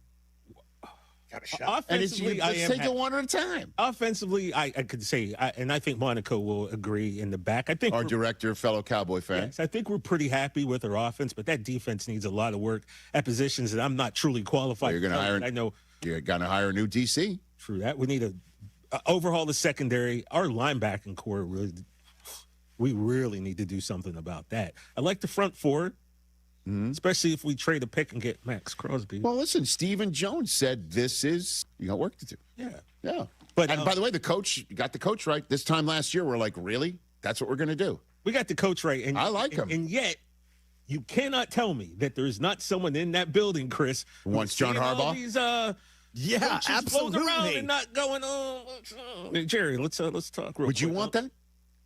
I mean, it depends on what coach. Would you want that? Mike McDaniel comes in as OC? No, I wouldn't mind that. I'd like Schottenheimer, and I do. There is, but that's one thing that Joneses, I don't think, are going to do. Yeah, you can't bring Harbaugh in because he's going to. They could have had Jim. They could have had Belichick. They could have had all those guys. Dion. They could have had anybody. And they said no. That's one thing that I don't think is going to happen. That's one. I bet you that's one. I shouldn't say that because I said earlier this week. I don't think there's going to be any more coaching changes. Yeah. How dumb was that? Remind me. You should have some device over there that kicks me under the table sometimes. Like a shock collar. It's like, but my goodness, to win 4 Super Bowls in a row, to answer your previous question, that would be. TJ, Jerry was on the second rung when Bob had 0. Right. I mean, life was good in 1995 for sure. That's right. It's true. 0. That's now right. He has 6. You had you were using the quarterback that you sent to Parcells and him. That's right. Thomas in North Carolina. We'll take your call, and then we'll bring out William Stanford Davis. What's up, Thomas? He's up. Thomas in North Carolina. Are you there? Thomas. Yeah, I'm here. Hey, what's up, buddy? What's up? I just want to say to Rich, you put a smile on my wife's face every Sunday. She's disabled and can't walk, and you and Mooch and Kurt and Gerald just make her smile every week. Hey, thank you for saying that. And we're gonna make sure she's there Saturday. We got 2 this week. Oh, you do? 2. Oh yeah. We got 4.5 hours prior to Saturday. I'm a diehard Eagles fan. Oh, sorry, Thomas. Thomas, you don't sound like you're from Philadelphia, Thomas. I just wondered if you thought that maybe that Howie Roseman might pull a few strings. And yes, I know Mike McDaniel left the Dolphins today. What do you think about if you paired up Vic Fangio, Nick Sirianni, and then TJ? You don't want to hear that. Mike McDaniel is the OC there to take care of how Patulo's been struggling and all, and not getting the right footing with the offense, and you give Mike McDaniel Saquon, Tank Bigsby, A.J. Brown, and the Slim Reaper. What would you think about The that? Slim Reaper, I like it. First of all, I hate that. Tom, no, hold on a second. Yeah, Let me help you. Let me help you out, TJ. Please do. All right, Thomas. How do I put this? First of all, Jalen Hurts would, as much as everybody has an issue with Patullo's play calling, Jalen Hurts would be like, are we going to change the play call around here again? Would it be 7 times? I can't even imagine. Every year of his So football we're life. looking for continuity. But outside of that, Thomas, I don't know how to put this. The reason why Vic Fangio is your defensive coordinator is apparently he was the oil to Mike McDaniel's water in Miami. So I don't believe the two of them will set foot in the same building the rest of their lives if they could avoid it. If I could, I don't know, I shouldn't be saying these things because I don't have these conversations with these men. I just hear what I hear. And the reason he was in Miami, then he was in Philadelphia, and the reason why he wound up in Philadelphia is because it didn't work out in Miami. So I just don't see that. But I understand where you're coming from. Yeah, bad water for the two of them being together. I understand. Yes, indeed. It's sort of the opposite between your wife and NFL Game Day Morning, which, you know what I mean? We're made for each other, and I appreciate you saying that. Let's chat again soon. Call back. She loves you guys. She loves you guys so much, and I'm a diehard Eagles fan, and she's a diehard Cowboys fan. It's a house divided here. Wow. Thomas, what's the missus' name? Anna. Hello, Anna. You have it right. Thomas, I don't know. Thanks for the call, Thomas in North Carolina, right here on the Rich Eisen Show. All right, let's take a break. We'll come back. We'll empty the phone banks after we chat with William Stanford Davis. We're talking Abbott Elementary when we come back. One of the best shows on TV.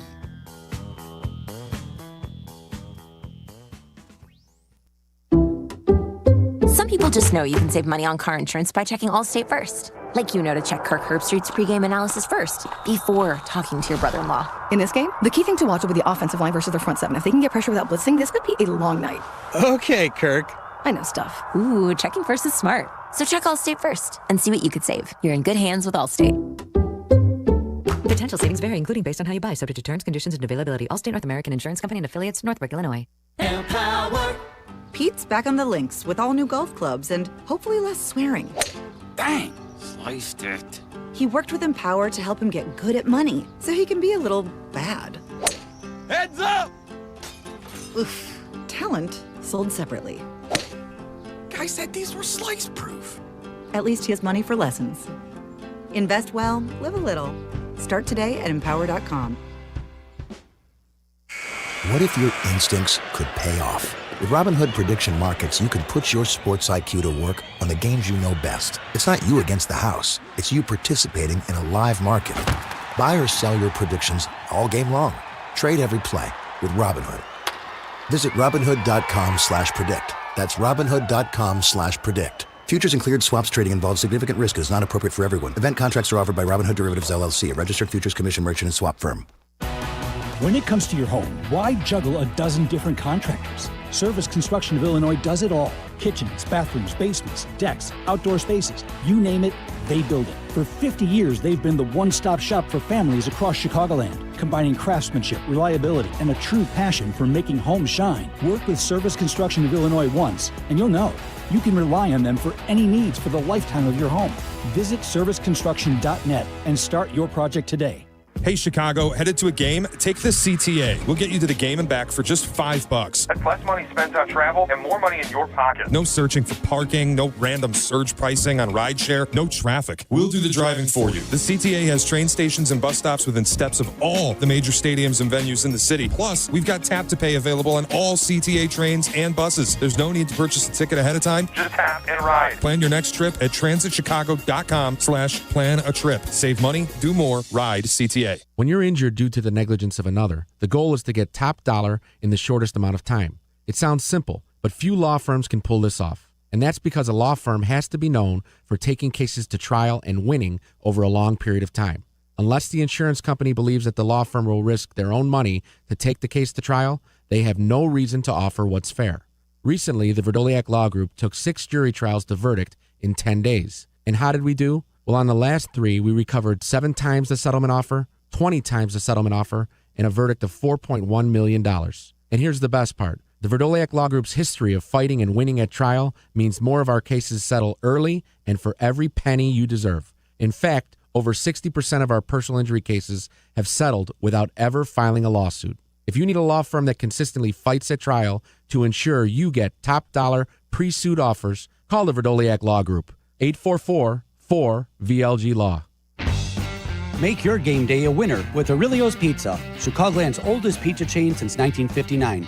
This is Joe Aurelio inviting you to indulge in our crispy thin crust, signature sauce, 100% real mozzarella, and your favorite premium toppings like our fresh ground Italian sausage. Dine in, carry out, or have it delivered. Visit Aurelio'sPizza.com for the location nearest you. Download the Aurelio's app and start earning rewards today. Aurelio's Pizza. It's a sauce.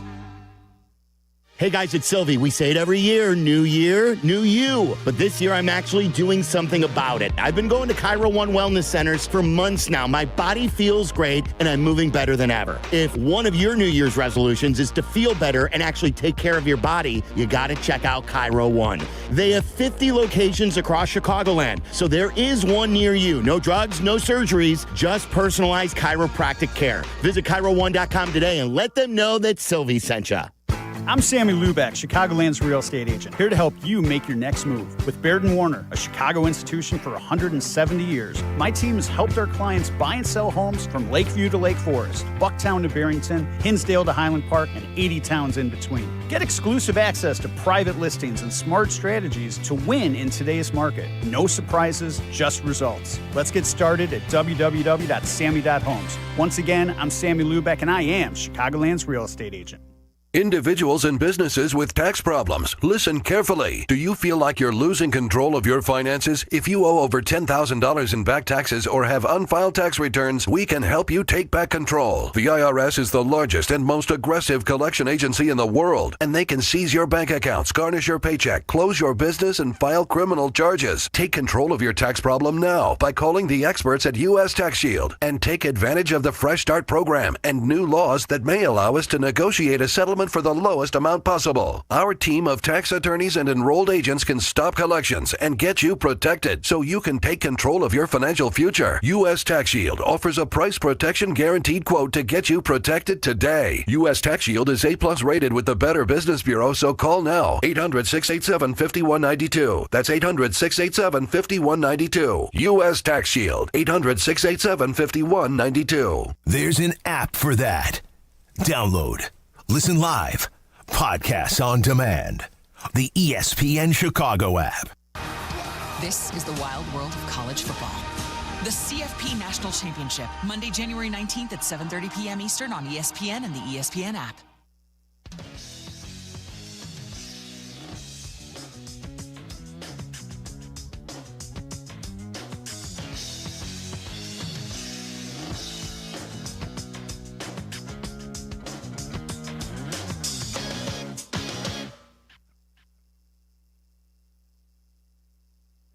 I love that. That's so funny.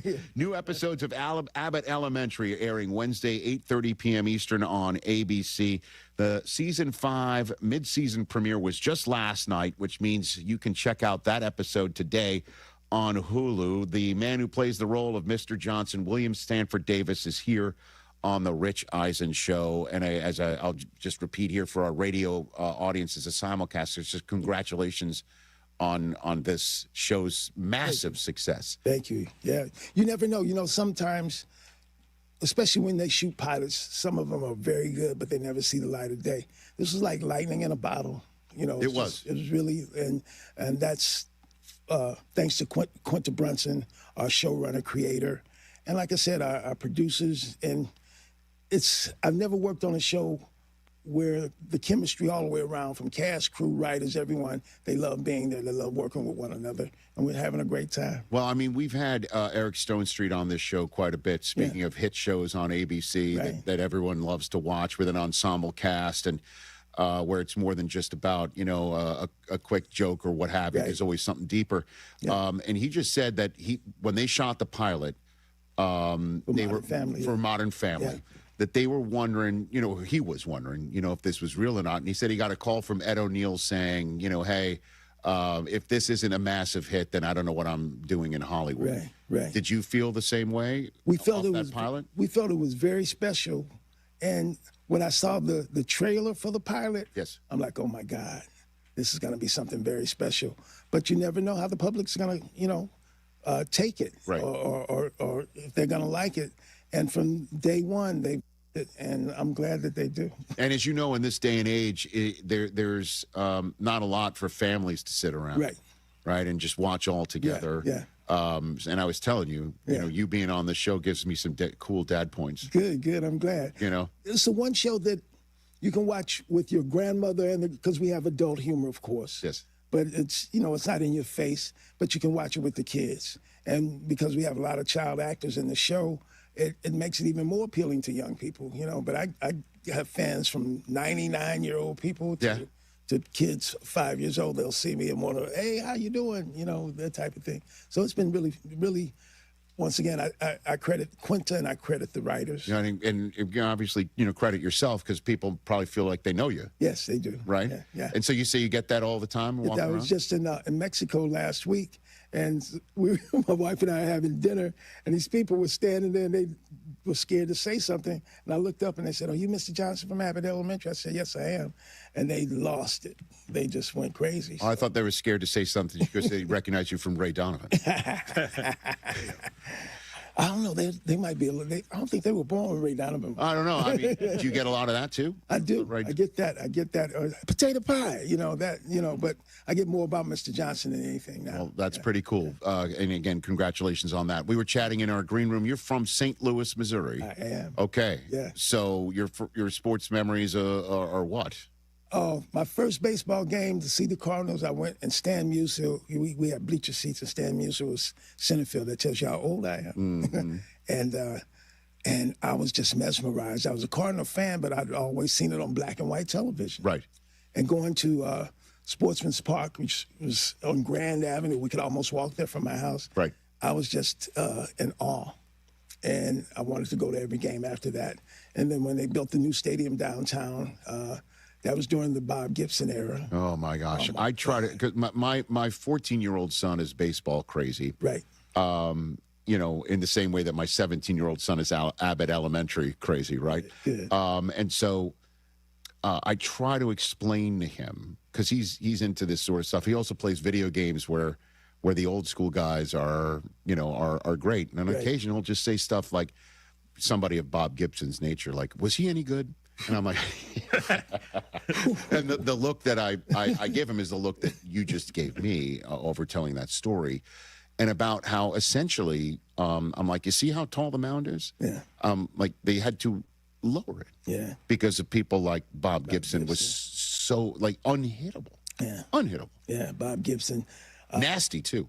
Right. You ever hear Willie Mays talk about it? Yeah. Sure, of course. Yeah. But we would go, back then, the Dodgers would come to St. Louis, 2 times here, 2 times there. So we'd see them 4 times a year. Yes. I saw Don Drysdale pitch against Bob Gibson. I saw Juan Marichal pitch against. Like you had a ticket and you ticket and you would watch them, or you just sit at home on TV. You saw these games. My uncle would take me, especially when the Giants or the Dodgers came to St. Louis. That was like, oh yeah, we're going, or Milwaukee. Sure. Yeah. Because of Hank Aaron. Right. The first game I went to, I told you I saw Stan Musial. That was to see Milwaukee. The Milwaukee Braves. So you're going to a game and that's Stan Musial, and then when he goes into the dugout, out comes Hank Aaron? Like that happened? Like he's in the outfield? Yes. Wow. That is pretty amazing. That is great. Yeah. That was amazing. That was the very first baseball game I ever went to. Oh, my gosh. Yeah. Fantastic. Yeah. All right. And so are you still interested in the Cardinals? Or oh, my God. It's once it's in your blood, it's in your blood. It's a religion. In St. Louis, the Cardinals are a religion, especially now that they don't have a football team or anything. They right. Have, XL, yeah, FL. Yes, right. Yeah, but right. But yeah, it's I'll go see them when they play the Dodgers. I'm a Dodgers fan when they're not playing the Cardinals, but the Cardinals are in my blood, and especially back when the Bush family owned it, they made sure they had top flight pitching and everything. I don't know what's going on with them now, but I still love them. You must have watched the World Series this year then, right? Yes. That was an unbelievable. It was really one of the best World Series ever. Yes. And I understand I'm talking to somebody who said, I once saw Stan Musial play with Hank Aaron in the same game, or against. But this past World Series was phenomenal. Was one of the best I've ever seen. Yeah. Did you go to any of the games or anything? We went to the playoff game. Okay. The one where Ohtani pitched, where he hit the 3 out of the park, actually. Oh, my gosh. I mean, it was my wife's first game she'd ever gone to, and now she's hooked. Oh, that'll do it. She's strung out. She's strung out on baseball. So your wife had never been to a baseball? Never been. She's from London. Okay. So sure. And you take her to the playoff game where Ohtani goes yard. Just goes crazy. That was against the Padres, right? Was it against them? No, was it? Who was that against? That was Milwaukee. The Brewers. Against Milwaukee. Milwaukee, yeah. And again, this is great. I'm so I feel fortunate to be able to ask you this question. That game 4 against Milwaukee. Ohtani, the sound of the ball off his bat. Is it something that you've heard before? Nothing. I've heard shotguns blast. I heard shotgun blast. Right. And nothing. When it hits a catcher's mitt, people would. Oh, you're talking about pitching. You're talking about. I'm just talking about the ball off. The ball his is bat. back. Oh, that's a whole different thing, man. I've never. We shot our show in Philadelphia when Schwarber hit 4 out of the park, and it didn't sound like what Ohtani's ball hitting the bat sounded like. Right. Yeah, incredible. Was that when you did the Always Sunny crossover? No, we did the Always Sunny crossover here in Los Angeles. Okay, you did that in Los Angeles. In L.A. But so it was different shooting it in Philadelphia. Yeah, we did. We went to Philadelphia to shoot at the Philly Stadium. Okay. Shoot there, and we shot the whole episode there.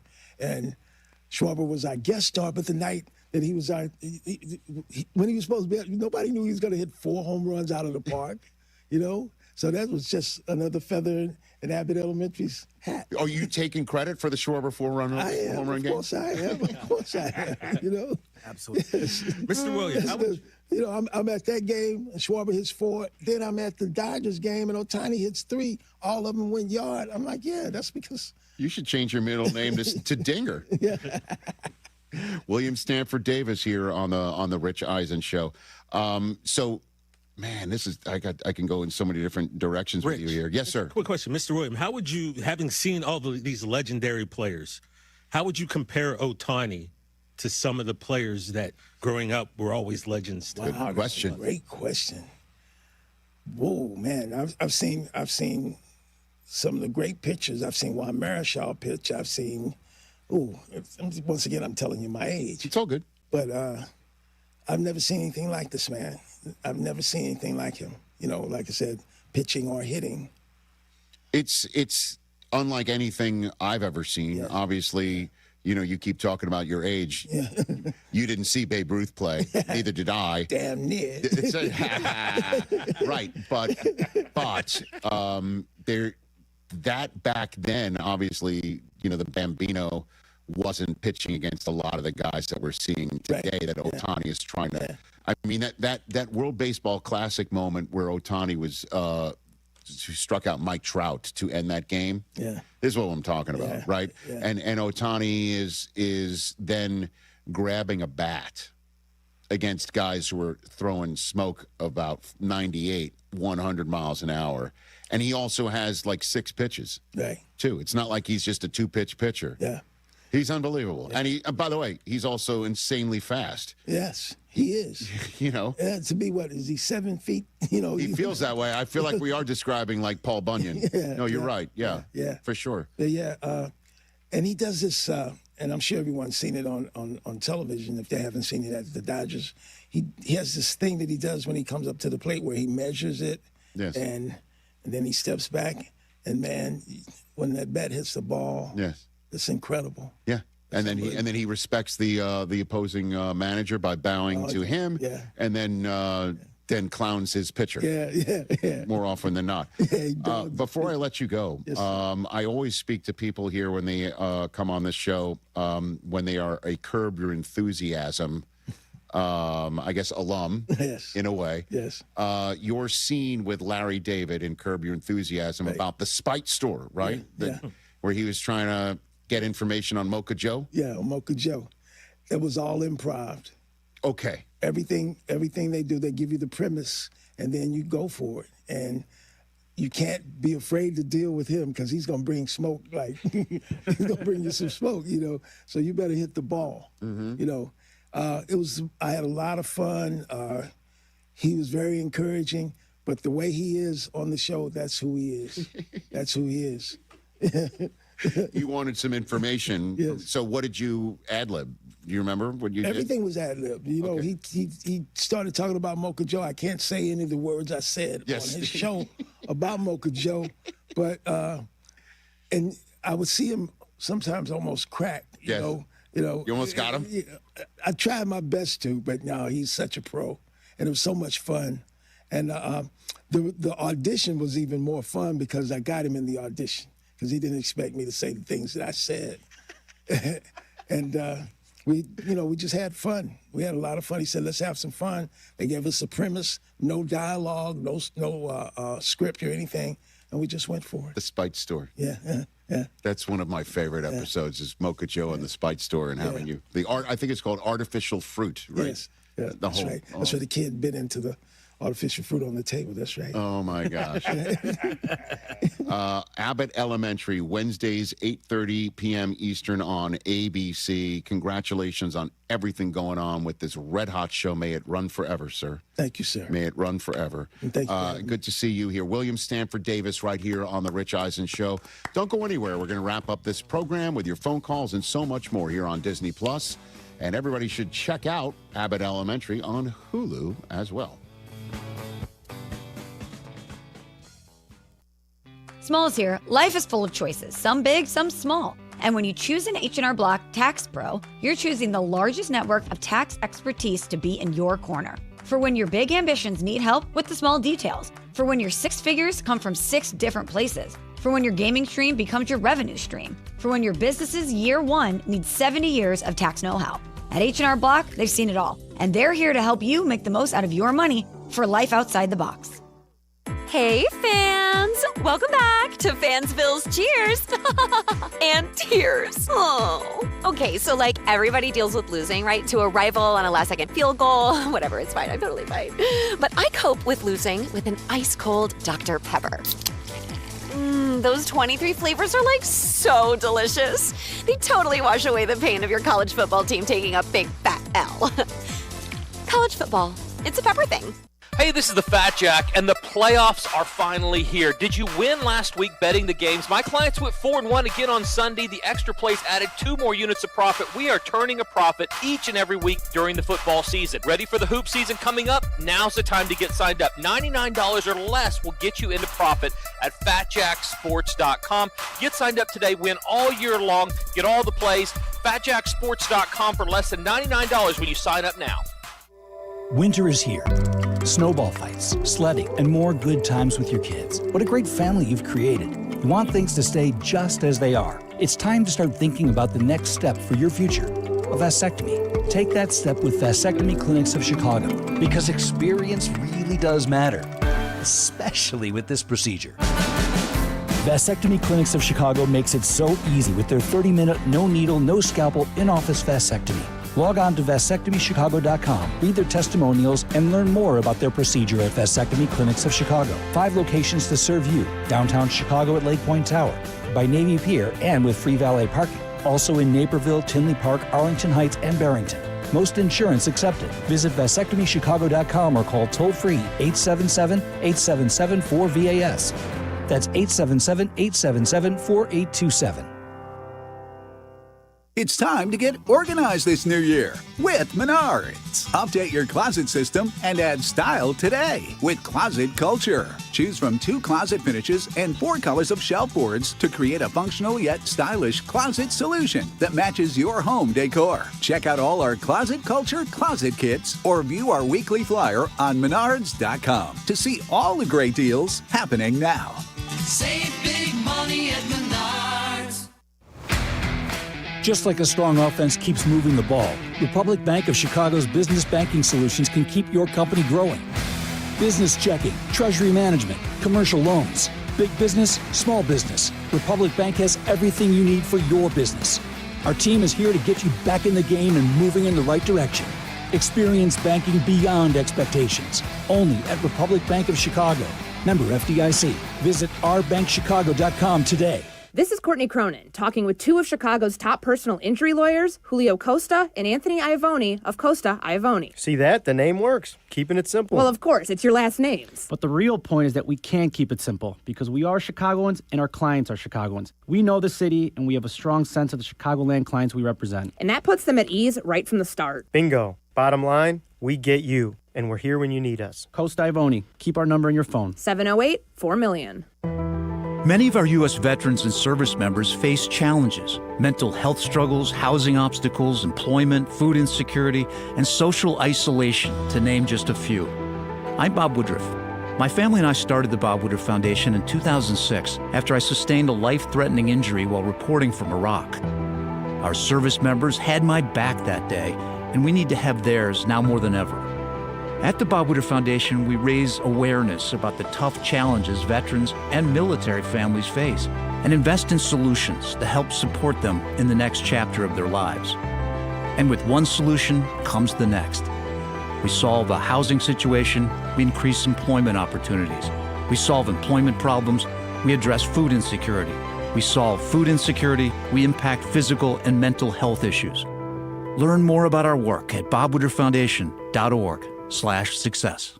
Coverage of college football's bowl season on ESPN Chicago is brought to you by Menards. Guy kicking a ball a few feet to the right. So if in fact he had instead kicked that ball a few feet to the left, is Harbaugh's voice still stale? Amber Indian, weeknights at 7 Eastern on ESPN Radio.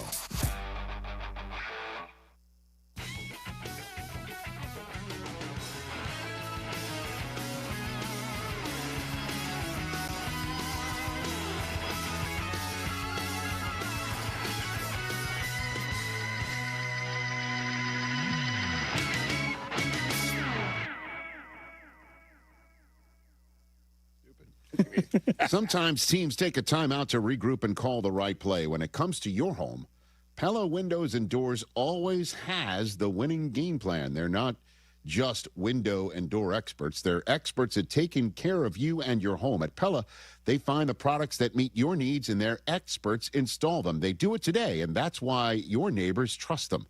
Discover why Pella is a trusted choice for homeowners everywhere. Visit Pella.com/Eisen today. That's Pella.com/Eisen. And we love our new burgeoning partnership with Pella.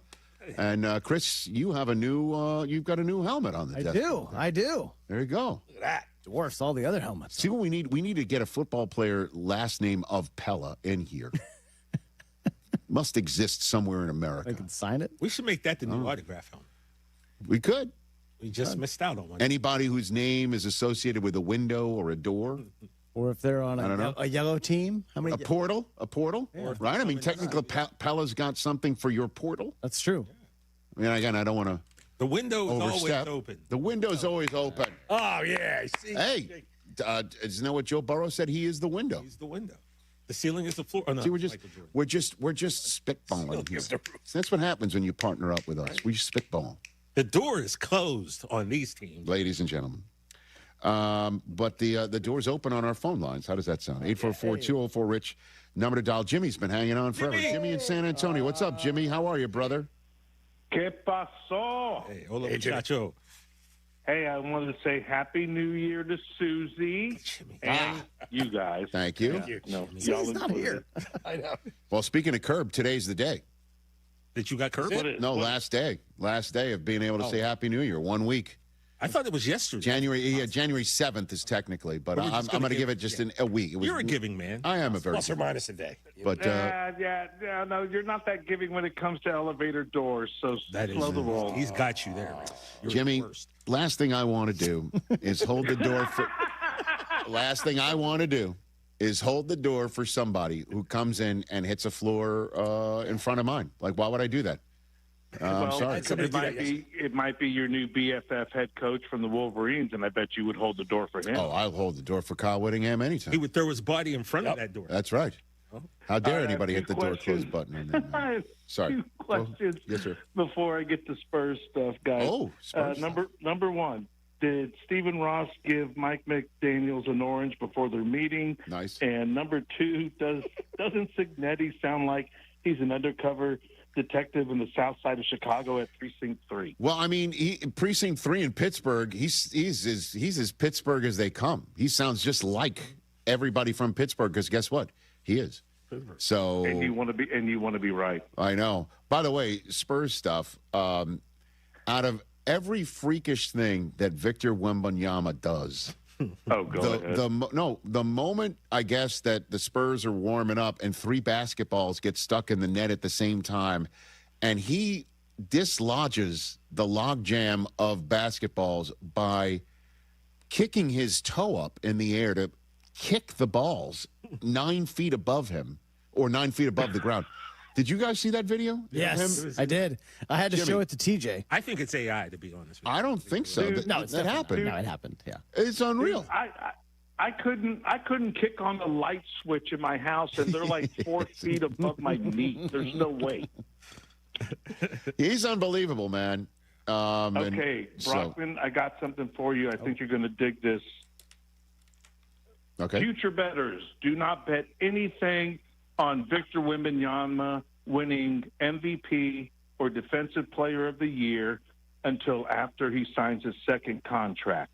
The Spurs are going to save a lot of money because the kid is still growing. He's injured often, and he's not going to qualify for any of the major awards, and so he won't get the ultimate max, super max. Interesting. He'll save the Spurs money by just getting a great max, and then we can re-sign Steph Castle, Dylan Harper, and keep D. Fox, and we're going a 4-head. There you go. So what's more likely, the Spurs win 4 in a row or the Cowboys win 4 in a row? Oh, Spurs. Just kind of get ready. By far. Thanks for the call, Jimmy. Happy New Year to you, too. Jimmy in San Antonio, one of our long-time. Spurs have the 4th best odds right now for the title. Uh-huh. I don't mean to bring up old stuff, but had Jimmy not gotten fired by Jerry, then we would have won 4 in a row and everything. Well, facts. Okay.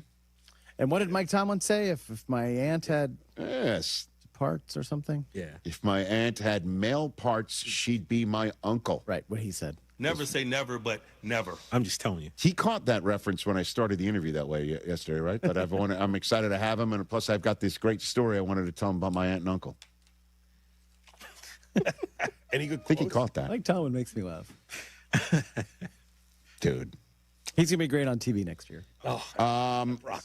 I don't. Brockman. By the way, what would he be? Like, where would you put him? You could give Mike Tomlin a TV job. Wave your wand and he accepts it. What would you put him? Studio or booth? Oh, he'd be so good in a booth, but I think he'd be studio. Yeah. Why? Yeah. He's a studio guy. I want him breaking down every game and every scenario and every critical moment, not just Falcons Panthers. You know what I mean? Well, by the way, the fact that you would slander the NFC South that way. I'm not. I'm just picking a random game. No, well, you maybe pick, not but you getting an A crew. I understand that. You know what I mean? But how can you go home again and now? She knows. Okay. I don't know. It's honestly the same reason why I kind of wish Tom Brady was in studio. I want him breaking down everything. But he's so good at breaking things down in person, you know, and he's not intrusive about it, and he's not arrogant about it. You know what I mean? Like, I feel for Burkhart. Why? Because the 2-shot, he'll never win it. That's number one. I don't think that. And he's a handsome little fellow. Baby KK. No. But can we come up? Can we come up with some? Because when there's the 2-shot, do you see that they Chiron them both? What do you want to have happen? Well, it says Kevin Burkhardt, NFL on Fox, Tom Brady, 7-time Super Bowl champion, and it's just like, all right. Does KB have any Emmys? I think he does. You want to put that in there? Yes. Okay, all right. Let's catch him up here, man. Okay. Let's give him something. Or we even the playing field. Tom Brady, NFL on Fox. We all know how many he's won. Super Bowl champion. Like, do you think there's anybody that tunes in and goes, oh, That's Tom Brady. that's Tom Brady, 7-time Super Bowl champion? Yeah, because someone's watching for. I'm trying to help Kevin out here. You really think he cares about the 2-shot? I would. Come on. I did. Rich always. Do you remember that? Yeah, but of course you did. You were the That was producer honestly- and editor of the Rich Eisen podcast. That might have back been my in the day. first ever podcast TV episode. Yeah, because I went to MC the Patriots kickoff dinner where Belichick hardly said a word to me, but the only thing he said to me was get us out of here on time. Yeah, that was 2011. Right. And so I'd been on the air only like 8 years. Yeah. I didn't really have any relationship with Belichick now, then like I do Your BFF. now, not like we're BFFs, but I mean, when you spend 3 days doing the NFL 100 together at NFL Films, that's something you can rely on. But yeah, my question when I said, sure, I'll do it, was can I bring my nephews? And which they were, not only were the Patriots gracious to let them run, they ran around on the field beforehand, but met Randy Moss, met everybody. And Brady couldn't have been more gracious. As I said, can I get Tom Brady for a half an hour for my podcast special beforehand to lead off the kickoff? That's right. And they were like, let's look. And the answer came back, yeah, he'll do it. And he came early. And I dressed in my finest suit and even put on a sweater underneath the suit. So I knew, because when I sit down, my shirt can wrinkle because, again, nothing fits. And nothing fits when it comes to sitting next to Tom Brady. And I knew I would look like I'd be wearing a burlap sack next to him. And I did look that way. So, yeah, I noticed these things. I'm the one who also notices on these shots, who's got shoulder, who's holding the football, who's in the front, who's in the back. Because these PR, or I guess the media PR groups in all these networks put together these Photoshops to promote the upcoming broadcast. And I always notice who's in the front and who's in the back. You know that. But Burkhardt is just like NFL on Fox and Tom Brady, 7-time Super Bowl champ. I think they should just say NFL on Fox for Tom Brady. We know. We get it. Like you don't Chiron the President of the United States in an interview. Just you know who that person is. Well, this one probably would. Nice. Oh, 1,000%. Seriously. But also you got to remember, let's every day is going to be someone watching them for the first time, Rich. So really. That's true. William's wife never went to a baseball game. And Got it. Saw has no idea Tom Brady. Now I'm going to listen to what Tom Brady has to say because I've never heard of him before. Now I know he's got 7 Super Bowls. So he knows what he's talking about. Or at least put up Kevin's Emmys. I think he's won some. He won as part of Fox baseball studio. Oh, it's in the same way Del Tufo gets his Emmys. Oh, no. Group project. Audio ones. So it's kind of. Oh, and you're the only one working a fader. No, but Okay. there's only like 2 of me on a show. Well, It's still more than one. Let me ask you this question. When Fox won all those Emmys, did you go up there or did Jerry go up there? Who went up there? Did Jerry Steinberg go up there or did you go up there? No, Jerry wouldn't go. The audio people do, and the technical people do. So when I've won the audio, I've seen ones Jerry I go have, up on the stage that's quite a the bit. audio crew. We get him. But I'm saying, yes, you're right. I get you, Rich. But it's still 8. I don't. By the way, I don't denigrate your value or your worth. I'm a little. I'm not insulting you at all. Not even a little bit. I do. Really drinks? I didn't tell you to go get a shine But box. by the way, if you guys win one, I'll never hear the end of it from. I'm trying to help Burkhardt here. How am I the bad guy? If we win, that means I you will win also too. win. So Exactly. you But got? I can't wait. It'll happen. I hope when it to God it does, because I'm going to hear it. I'm going to act I'm like gonna the say it. Cowboys won the Super Bowl if that happens. You realize we're all on the same side here. Of course we are. Okay. I love you guys. You think I hate? I mean, no, I'm kidding. Well, there's times. Kind of you see? Why do they do this? Sometimes you post things. You bring it to yourself. Tim in Phoenix, Arizona will take your phone call. What's up, Tim? Hey, man. Scattaboo to you. Scattaboo season. Okay, and Scattaboo to you as well. Boo. So I guess Thank you you're very more much. Tempe than Tucson, right? Obviously. There in Phoenix. I am. Makes Yep. sense. Got it. But what I'd like to say, Rich, is first of all, Chris is always right when it comes to firings. Oh my God. Second must of be all, his cousin. Do as not a feed the kid, animals, Tim. Oh my God. What are you doing, Tim? He knows Tim, Rich. Don't worry about that. As a kid growing up in Indianapolis in 1974 and Arlington youth football, I played for the Colts, and I became a lifelong Colt fan. Okay. We built the dome and all that, and the Colts came to town, and went to 2 Super Bowls. It was so great. I was on Letterman. Yes. You know, it's so good. Beth Henderson interviewed me. We had huge parties. Uh-oh. When are we taking a turn, Tim? When does this take a turn? What happened? Well, actually, what happened? It did. And I did the win-loss game with Susie back before the season, and I predicted exactly what was going to happen. And down to the Achilles? I'm sorry? Down to the Achilles? Let me see here. I don't know if I was exactly right. Susie wrote it down. To the right numbers, but the 7 games. Anyway. Mm-hmm. I'd like to, if TJ will allow me to, mm-hmm. I would like to use his release of fandom. Oh, no. After 52 years from the Colts. As long as Ballard's there, I'm out.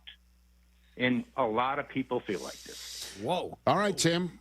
Once Rich Eisen Consulting makes up the paperwork, you know, we're going to end up having to charge you the 40 cents if you don't sign it, you know. I'll pay the 40 cents, sir. Okay. Oh, do you really want us to make this up and send it to you, Tim? For real? I really do. Okay. I really do. Tim, stay on hold. Here comes Adam. Be nice to him. He's nervous about his Bears. All right, there goes Tim in Phoenix. Wow. Dang. We're here. 52 years. We're here for you. That's a long time. We're here for fans. Wow. I don't know. I know what he feels. Hey, man, listen, the Colts went from 7-1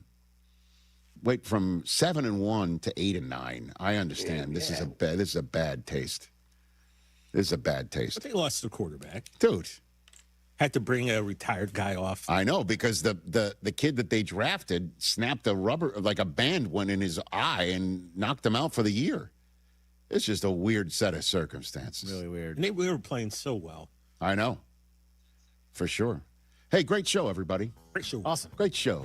Let's do it again. Ashton Kutcher is going to be our guest first up on our ESPN Friday.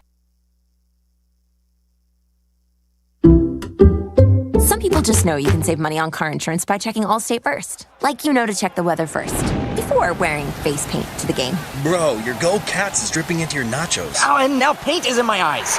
Interception! Did you see that? No!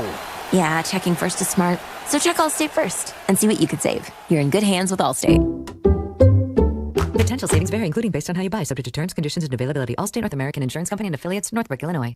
Rich Eisen here. LinkedIn Jobs is stepping things up with their new AI assistant so you can feel confident you're finding top talent. Get this. Employees hired through LinkedIn are 30% more likely to stick around for at least a year compared to those hired through the leading competitor. Hire right the first time. Post your job for free at linkedin.com/Eisen, then promote it to use LinkedIn Jobs' new AI assistant, making it easier and faster to find top candidates. That's linkedin.com/Eisen to post your job for free. Terms and conditions apply. And promote it to use LinkedIn Jobs' new AI assistant, making it easier and faster to find top candidates. That's linkedin.com/Eisen to post your job for free. Terms and conditions apply. Has the excitement of betting turned into worry? Feeling overwhelmed every time you roll the dice? Problem gambling doesn't just affect your wallet. It can impact your health, relationships, and peace of mind. But there's hope. Gateway Foundation is here to help you take back control of your life with personalized treatment options. You don't have to face this alone. Call Gateway Foundation today at 844-444-5780. That's 844-444-5780.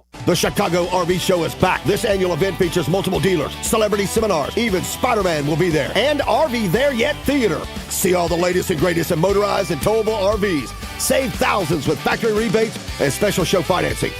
Tailgating or traveling, there's an RV for you. Friday, January 9th through Sunday the 11th, there's free parking at the Schaumburg Convention Center. RVSupershows.com.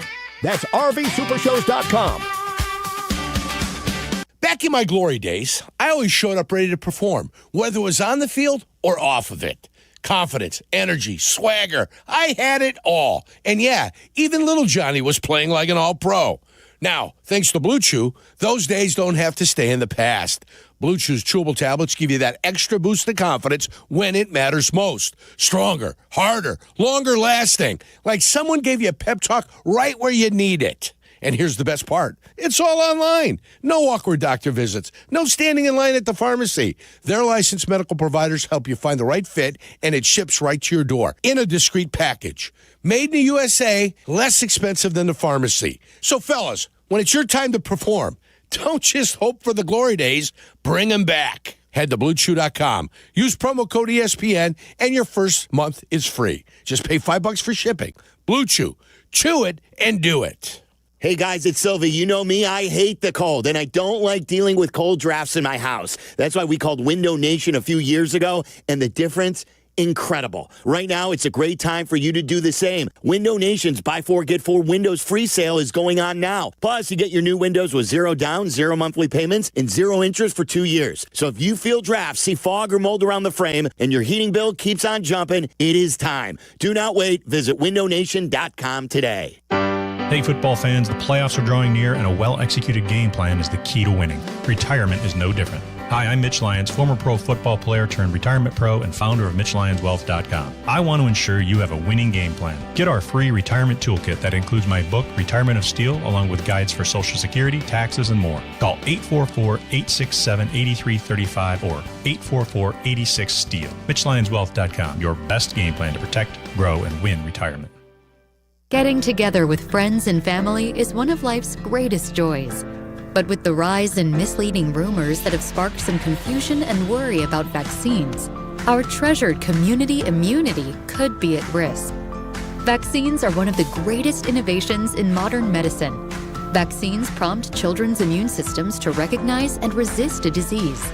By making sure your child's immune system is ready to activate, vaccines help your child stay active, healthy, and safe.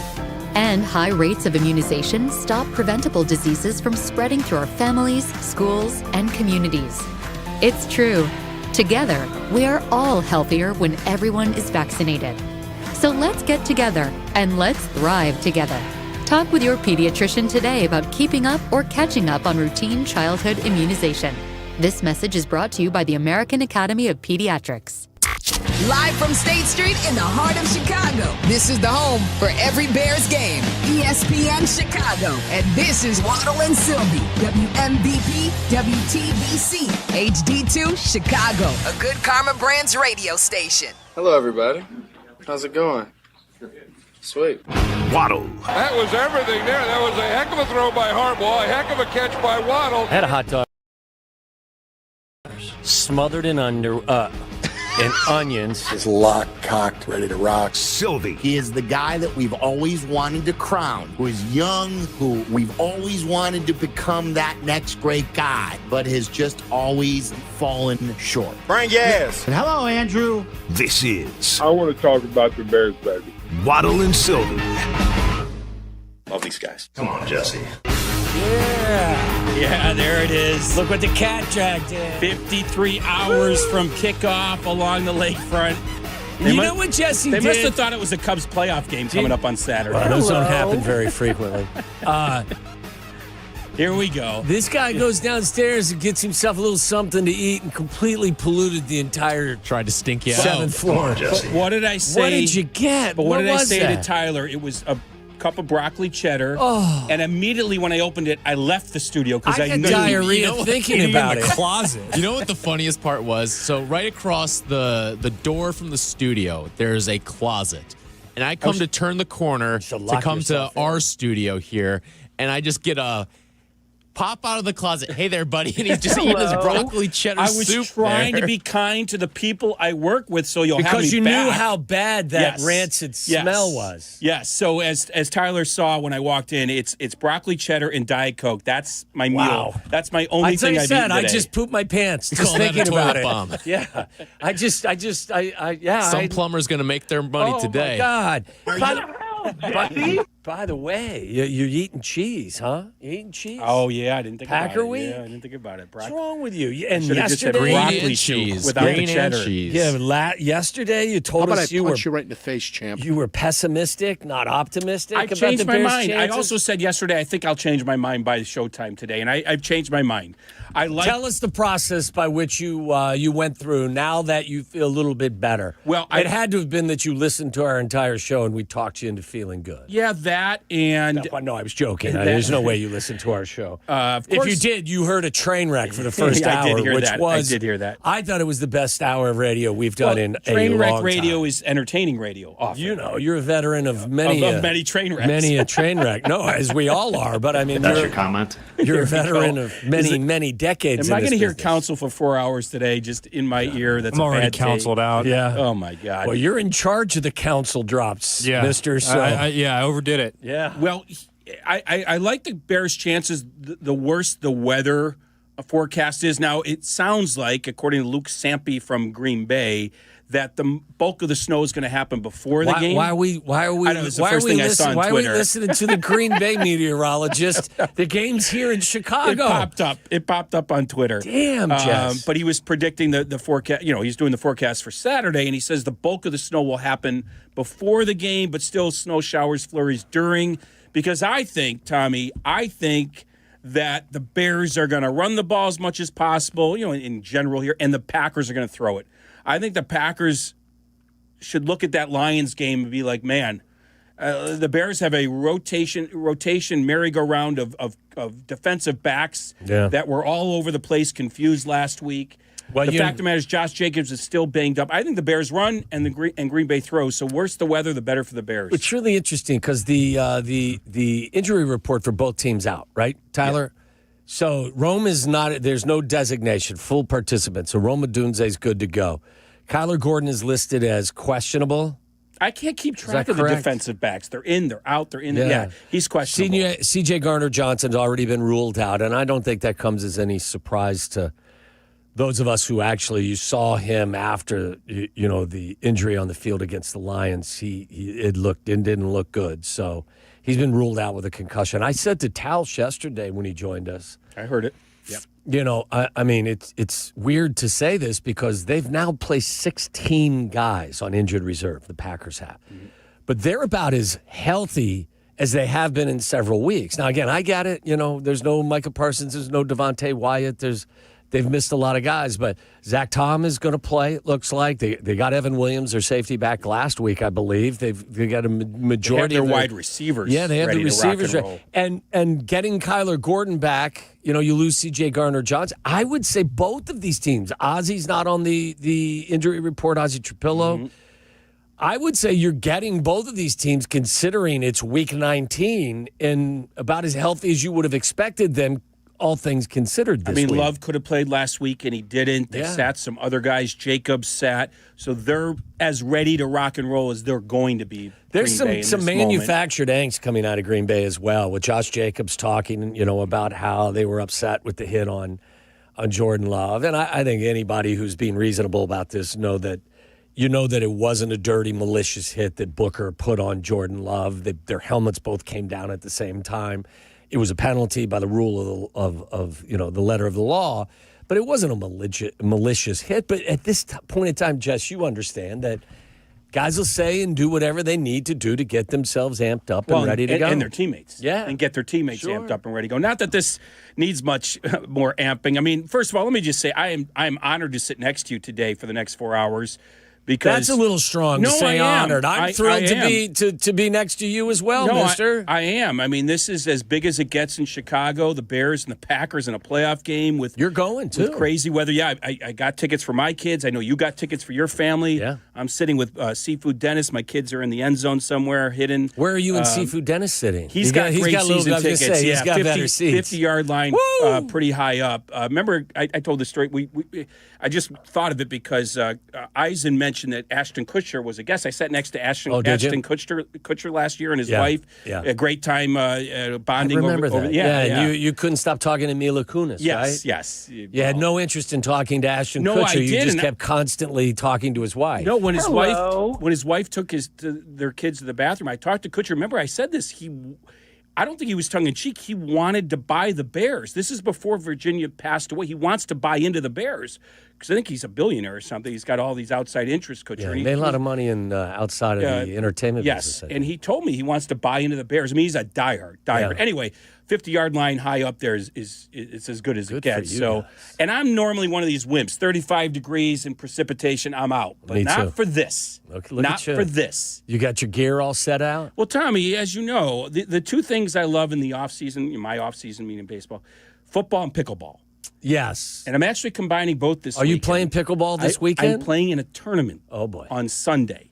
So I'm going to miss a little bit of the noon game. Okay. And if I keep winning, I But keep going. whoa, time out. Like with the precipitation that is expected, it's not like paddle or whatever it is. The platform, the pickleball courts are not heated. So what are you doing? We're indoors. It's an indoor tournament. Indoor. Yes, Okay. it's an indoor tournament in Glenview. Yeah, so I've got that Sunday. But in between that, I am glued to my TV or I'm at Soldier Field because starting tonight, Tommy, if you're a football fan, you got some ball. It's 5 glorious days. College tonight, college tomorrow, then Saturday, Sunday, Monday with the NFL playoffs. Tyler's going to the game. Yeah. Yes, sir. Yeah. Charlie's the only Bear hater in the building right now. He will not be at Soldier Field for Bears and Packers. I mean, I'll be there before.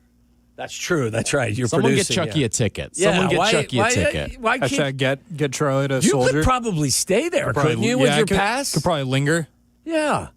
Loiter a little bit. Mosey I don't think around. Silvy has a ticket. He just goes up to the booth. Go up to the booth and hang out with Thayer and Joniak and Zetterman.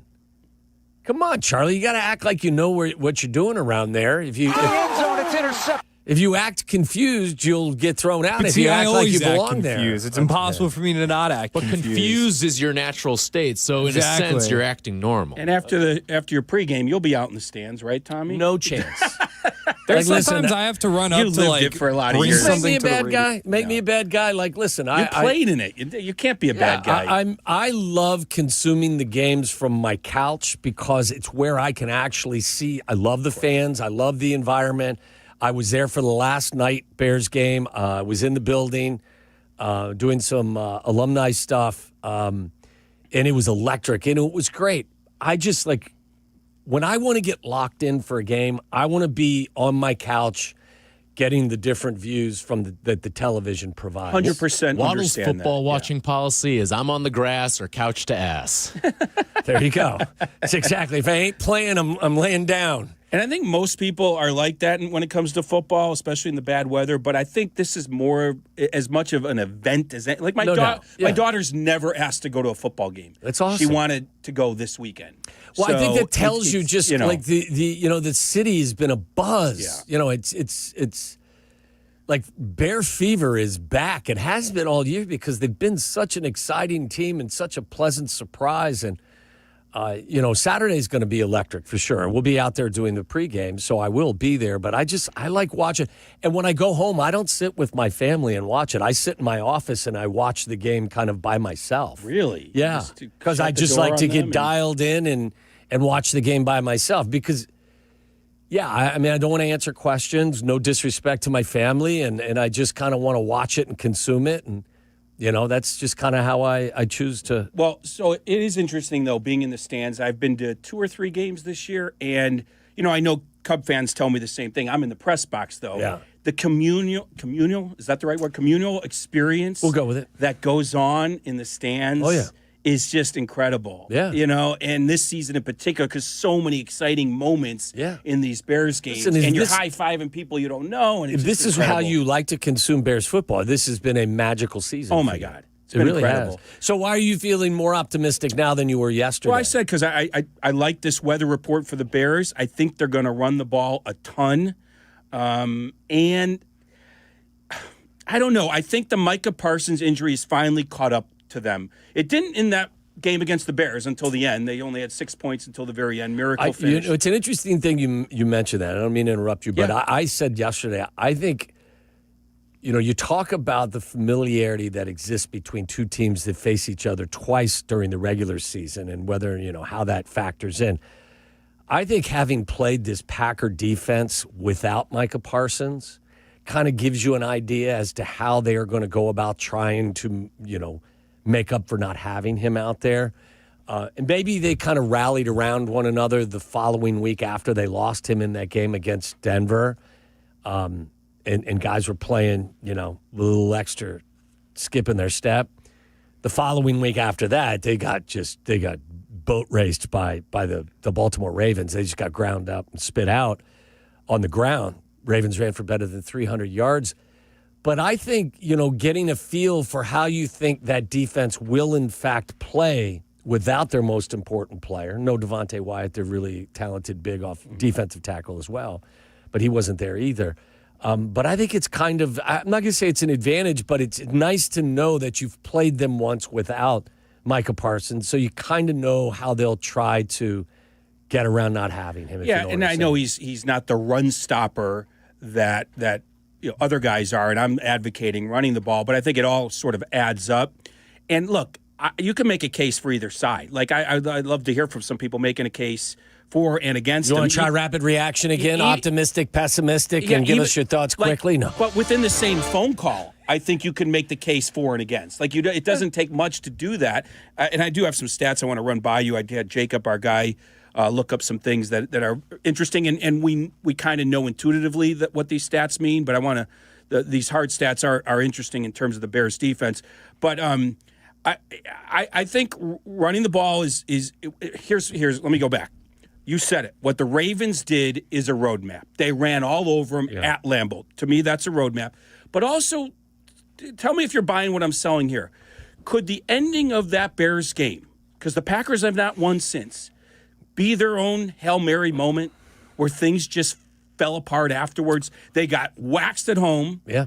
Now they rested people, lost again. Obviously it was a giveaway week in Week 18. They have not won since before. Yeah, they lost the game before the Bears game. Yeah, and they lost. This could be the Packers just they had their moment, and then Parsons got hurt. Love got hurt. Well, think about it. They lost to the Broncos in the process. As you said, they lost Parsons. Then they lose in just terrible, heartbreaking fashion to us. They get road graded at home against the Ravens, and then they sit all of their guys. So, yeah, I mean, meaning Hail Mary moment because the Bears tanked after that. Yeah. Miraculous. However you want to describe it.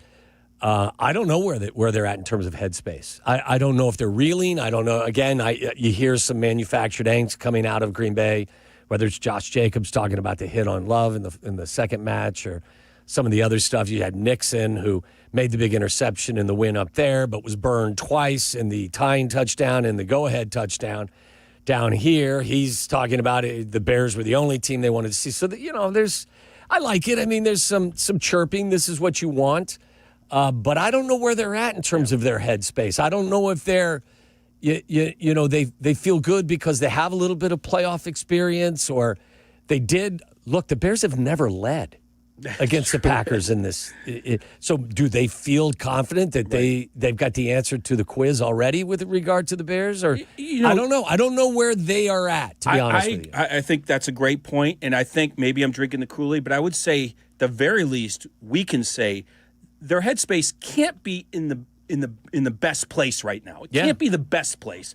Now, maybe they're revitalized because they're Love's back and the offense is getting healthier, but they still can't be in the best place when you've lost your last 4 games in terrible fashion, in getting run over at home, then giving away a game at the end of the year. Like, look, it's probably going to be a close game, but you asked me why I kind of like the Bears more and more as the week's gone on. That's why, and also I just think their ability to run the ball like the Ravens did is gonna win out. No, I like your theory here. I think it's a matchup that you're catching them at the right time for the reasons you mentioned. Bears are also coming off back-to-back losses, so how will they respond to that? About that. But I like the matchup, and I agree with you. I think. To me, it's going to be very interesting because the one wild card for me in this game is what will Ben decide to do coming out early. They have really struggled to establish their offense early. They've been held without a single point in each of the first half of each of the last 2 games. And those slow starts, you don't lose all hope because this team is so dynamic and has proven to you that you better, if you get a chance to put them away, you better put them away, because if you give them even an inch, they're going to take a mile. And if you crack open that door, they're going to knock it off the hinges. So I don't know what Ben's approach is going to be to try to get them off to a faster start. But I'm with you. Like, it seems pretty obvious, doesn't it? The most success they had offensively against this team, the two matchups, they've averaged 145 rushing yards per game and 5 yards per carry. In the second half of that first meeting, they really dominated things in the second half by dictating the pace. So I would think, Jess, they come out and they ground and pound you and they try to make the Packers front feel you early and tell you, look, you're in for a long night. And at the same time, try to control the clock and the pace of the game and give your defense a bit of a breather, because that defense has been on the field 36 minutes a game the last 3 weeks, and they're not equipped to be out there for 10 minutes longer than their offense is. So I'm with you. My expectation is that they'll come out and try to establish the run. Now, I'm not suggesting they're not going to throw it, but you would think, we get into crunch time, and this is truly a must-win situation, win or go home. You're going to ask, I think, your most accomplished group this year, which has been your offensive line, to really kind of define who you're going to be early. Let me ask you this question. I know the answer to the second part, but what is out of the 4 units on the field, what is the best unit on the field? Bears offense, Bears offense, Packers offense, Bears defense, Packers defense. Let's just eliminate both defenses. Okay. I would say that I would go with the Bears offense. I would too, because now again, I respect what the Packers can do offensively, but the Bears can run it a little bit better. Yeah, they're a better running team. They've been banged up, so that's the answer I thought you'd say. Now the second part of that question is easy. What's the worst unit on the field? I would say it would be the Bears defense. So what does that tell you? It's what you just said. Right. Keep your best unit on the field as much as you can. How do you do that? You run the ball. Yeah. And keep the worst unit off the field. Yeah. And how do you do that? You keep running the ball and hold on to that ball. No, based off of that too, though, where is the gap? Is the gap between the mismatch of the Bears offense against the Packers defense?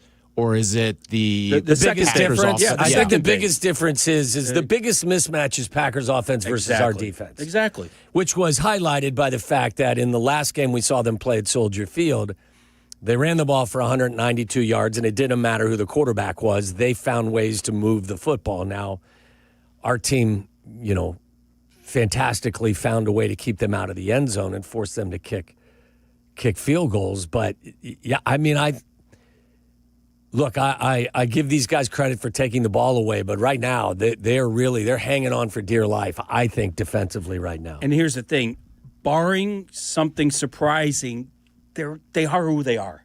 Right. Like we kind of, if the defensive line played the game of their life, I think we'd all be surprised, to be honest, pleasantly. Oh yeah, it would be welcomed. But you're right. Like my expectation level can't be above where it has been. They've defined themselves over the course of 17 games. They have, and I was on with Thayer, or Thayer was on last week. It's like, and I know Ben Johnson mentioned it. What can they do better? Just fundamentals. Okay. Yeah. Okay. That'll help. That'll help. But even the most perfect fundamental game, Packers are probably still going to move the ball. The point is, this is probably a personnel issue as much as a scheming issue. Yeah, I mean, I think what you want to do is try to limit their possessions as much as you can, and the odds of you being able to do that with defensive stops is probably not as high as it is limiting their possessions by controlling the clock. Like, look at what the Bears have struggled with, whether it was the first matchup with Green Bay or it was this matchup this past weekend with Detroit. Offensively, you get off to a slow start and you just don't have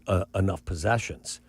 So fast starts, faster starts, however you're going to do that, and really define the pace of the game and who you are, I think early is really important. But listen, just the one thing, and I love Ben Johnson.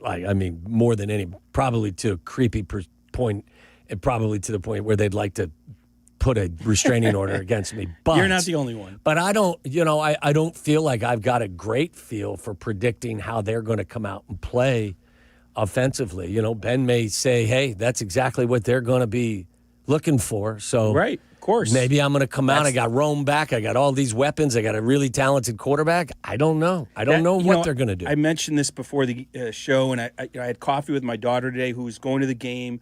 More of a recent football fan the last few years being at Iowa. She became, you get entrenched in that. Yeah, you get used to sluggish offense. Yeah. But at least she fell in love with the game, and we were talking, again, she's new to it, just the nuance to it. We see the brutality of it, but there's so many little things, the nuance, the intellect that goes on. Yeah. That matters so much as much as the physicality. It's all there, and it's a pick'em game along the lakefront. I mean, you can't ask for much more than that. Of course, you want the Bears to win. It's going to be quite something, and then throw weather into it, which is going to be part of not today or tomorrow. Apparently, 50s, right? Yeah, in Chicago. Chicago. It's 55 right now. It's I don't crazy. know how that happened. I think that also is something that not only plays in our favor because of our ability to run the ball more effectively than them, but we also we're better at taking the ball away. And when the conditions get bad, it welcomes in ball security issues, ball control, ball security, all that. So we'll see. I mean, it should be fun. I feel. I'm not going to sit here and guarantee anything, but I like the matchup. I feel they're in a good headspace, despite the fact that they've lost the last 2 games. I think that in some strange way, maybe the loss to Detroit, this is my hope, that it serves as a blessing in disguise, that it's kind of an opportunity for them to get refocused. Because I hope it's not a roadmap for Green Bay's passing game. I thought offensively, the biggest issue they had was their offensive line didn't play well. And that was a surprise to me, and I don't expect that to happen again this week. So I think some of what ailed them against the Lions can be and will be corrected, because I just expect their offensive line collectively to be better than they were on Sunday night. All right, let me play some radio, reset the scene here with Silvy. You do it, buddy. I'm Jesse Rogers, sitting in until 6 with my pal Tom Waddle. You'll be at 115 Bourbon Street in Marionette Park tomorrow with Silvy from 2 to 6 for a Football Friday. So that's going to be interesting. Shay and Tyler will be live and local from 12 to 2. So starting at 12. Is that the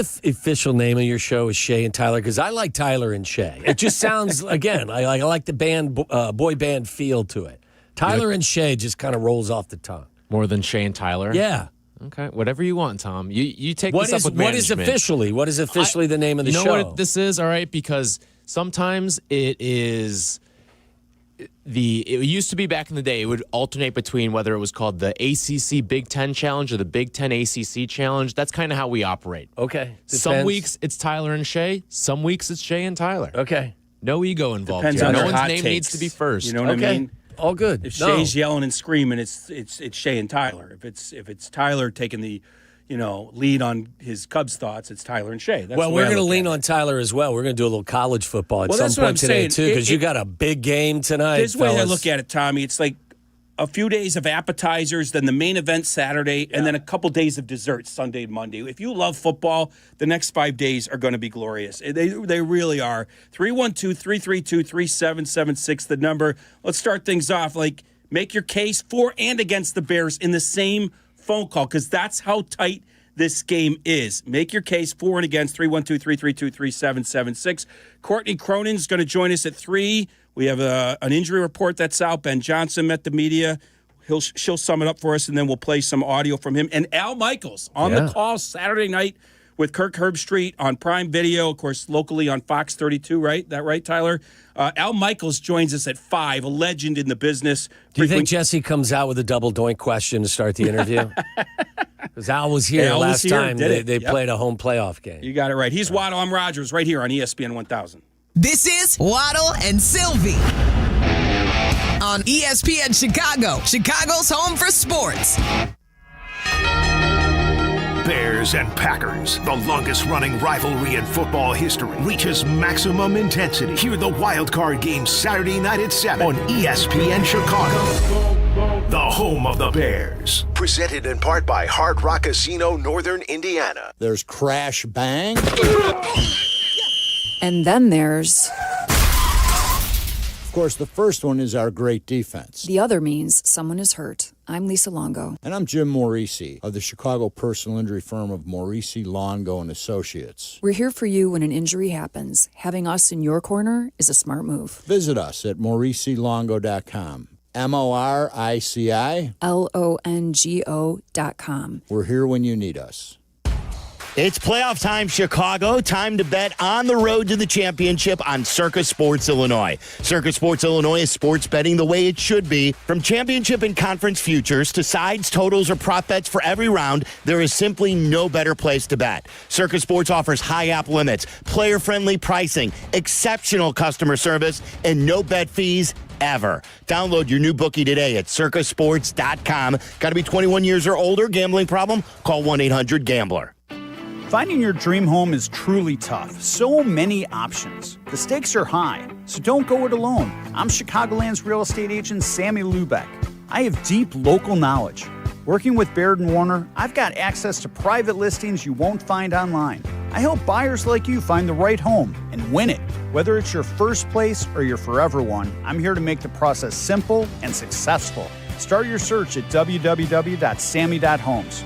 Once again, I'm Sammy Lubeck, and I am Chicagoland's real estate agent. Upgrade your tool storage for the new year with help from Menards. For heavy-duty storage that protects your tools, choose Master Force. From shelving units to cabinets and so much more, you can keep your tools safe and within reach. Get versatile and durable storage from Master Force today. Check out all our Master Force storage in-store or check out our weekly flyer on Menards.com for all the great deals happening now.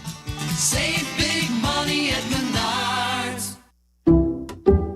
Some people just know you can save money on car insurance by checking Allstate first. Like to check if they're going for it on 4th down before going to the concession stand. Yeah, give me 3 hot dogs, 2 jumbo touchdown, baby! What? Hey, buddy, you want cheese with those? Yeah, checking first is smart. No. So check Allstate first and see what you could save. You're in good hands with Allstate. Potential savings vary, including based on how you buy, subject to terms, conditions, and availability. Allstate North American Insurance Company and affiliates, Northbrook, Illinois. This new year, get started on your next success with University of Maryland Global Campus. Apply by February 11th and get your application fee waived. An accredited state university, UMGC offers online and hybrid classes, along with more than 135 degrees and certificates in fields like business, cybersecurity, healthcare, and more. Gain the skills you need to achieve your career goals. Get your application fee waived through February 11th. Learn more at umgc.edu. Certified to operate in Virginia by Chef.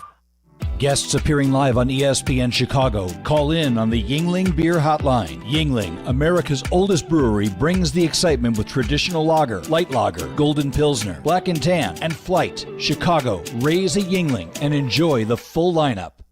ESPN 1000, Chicago's home for sports. You're listening to Waddle and Silvy. Watch us and join the chat. Follow ESPN 1000 Chicago on twitch.tv or the Twitch app.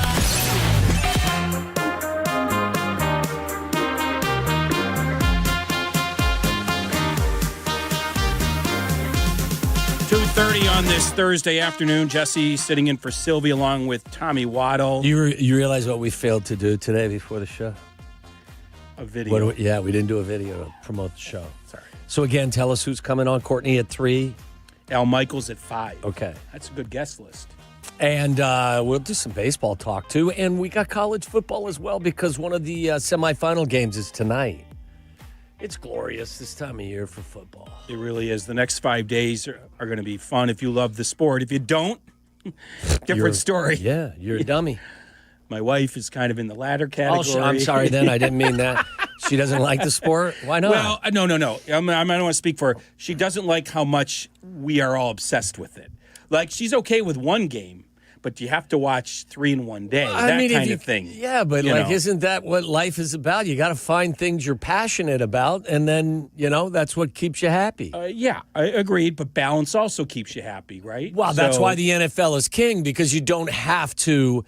They don't play every day. They play once a week. Except she would make the argument in the last few years, it feels like they're playing every day. Holidays now, including Christmas, the day after Thanksgiving. Like, they have added a lot of extra days and extra games. Here's the argument. But you're not watching all of those games. Well, I kind of am. That's the argument she should make. Like, just watch the Bears. That would be once a week. But I love the sport like you. If it's on, I'm watching it. Do you realize that outside of football, the NFL as well, and my second favorite sport to watch these days, and I guess it just changes over the course of time, is Major League Baseball. No, I knew that. I think we're all kind of down on the NBA until May, June. Yeah. So I mean, knew even that. college football. Baseball I'm over thrilled. college football? Yeah. Oh, interesting. Yeah, I mean, that. all of the stuff, and maybe this is just me being an old man yelling at the clouds, but I've kind of like some of the stuff that is going on with college football just kind of leaves me like, ugh. You know, I get it. I'm not naive. I understand. Like, it's been a big business forever, but here's my theory, because you and I are similar ages. Like, as you get older and you don't have to deal with little kids, and you're home at, like, putting the ball game on. Oh, yeah. You know what I mean? Like, it's just an easier watch. You don't have a lot going on with I got to put this kid to bed, that kid to bed. You know what I used mean? to help with homework and all that stuff. Right, I quit. right. Like, my youngest is 22. She's a senior in college now, but I quit parenting her like when she was 14. Well, so like my youngest is 17, and same thing. Yeah, You know, I'm not proud of it, but like, thank God she was smart enough and mature enough to kind of parent herself. But you're right. I would come home and I would watch ball games instead of, trying to help out with her homework. But by the way, I couldn't help out with her. So even when they were young, you did that? No, more so with her. But, Yeah, there's a 6-year gap between her and her next oldest. Your last youngest child, sister. just they have it easy. You punt, right? You just punt. So you're not driving around in the evening for activities and things. So you put the ball game on, you go about your night. And so that's why I could see you, watching more baseball as you get older. That's the kind of thing you do. But I for me, since that's my day job all spring, summer, and fall, this is my off. Yeah, this is my hobby. So you can let your football. no pun intended, but you can let your hair down and just enjoy the game and not worry about any type of work elements surrounding it. By the way, it doesn't look like the Cubs are going to be in on Bo Bichette, huh? No, I guess he's meeting with the Phillies. I think the Cubs are 48 hours ago, I would not have even said Bregman that heavy. But now that they really have an opening in the lineup, or at least in a bat, they need another bat. I think Bregman is the guy they would go after. Makes sense. Even though he's not a right fielder or anything, you can move things around. DH is now open. The sad reality is it makes sense for the Cubs, SENSE. Right. But usually they're more interested in making sense, CENTS. I mean, they're never the favorite for a lot of these big name guys. That was good, wasn't it? No, was that good? It was good. Thank you. I don't Good think night, everybody. I don't think they've ever been the favorite for a guy like Bregman, even going back to last year. But I think opening up a spot in that lineup, so to speak, or a bat on the team, however you want to phrase it, because he's not going to fill in where Casey was. But anyway, that's for another day. 312-332-3776 is the number. Make the case for and against the Bears, but you have to do it in the same phone call. I want to run these numbers by you. Got some stats for me? Our buddy Jacob Nitzberg looked this up for me, and you've probably heard these stats. And I'm a big numbers guy. You certainly know this just intuitively. So, this is what I said last segment. Like, I don't think the Bears defense is going to change their colors this week. Like, I don't think they can. Like, if they play above their normal level, it would be great. But I think it would be kind of head in the clouds to think that all of a sudden they're going to have this dynamic defensive effort that doesn't include a couple of takeaways. And the takeaways is the first thing I want to throw at you. When they were even in takeaways this year, and it wasn't often because they were always winning it, but when they were even, they went 1-3. Yeah. Even, not losing the turnover battle, just even. They were 1-3. The other thing I want to mention is... How about when they lost the turnover battle? I didn't have Jacob look that up. No? Okay. Because usually when you lose the turnover battle, you do lose the game. That wouldn't be shocking. But at 0, even, if you're a good team, you should be 3-1. Why are you 1-3? Because we know the answer. And the other thing is just, again, the way the opponent can move the ball against the Bears. Now, this doesn't mean they're going to score, but listen to this. Listen, where do you think they ranked offensively between the 20s? A drive starts in the 20, and in terms of yards, where do you think they ranked average? So this is average. So it doesn't matter how many times you started between the 20s, because this is average per game, between the 20s. What am I looking? What metric are you looking for? Yards. Where they ranked? I would say, let's say 32 teams. Let's say, because they were a top 10 offense, I believe they were, what were they, real quick? Give me 1 second. Yeah, go I ahead. know they were 6th in yards per game, so I'll say 3rd. Exactly right. Yeah. Exactly right, between the 20s. But that's not the issue. Where do you think they ranked defensively between the 20s? Oh, well, I would say 31st. It's exactly right. Jesus, you know your stuff. So only the Cowboys were worse between the 20s than the they Bears. were worse. They were 32nd in most stats. But. Right. Right. I was not going to make them 32nd, knowing that the Cowboys were part of the conversation. So I mean, we all know those stats just watching the game. How much the opponent, but 31st. I mean, no playoff team was that bad between the 20s. But that doesn't mean points, right? That doesn't mean points. But here's my problem. In the playoffs, everybody tightens their game up, right? And if the Bears defense is what they are, I don't know if they can tighten things up. Green Bay is bound to move the ball. Yes. And it's going to take a red zone stop or turnover. And I'm not sure I trust as much. Now, Jordan Love, once in a while, can throw that bad pick. He can. You got to hope that it happens. But this is the concern, that the Packers tighten up their game, are still able to move the ball, and they put up points because of that. The Bears ended up this season ranked 15th in red zone defense.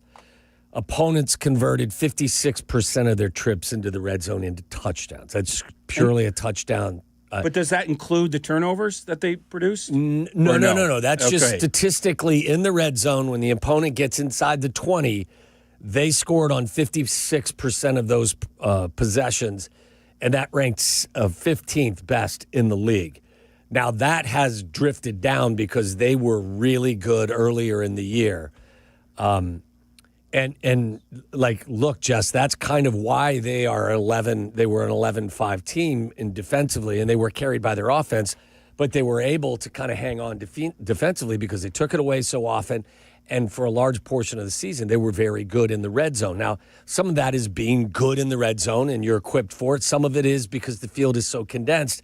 It's more likely that an offense is going to be less efficient or make some mistakes. Like, I'll give you an example, and people have probably heard me say this before.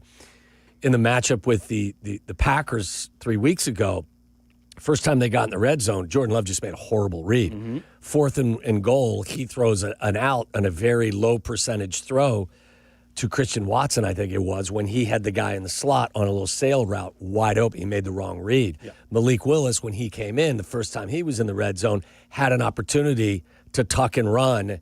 The defense kind of, it separated, and there was Went to the sidelines. Almost. No, it was right up the middle, and he decided to throw. Went towards the sidelines. He had the middle open. And he tried to make another low percentage throw instead of just making a good decision. That's the point, is that when you get down into that low red zone, good offenses, sometimes good quarterbacks will make more mistakes than they will when you're in, at the 40 or the 50 or the opponent's 40. So, I think a lot of ways they've kind of hung on defensively by A, either taking the ball away, or B, when teams drive the ball the length of the field to get in the red zone, either the Bears find a way to kind of come up with a play, or the efficiency of the opponent kind of diminishes a little bit because it's harder to function inside a more confined space. And that's where the bend but don't break sort of aspect can work in your favor. That's where, if I was game planning, if I was Dennis Allen, knowing that, we've seen them struggle in man coverage, especially against the Packers. Packers come out in a lot of 11 personnel play, a lot of 3 wide receivers, and they hope that you drop an extra nickel back in. And if you've had some injuries, you may find yourself with a wide receiver matched up on a safety, and now they got you with a matchup they want. So I mean, it's going to be really interesting to see how Dennis Allen decides to try and defend them. If it was me, and they're not asking for my opinions, I'd try to make them go the length of the field. I'd try to make sure that I limited the big plays, and I would hope that either we take it away in the red zone, or we make a play in the red zone, or they find a way to screw up in the red zone. And I don't mean it to be a defeatist attitude, but that's kind of that would be the formula that I'd rather go that route than try to line up man to man with Christian Watson and Romeo Doubs and some of the wide receivers that they have that can move and may be finding themselves matched up with safety. I don't think you change your formula. You do exactly that. Play the bend but don't break, and hopefully they make a mistake or you make a play. before they can put points on the board. But I don't know what they'll do. I mean, again, we're still learning. This is the first year with this staff, with this defensive coordinator, with this coach, offensive coach. So if I'm the Packers, though, I look at that Lions game and I take something away, and I'm like, the crossing routes. I'm on St. Brown. I mean, I'm still having nightmares about him. By the way, I had a dream about you last night. A dream that you were in. It sounds even creepier if I say about you. I had a dream that you were in. I'll tell you that story in a few minutes. All right. If you don't mind. Jesse's going to creep us all out exactly. the next segment. Roy in Minneapolis, you're first up on ESPN 1000, the afternoon show. Waddle and Silvy. Silvy's off. What's happening? Hey, boys. Thanks for taking my call. So I called in a little earlier before you posed the question. I can give you my thoughts really quick on Bears side and Packers side. But Bears side, it's going to be, can we get the offense going in the first half? Case for the Packers, it's going to be, can they limit their turnovers to less than one? I think it's going to be as simple as that. But here's what I'm calling in. So I'm a diehard Bears fan living up here in Minneapolis. Got a lot of friends who were, wanting to watch the game this weekend. When it comes to Bears football and Cubs baseball, I have a very kind of regimented routine. I like to be myself. My wife and I have an 18-month at home, and I'm kind of planning ahead like, okay, baby's going to be already asleep by 7 o'clock. You hope. I kind of just want to be a homebody and watch the game by myself because I freak out. I'm just an absolute wreck of emotions during these games. And so am I a bad friend if I don't go watch the game out with my buddies? And because I'm very fortunate to have a lot of friends who want to watch the game, but it's like I just want to be in my own home for this. Is that I don't okay? know. I feel the same way. I'm going to do the same thing. And you're okay to do that. Yeah, I mean, however you want to watch it. Listen, if this was the Cleveland game 4 or 5 weeks ago, I'd say go be with your friends. But like this is a playoff game against your biggest rival. You consume the game, watch the game how you feel you're most comfortable. That's what I'm going to do. And sometimes baseball's so much slower, Roy, that you can be with your friends and not miss anything, right? Where football, if you're talking to your buddies, it's such a there's a lot going on every play. And, like, if you really want to be locked in, you need to be not talking to people. Yeah.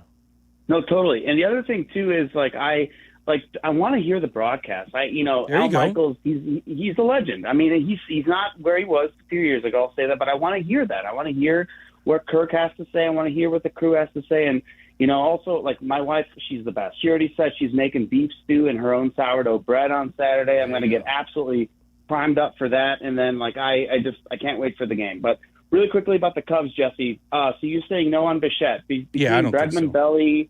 Belly, Bregman, and Tucker. Like, do we have a shot on any of them? I know you're talking about Bregman, but is it like those three or the field? Like, who are you taking? I guess is my question. I think there's a shot at Bregman with maybe some outside thing at Bellinger, but I don't think so. I think now I didn't think much of Bregman before yesterday.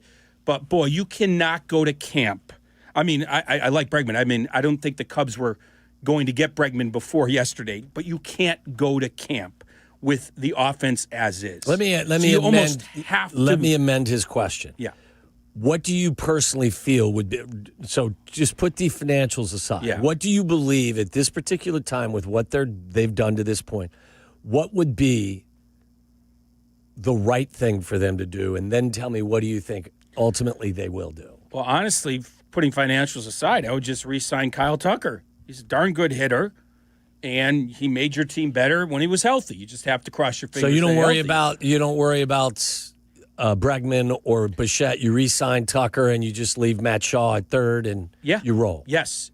I more and more this offseason. But that didn't get you over the hump offensively. I look, you don't draft a guy in the first round, bring him along, groom him at a new position. He nearly wins the Gold Glove. He's one of your better hitters in the second half, and then you just jettison him for a 32-year-old. That's going to make a lot of money if you want to bring money back in. Like, I wanted Owen Casey to get runway. I wanted Matt Shaw to get runway. But now that Casey's gone, if you're telling me forget financials and everything else, I would just re-sign Tucker. He's a damn good hitter. Okay. Just needs to stay healthy. What do you think they'll do? I think they're going to make a push for Bregman, who can now get a lot of run at DH to keep him healthy. Because they were very close to getting him last year, yeah, right? I mean, they had a shot. They had to offer the long-term deal. The short-term deal doesn't work for Bregman at Wrigley compared to Boston because Boston's a hitter-friendly ballpark. So if you have to pin me now, I'd say they're gonna go after Bregman and put Suzuki back in right. let Ballesteros DH a little bit, let Bregman DH a little bit, move Shaw around if they can get him. If they can get him. But Bregman already opted out of a $40 million per year deal. He's not going to take another short-term deal, I don't think. So you better go 5 and 150 or more. I don't see the Cubs and how they've done business recently giving a $40 million a year contract to somebody's north of 30. No, they'd have to give, it'd be more 30 or 35 because the length of the deal. I agree with you. My whole thing this winter has been they're not spending. But now you just gave up the potential of a big left-handed hitter. What are you replacing him with? Yeah, it's a good question. You can't go to camp as is offensively, in my opinion. But I had a high opinion of Owen Casey, so we'll see. Roy's going to watch the game by himself at home with beef stew and sourdough bread, and he wants to know who the Cubs are going to play in right field. I think that's spraying to two fields. I like that call, Roy. Good job. 312-332-3776. Roy drops off, opens up a line for you. I will tell you about my Tom Waddle dream. It really isn't that interesting, but there's one aspect of it I don't understand, and I will run it by you since I dreamt about you. Next on ESPN 1000. You're listening to Waddle and Silvy on ESPN 1000, Chicago's home for sports. Bears. DJ Moore. Bears. Over the shoulder. Bears. Catch. Bears. Made. Go Bears. Touchdown Bears. Bears Weekly. Host Jeff Joniak and Tom Thayer take you inside with the latest news and the best interviews. Bears Weekly, tonight at 6 on ESPN Chicago and the ESPN Chicago app. Hey guys, it's Silvy. We say it every year, new you. But this year I'm actually doing something about it. I've been going to Cairo One Wellness Centers for months now. My body feels great and I'm moving better than ever. If one of your New Year's resolutions is to feel better and actually take care of your body, you gotta check out Cairo One. They have 50 locations across Chicagoland, so there is one near you. No drugs, no surgeries, just personalized chiropractic care. Visit CairoOne.com today and let them know that Silvy sent ya. Has the excitement of betting turned into worry? Feeling overwhelmed every time you roll the dice? Problem gambling doesn't just affect your wallet. It can impact your health, relationships, and peace of mind. But there's hope. Gateway Foundation is here to help you take back control of your life with personalized treatment options. You don't have to face this alone. Call Gateway Foundation today at 844-444-5780. That's 844-444-5780. Hey, bro, weirdest thing is happening at the game. This guy sitting next to me says, "You're our good luck charm. Every time I crack a Bud Light, we score a touchdown." Now his entire family wants to buy me Bud Lights. I think I'm some kind of a football prophet. Talk soon. The team needs me. Anything for Bud Light, the official beer sponsor of the NFL. Stock up today. Enjoy responsibly. Copyright 2025 Anheuser-Busch Bud Light Beer, St. Louis, Missouri. Hey, this is David Kaplan. I dislike winter. Give me a 95-degree sunny summer day and I'm a happy guy. So I spend most of my winter free time indoors, and it's why I rely on Automatic. They've been making Chicagoland homes and businesses comfortable for 80 years. I don't even have to think about the outside because my home is perfect all year round. If you're not feeling confident that your winter's going to be carefree, go to Automatic.com right now. That's Automatic.com. Wesley Financial Group is not a law firm. I'm Chuck McDowell, founder of Wesley Financial Group. Did you buy a timeshare because they told you it was a great investment? That's a lie. Most timeshares can be bought online for $1. To find out what your timeshare is worth and to cancel it, call us today and we'll send you our timeshare exit kit free with all your options for cancellation. Call Wesley for your free exit info guide. 800-949-1441. That's 800-949-1441.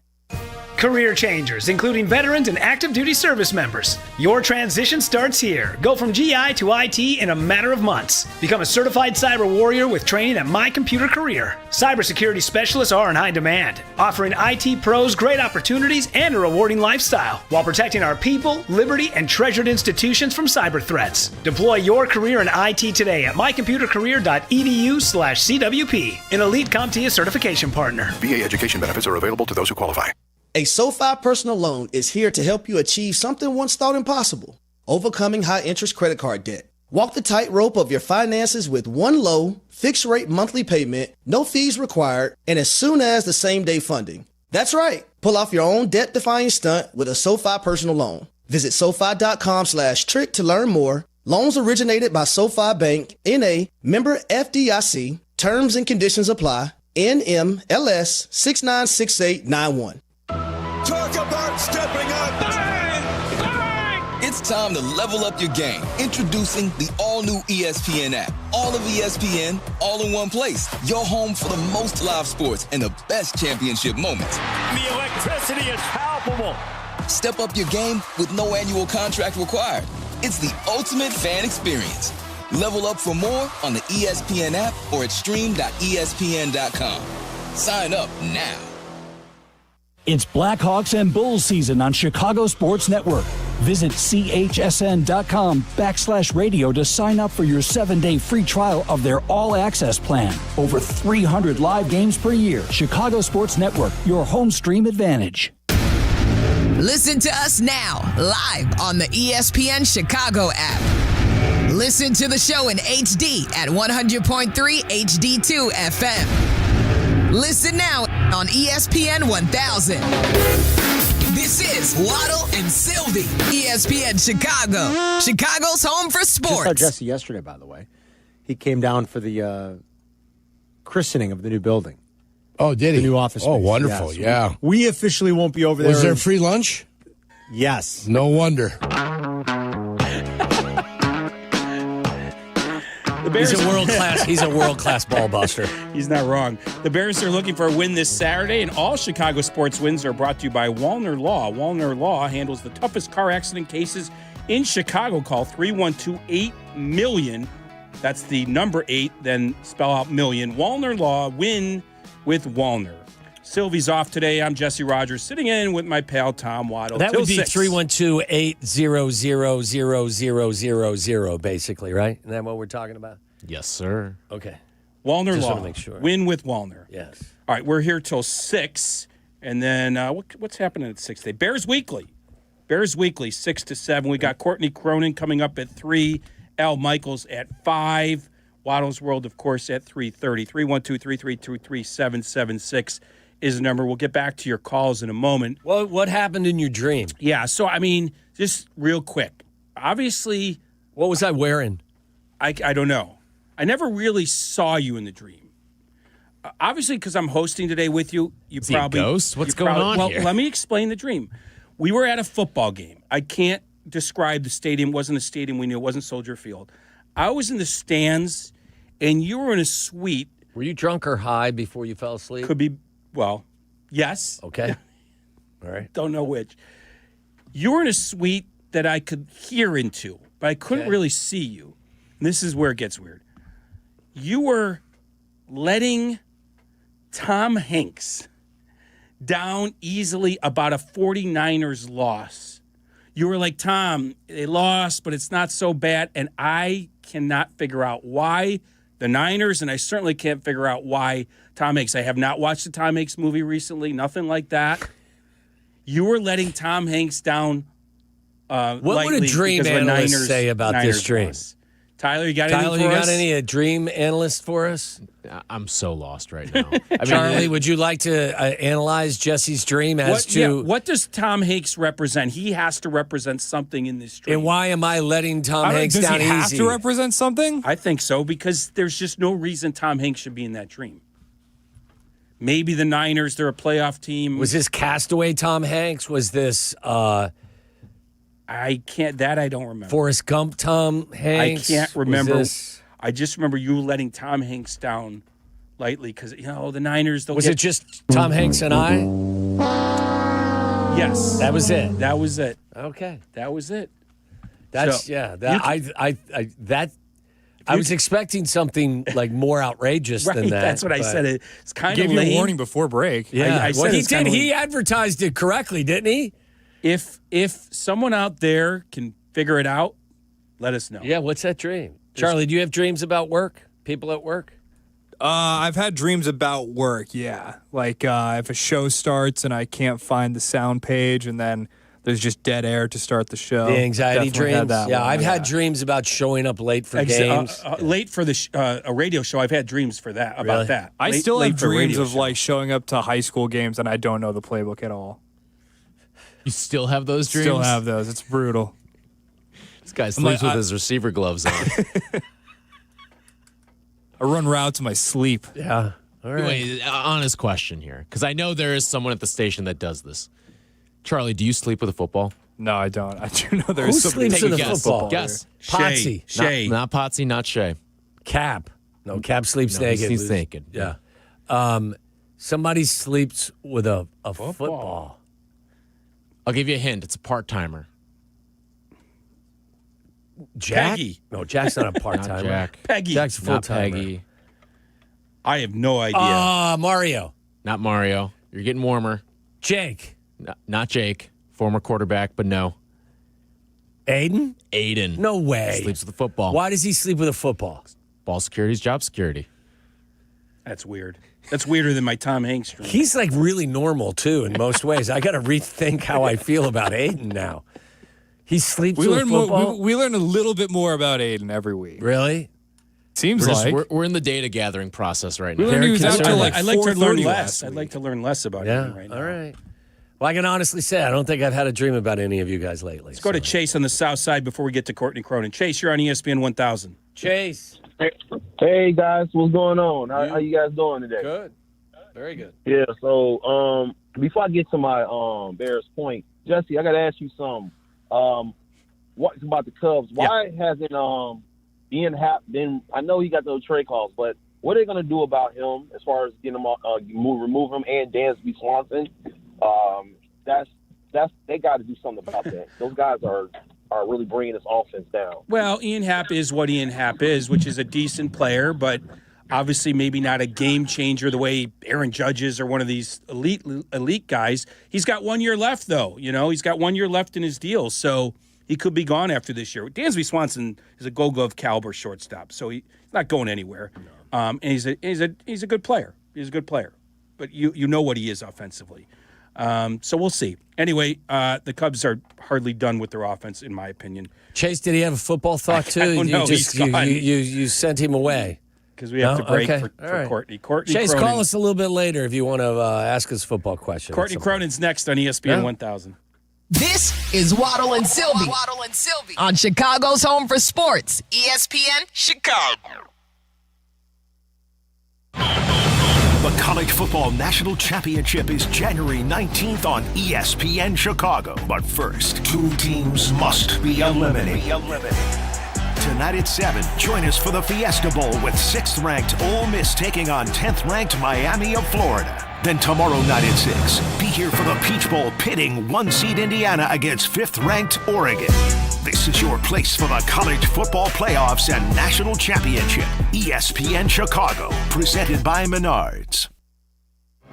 The LaPorte Invitational is the Midwest premier high school basketball showcase. 12 of America's top high school programs will compete from January 9th to 11th at the LaPorte Civic Auditorium in LaPorte, Indiana. Just a short drive from Chicago. 3 days of intense hoops, hustle, and heart. Over 25 McDonald's All-Americans and 20 NBA draft picks have played there. Friday features a whiteout and Sunday a halftime half-court shot presented by Graff Auto Campus of Michigan City and Burns Harbor. For scheduled tickets and more, go to LaPorteInvitational.com. The Chicago RV Show is back. This annual event features multiple dealers, celebrity seminars, even Spider-Man will be there, and RV There Yet Theater. See all the latest and greatest in motorized and towable RVs. Save thousands with factory rebates and special show financing. Tailgating or traveling, there's an RV for you. Friday, January 9th through Sunday the 11th, there's free parking at the Schaumburg Convention Center. RVSupershows.com. That's RVSupershows.com.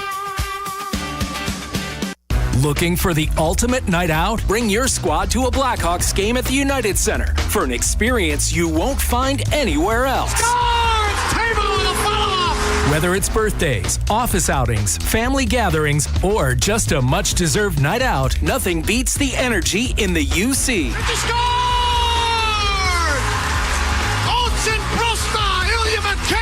Group ticket packages are available at blackhawks.com/groups.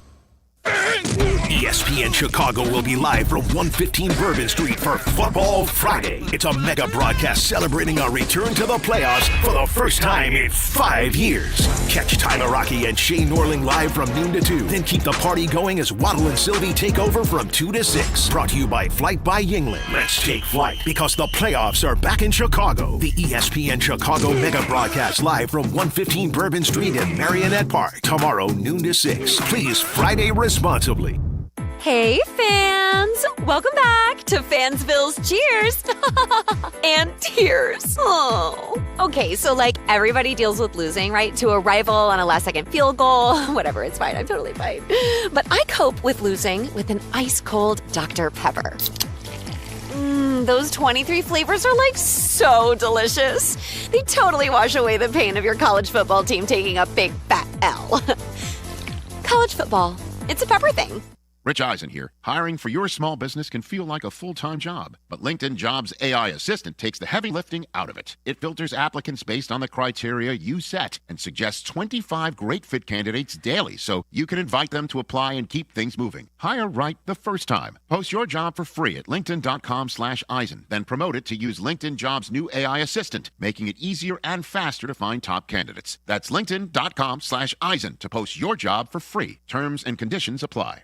Then promote it to use LinkedIn Jobs' new AI Assistant, making it easier and faster to find top candidates. That's linkedin.com/Eisen to post your job for free. Terms and conditions apply.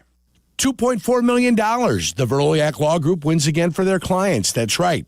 The Verdoliak Law Group recovered $2.4 million for a client who was injured in a train accident. If you're injured, make sure to call the Verdoliak Law Group.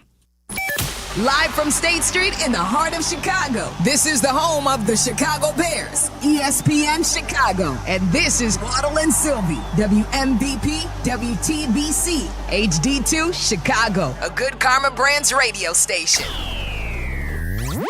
Courtney Cronin, This is not somebody who's going to let any details slide, and he said that. NFL Nation Bears insider. He's got to show that he is talented enough and that he's capable of taking what the Bears have given him and making the most out of it. Takes you inside Hallis Hall. I want to thank everybody who helped me get here, including my haters, because you motivated me. On Waddle and Silvy.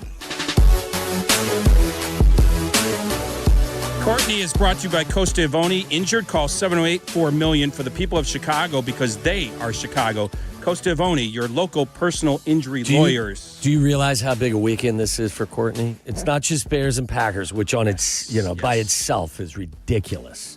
This is also Oregon, Indiana tomorrow night at 6:30. You get to be a fan, and then you get to work, back-to-back days and 2 exciting games. What more could you ask for, Courtney? No, it's a great weekend of football. I just hope that the weather holds up because I'm going down to Atlanta tomorrow morning for the Peach Bowl and then coming back Saturday. So don't need any snowstorms that delay me getting back. That would give me a heart attack. But no, I'm so pumped. It's going to be a great weekend of football.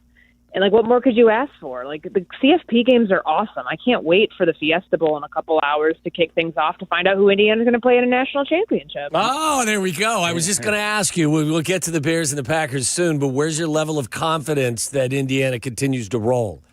I mean, they pulled it out once before against Oregon on the road. That was the game that I think legitimized them in the eyes of a lot of people this year, that this is a team that isn't just going to beat up on an Illinois who might have been overranked at the time, which they beat them 63-10, or pulling off that win on the road against Penn State. Some people say, oh, well, they did it against Penn State. Penn State was terrible at that point. I don't care. They still did it. But the Oregon win was important because it showed that they could go into someone else's house as a non-favored team and battle some adversity, battle a pick six, and battle back from that. So I'm incredibly happy with whatever happens tomorrow night. I know a lot of people are like, well, are you going to be bummed if they don't win a national championship, if they don't get there?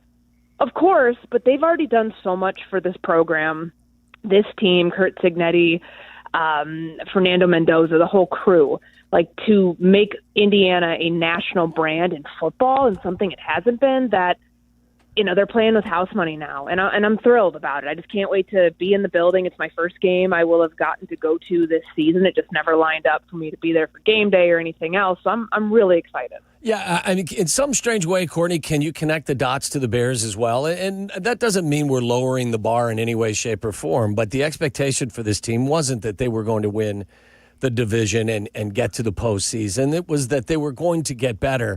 But even if things don't go the way we all want them to go on Saturday night, there's still a ton to pull from what we've seen this year from this organization.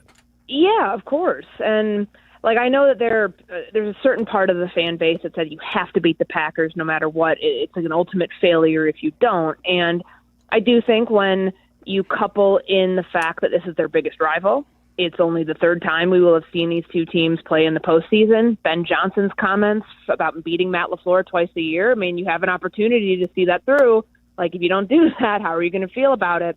All of that feeds into the lore, I think, of the rivalry game itself. But, you have to win in order to feel good about the progress you've made, but it doesn't mean if they lose that the season's a wash. I think that that's an unfair characterization to place on this team, given everything that they've done to get to 11 wins. 5-11, I don't know if you guys watched the Common video, the one that they just posted a couple days ago. It's their hype video, and it's based on good, better, best. And he's right. The first thing he says is good is going from 5-11. But that's a huge step for this franchise in the first year of a head coach. For anybody to do that, let alone a place where there had been so much losing and so much ineptitude from the coaching ranks for so long. So I think the season's already a success. But you've gotten this far, and you're the 2 seed. It's not like they backed their way in and they're in Green Bay's position as the 7 seed, which, if you would have asked me middle of the season when it looked like they were going to be a playoff team, I thought it would have been as a true wild card team, not as the division champ. So I think that adds a little bit more weight to it, where you got this far. You weren't here by luck like the Panthers were, representing their division. You need to show why you're the more dominant team. But win or loss, I still think that this season will be viewed largely through a lens of success, given where this team was and where they are now. Yeah, let me throw my 2 cents in, because I know there's been a topic on the station. I think in a vacuum, you just said it right. You're the 2 seed at home. You should win. But life is about context, right? Life should have context. And if you look at the context of where they were and where they are now in the span of 1 year under first-year head coach, blah, blah, blah, yes, it's a success. Now, if you have 5 straight years of 11 wins and you never get past the first round, different story, different context. Yeah, then you're the Pittsburgh Steelers.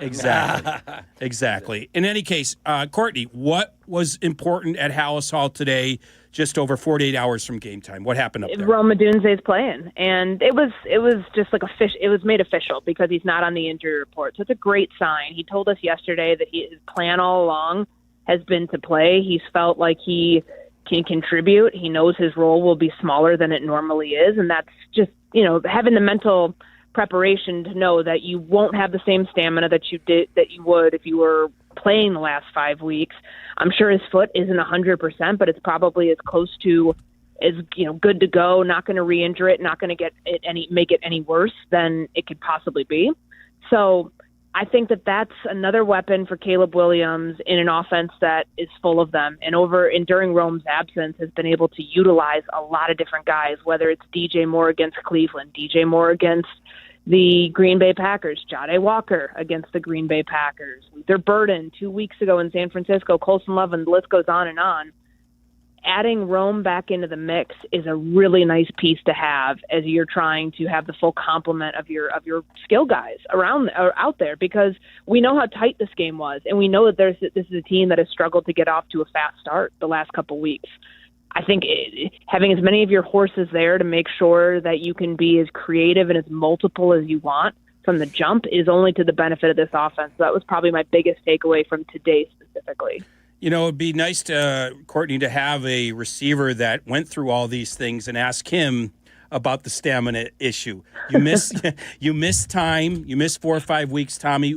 what is it like stamina-wise? Because you don't hear that. It's not a topic that you talk a lot about in terms of the stamina. Well, here's the deal. When you get tired, you're not exactly exact with your, that was odd, wasn't it? Exactly exact. You're not exact with, precise would probably be a better way to describe it with your routes. You get a little bit lazy. Ball will get on you quicker. So I think it's important for Rome to be out there and let you know if he needs a breather, because there are plenty of guys that can step in and play the same role that he plays. So it's great to have him back. And Courtney, I'm with you. I hope that Rome in some way, shape, or form can help unlock some of the issues that they've had trying to get off to a faster start, because if they go scoreless in the first half of this game going into, you're in the postseason now, I don't feel as confident that they're going to be able to find their way to victory.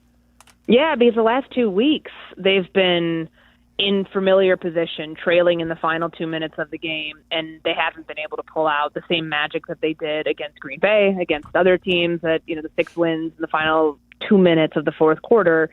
Like, that's not something that you can bank on, and I think that's what Ben Johnson and the offensive coaches have been trying to stress this week, that just because you've done it, just because that's how you've built your resume this year, doesn't mean that you want to rely on that. And we've been talking with Caleb about this throughout the season. I remember, I think it was maybe Giants game.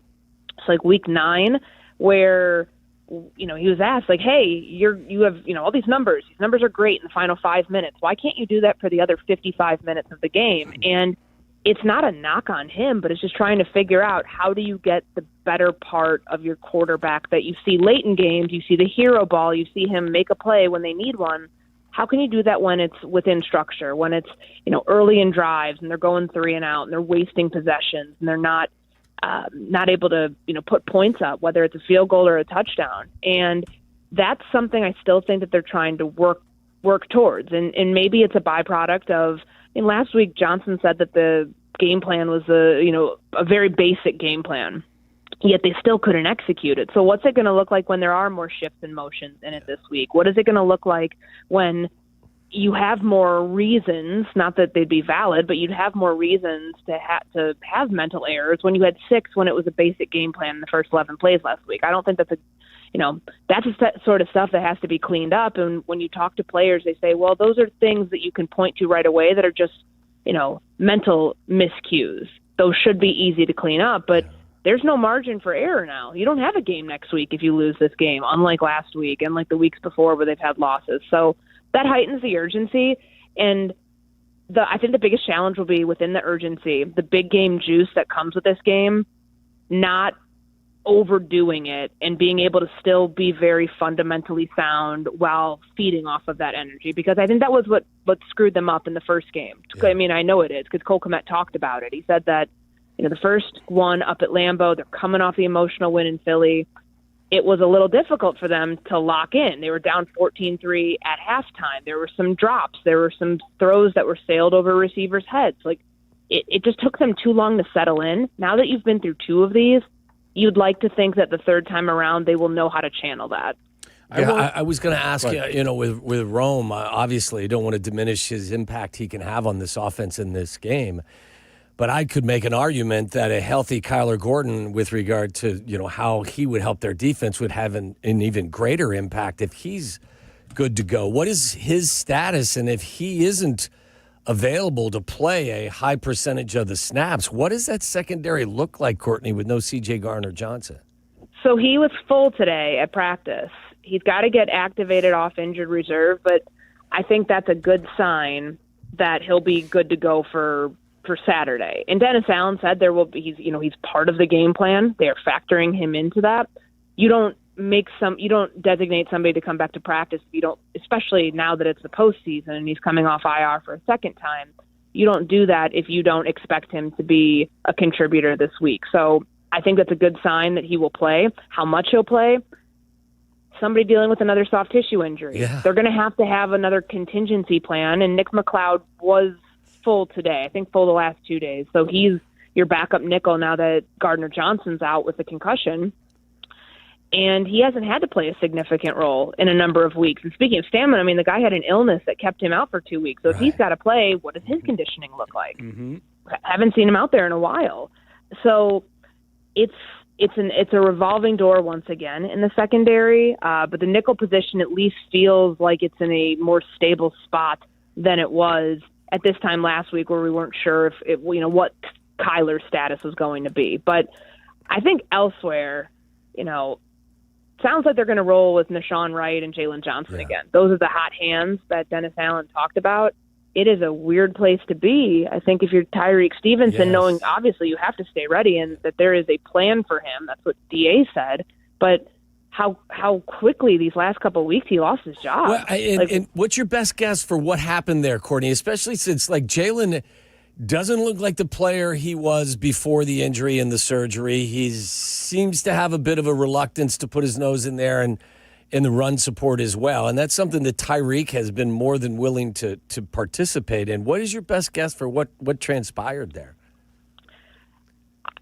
I know the idea has been floated about his hip injury from a couple weeks prior, where it's is he still dealing with the remnants of that? I don't know that to be true, but I don't think he looks like the same player that he did. I'm trying to think the weeks, I guess that would have been week 8 or 9 through the, I guess that would have been I don't think he played the Steelers game. Correct me if I'm wrong on that. I know there was a game in there that he wasn't able to play due to the injury. So there was a stretch in the middle of the season after the Washington game, feels like he really turns it on. And then, the snap count starts going down. And I think two things can be true here. Nashawn Wright has played good football. Has it been great lately? No. I think he got, they all got cooked last week against the Lions. But it can be that Nashawn Wright has played good enough football to where you don't feel like you can take him off the field. The coaching staff had said that at multiple points.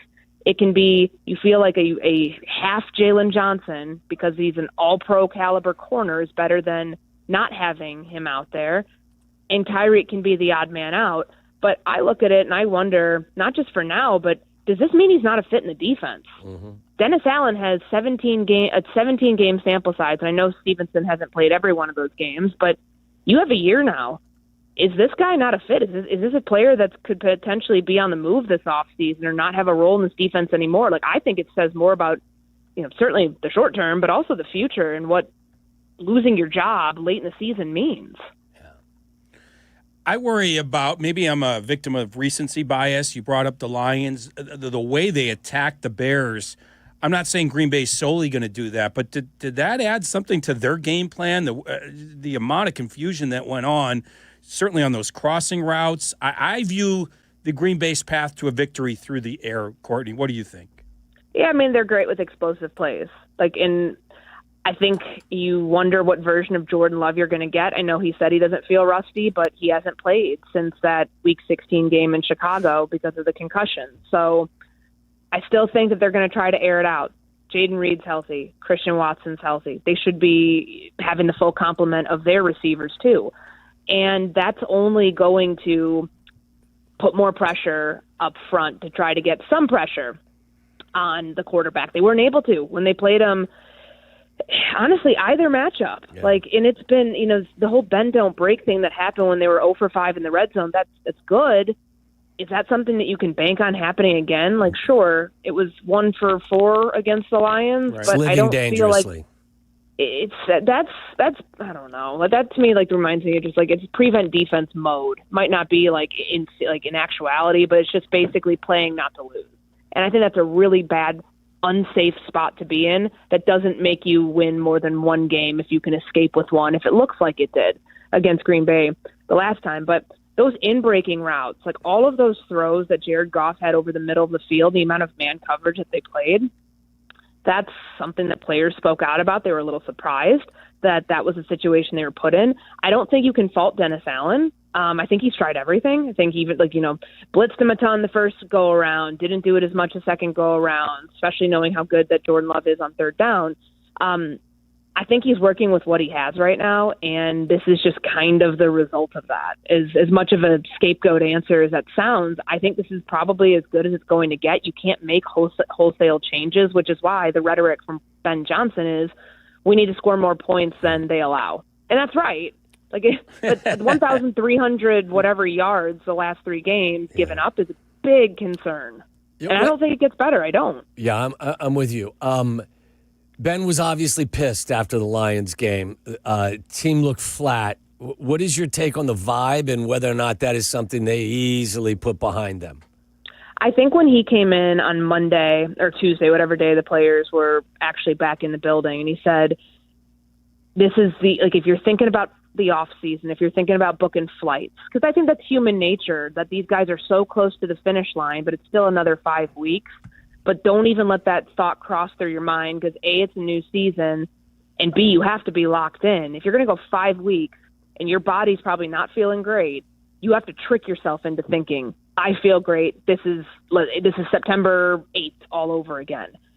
That's hard. That's hard to do. So it's the maturity factor of the players that they have on the roster that they're going to have to lean on, that you have a room of guys who don't take this for granted and understand the importance of staying locked in. And that's the message that's being passed on from head coach to the captains and then to everybody in their respective position rooms. And I think that resonates because you do have a lot of young players who have no clue what this path is like, but you also have a lot of players who, the only players that were here the last time the Bears were in that playoff game in 20, Cole Kmet, Jalen Johnson, who did not play. I think he had some injury. I wasn't covering the team then, but I know he was injured. Cairo is here. They're guys from other teams. Obviously Joe Tooney's won multiple Super Bowls. Tremaine Edmonds has the experience from Buffalo, but there's just not a lot of playoff experience and not a lot of winning experience. You don't take that for granted when you have the opportunity for that. I think that's naturally, guys may not know what to do with it, but it's like you don't know what you don't know, so you're going to treat it as a big opportunity and not something that's a guarantee that you're going to have every year. And I think DJ Moore, the way he described it today, this guy is 28 years old. He's been in the league since 2018. He has had 0 winning seasons until this year. 0 winning seasons for him until this year since high school. You don't think that means something to someone like that who has gone his entire career on losing teams? I feel like that in itself is such a remarkable story for somebody who finally gets the opportunity. And when you've had to wait that long, you don't do anything but lock in to make sure that you can make the most of it and control everything you can, because when you get out there, it's your preparation and that's it. And you've now had the whole week to have that, to prepare that mindset to be starting off a new 5-week stretch, which is a lot, but that's, I think, the only way you can approach it. I think a lot of us here have kind of projected or predicted that they'll come out and try to establish the run based on how, they've had success running the ball against that front. There's no Micah Parsons. There's no Devontae Wyatt. The Ravens ran for over 300 yards. Courtney, how do you expect Ben to come out and attack this Packer defense? I still don't feel like I have a great feel for predicting him all the time.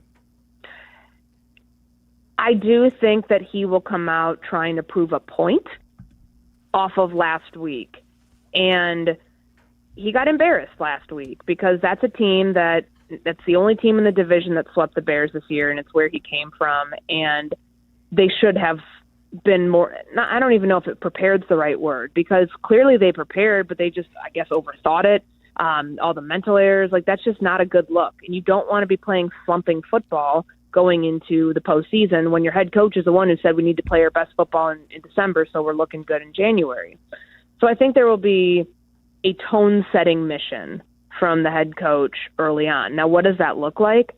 In a lot of ways, even though they were down at halftime, it felt like the right plan was the one that they used to rush for all those yards in Green Bay a couple weeks ago. You can look at what the Ravens did. They don't have Derrick Henry on this team, but you have a nice 2-headed monster in the backfield that I think you can put up some big numbers there. And I think that that's what you lean on. Not overcomplicating it, despite, wanting to show that you're a team that it didn't just limp your way in here, because they really didn't. They put up some quality wins the last 6 weeks to get to this point, but the sour taste of San Francisco and not being able to finish the job, and then last week, an absolute clunker for them in getting the ball back and being able to have this be a tied game late, and then not getting and being able to do enough stop them. I think that stuff is pretty fresh of mind as much as you're turning the page to this next season. So I think not overcomplicating things, not reinventing the wheel. That's what Ben talked about today about being steady. You have to adhere to that if you want to advance out of this round. Courtney, we appreciate the time. Good luck with Indiana tomorrow and your travels. I mean, thank you. Get the Stephen A. Smith jet and fuel it up for Saturday because the weather's supposed to be a little iffy, but hopefully you'll be back in time for the game and everything will work out well. I was wondering if you guys could ask Al Michaels to put in a good word with me for me with Herb Street. Maybe I could get on his jet when he goes from Atlanta to do the Amazon game. Wow. I mean, I don't know him, but work your magic. Okay, we will do that. You guys will do something. I'm sure. If it can get done, Waddle will do it. No I'll doubt. make sure. I will at least ask. I have no pull. Courtney, thank you. Thanks, Courtney. Appreciate you guys. Thank you. Enjoy the weekend of football. She's headed to Atlanta for the Peach Bowl. Yes, for the Peach Indiana, Bowl. It's Oregon at Indiana. I didn't want to mention to her that the two college experts behind the glass, I think they've got a different feeling about how that one's going to play out. But I love Signetti, we can get to that man. later. I love Signetti.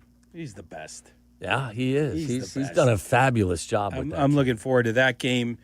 Tonight's game. Why do you got to watch so much Saturday's football, game. Jess? Why do you got to watch so much football? Why don't you spend some time with your family? And the only time I'm not watching football is I'm playing in a pickleball tournament Sunday. That's the only time I'm not watching football. I'm only missing an hour. Is it singles or doubles? Doubles. Who are you playing with? A buddy of mine. Okay. A buddy of mine. What's your team name? I do, yeah. Do you have a team? He's If you're got a playing team in a name. tournament, you got to have a team name. He's just There's a team name. There's no team. No, Dishes. There's no team name. What's the group chat named? Yeah, what do you call What's yourself? the group chat name? There's no group chat. It's just me and a buddy. I asked him a week ago, you want to play in a tournament? 50 plus. What's his name? What's his first name? Steve. Jesse and Steve. Steve and Jesse. Steve and Jesse. We'll be out quickly. You would be paired with a Steve. Yeah, we'll be out quickly. I don't even know what that means. Yeah, what does a Steve What's wrong with say? Steve? Steve is more of a power player, a guy that gets to everything. How would you project a pickleball player named Steve? I think Steve's kind of a last point guy. Okay. Last point but guy. Like if it was like a Jimmy or a Tommy or a Timmy, that's a hard-working guy that's running all over the court. No, I think a Jesse is kind of a line-to-line player there. No, I'm pretty good at the net. I'm not very good at line-to-line. I'm just good at the net.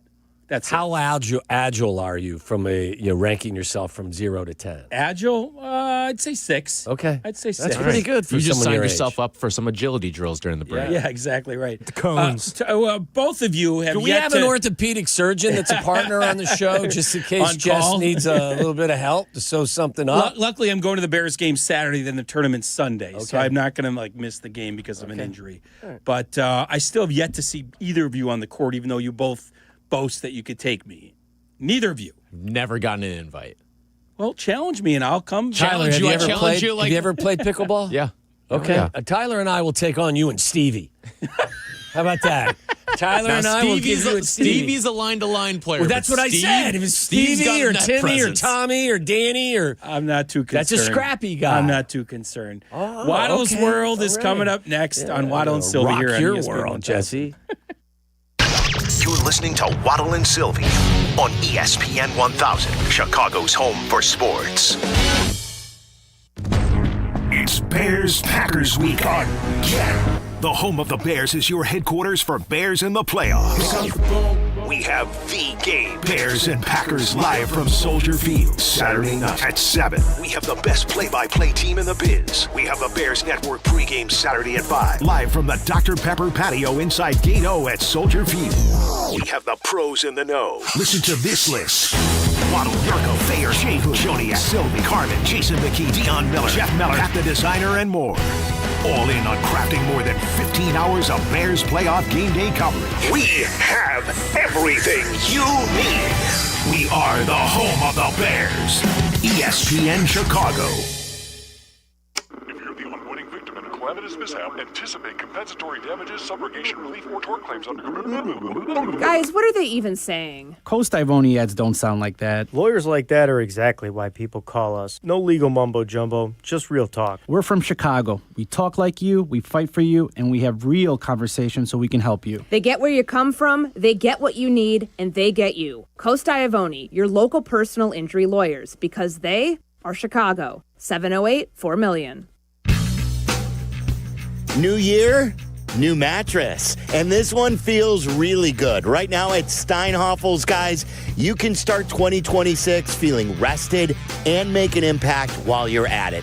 All January, stop into Steinhoffel's and test rest any mattress. I just got a new mattress from Steinhoffel's, the Heirloom, and I love it. For every test rest, Steinhoffel's donates $20 to Special Spaces Illinois, helping create dream bedrooms for kids battling cancer. And here's the bonus. Just for trying the mattress, you get a $20 lunch gift card. Better sleep, free lunch, and a great cause. The January test rest event, only at Steinhoffel's. Hey golfers, it's Tyler. It may be winter in Chicago, but golf season will be here before you know it. And if you want to be ready when the weather turns, you've got to plan now. That's where Golf on Any Tee or the GOAT app comes in. GOAT is a golf membership that gets you unlimited golf all year long at 20 courses across Chicagoland. No greens fees, no cart fees, just unlimited golf. Sign up now and book a tee time for the first day courses open. Visit golfonanytee.com or download the GOAT app today and golf like me, golf on any tee.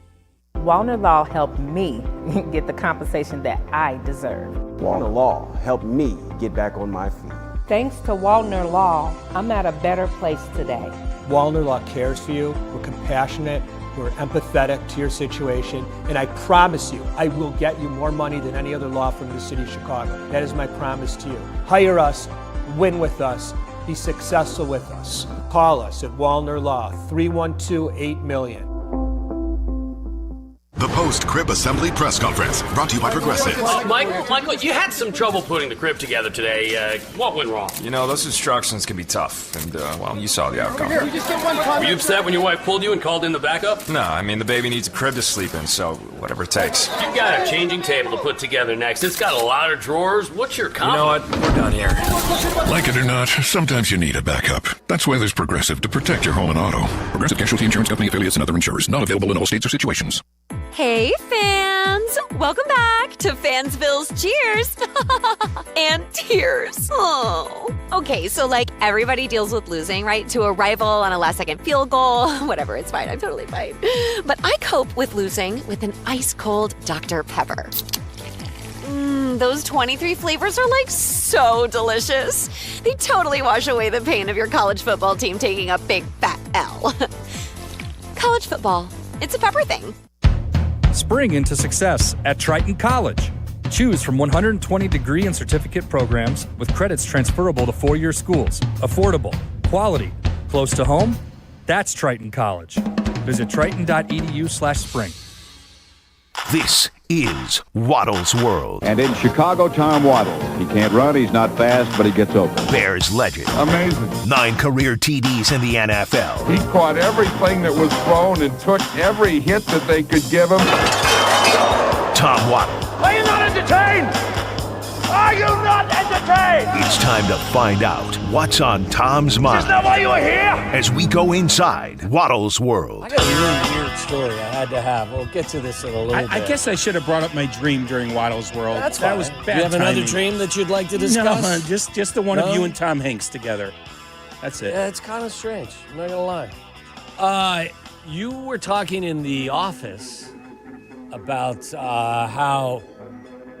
What was it about the popularity of the NFL, like in football in general? Yeah, I remember a time where it was waning a little bit. 05. I don't remember that. Okay, do you guys remember? Well, you guys in 05 probably weren't It even. definitely wasn't 05. Was not 05. But, like, I think 10 to 12 years ago was certainly, like, a talking point of a lot of different stuff happening that, like, the NFL ratings are down. Oh, what are we going to do? And it's like, probably wait a year or two and then they'll go back up. Why do you think NFL ratings were down? Why do you think that the NFL is at its peak popularity right now? I mean, you can reference fantasy football a little bit. You can reference gambling, but I don't think that has put this sport over the top. No, it was over the top even before legalized gambling, and fantasy football has been around forever. I pulled up a story from 05, the New York Times, talking about when Monday Night Football was pulled off of ABC because ABC lost money because of it. What year was that from? 05. 05. 05, and they put it on ESPN. Tyler was like, what, 3 at that? Yeah, it was exactly. 8. Yeah. Well, now that's maybe at that point it wasn't the most viewed thing on ABC, but now it would be the most viewed thing on 100%. ABC every single day. That's what I'm saying. I feel like the- it's gone to another level. The top 100 rated television shows every year, they're littered with like 90 of them are football games. Well, okay, here's what my theory would Live be. events. You know how like basketball exploded because Jordan came into the league, and then it wasn't like there weren't stars before Jordan. There were stars before Jordan. You're talking Tom Brady factor? Brady and Manning together. Kind of like that was kind of like starting a golden era of quarterbacks. And that's Really? not to say, Because like, you had like you still had like Steve Young and Joe Montana, and Marino and stuff like that. But Elway. By the way, I just finished last night the John Elway Netflix I need to watch special. that. Was it good? It was good, but I wouldn't say I thought. Bit of an it kind infomercial. Kind of fizzled towards the end. Yeah. I just think there was a moment, maybe because of CTE, whatever. No. There was a moment where it waned a little bit, There's and no then way it exploded. that the fear of a head injury I'm just affected the popularity. maybe I'm overthinking this Yeah. here. But do you think that because around that time, isn't that around when high definition TVs sort of became a mainstream thing? That's interesting Could take. be. That's interesting take. In any case, it's bigger, better, and worldwide more than ever. And we love it. We love it. With that in mind. Not denying that. I feel like there was a moment in time where it waned a little bit, and now in the last 20 years, it's just This gone year, crazy. second best regular season viewership averages ever for the NFL. How about that? How about that? That's why they put it on every day of the week. Throughout Every holiday. Yeah, absolutely. All of it. The NFL on Wednesday recapped their incredible season. It says here in the ratings department, some of the highlights include a viewership increase of 10% versus the 2024 regular season and an average of 18.7 million viewers per game. That total stands as the second highest season average on record, only falling behind the 1989 regular season when the television landscape was vastly different. And it's on nearly every streamer now. I wonder what those subscription numbers look like. Are people subscribing just for the football, then unsubscribing? I don't know. Al Michaels joins us at 5 o'clock, right? He's the NFL face of. They've just perfected the sport as an entertainment vehicle. I actually think part of it was the rule changes. If you go back to whatever year that was, where you accentuated the you can't really offense. touch your quarterback. And as much as that annoys us sometimes as diehards, it's probably like it's kind of anything fun. where it's probably a bunch of little things kind of led to sort of a waning thing, and then a bunch of little things led to it getting ticked back up. Yeah, maybe so. Maybe so. By the way, ESPN has had one of its most viewed starts to the NBA regular season since it started to carry games in 2002. According to the network and Nielsen, ESPN averaged 2.6 million viewers in its first 21 games through Christmas. That is a 35% increase from last season and the second most watched in a full season. The numbers for this season trail only 2010 and 11. I got to be honest with you. That's a little surprising. I find it much less watchable now, especially early in the year, than I have in forever. I'm with you. That's surprising.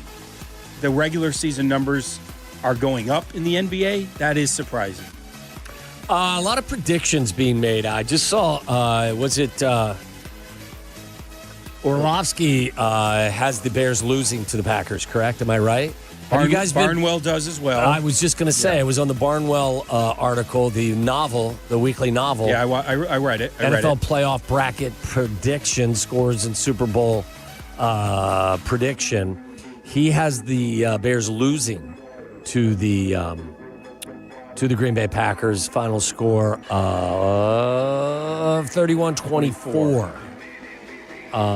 I think I've seen more people picking against the Bears this weekend than picking for the Bears. Do you guys find that to be the case as well? Have you not perused? I think Wouldn't so. want it any other way. Yeah. Let me ask You you. want the haters to hate? Yeah, we're like a rattlesnake. You put us in a corner, watch out. By the way, do you know who he has in the Super Bowl? No, I didn't see that. You got to scroll all the way down for that, Jess. Like, it doesn't seem like you were as committed to the article as you probably should have been. I'll go Seahawks because of their defense, Okay. but not the Broncos. Bills. Okay, so you got Seahawks, Bills. What do you got, Charlie? Did you peek? No, I think definitely Seahawks. He's not into Bo Nix, so I know it's not Denver. Houston? Seahawks in Houston? No, sir. Well, that would be because of defense on You both don't have ends. either of them. Tyler, you want to guess? I will go. He has Rams. That's the NFC. Oh, yeah, that's a good one. Participant. Yeah. I know he's not into Bo Nix, but Barnwell strikes me as a guy who rides Not the Broncos. Not the Broncos. No. Okay. Patriots. Not the Patriots. He's got the Bills. That's what I said, Rams yeah. beating the Okay. Bills 38-34. I was half right. Speaking of all that, I'm fascinated by this. You lose your job, like with Harbaugh. I mean, there's something out there about if the Bears beat the Packers, could LaFleur be gone? If the Bills lose, could McDermott be gone? Don't know. I would say, like, if you're an advocate of Matt LaFleur needs to be ousted because they can't get anywhere in the postseason, then Sean McDermott's got to be on your list as well, doesn't he? I would think so. Look, as a Bear fan, I want them to fire Matt LaFleur. Right, exactly. Because as, angry and disgruntled as he looks at most times, he never seems happy. You could do a hell of a lot worse than Matt LaFleur. I love this storyline. Let's pretend and add LaFleur and McDermott to the employment line. The idea that we may not have a new head coach, they all just might circle around the merry-go-round and find a new spot. Well, you can add the Dolphins to the list of those teams looking for a new coach because they fired Mike McDaniel today. Did you see who's interviewing him already? The Detroit Lions. Oh, is offensive coordinator? OC, yeah. You can't argue that, like, offensively, guys had, decent growth, can't you? Can you imagine this division, the offensive play callers? Do you like McDaniel as a play caller? I don't think he's a great head coach, but as a play caller, I'd take him in a heartbeat. Every Dolphins player basically had the best season of their career. Even Tyreek Hill had the best season of his career with Mike McDaniel. You don't think he can get another head job with so many openings? He might. I mean, think he there's hasn't really won anything, but that's not a prerequisite many times. And despite Shea's prediction, Todd Bowles stays, but they have fired their offense coordinator, Josh. Is it Grizzard? Grizzard, yeah. the Grizzler. The Grizzler? Is that what they call him? Or is that just That's what you call him? Tyler knows the Grizzler. You know the Grizzler, Jess. I knew you were going to say that. All right, before we go to break here, here's the story. You know what? I'm going to save it. We'll come back because I think it needs a little bit of time. But it is one of the 5 Ps of Waddle's work. So I'll just give you that as a tease when we come back. It seemed very odd, and it is sports related. So we'll do that when we come back. You're in the middle of the Waddle and Silvy Show, ESPN Chicago. Get ready for kickoff. ESPN Chicago pregame tailgate. Saturday from 3 to 5 on ESPN Chicago. Presented by Bradley University. DraftKings, a Casino Queen sportsbook, an official sports betting partner of the NFL, makes every moment feel bigger. The game shifts fast, and with DraftKings live betting options, you can stay right in the moment. Plus, DraftKings has your back with early exit protection. If the player in your eligible NFL prop bet goes down at any point in the first half, you still get paid in cash. With DraftKings, you're covered through the entire half. New customers, here's your shot. Bet just $5, and if your bet wins, you get $300 in bonus bets instantly. Download the DraftKings Sportsbook app now and use code WMVP. That's code WMVP to turn $5 into $300 bonus bets if your bet wins. In partnership with DraftKings, the crown is yours. If you or someone you know has a gambling problem, crisis counseling and referral services can be accessed by calling 1-800-GAMBLER. 21 and over, Illinois only. Pass-through per wager tax may apply. Eligibility and restrictions apply. Bet must win to receive bonus bets which expire in 7 days. Additional terms at dkng.co/audio. Limited time offer. The Chicago RV Show is back. This annual event features multiple dealers, celebrity seminars, even Spider-Man will be there, and RV There Yet Theater. See all the latest and greatest in motorized and towable RVs. Save thousands with factory rebates and special show financing. Tailgating or traveling, there's an RV for you. Friday, January 9th through Sunday the 11th, there's free parking at the Schaumburg Convention Center. RVSupershows.com. That's RVSupershows.com. Save big on everything for your New Year's project with Menards. Mastercraft has been making high-quality doors for more than 50 years. Choose from our huge in-stock selection, or you can design your door your way, in-store and on Menards.com. From classic to modern designs, you'll find the perfect door for your home. Plus, check out our weekly flyer on Menards.com for all the great deals happening now. Save big money at Menards. The LaPorte Invitational is the Midwest premier high school basketball showcase. 12 of America's top high school programs will compete from January 9th to 11th at the LaPorte Civic Auditorium in LaPorte, Indiana. Just a short drive from Chicago. 3 days of intense hoops, hustle, and heart. Over 25 McDonald's All-Americans and 20 NBA draft picks have played there. Friday features a whiteout and Sunday a halftime half-court shot presented by Graff Auto Campus of Michigan City and Burns Harbor. For scheduled tickets and more, go to LaPorteInvitational.com. Avatar Fire and Ash has arrived. I am the fire! Get your 3D tickets now for the greatest chapter of the biggest saga in history. Whatever happens, protect this family. Critics rave it's by far the best Avatar movie. If your father and I do not return, you go as far and as fast as you can. Movies don't get any bigger than this. Avatar Fire and Ash, rated PG-13, now playing. My name is Whitney Allen. I am a widow. My husband Ryan died. We never thought in a million years we'd have to use life insurance. The unexpected happened. With Ethos, it is so fast and easy. It's 100% online. You can get a quote in seconds, apply in minutes, and get same-day coverage. No medical exams, and you can get up to $3 million worth of coverage through Ethos. Get your free quote at ethos.com/game. That's ETHOS.com/game. Time spent on application may vary. Online health questions required. Empower. After wanting one for years, Kevin is finally enjoying his new hot tub. This is the life. He worked with Empower to help him get good at money, so now he could be a little bad. Oh, no, not my phone. Oh, Kevin. Kevin's phone may be in hot water, but his finances aren't. Invest well, live a little. Start today at empower.com. Avatar Fire and Ash has arrived. I am the fire! Get your 3D tickets now for the greatest chapter of the biggest saga in history. Whatever happens, protect this family. Critics rave it's by far the best Avatar movie.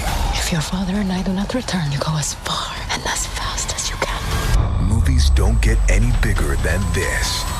Avatar Fire and Ash, rated PG-13, now playing. The Chicago Wolves are back at Allstate Arena this Saturday and Sunday. It starts Saturday with Superhero Night. Arrive early for your chance at a free Ryan Suzuki bobblehead, courtesy of CDE Collision Centers, followed by another fun family Sunday. Get tickets now at Ticketmaster.com. This is Wolves Hockey. Waddle and Silvy, from our State Street studio to your hellish commute home. We're there with you, making it bearable. Never mind. Back to Waddle and Silvy on ESPN Chicago. You big Olympics guy, Jess? I'll tell you this, and I think Winter this Olympics? is probably a lot of people. Once it starts, I don't necessarily look forward to it, but once it's on the tube, you get going. You kind of get into it a little bit. You guys Olympics followers or no? You don't have time for it? I probably will be a little bit this year because of the hockey. Okay. But otherwise, not. America? I get into it. I get into it once it's going. I think the Olympics are for people who don't actually like sports. Jeez. A little harsh. They're sports for people who don't like sports. That's kind of weird, isn't it? Kind of harsh. All right, here's your headline. And maybe those of you who haven't seen the article can guess which event I'm talking about. Olympic sport rocked by Penisgate as athletes inject members to gain advantage.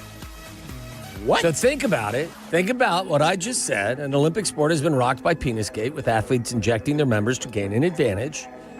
What Winter Olympics events do you believe, or events do you believe you gain an advantage from? This could be anything, I feel like. I passed this, like this is Tyler's specialty, like weird stories. He's really good at this. And I wanted to make sure like this was kind of legit. So we're going to go with it. I really don't want to know. You know what I mean? Take a guess, Jesse. Come on. Winter sport where they may actually inject themselves trying to create extra size, which then can be an advantage. My man went with bobsledding. You told me what it was. And you can't believe it. Well, I don't know what kind of I advantage haven't you're completely gaining. read the entire article, so we're going to learn Is it about figure this together. skating? No, it's not figure skating. I would think, Centrifugal force? Charlie, I would think if you were packing more than you were before, that may throw off your, double axle. Well, I feel that would be the case with a lot of these events, so I can't really pinpoint But you it. spin faster when there's more, to drag you. Why? What are you expecting? Like in the Like a pair centrifugal skating force. that somebody is going to use not it as that. you just use it as kind of a rope that spins you faster. And what? What are you looking at? What are you looking at Nothing. me like I'm with a laughing. disapproving I'm look? laughing at Charlie's. Well, it's like in shot put when what's the thing that they spin it? The hammer? The hammer? Yeah, hammer toss. Where they get Hammer faster time. as they go around, and a lot of it is because of the momentum. In an Olympic sport defined by length, some athletes are going to new extremes to eke out a few extra inches, and that's before they've even jumped. Would you like to amend your guesses? You said Winter Olympics. Yeah, you right? said winter. Yeah. That's hence the reason why we were talking about figure skating. Gymnastics. Gymnastics are on the summer. Oh, yeah. Winter. Sorry. Any idea? Charlie? Someone was skiing? Okay, now you're getting closer. Is it a snowboarding? No, what there's, let me think. I'm just going to let you guys stew for a few seconds here. Tyler, you know what the sport is. I know what it is. Just so. Okay, with just weeks until the Winter Olympics in Italy, ski jumping has been rocked by Penisgate, with athletes allegedly thinking bigger means better by injecting their nether regions, according to a German outlet. The report claims 3D scanner measurements for the crotch area of their jumpsuits are taken from the lowest points of the athlete's member, meaning any extra growth could translate to a competitive advantage before they even take off. Are you following? Read that again. This because of the suit? The report claims 3D scanner measurements from the crotch area of their jumpsuits are taken from the lowest point of the athlete's member, meaning any extra growth could translate to a competitive advantage before they even take off. Does that mean like they're able to start further, but like 2 inches further back? No, I think this is a measurement issue, not where they start. As a result, when taking off, the surface area of the athlete is much larger, which increases the possibility of a better jump.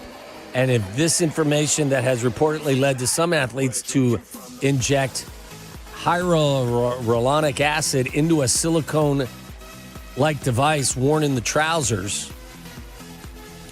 Now I've heard it all. That's it. Now I've heard it all. It's insane.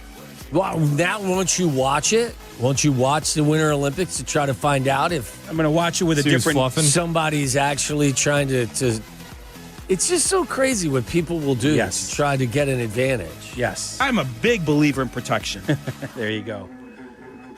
Jesse, if I told you could win, you had a much better chance of winning a gold medal in the ski jumping, would you go through this? I wouldn't. Process? I would not do it if it was illegal. If it was legal, I would do it. If you were allowed to do it, I would do it. If it's illegal, I would not do it. If it was legal, you would do it. Yeah. I just use steroids the old-fashioned way. Charlie, this is just like a Saturday for you, isn't it? This Saturday night. It's all right for fighting. I just thought it was really weird. Yeah, that is really weird. Am I wrong? Don't you think that might be the weirdest thing? You've done a lot of weird things on Waddle's World. Oh, That no, is that's up not there. even close. Oh, not even close? Tyler. That's no, up there. there's That's nowhere far from close. it. Really? Yeah, far from What it. is the weirdest I story? can't imagine anything The best weirder. story of all time, I believe, was the Sausage Castle with Gary Busey's nephew. I think my first week here, I gave you a story about, was it a son shot his mom over an Xbox controller or something like that? Yeah, could have been one of those. Yeah. That was pretty Another awful. Saturday night for Charlie. Yeah, true. Have you ever visited the Sausage Castle website? My guess is it's probably not active any longer. You've showed me it before. It is unbelievable, isn't it? What Incredible goes on stuff. there? It's just incredible. It's like, well, how would you describe it? It's like Inappropriate Olympics for adults. Not taking length into account. It's intense. It's crazy. You guys scared of AI in any way, shape, or form? I mean, I am after this story you're about to Which read. one? There's two of them. It depends. I'll read you the one that may make you more nervous than anything else. AI can now create viruses from scratch, one step away from the perfect biological weapon. Scientists have now used artificial intelligence computer systems that learn patterns from data to write complete virus genomes from scratch in the lab. Oh, great. That's not good. That's next level. I mean, is that the one you were talking about, Tyler? Yep. Yeah, not 100%. good. What about the robots? Are you scared of the robots? No, I'm not so scared of the robots. Not really. AI starts autonomously writing prescription refills in Utah. The state of Utah is allowing artificial intelligence to prescribe medication refills to patients without direct human oversight in a pilot program public advocates call dangerous. Man, where is this AI thing going? How long before there's two robots hosting this show? Come on, Waddle. At least not until I get my rest of my two daughters married and the final one out of college. Ditto. Then the robots are probably going to be ushered in. All right, that's all I got for you. I wish it was a little bit more chaotic, but as Tyler and I were talking out in the broccoli and cheese soup polluted hallways, there's not been a lot of nonsense early in 2026, which I guess in some ways is very good. In other ways, it's not good for us. It's coming. Okay. All right, we'll get back to Bears conversation coming up next. 312-332-3776. If you want to chime in. Sylvie's off today. I'm Jesse Rogers sitting in with Tom Waddle. This is ESPN 1000.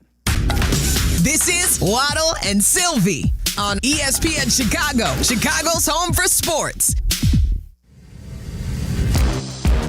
TGIF? Nope.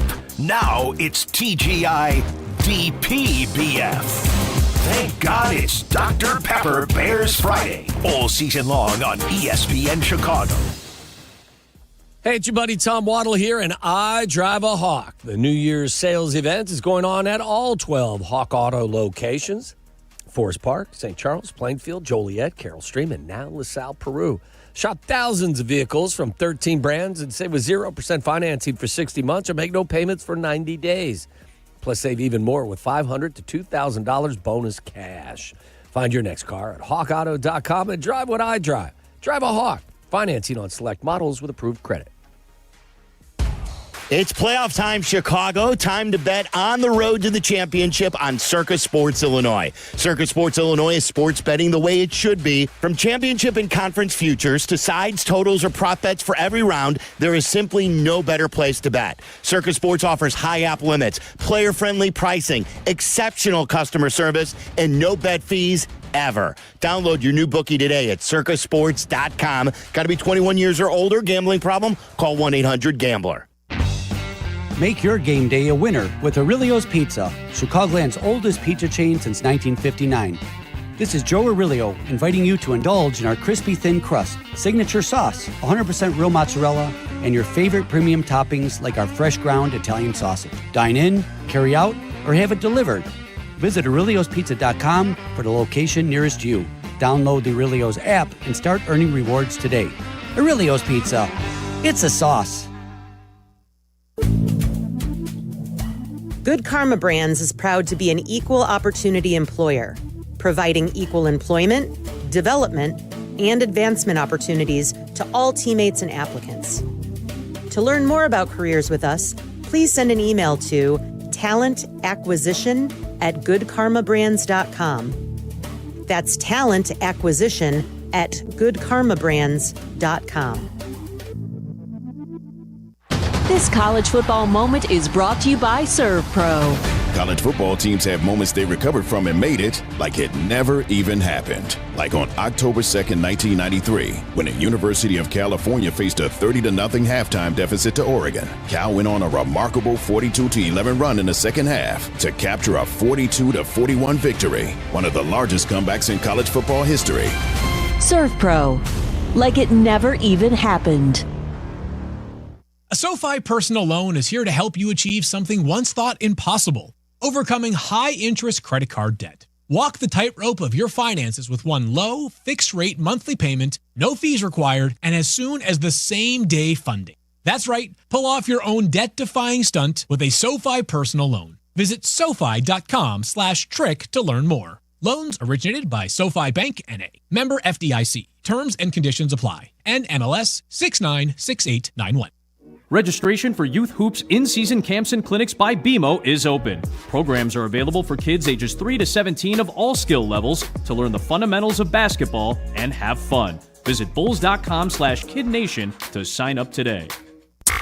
Live from State Street in the heart of Chicago, this is the home for every Bears game. ESPN Chicago. And this is Waddle and Silvy, WMVP, WTBC, HD2, Chicago, a Good Karma Brands radio station.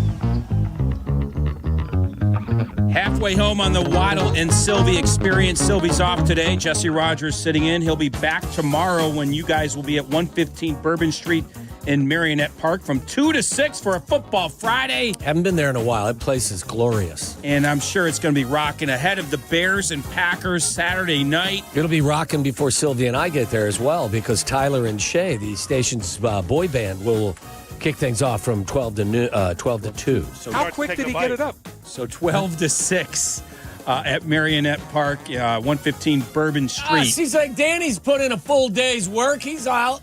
We're not taking length into account. Danny Zetterman, our fine boss, on the other side of the glass, along with Tyler and Charlie. We're here till 6. He says he only worked 7 hours today. That's what he said to me. I just saw 7, I'm guessing that's what it meant. It's going to be practice habits are yet to reflect the championship caliber team. Yeah, exactly. Thank you, Charlie. It's going to be 3 more hours than you and I work. So who are we to talk? Whoa! I don't know about you, but I spent a plethora of hours today preparing for the show. Well, I did have a Jacob Nitzberg look up some stats, so that was my contribution here. The Bears ranked 3rd in yardage gained between the 20s. They ranked 31st in yardage given up between the 20s. So keeping the ball as long as they can is probably a good formula for Saturday night. I would say so, considering the last 3 weeks, the Bears' defense has been on the field an average of 36 minutes per game, and also has had to defend 70 plays on average per game over the last 3 weeks. We're talking about it with you. 312-332-3776. We're going to bring Tyler into the conversation. We start to break this thing down. Al Michaels joins us 1 hour from now. The legend will be on the call of the game Saturday night at Soldier Field. Be interesting to see what the weather, how the weather impacts this game. They had one of the Bears games this year, and it was the Black Friday game against the Philadelphia Eagles, where I think the Bears kind of introduced themselves to the NFL universe. One of the best games stage. of the year. Yeah. One of the best games of the year for the Bears. Tyler, what do you have for us on the Bears as we break this thing down? All right, I want to do a little bit of a confidence index here, all right? Rate these things 1. Sure, we can go to 10. 1 to 10, how confident you are. I'm going to give you either players. Were you going to go 1 to 5? Is that where you were going? We can't do 1 to 5, 1 to 10. Let's go 1 to 10. It's yours. We do 1 to 10, all right? 1 to 10. All right, 10 being you're very confident, 1 being you have very little confidence in it, all right? These are things that are going to make the difference in the game, all right? So a lot has been made of the Bears and their lack of fast starts lately, specifically at home. They've been shut out in each of the last 2 home games in the first halves. Haven't scored a first series touchdown since Cincinnati? First series, yep. Which was November 2nd. So you got to go back over 2 months since that. Caleb Williams in quarters 1 through 3 tomorrow. Your confidence level. I'm at a 7 still. I am. I mean, it's a playoff game. He's not a first-year guy. I know it's his first playoff game. They know about the slow starts. I just think a lot of that you can throw out the window, because if you're not amped up for this at home, then you never will be. So I'm still at a 7 in quarters 1 through 3. What was that I heard bleed through there? You're hearing Jurko's version of the theme once it gets to that bar. I'll give it a 7.5. I think he's played really well. But that's still, I mean, that's quarters 1 through 3. Yeah, I'll give him a 7.5. I think he could get better, but downgrade him for 1 through 3. I just give him extra credit for that fourth quarter. You know what I mean? If he's a 7 for me in 1 through 3, he's a 9 in the fourth. Look, when you go scoreless in your last 2 home games, and for 57 minutes against this Packers team, when you met them at Soldier Field, you did nothing. You were 1 of 10 on third downs, and that 1 third down conversion was a penalty. I don't think that's. What would you say, Tyler? I'd say 7.5. That's good. I was very surprised by your answers. You thought it'd be higher? No, I think you guys got were lower. too high. Oh, really? Yeah. He thought it'd be lower. Well, I mean, it's his first playoff game too of his career. Like, I it's get the biggest it, but game he's ever played in his life. In college, in the grading scale, that's a 75. That's a C, isn't it? I also think is a C effort going to win this game on Saturday in the first 3 quarters. If you go from a C to an A, maybe. But I think it'll be better. I actually think it's Swift and Monungai that need to really carry this thing for the first 3 quarters. But, all right, let me ask you that this. wasn't the question. What would be your number? What would be your number? I would put it like a 5. Really? Yeah. Okay. 4 or 5. So you're not very hater. All right, let me shift it up here. Because again, let me add this as well. Like I'm expecting them to really run the football in this game too. So let me tailor it. First half offense. The first half offense that we're going to see from the Bears. All right, 1 to 10. I won't go 7, but I'll go 6. Like, I still think this is a playoff game, and whatever happened in the recent past in terms of that kind of stuff, I think you can throw out the window. Meaning, when they scored, when they didn't score, it's kind of flukish. It's small sample size. I'm still better than a 5 on first half offense. Well, I'll say 6. Their last 4 games, 50% of the time, they've been very good, right? Because one game was the Browns. They beat the Browns 31-3. But the Browns had a pretty good defense. Mm-hmm. Then you did nothing in the first half against the Packers. And then you played really well in the first half against the 49ers. And then you didn't play well against the Lions. So I think that has kind of been, how I would describe this offense, especially lately, would be inconsistent. So the entire offense, I think they're going to be better than they were against the Lions. I'll give you 6 in the first half. Only because they haven't scored a first series touchdown since the Cincinnati game. Like, what am I...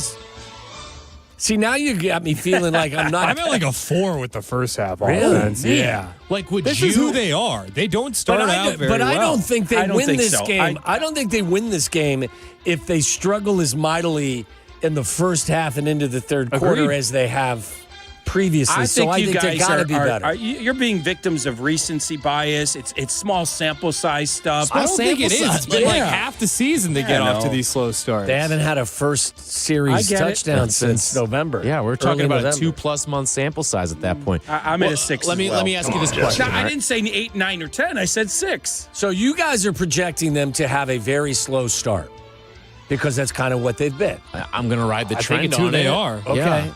Let me ask you this, though. Would you bet on the Bears on the first half money line? What's the number? It's probably like pick 'em, it's basically a pick 'em. Probably not.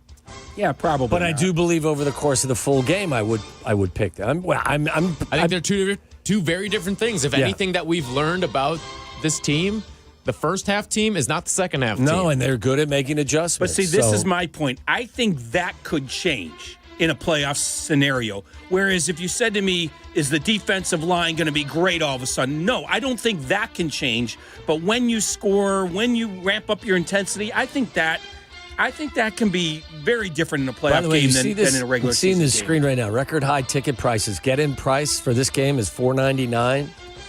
It's like they're setting records for expensive. I feel better about what we paid. No doubt. Is it reactionary of me that like the further away we get from the Lions game, the more alarmed I am by this offense?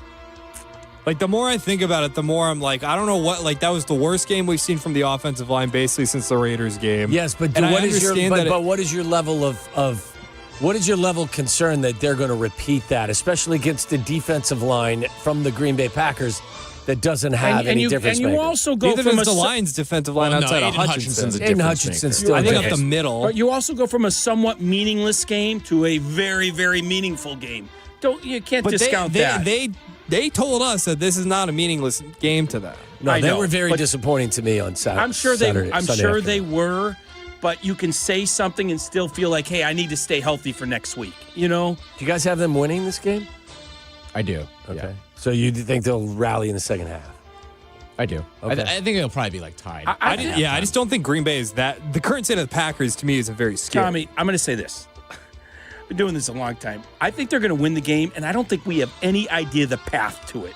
It could be early. It could be late. This is a playoff game. What happened in week 18 against the Lions is pretty meaningless. Well, I will say this as well, and I've said it a bunch. I don't think we've really found the pattern to describe. This is a new coach with a new offense and a new everything. So I guess the point is they're a little more unpredictable. They'll be more predictable going forward the more you see them. Yeah. But I'll give you. So what was my overall thoughts on? See, this is another thing, okay? Like when you ask me what was my confidence level with Caleb in the first half, is that what you said? Quarters 1 through 3, but yeah. Okay, 1 through 3. I will say this. He's done a brilliant job of taking care of the football. He's also done an excellent job of avoiding sacks, which are just drive killers.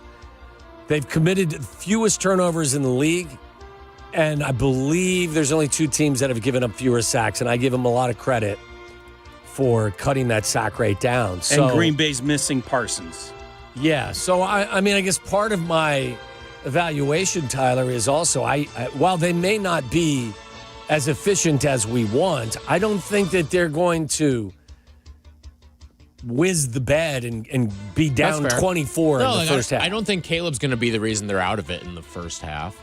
But like we've also seen a game where Trevor Lawrence goes out and plays his first playoff game and gives the ball away 4 times in the first half, and you're thinking the sky's falling. Now they did come back and win that game. Yeah, against the Chargers, right? But it's something to watch out for. I may have to eat my words, but this is like the baseball version of the Cubs sweeping the Mets in 2015 in the regular season and then getting swept in the postseason. The regular season, it in this case, doesn't inform me for the playoffs, meaning when they score, when they don't score. Like, this is a playoff game. It could completely reverse itself. That's the way I feel. I might be eating my words come Sunday. All right, let's move along here. All right, next up. Ozzy Trapillo off of the injury report. He's good to go. Your confidence in the left tackle? Again, no Micah Parsons. Rashawn Gary is going to be left by himself. I'll say they've helped him a bunch. I think that they will help him, which will factor into my. I'll say 6. I'm going to go up 1. I'm going to say 7. Charlie? I'll say 6.5. We'll split the difference there. I think he's been a nice find for them, though. All right. Tyler?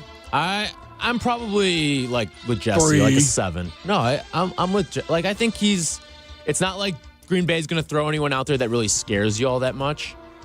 They will help him. They'll help him with tight ends. They'll help him with extra linemen. He's got Joe Tooney next to him. He's a better option than Benedict, too. I think that's a noticeable upgrade. Yeah. For sure.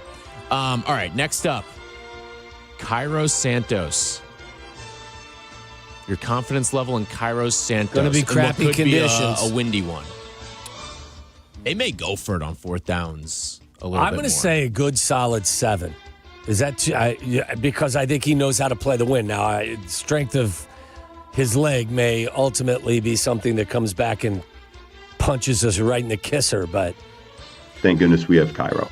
Now that Charlie introduced the halves, 6.5. I'm going 6.5. Okay. I'm going 6.5. I might zag a little bit than what I normally would be. I'm going to give this an 8 because I think Ben Johnson has figured out when to go to Cairo and when to not go to Cairo. I think he's much more.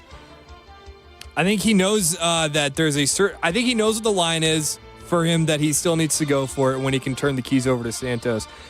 And that was a really difficult environment he was kicking in the second game against Green Bay. They probably don't win that game without him. No, I am actually with Charlie, believe it or not. I am like at an 8 with Cairo. Really? For a singular because game they're not going to put him out there from 55 and beyond in the weather. And I think there's certain moments where you need a 55-yarder, but if your season's going to come down to a 57-yard field goal, I can't completely blame it on Cairo. And if you're going to kick outside, I mean, it is what it is. In these elements, there's not a whole lot. Like the guys who can kick 50 to 60 yards or 60-plus yards, I'm not sure that totally matters in these kinds of environments. I think everybody's kind of ends up being a wash outside Look at of you 55. guys. A little extra confidence. I'll say this. I don't want him on the team moving forward after this season, but for what this is right now, and if you're just going to play to the strengths, like, I can't deny what I saw the last time he was at Soldier Field against Green Bay. I mean, you're right. Like, he practically, I'm not going to say won them the game because there was so much other crazy stuff that happened. He was a big reason why they won that game. No question. My only thought is in this scenario, win or go home, and you find yourself with a few seconds left and he needs to line up from outside of 50 into any breeze at all. I mean, the end of that Baltimore-Pittsburgh game was insane, right? Yeah. So you do not want to rely on a kicker in bad weather. Let me amend my answer here. And I don't think it comes down to this because I think that the way that we've seen Ben Johnson handle these situations before, he's going to play it right. And I don't know if LaFleur is going to have the same mindset. If they don't control the wind off of the coin toss, so like we've seen Ben Johnson take the ball so he gets to control the wind in the fourth quarter, then I'd have no issues with Cairo. But if they don't have that situation, let's say they win the toss and defer, or let's say Green Bay wins the toss and takes the ball and controls the wind, then I would probably be at like a 5 or a 6. Okay.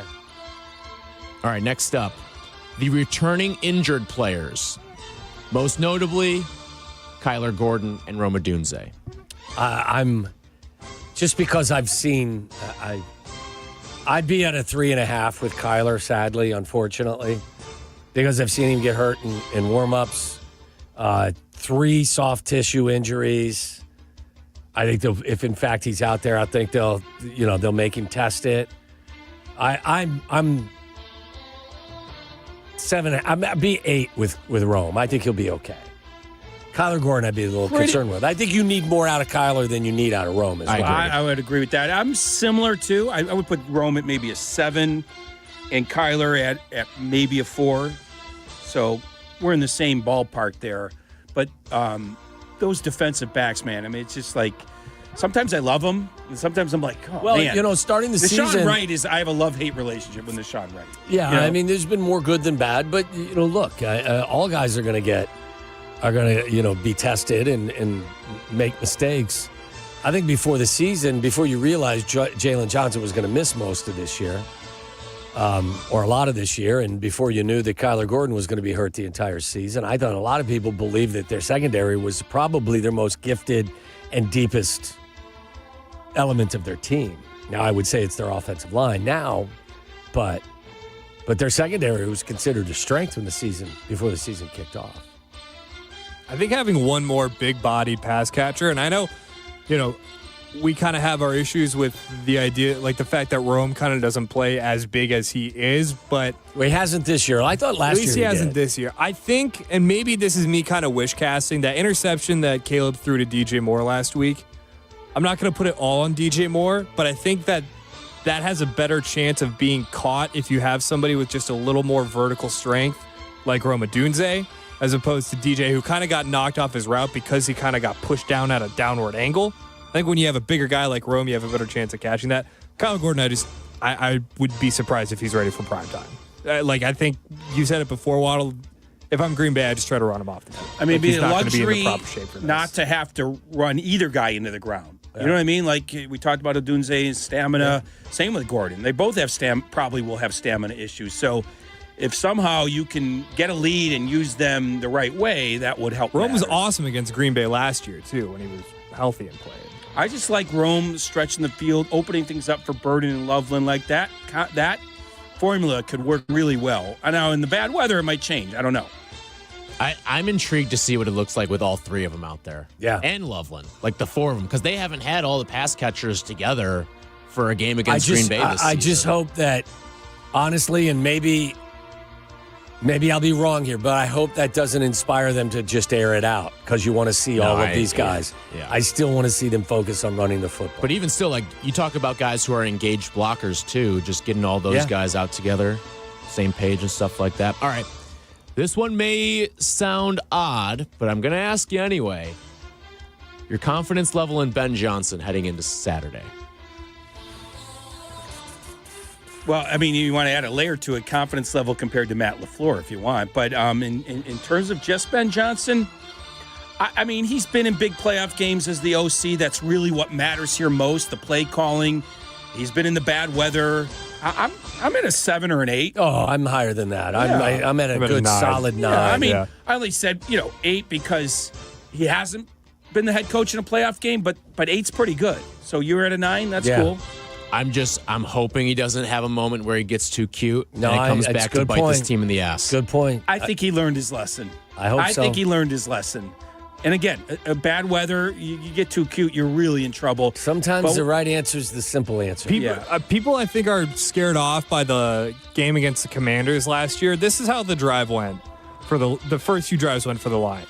Punt, touchdown, fumble, touchdown, interception, touchdown. So, like, when Jared Goff wasn't turning the ball over, they were putting points on the board. Yeah. So that doesn't scare me away. But that offense was also much better than this offense is. And that's not to say this offense is bad. Right. No, they were more consistent. They were more mature. Elite. Well, yes, but my point is, like, I don't think it was a Ben Johnson problem last year by any stretch. But Ben Johnson also didn't have to manage a clock last year.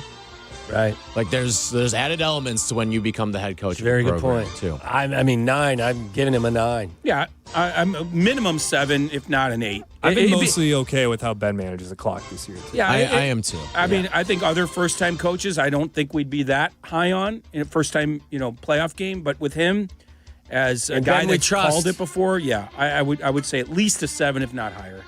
All right, red zone defense.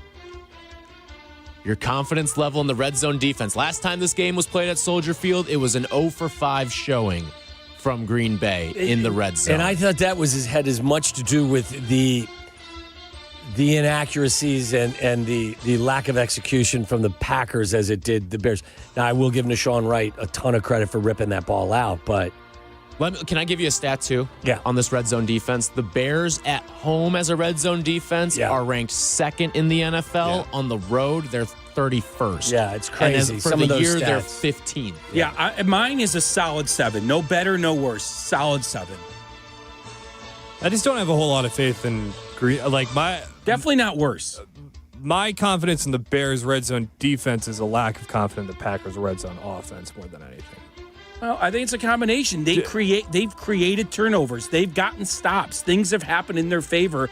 I think that's not a fluke. I think that's a trend that's worked out this well. Yes, but I'm at a 7 or 8. I really am. When you're coming off a game in which you allowed a 60% offensive success rate to Detroit, like, to me, that you don't just forget how to call play, or you just I can't.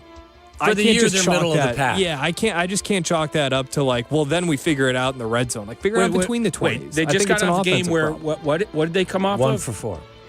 Detroit you're saying 60%. Detroit had a 60% success rate. That was 4th in the NFL last week. Right.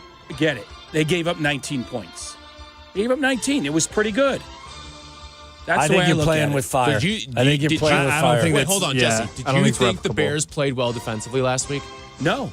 But they gave up 19 points. Okay. Which is not so bad. I would say 6. I give him a 6. Okay. Confidence-wise. I just think you're playing with fire, allowing guys to get into that area. If you're getting 3s instead of 7s, I think it's an offense problem more than it is a defense solution. In a lot of ways. All right.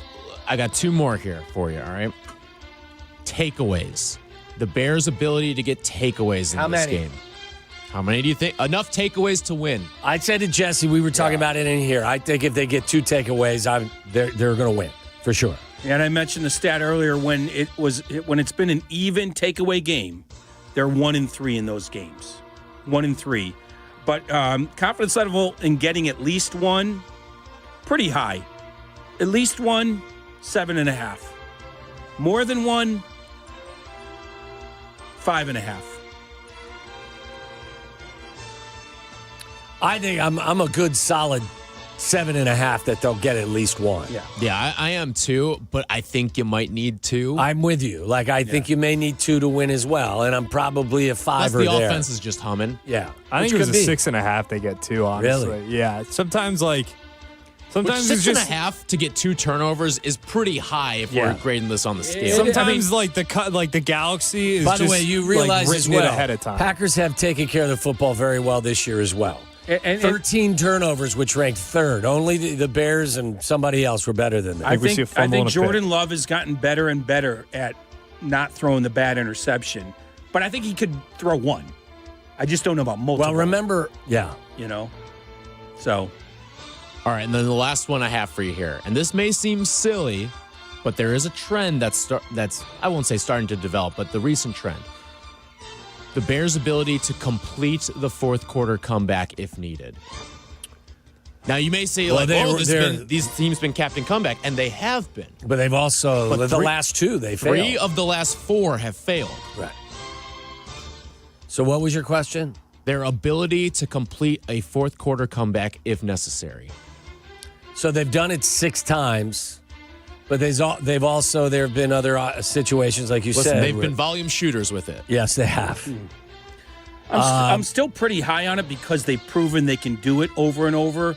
So well, they're 50% against the Packers, right, in this category. Yep. I'll give you a 6. I was going to say 6.5. 6.5. I'll give you a 5. Ooh, you're right down the middle over there. You're right down the middle on it. I've been feeling like I'm worried about my pessimism and that I feel like I've been coming off a little bit like I have no confidence in the Bears this week. Why you hate the Bears, Charlie? I guess I just do. No, I think I don't know. This you is know what you need to do tonight? Sleep with a football. Maybe I do. Maybe I'll sleep on a football. It'll help my neck. I don't know about that, but do the opposite. Careful with that. I'm actually at like an 8. Are you really? Even though it hasn't been friendly to them lately, there's just I have this weird feeling about Caleb for Saturday night that he's going to deliver in crunch time. This is the biggest stage he's ever played on in his entire life, and it's the moments he's built for. And even though it hasn't gone the right way 3 of the last 4 times, I still look at a large part of the sample and I say, this guy's kind of built for it and he's done it. So I think we're going to see some fourth quarter heroics from Caleb Williams this week. Can I tell you my fear of what happens? They go, Caleb does it. He gets them down the field and they score. And they go up 2 points with 40 seconds left. I have no confidence if I was a Packer fan that Brandon McManus would make the kick. In fact, I will also tell you, if I was a Packer fan, my biggest concern would be that this team has found ways to lose games. They are 0 for 3 in games where their offense didn't punt. Yeah. 0 for 3. And did crazy. you know how many times they punted against the Broncos and they lost that game? 1 time. One time. It's crazy. Like they some have of the found ways to lose. The Eagles are undefeated when they have, I believe it's fewer than 10 pass yards in the second half. They're like 2-0 or 3-0. And the Packers are 0-3 when they don't punt. Which tells me they find ways to lose games. Okay, which stat more insane, that or the Jets not intercepting a ball? No, the Jets not having an interception is a stat that I think lives forever. Yeah. Insane. Especially now when you've got teams going for it all the time, too. So it kind of eats into that. We're not punting. Crazy. I have complete confidence that Caleb can execute. Like, I've confidence that the moment won't get too big. If they don't execute, it happens. Things happen. But it won't be because the moment's too big. Well, and a lot of this is a crapshoot because this is the first time you'll see him as the Bears starting quarterback in a playoff situation. I think they said they were just a little too revved up to start the first couple times they played against them. So now that they've got this sort of out of their system, he's gripping the ball a little less You've tight. seen some of the best quarterbacks in all of football, especially early in their careers in the postseason. The lights are bright, the stage is big. And like I'm with you, Tyler, I think he's built for this. But sometimes even guys that are built for it, man, there's a chance to struggle. I really hope they can just come out and run the ball and just settle things in early on. Maybe score early, maybe not, but move the ball, flip the field, whatever it is. But running the ball is just going to be so huge. It's going to be so huge. You're getting tackled for a loss, you're in trouble early. Because everyone's going to be so hyped. Yes, sir. All right, that's it? You got that? That's all I got. When we come back, what are we going to spin around the NFL playoff landscape? All the matchups. Oh, yeah.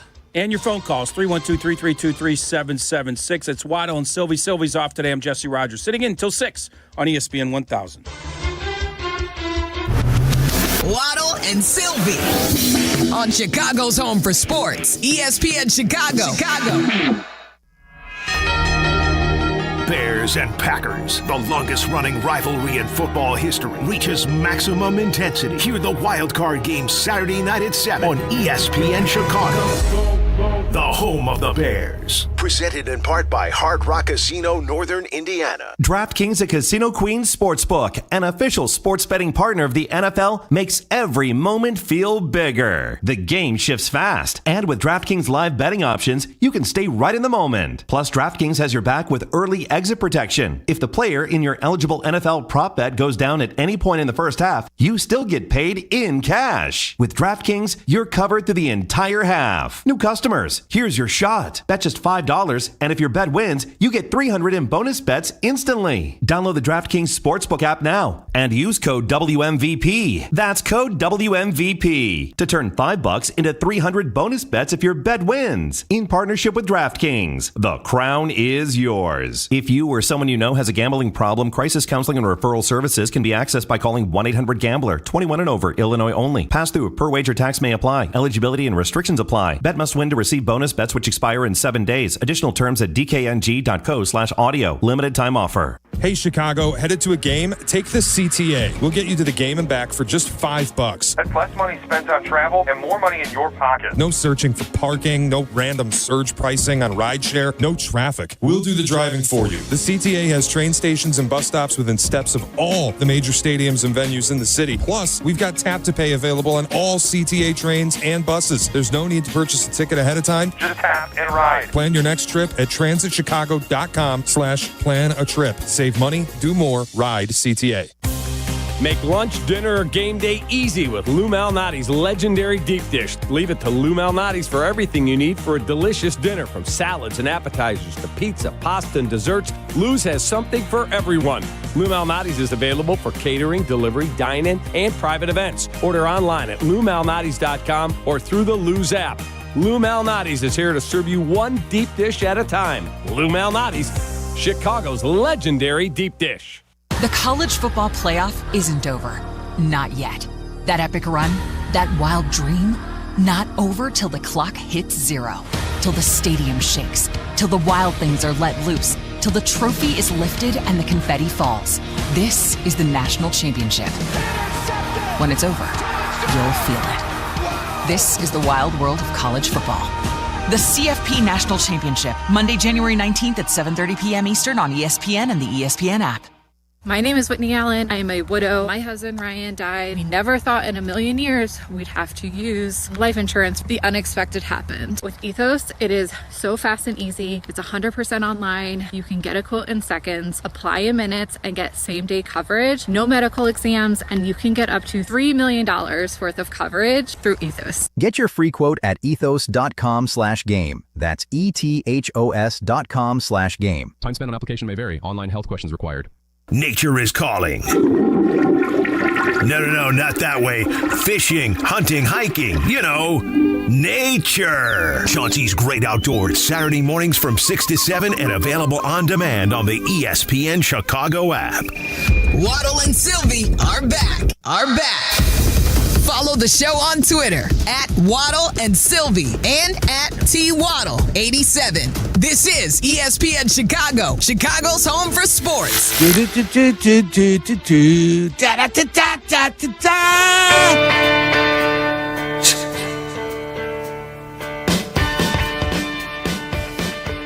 Al Michaels live 1.5 hour from now right here on ESPN 1000. He's got the play-by-play of Saturday's game. Bears and Packers along the lakefront. Are you getting excited? We certainly are. You can hear the game right here on ESPN 1000. Before that, though, a big show tomorrow with you, Waddle and Silvy will be back. 115 Bourbon Street in Marionette Park from 2 to 6. Shay and Tyler before that. So come on out from 12 until 6. Day before pregame party. Football festival going on at 115 man. This is what we do this for, Tommy. Yes. This is what we do this for. You used to be the guy on the field. It's different this time last year, we were talking about who the Bears were going to hire and what they were going to add in the draft. What a difference a year makes. I mean, just those last 6 weeks of the season over the last few years, the question was always, should they tank for the higher pick? Do you want them to win to set the tone for next year? Yeah, well, you Now were it's about still the in your playoffs. Justin Fields bunker, always thinking that Justin Fields was a long-term answer. Are you willing to consent a little simplistic of a I'm not so analysis. sure. I don't think so. Yeah, it is. I don't think Yeah, so. it is. This time last year, they were on like their 10th head coaching interview. Yeah. Yeah. It's incredible. It's so much fun. And I know Sylvie's talked about this. Like that first year, the team gets good and expectations are still kind of like up in the air and you're just excited no matter what happens almost. Fabulous ride. And then, but after this, it's like, Super Bowl or bust, right? Yeah. I mean, if Cap doesn't think this is a successful season, wait till next year if they don't go all the way. Was he wearing the cheese grater styrofoam hat again today? Most likely. Yeah. That's my guess. All right, Tyler, we're going around the NFL. What do you got for us? You're going around the NFL. I'm going around brother. the NFL. We're going around. What do you need me for? We got games, man. We got games. We absolutely do have games. What's your favorite matchup of the week? Bears and Packers. I mean, outside of that. There's some good ones. I mean, the one I'm most intrigued by, Bills Jaguars. I'm so excited for that game. Yeah. I think a lot of people are, but I would add the 49ers and Eagles. The defending champs who at times look like the defending champs, but often haven't this year against the team That's intriguing. Against the team that most of the time can put up points but can't stop anybody. I'm talking about the Niners. So I would put Niners, Eagles right up there with Bills, Jaguars after Bears, Packers. All right, well, let's start there. What do you see happening in this game? I'm actually going to pick I've sat in this chair for a bunch of weeks and said I don't believe in the Eagles. And I know they've played better recently, but I think the 49ers go to Philadelphia and beat them. I don't think they're blowing them out. I think you can disrupt what Purdy's trying to do.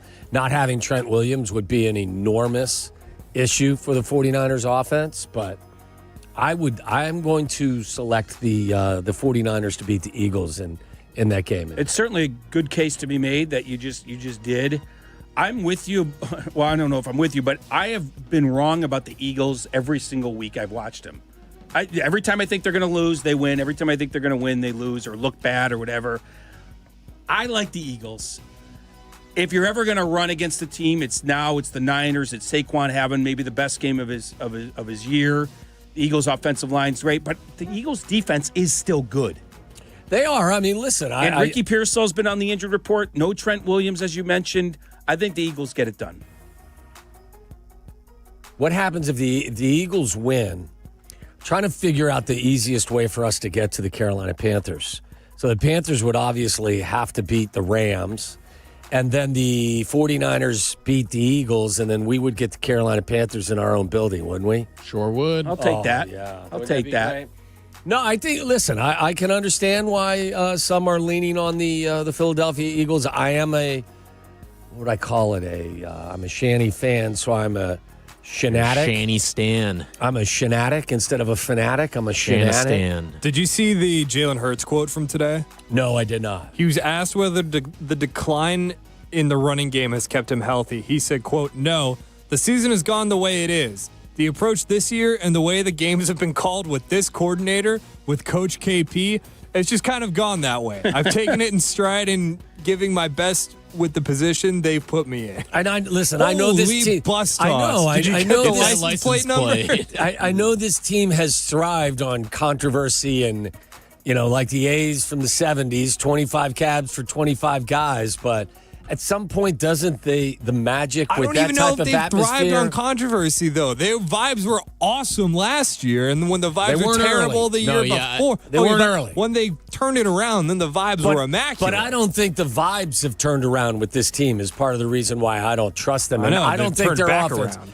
I don't think their offense is functioning at a high rate. But we've seen, good offense, a good defense usually shuts down good defense, and we saw that with Seattle and the Niners. I almost think it's carbon copy. What's the best unit on the field? It's close. Niners offense or Eagles defense, but I think it's the Eagles defense. Well, and they're at home. I watched the Bears chew up that Eagles defense on the ground, and Well, they I also will chewed say, up though, the Niners defense, didn't they? The Eagles' defense the last couple of weeks, since been they've better. gotten Jalen Carter back, has been night. They got him back, and he's a little bit healthier for sure. Yeah, so am I the only one riding with the Niners? 49ers? Yeah, I like the Eagles. I like the Eagles as well. Really? Let's go to the other one that is tight. Bills Charlie, and you Jaguars. an Eagles fan this weekend too? I think that there's just too many injured. I'll. How about this? I'll join you, Tommy. You wanna ride with me? Yeah, vibes are too bad in Philly right Okay. now. So Ride with me. Tyler mentioned the Bills and Jaguars. I think the clock might be striking midnight on the Bills. This is not their best team, and I know they've almost got to feel like they're saving it for the playoffs these days because they're in it every year. I just don't know if the Bills can pull it out, and Jacksonville has some magic that I don't know. Liam Cohen to me might be ahead of Ben Johnson. Has Liam Cohen lost of the weight? year. I think over the course of the year, yes. He looks a lot thinner. Boy, I made so much fun of him when he did that. Duval. He's done a fantastic job with By the that way, did team. you know he has an acronym? Like he has his version of the HITS principles. No, what is it? It's FAST. I forget what it all stands for, but I saw it on Twitter last night. I like the So Jaguars. this is I the like the thing. Jaguars. I'm gonna do it. These mantras and stuff, it doesn't determine whether or not you're a good coach. It's just it works when you're winning, and they don't work when you're losing. If you're a good coach, the mantra will be good. Like good, better, best. If they were losing, we'd be clowning We'd be making it. fun of it. Yeah. Anyway, But they're I like winning, so it's great. I like the Jaguars. I'm not confident, but for some reason, I just think Jags are currently a it's- 1.5 point underdog, I believe, in this game at home. Well, it's all because of Allen and the history and the experience versus a first-time head coach and all that stuff. I don't know. Jacksonville's had magic all year. I don't think it runs out. Can Jacksonville stop the Bills' rushing attack? That's the one thing that scares me because Jacksonville has not played a lot of running quarterbacks this year. He will run if he's And healthy. he's going to run. Oh yeah. I mean, he practically didn't play last week. He took a snap and pieced out. Now, they were the number one run defense in the league this year. The Jacksonville Jags gave up an average of 85.6 yards per game on the ground. They're going to be facing, I don't know, I think statistically, weren't the Bills, didn't they finish first? Can I read you, though, the Cook's great. Allen's great. I think part of like run defense is how you go up against running quarterbacks too in this era. Can I read you off the quarterbacks they faced? You got Carolina. Bryce Young ain't running the football. No, but but Carolina can run the ball. That was before Rico Dowdle. Okay. Chuba Hubbard, Cincinnati. But I'm talking about running quarterbacks. Now you're introducing a running quarterback into the equation. So like the quarterbacks, Cincinnati, Burrow's not running. Stroud ain't running. Mac Jones wasn't running. Mahomes can scoot a little bit. Darnold wasn't running. Stafford wasn't running. Geno wasn't running. Stroud again. Herbert can run a little bit. Jacoby Brissett's not running. Cam Ward can run. Indy, I don't know if this was this may have been an injured Daniel Jones game they got. The Jets, who's playing? Tyrod Taylor, is he running the football anymore? I don't know. In that game, you had Cookie. Cookie was starting for the Jets. But Brady Cook, so he's not running. But the other side of that coin is that the Bills' passing game isn't what it used to be. So you don't think the Jaguars know that he can run? And I know it's easier said than done to stop him, but they could just focus completely on the run, and I think they could stop. I'm taking the Jags too. I'm going to take the Jags at home. I think that bus continues to roll. Duval. I do like the Jaguars in this game because we've seen Josh Allen, his sack rate has been one of the 5 highest spikes in the league. Yeah. So I think that's going to be a problem in this game. Charlie, who you got? I'm going to take Jacksonville too. Wow. I just think the 4 of us are taking Duval Jacksonville. clean sweep. Yeah. Yikes. Well, there aren't many quarterbacks on a bigger heater right now than Trevor Lawrence, and Jacksonville can really run the ball, and Buffalo has struggled all year to stop them. Go back to the Saturday afternoon game, the Rams at the Carolina Panthers. Remember, the Carolina Panthers beat the Rams in Carolina about a month ago, right? I don't see that happening again. I think the number on this game is about 10. Have you heard Carm's stat this week, though? No.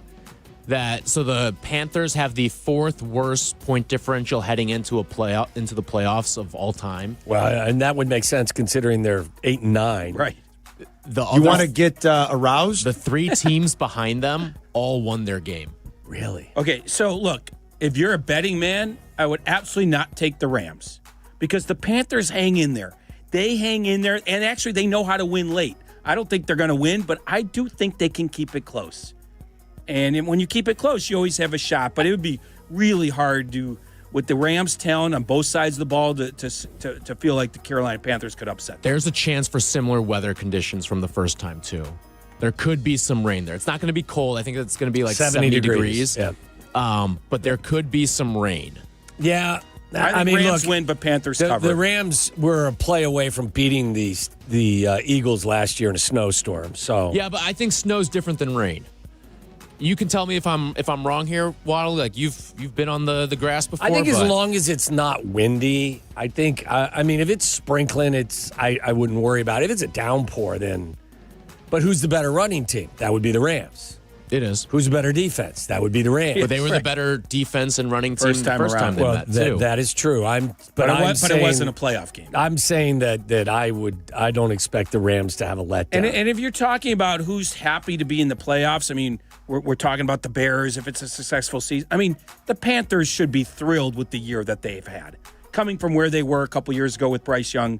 So happy to be here applies more to them than the Bears for sure. I don't know that I'd play the number, but I'm definitely picking the Rams to win. I feel like there's always one stinker every year, one or two stinkers, and then we're just like, what is this team going to do with this quarterback?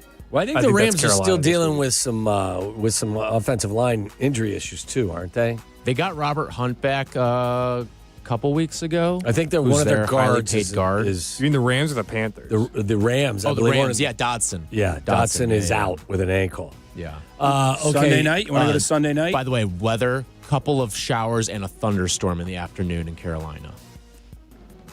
What's the wind? Give me some wind. Give me some wind totals. Wind, 15 miles per hour, gusts up to 30. It's the real feel. Real feel's going to be like 70. That favors the Panthers, right? Yeah, it's not going to be a sloppy field either because it's artificial turf. Yeah.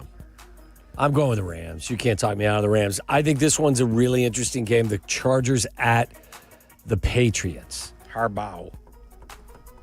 I'm always going to ride with Harbaugh. Yeah, I know you are. To win that game? But the New England Patriots... I know they haven't played anybody. Yeah, they played a really weak schedule. I don't care. Weakest schedule in 30 Tommy, years. you played in the NFL. You go 8-0 on the road. I don't. How many? I know you probably could play bad teams, I but get you. It's really impressive. By the way, I think the entire offensive line has been sick this week in New England, haven't they? Look, I could talk myself into either side of this. I wouldn't play this game if I was a gambler. Chargers just have issues. Their a offensive line's a wreck. They are a wreck. They really didn't have much of a pass game this year. But the offensive line's been a problem for a while now, and they've just survived pushed it, through. I'm going to choose. I'm going to be a Harbaugh homer, so I'm going to go with the Chargers to win or cover. To win. To win. I feel like that's going to be a low-scoring game. Like Drake May's not going to have it as easy as we've seen. Well, my guess too is Harbaugh's going to try to shorten the game. Run the ball. Think? I would think so. Yeah. Did they have much of a run game? I don't think they had a pass game. They got guys hurt. Game. I mean, they had Hampton is questionable with an ankle. Isn't he back? Who's back? Somebody's back. I mean, Hampton's been back. Yeah. In and out, but yeah. They're good defensively. I mean, I'm going to go with that's an ugly game, and maybe the Chargers could pull it off. Okay.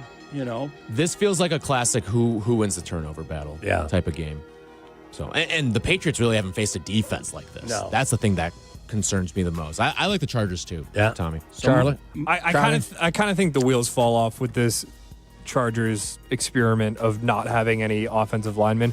New England's also getting Milton Williams back this week. That's big. He'll probably be not. He's not going to be 100% of himself, but like if you can get any sort of push up front, Justin Herbert is going to do what Justin Herbert does, but. At a certain point in the playoffs, when you're so hyper-focused on your game plan, when you have that offensive line, it's going to be tough to make much of anything, I think. And finally, you've got Houston traveling to Pittsburgh. I think this is the easiest pick of the postseason. I think Houston is going to stifle them. Stifle that, whatever that offense is. Metcalf's back, right? Yeah. So that helps. That helps. That doesn't change anything. That helps a not lot. for me. I would play the Texans and lay the 3. I think this is a not so fast game. Ooh. And again, I think that of all the teams that Houston could have matched up with, I actually think Pittsburgh might be the worst matchup for them. Really? Because Why? the way that I think Pittsburgh can attack that defense, you've got a good run game with Pittsburgh. You've got a couple different backs that you can throw at them too. And the screen game, like you got to remember, Pittsburgh's leading receiver this year is Kenneth Gainwell. And I think there'll be a lot of dump offs. That's a way to kind of skirt around that defensive line of Houston. Don't get me wrong, Waddle. And I think that Houston is by far the better team. But you give Aaron Rodgers that one extra day, not necessarily to prepare, but for his body to prepare, and he can turn it back. If he just makes a couple of throws in this game, it's not like this Texans offense is some all-world offense either. I see Aaron Rodgers throwing the ball away 7 to 10 times as the pass rush gets to him. And that may happen quickly. But I just don't know if there's going to be a lot of moments where they call enough plays where that happens. How about a little side bet? Well, I think you're underrating the Texans a little bit. A little side bet. They were. Remember, they started 0-2. They're I have 12 a bet for the Texans to go to the Super Bowl, Jesse. I hope they don't freaking lose this game. I mean, they've gone on a huge run the last couple months. Charlie, who you got? I think I'm going to end up taking Houston here just because, like, when you have a pass rush that's as dominant as Houston's is, it scares you that Houston can't run the ball at all. But I'm going to stick with what I think works in the playoffs, and that's having a true, like, winner, closer, star pass rusher. Texans have 2 of them. Yeah. So I think I'm just going to ride with I'm going to underthink this. What's that? Pittsburgh's got one. And it's not like this is an all-world offensive line either. Oh, they got several good pass CJ Stroud, rushers. kind of a statue back there. All right. Maybe we get a little side bet before the game kicks off. We'll talk terms. Points are going to be at a premium in that game. All right, we got to take a break. When we come back, how about a couple of quick baseball questions from our callers, and then we'll get to Al Michaels, who's joining us at the top of the hour. That's next. The afternoon drive is easier with Waddle and Silvy. Chill out. They're coming right back. ESPN Chicago. The College Football National Championship is January 19th on ESPN Chicago. But first, 2 teams must be eliminated. Tonight at 7, join us for the Fiesta Bowl with 6th-ranked Ole Miss taking on 10th-ranked Miami of Florida. Then tomorrow night at 6, be here for the Peach Bowl pitting 1-seed Indiana against 5th-ranked Oregon. This is your place for the college football playoffs and national championship. ESPN Chicago, presented by Menards. Apt, your #1 destination for the home, has everything you need to start your New Year's resolutions. Explore our collection of smartwatches and fitness trackers. Whatever your goal is, you'll be able to track your progress. Create the perfect home gym with our selection of treadmills, ellipticals, and exercise bikes. And don't forget the small kitchen appliances like a juicer or blender for that post-workout protein shake to add in muscle building and recovery. For free local delivery, professional installation, and complete satisfaction, shop where I shop. Apt, abt.com. Apt, pleasing people since 1936. Hey guys, are you craving that legendary Chicago pizzeria taste without the wait or the price tag? Meet Connie's Frozen Pizza. Premium pizzeria-inspired pies from your freezer to your table. Oh, yeah. Born in Connie's restaurants, now in your freezer. Connie's brings that unmistakable flavor that says, I could have gone out, but why? Hosting, dodging cooking, or are you just hungry? The solution is Connie's. Find Connie's Frozen Pizza in your local freezer aisle. Connie's Frozen Pizza. Authentic Chicago taste without the pizzeria prices. The Chicago RV Show is back. This annual event features multiple dealers, celebrity seminars, even Spider-Man will be there, and RV There Yet Theater. See all the latest and greatest in motorized and towable RVs. Save thousands with factory rebates and special show financing. Tailgating or traveling, there's an RV for you.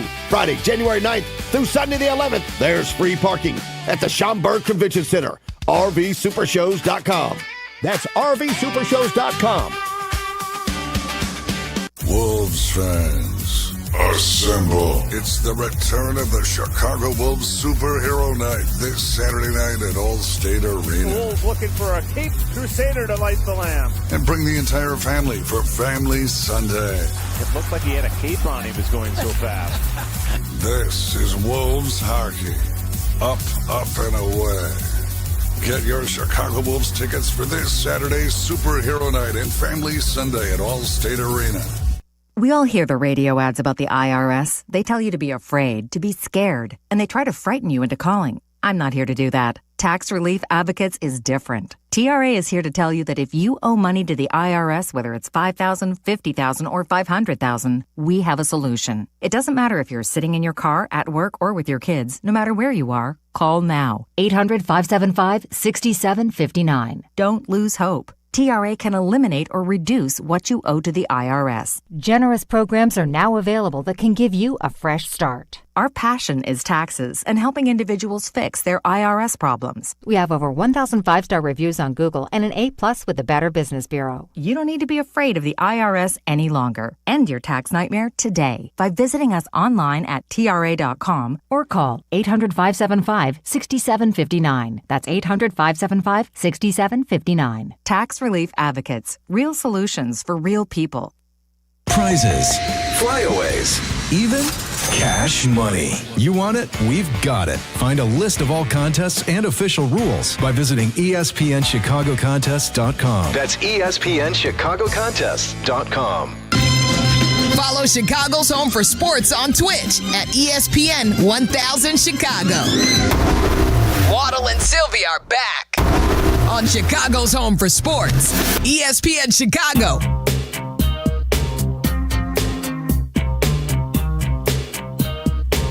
Coming up in just a few minutes, the play-by-play voice for Prime Video coming up Saturday, Bears and Packers. It's Al Michaels, the legend, right here live on ESPN 1000. I'm Jesse Rogers, sitting in for Silvy.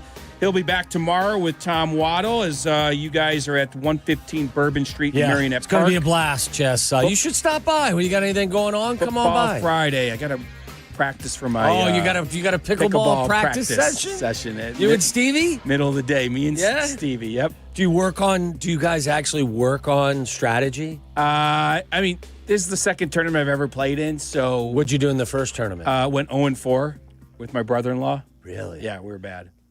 Was it your brother-in-law's fault? Sure. Were you? Sure. Oh, yeah? Yeah. Yeah, that Did was you an bite outdoor off a little more than you could chew? Did you get in above your skill set? There's a skill level. What's you can your sign number? up What is for, your like 4.0? Okay, that's pretty good.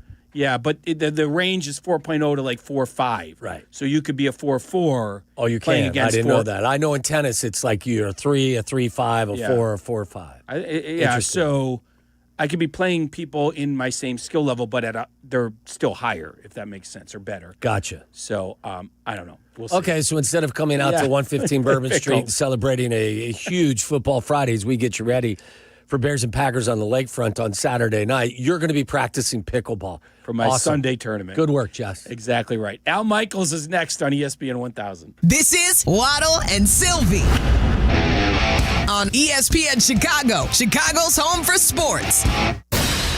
Do not, and I mean you, do not miss the Kap J Hood Show, now morning 6 to 9 on ESPN Chicago.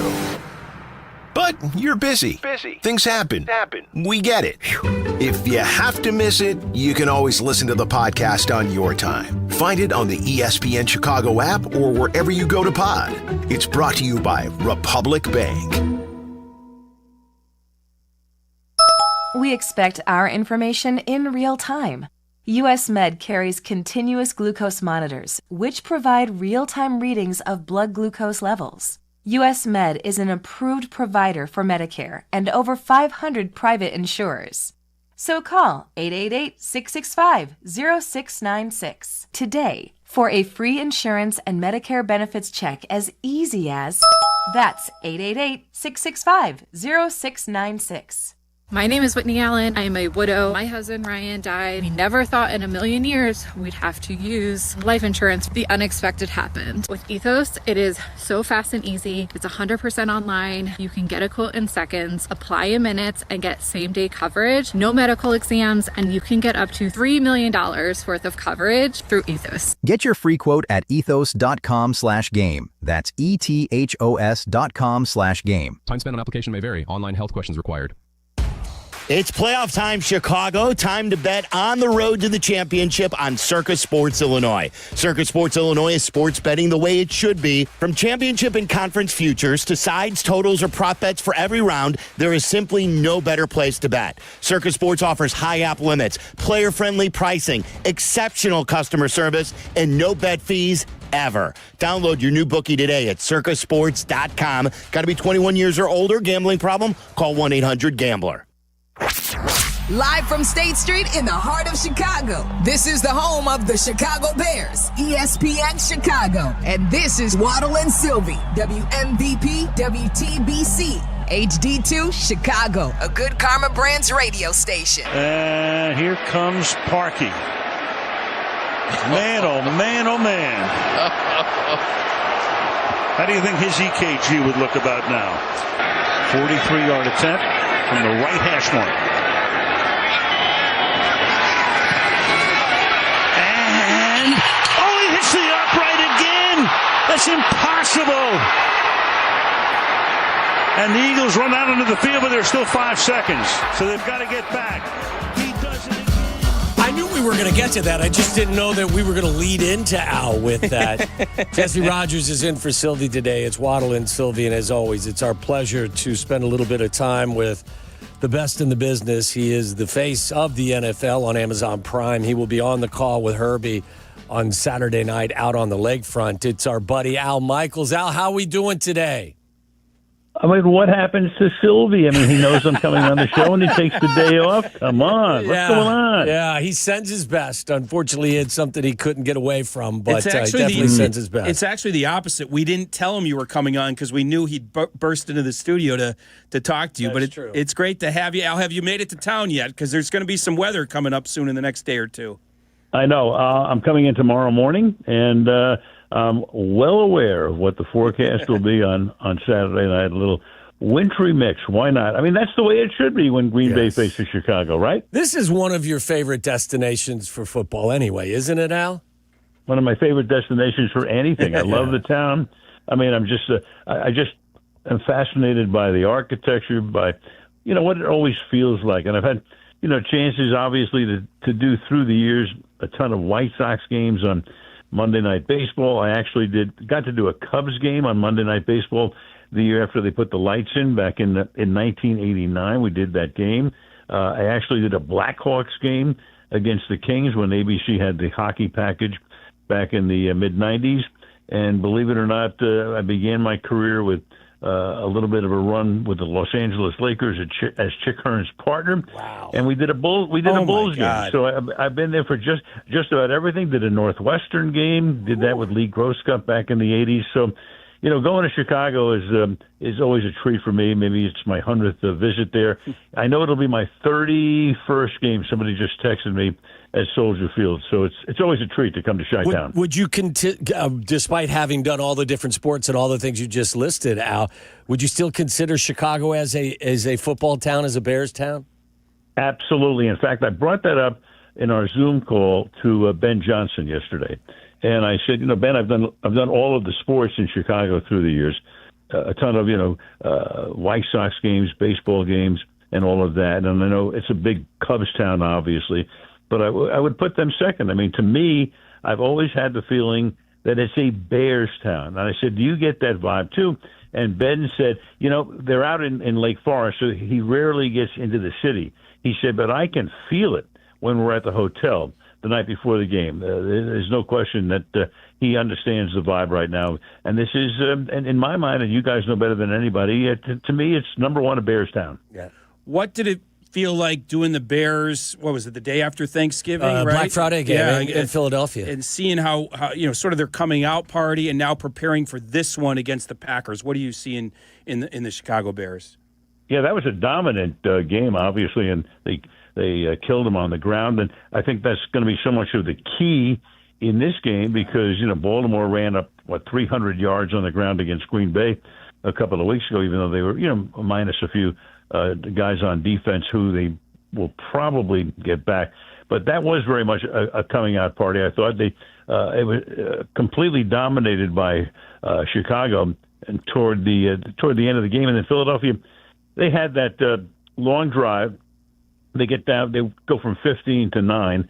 And then I know Kirk and I were discussing it on the air. We both felt, you can pay attention to the analytics to a certain extent. But then again, you've got to feel all of the factors that go into the call you're going to make.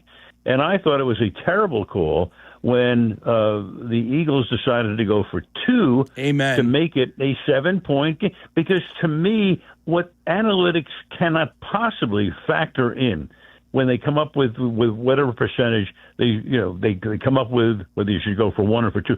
To me, if you are the Philadelphia Eagles at that point and you're trailing and you're kind of in a way getting blown out, you're down by 15 with 3.5 minutes to go, and all of a sudden you go down the field about 89, 90 yards, whatever that particular drive was. What does it do to a team when hey, we're right there? We can make this a 1-possession game with an extra point. Now it's still a 2-possession game if you don't make the 2-point conversion.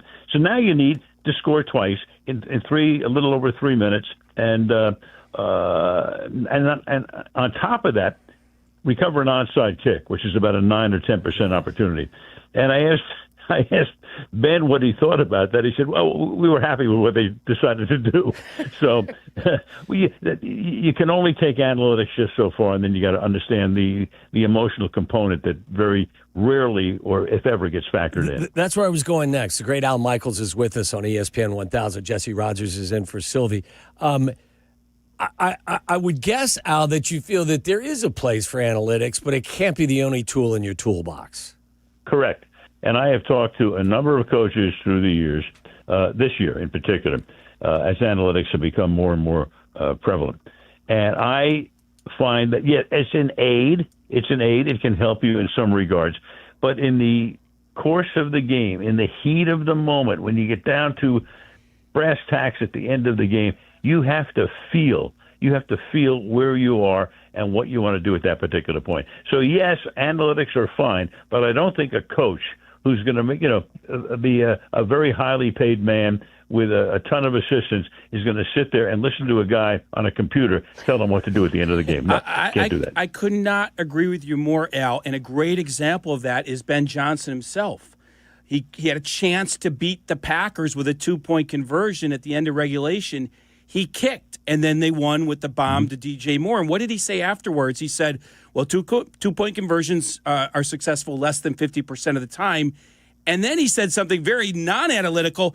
I thought we had a better than 50% chance of winning in overtime. With no proof at all. It was just his gut. And as a first-year head coach, I loved that call at the end of the Packer game. Oh, I mean, he's done a hell of a job. I mean, you look at that team, and I don't have to tell you guys, but not only what he's done with Caleb, and I guess that's a case of tough love. But I think there's a great symbiosis with those two guys at this point. I mean, he's a great play caller. We know that from his years in Detroit and what he's done. A very, very smart man. He gets it. I think he commands the room from everything I can see. The players seem to really love playing for him. I know we had Kevin Byard on one of our Zooms before that Philadelphia game, and Kevin couldn't have been more expansive and in terms of giving Ben all of his due credit for what he's done and how he's turned this team around. So I think obviously the Bears made the right choice. Obviously through the years you guys have gone through a number of coaches over the past 20, 25 years. Yeah. But it looks like you hit the home run here. Ben, Al, does Ben remind you of anybody from years gone by? Can you draw a comparison to any of the former fantastic NFL head coaches?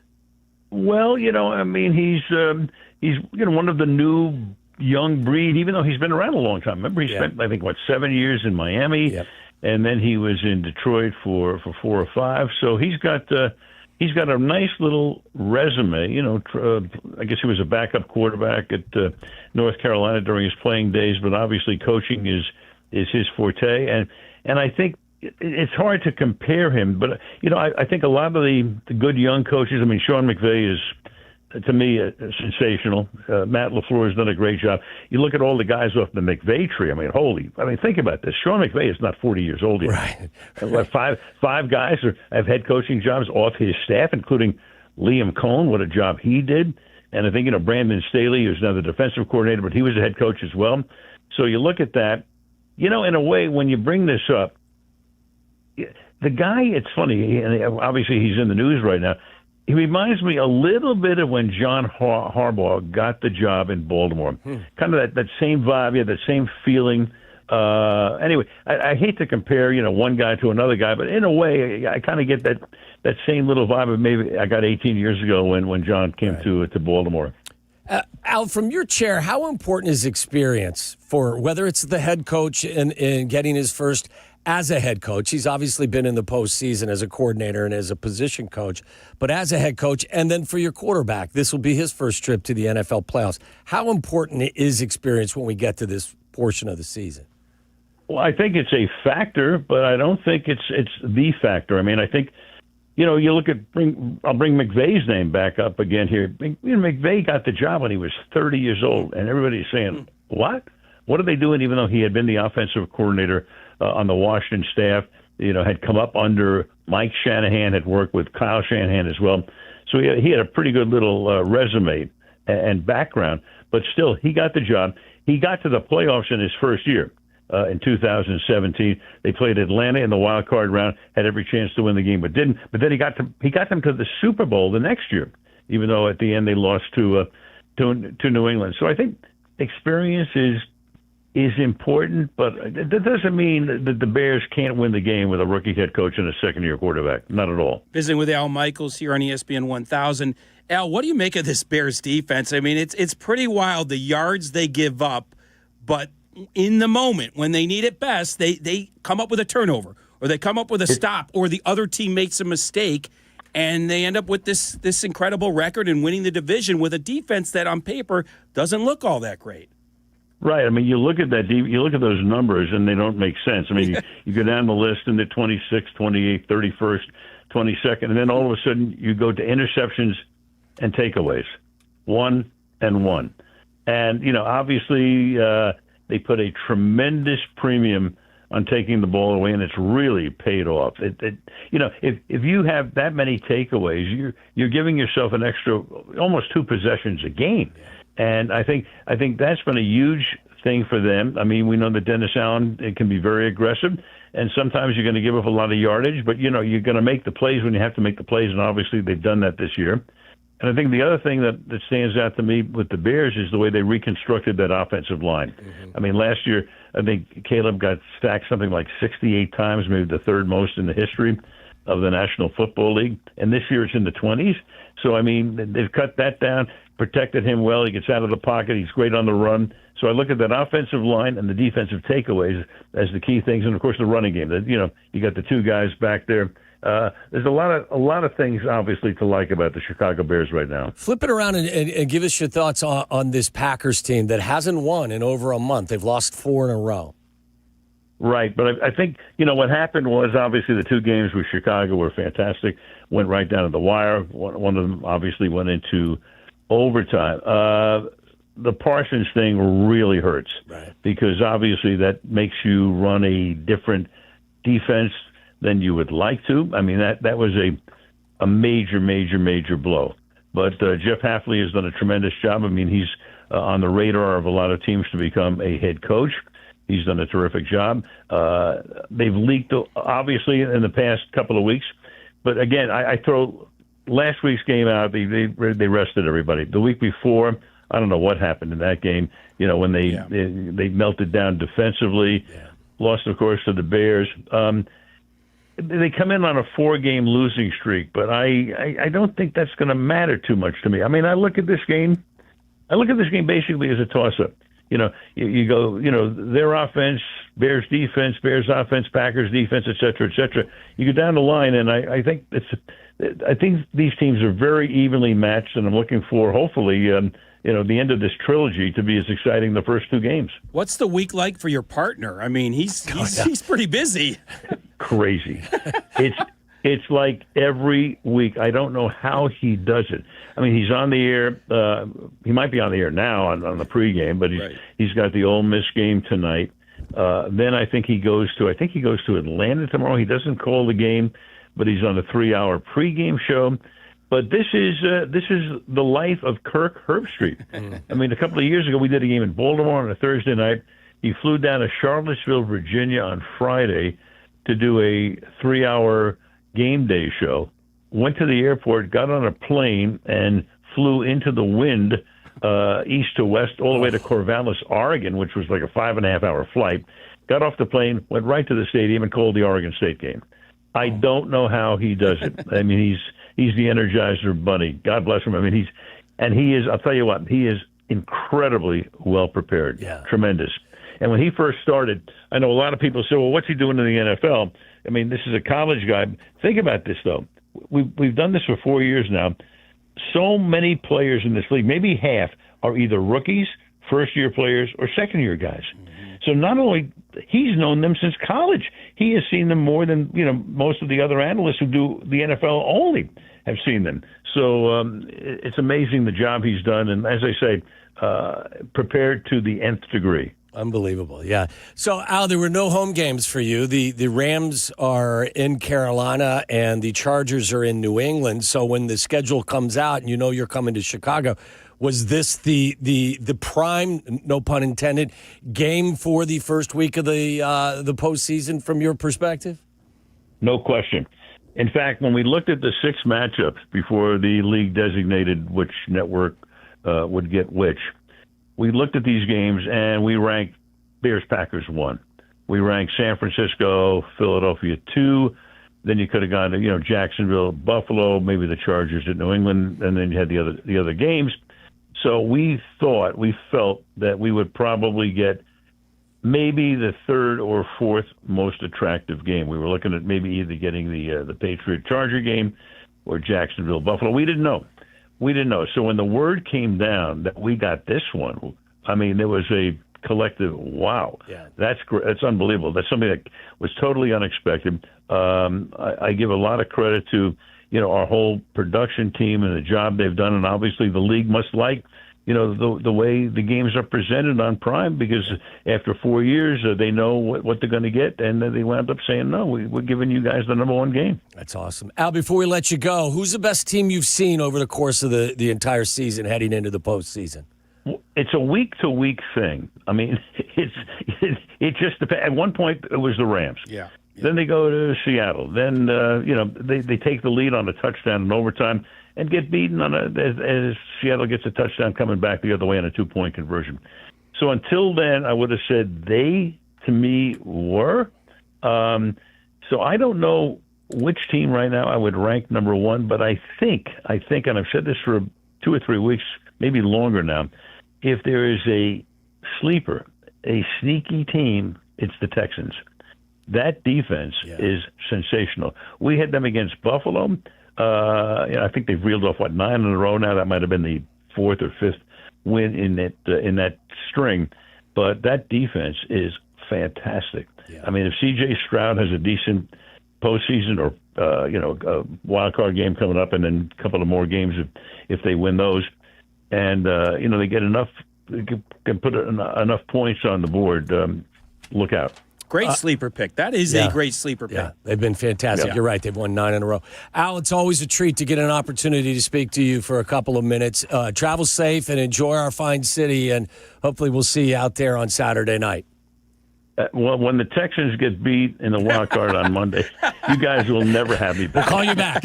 It's the NFL. Thanks, Al. Guys. Thanks, Al. Appreciate it. Be well. I mean, that's a great point. Al Michaels, legend. Everything we said around the NFL, when we're picking games, it could go completely opposite. Oh, there's no it's question. So listen, I mean, it's so good, especially in the first round. Anything's possible, and especially this year, when there isn't, the obvious. I mean, Denver could lose next week. They really could. Yeah. I mean, they're good. I think you're right, Jess. I think parity has been the key word with Rihanna. You hear that word. It's probably overused at times, but I think it really fits, not just in the NFC, but in the AFC. We've sat and we've spent a lot of time talking about the positives with this Bears team and the negatives with their defense. Do I believe they can get to the top of the mountain? I think in this year, they can. They're going to have to defensively continue to take the ball away on a number of times in a game to get to the top of the mountain. But there have been years prior to this where I would have looked at you and said, no chance, not with this defense. Yeah. But I think you look around the NFC, and look, I thought, like Al said, the Rams were by far the best team for the vast majority of the season. in the NFC, and they've stumbled a bit. Seattle's got a stifling defense, and they've got the number 1 seed, and it's really difficult to play in their building. But how much do you trust their quarterback, Sam Darnold, in crunch time?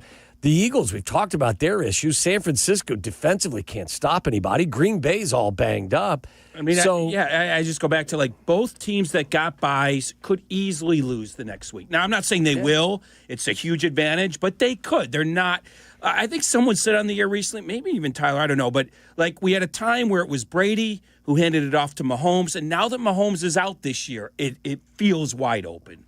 It feels wide open. No, you're right. Where Brady was always a favorite, Mahomes is always a favorite. Now, who's the favorite? And I've always said to people, I love dynasties because I love watching people be as good as they can be and better than everybody else for an extended period of time. I think it's really cool to watch like the 49ers were doing. I agree and with other you. teams. Your Brady takes on that. I agree with you on that. Yeah. But every now and again to have a year like this, it's pretty cool because I'm with you. I think we could wake up on Tuesday and look at each other and say, wow, wasn't looking for that on a number of fronts. So back to Al, I mean, I say this very, I don't know how, we're in the same business as him, but he's on a whole other level. To call every sport in Chicago over the course of his career, that's insane. Yeah. Have done a Bulls game, a Cubs game, a Sox game, many Bears games. How many announcers do you think have done that? Do you think he's in a company of one? I mean, Adam Amin might get there. Isn't it? Amin probably needs a Hawks. Yeah. He's done Cubs, he's done Sox. I think back in the day, and I may be wrong, it wasn't my specialty, the world of broadcasting. I think you kind of did everything. Like now it's more specialized, isn't it? That's probably true. You have more opportunity to do more then. Yeah. Did but still. Marv might have, right? Did Marv ever do hockey? I'm not sure. Did Marv do a Cubs game? Well, even Al's saying he did Northwestern. Right. I can't imagine anybody's done what Al's done with what he described. Jesse, you might be right. Amin might be like getting there. He's getting there. Amin might be like a Blackhawks game away from having done that. We got to start that he's campaign. Done Bears. He's done Cubs Bulls. and Sox. He's done Cubs and Sox. Yeah. Let's start that campaign. Get Adam Amin. He went to Valpo, right? So he's probably done one of the colleges around here. That's pretty impressive. I mean, if you can join a group that includes Al Michaels, I mean, it'd be pretty good. Yeah, at like 32. I'm not surprised at all that how he referred to the Bears and Packers game, and obviously he's going to tell you how important the game is because they're calling it. But there's no doubt that of all of these games, if you could choose, if you were a network, if there was a power ranking or a draft, let's say a draft, for a network executive. Bears-Packers is at the top of the list with a significant drop to the next I think game. I agree with you 100%. I would say Niners-Eagles would be second, but by a mile. Yeah. Would be second, because these other ones are, Jaguars, who cares?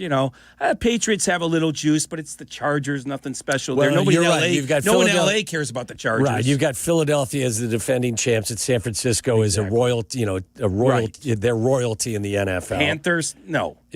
So I think even right. the Texans don't really bring juice. Yeah. Steelers kind of do because of their history, but it's Bears Packers by a mile, and then Niners Eagles and everyone else. So, he sounded very thrilled to have that game. Well, he loves Chicago too. Yeah. So all right, let's open up the phone lines 312-332-3776. Final hour of the show. Waddle and Silvy. Silvy off today. He'll be back tomorrow when the guys are at 115 Bourbon Street in Marionette Park.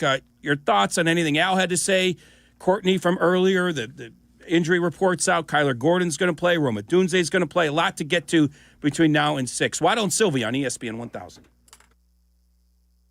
Crash, bang, suddenly you are on the DL. If that happens as a result of somebody else's negligence, we can help. I'm Jim Morisi, Chicago personal injury lawyer. Our experienced attorneys and support staff will talk with you during a free consultation, tell you your options, and ensure that you take the right steps throughout the entire process. Visit us at MorisiLongo.com. That's MoriciLongo.com. Your future is our priority.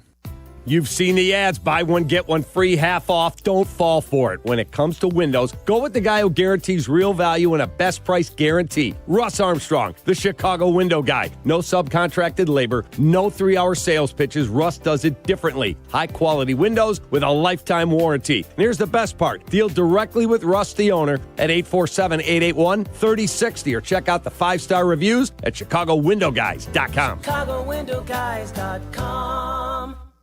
Hey guys, Jurko here for Mitch Lyons Wealth. Mitch is a former Pro Ball player like me, but now he's a retirement pro, and he knows the value of a winning game plan. I want you to get Mitch's retirement toolkit for the Jurko special price of, wait for it, nada. That's right, it's free. This kit includes his book, Retirement of Steel, along with guides for Social Security, taxes, and more. Call 844-867-8335. That's 844-86-STEEL for your retirement toolkit. Mitch Lyons Wealth, your best game plan to protect, grow, and win retirement. Empower. Ellie here is getting the sleeve she's always dreamed of. She worked with Empower and planned for her next move, so she got good at money. Now she can be a little bad. Oh, by the way, you spelled journey wrong. No worries. She can afford the cover-up, too. Ooh, check out my tat. It says, invest well, live a little. Start today at empower.com. Life is full of choices, some big, some small. And when you choose an H&R Block Tax Pro, you're choosing the largest network of tax expertise to be in your corner. For when your big ambitions need help with the small details. For when your 6 figures come from 6 different places. For when your gaming stream becomes your revenue stream. For when your business's year 1 needs 70 years of tax know-how. At H&R Block, we've seen it all, and we're here to help you make the most out of your money for life outside the box. Get started at hrblock.com. Since the Verdoliak Law Group opened its doors in 1963, we knew we wanted to be a firm that fights for the injured while putting our own money to work for our clients. Over the last several years, over 95% of the money we made has been contingent on our clients recovering money. We only win if our client wins. If not, we don't collect a fee and we lose our own money that we fronted on the case. Over the past 55 years, we've also learned what we are not. We're not a law firm that operates by billing you by the hour, nor do we cherry pick only multi-million-dollar cases. We won't turn away an injured client because his injuries are not catastrophic enough. We won't say, come back next time when someone dies or is paralyzed. Whether your case is worth $10,000 or $10 million, if we think we can help, we will help. We at the Verdoliak Law Group know exactly who we are. Without firms like us that put their own money on the line, injured people would consistently get less than they deserve. We are the Verdoliak Law Group. Call us at 844-4VLG-LAW. The 5 o'clock hour of Waddle and Silvy is brought to you by Steinhafels with 7 Chicagoland locations, including their newest in Maryville. Shop in-store today or online anytime at steinhafels.com. Listen to us now, live on the ESPN Chicago app. Listen to the show in HD at 100.3 HD2 FM. Listen now on ESPN 1000. This is Waddle and Silvy, ESPN Chicago, Chicago's home for sports. It's time for Aki's A-List. From the mind of the man who understands the 4 Ps of Waddle's world. Aki's A-List. The top questions and topics floating around in Tyler Aki's mind. Are these really the questions that I was called here to answer? Aki's A-List on ESPN Chicago. Oh, Jesse, have you ever experienced a good rendition of Aki's A-List? Many times, and he never lets us down. No. Sort of like what we did in the 4 o'clock hour as well, so he's doing double duty. Well, that was just pure NFL. This could be anything. Oh, that's true. This could be anything. So let's go to Tyler Aki.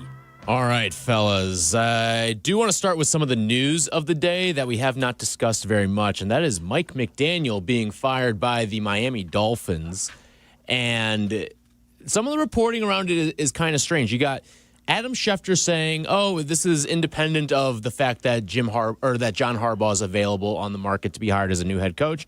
You also have Ian Rappaport kind of saying the opposite, and that they're kind of keying in on someone like source off like John Harbaugh right now. So I want to ask you guys this question, all right? Because Waddle, you and Silvy did this exercise the other day. It may have even been during A-List of how many teams should fire their coach for the chance to hire Jim Harbaugh.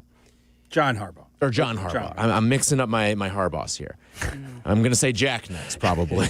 Jack's is maybe the most accomplished of all of them. I think he's got more than one title. So looking at what the playoffs could bring and maybe even how some of the dust settles here over the next couple of days, because, again, this took a little bit for the Miami Dolphins to get over the finish line and fire Mike McDaniel.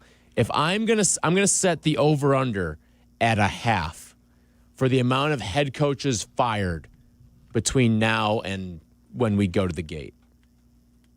I'll say between now and the Super Bowl. In pursuit of? It doesn't necessarily have to be in pursuit of Harbaugh, but... Okay, so you're saying like maybe Mike Tomlin gets bounced after they lose to Houston. Maybe McDermott, maybe Sirianni, maybe LaFleur. Ooh, that's good. That's a good question. Over under 1/2. I like it. Well, I don't think I'm gonna go over. I don't think Sirianni's going anywhere.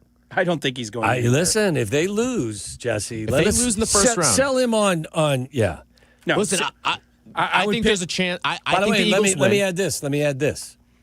You realize, Jesse, that the Eagles fired Doug Peterson 2 years after he won the Super Bowl. Back to you, Tom. So this would be 1 year. We are probably about 16 months removed from the Eagles probably seriously considering firing Sirianni. What, after their slow start, you're saying that a year ago? Yep. Okay. Anyway, back to the question. Over under 0?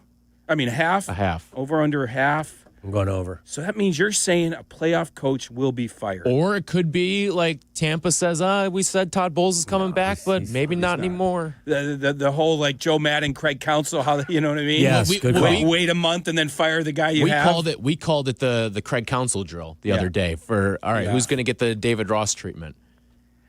I'm going under.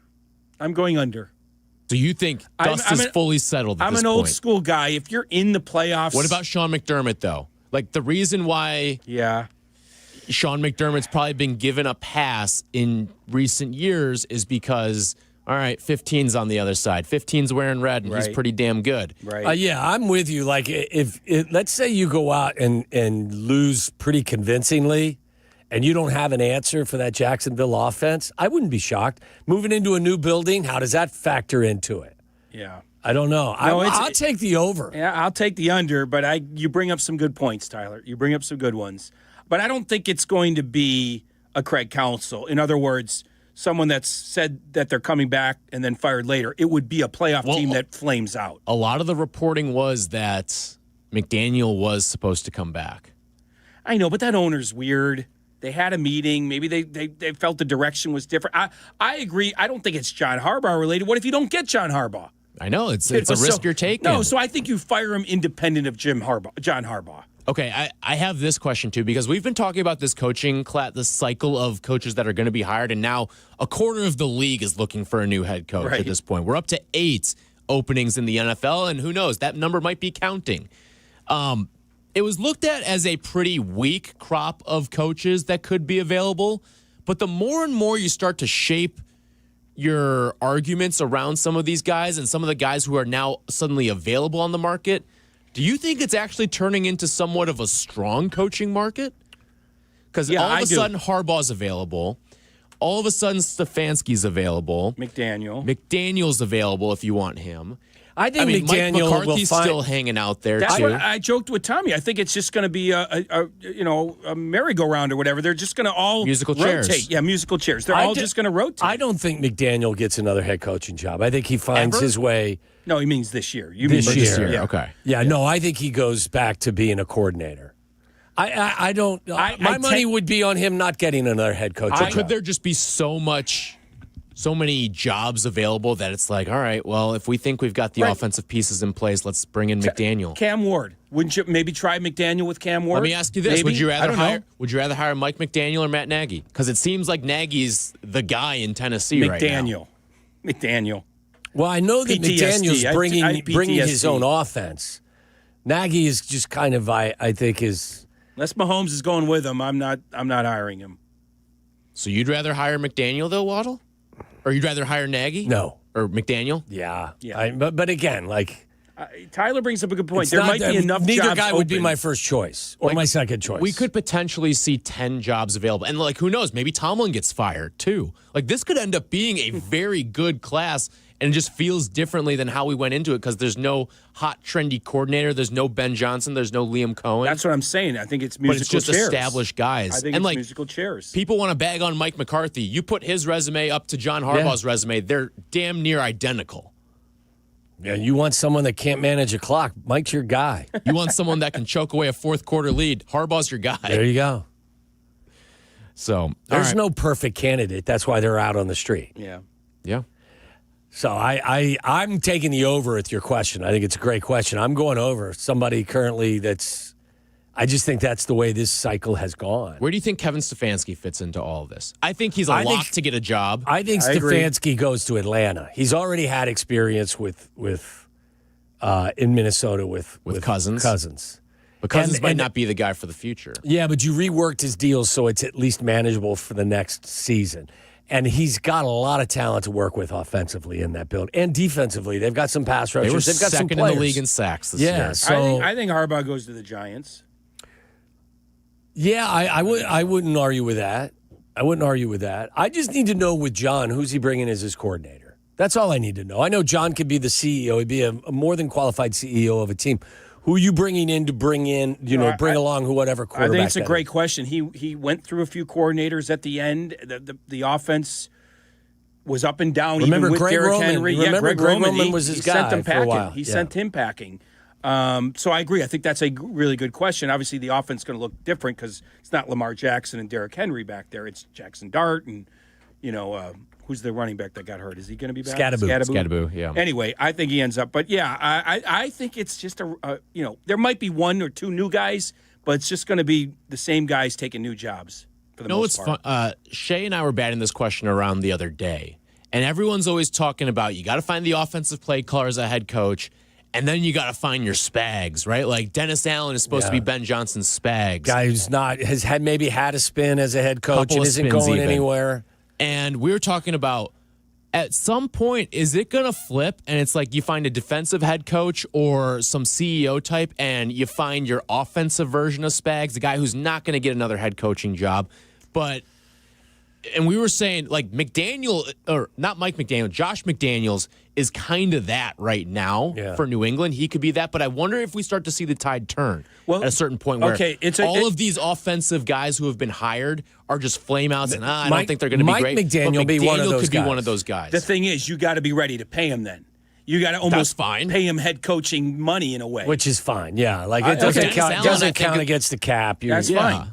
And you get especially some of these new mega ownership groups, like Denver's got that money. Not that they need it because they've got Sean Payton, but Denver's got that money to go Tommy, find that guy. what do you think the highest paid offensive coordinator gets in the NFL? Well, wasn't it Chip Kelly? Wasn't Chip Kelly getting $6 million a year? Chip Kelly was making more money than some offensive coordinators' entire deals were worth. Yeah, I think he was getting. So I believe you're right, like $5 or $6 million. I think you have a point. Like if McDaniel became a lifelong offensive coordinator, you'd have to pay him more than that even. Yeah, $6 million for Chip Kelly. So 7 or 8, maybe an offensive coordinator is worth that much if he's not going to be a head coach again or ever. Which is strange too because Chip Kelly was never going to be another head coach again. So I guess they paid him that so that he would not forego that opportunity for somewhere else. Where did he just sign up to go? Northwestern. Northwestern, yeah. And they just right. And they just got a five-star quarterback. That's crazy. Crazy. Well, look, Indiana did it. They went from terrible to great. Maybe Northwestern, and Northwestern hasn't been terrible. So that's going to be fun to watch. What else, Tyler? All right, I do want to hit on a little bit of Cubs with you, Jesse, because there was the trade yesterday with Edward Cabrera. Yeah. But that can't be it. And I think a lot of Cubs fans would be furious if that's it, because right now, your opening day lineup, if this is who you're going to the gate with, features Seiya Suzuki in right field, and in all likelihood, it would be a designated hitter spot of Moises Ballesteros. Yeah. I don't think you can go to the gate with that. So what's next? What is going to happen? What is going to be? Do you think Cubs fans are going to be wowed by the next move? I would hope so, but I don't know for sure. I will say, let's at least, we always look at, and I even was guilty of this, I tweeted about it, like the loss of Owen Casey, the loss of potential offense, but they did gain a very good pitcher. And my bigger point is they're absolutely leaning into pitching and defense to win them whatever they're going to win. And they did it in part last year. I think they're doubling down on it. I think any pitcher that comes here has a chance of being that much better because of that defense. That's why I'm not an advocate of moving on from Matt Shaw. He proved a lot last year. But you are right, there is an opening in that lineup, whether it be a DH or DH/third baseman. Maybe you're getting ready for Nico to leave in a year. And by the way, anybody listen to my voice, you do not trade Nico Hoerner if you have any desire to win this year. You do not trade him. So whatever you're seeing online about this team wants Nico, that the Cubs are not trading Nico if they want to win. I think other part of it, too, Seiya Suzuki had one of his healthiest seasons. I get there was a long drought in there, too, where he couldn't hit the ball into the lake. But Seiya Suzuki not playing the outfield last year, I have a feeling played a hand in his good health, too. Would you agree with that? Probably a hand in his good offensive year. They're very no margin for error team offensively if they go to camp like this. I mean, they need PCA to take another step and Matt Shaw and Suzuki to repeat and Bush to replicate, too. Right, that's a lot. So I agree with you. I don't know how they get Bregman. They get him by offering him 5 or 6 years at $170, $180 million. If they're willing to do that, they'll get him. Because the guy just opted out of $40 million a year for the next 2 years. So you better give him some security. I will say it's more possible today than yesterday in my mind because you have opened up a spot on that team for a bat. If Ricketts okays 5 and 160, 170, 150, whatever the number is. What's the likelihood of that happening? Not what should happen. Okay. What's the likelihood of it actually happening? More than yesterday, but still a long shot. Okay. More than if it was 10% yesterday, maybe it's 20% now. I just know how Boris works. I know how the Ricketts work. But I agree with you, Tyler. This can't be their offense unless they really think they can win something just based on pitching and defense. And I would say this about Matt Shaw, too. I don't think it's worthwhile to use him as a utility infielder. The guy was a damn near Gold Glove third baseman last year. I think you're wasting a player if you're just going to use him as this utility guy who kind of sprinkles around and plays. So you're saying spots. If you're going to intend to use him that way, you might as well trade him. Yeah. I just did not And I'm not even saying that's the right course of action to trade him, but I'm saying I think using him as a utility type of guy would be irresponsible. They must really like Edward Cabrera and had some doubts about Casey because I was surprised they traded Casey. I really thought he was going to get run in right field, making the minimum. Matt Shaw making a little bit more than the minimum at third base, and they would spend on the staff. And they didn't do that. They traded for a cheap pitcher. Now you need to spend on a hitter. Yeah, I don't know. I have plenty of doubts about Owen Casey. I'm totally cool moving on from Owen Casey. I'm not an Owen Casey fan. I don't think he's going to be some great player that we're going to be looking back on and say, oh, the Cubs really messed up that trade there. I just thought an Owen Casey was going to fetch you something more in the neighborhood of like a Joe Ryan or a Mackenzie Gore type of player. I disagree. How can you downgrade him and then ask for him to get you because I think a Cy Young candidate? The perception out there is a lot different. I think I have a very different perception of Owen Casey than others do. Well, it is fascinating, Tommy. Back-to-back years, they've basically traded one of their top hitting prospects. Right. I mean, Cam Smith wasn't number one because he had just been drafted, but he was damn good. Right. And now you do and it he with started Owen for the Casey. Astros, didn't he? And for most of the season. And your right fielder and left fielder are both gone. Are up after this year. Yeah, or your right fielder's gone. Well, yeah, but I'm saying even if Suzuki, Suzuki have one more year or two. I believe he's got one more year. Hap is up after this year. So Owen Casey could have slid right in as an everyday player. So they must really not love him, and they must really like Edward Cabrera. So there you go. All right. Can I throw this fantasy thing at you, Jesse? Like my mind was working here. Sure. All right. Do you remember a couple years ago? This may have been like around when the Cubs signed Dansby. Mm-hmm. There was talk of moving Nico Hoerner to the outfield, putting him in center field. A little bit. They were thinking about that. Yeah. Do you think that's something they would ever consider circling back on? Now, it wouldn't be center field because PCA is a Gold Glover out there, but maybe you put him in left, Happ in right. Nico? No. You don't think they would mess around with that at all? No. And if it meant you put Shaw at second and then Bregman at third.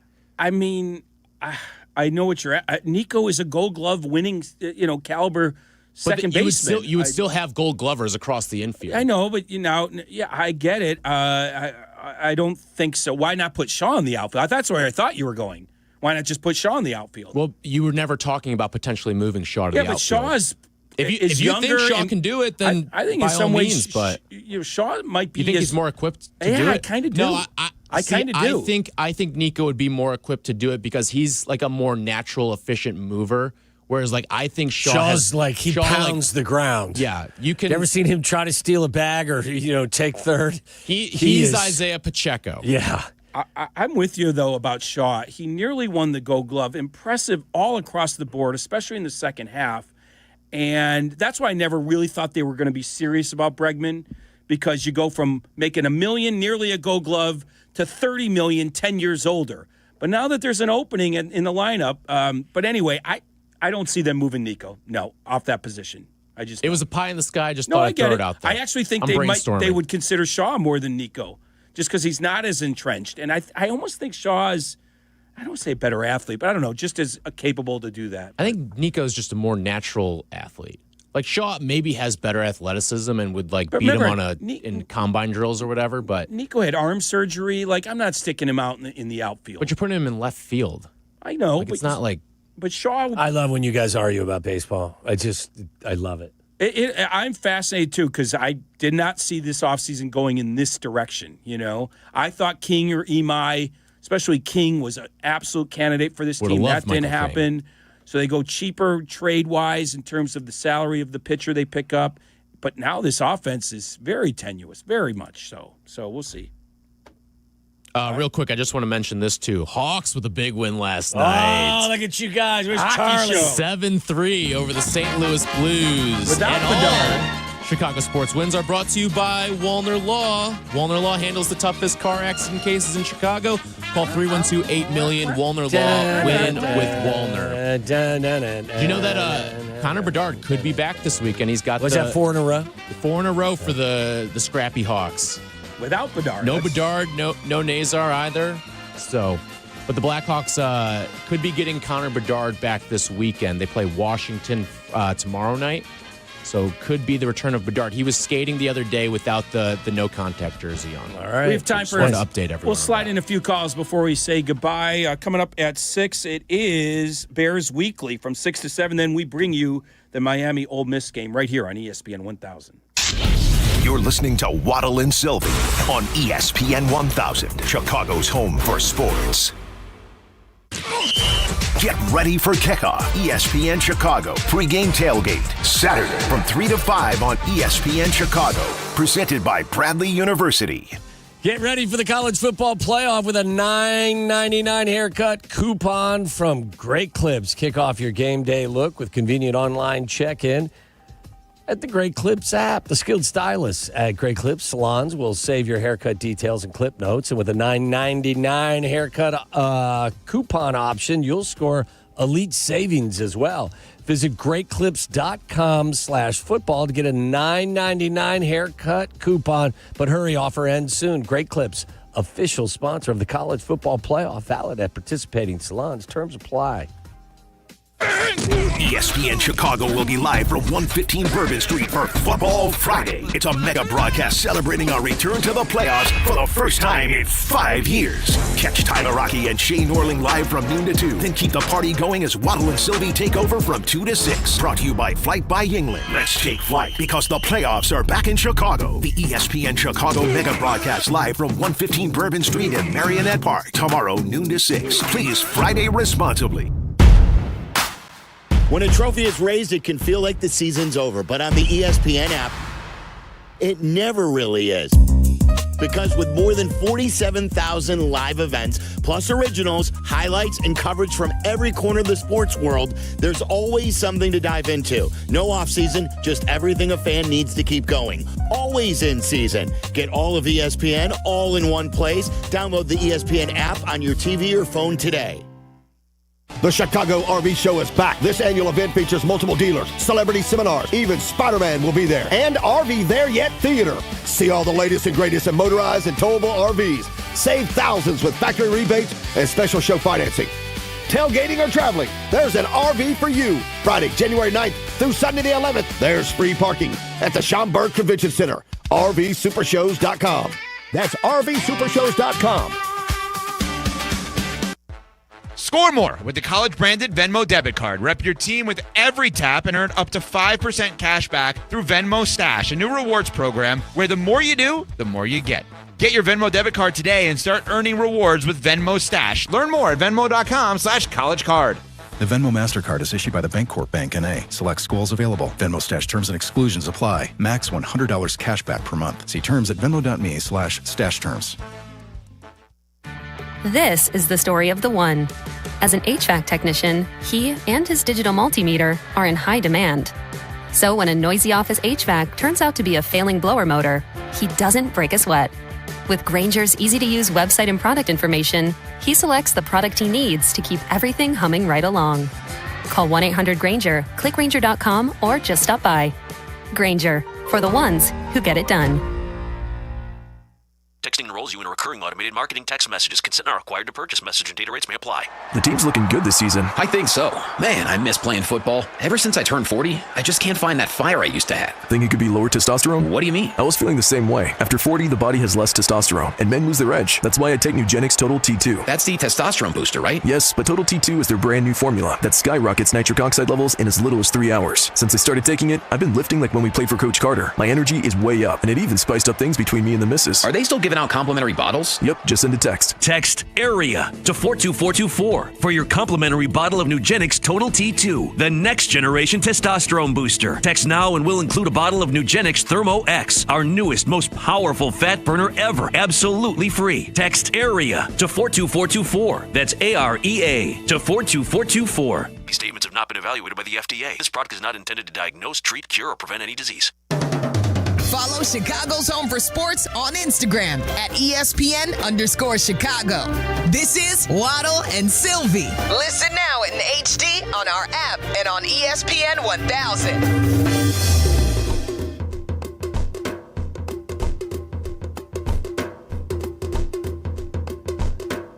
Waddle and Silvy wrapping the show up, but we've got time for a couple phone calls at 312-332-3776.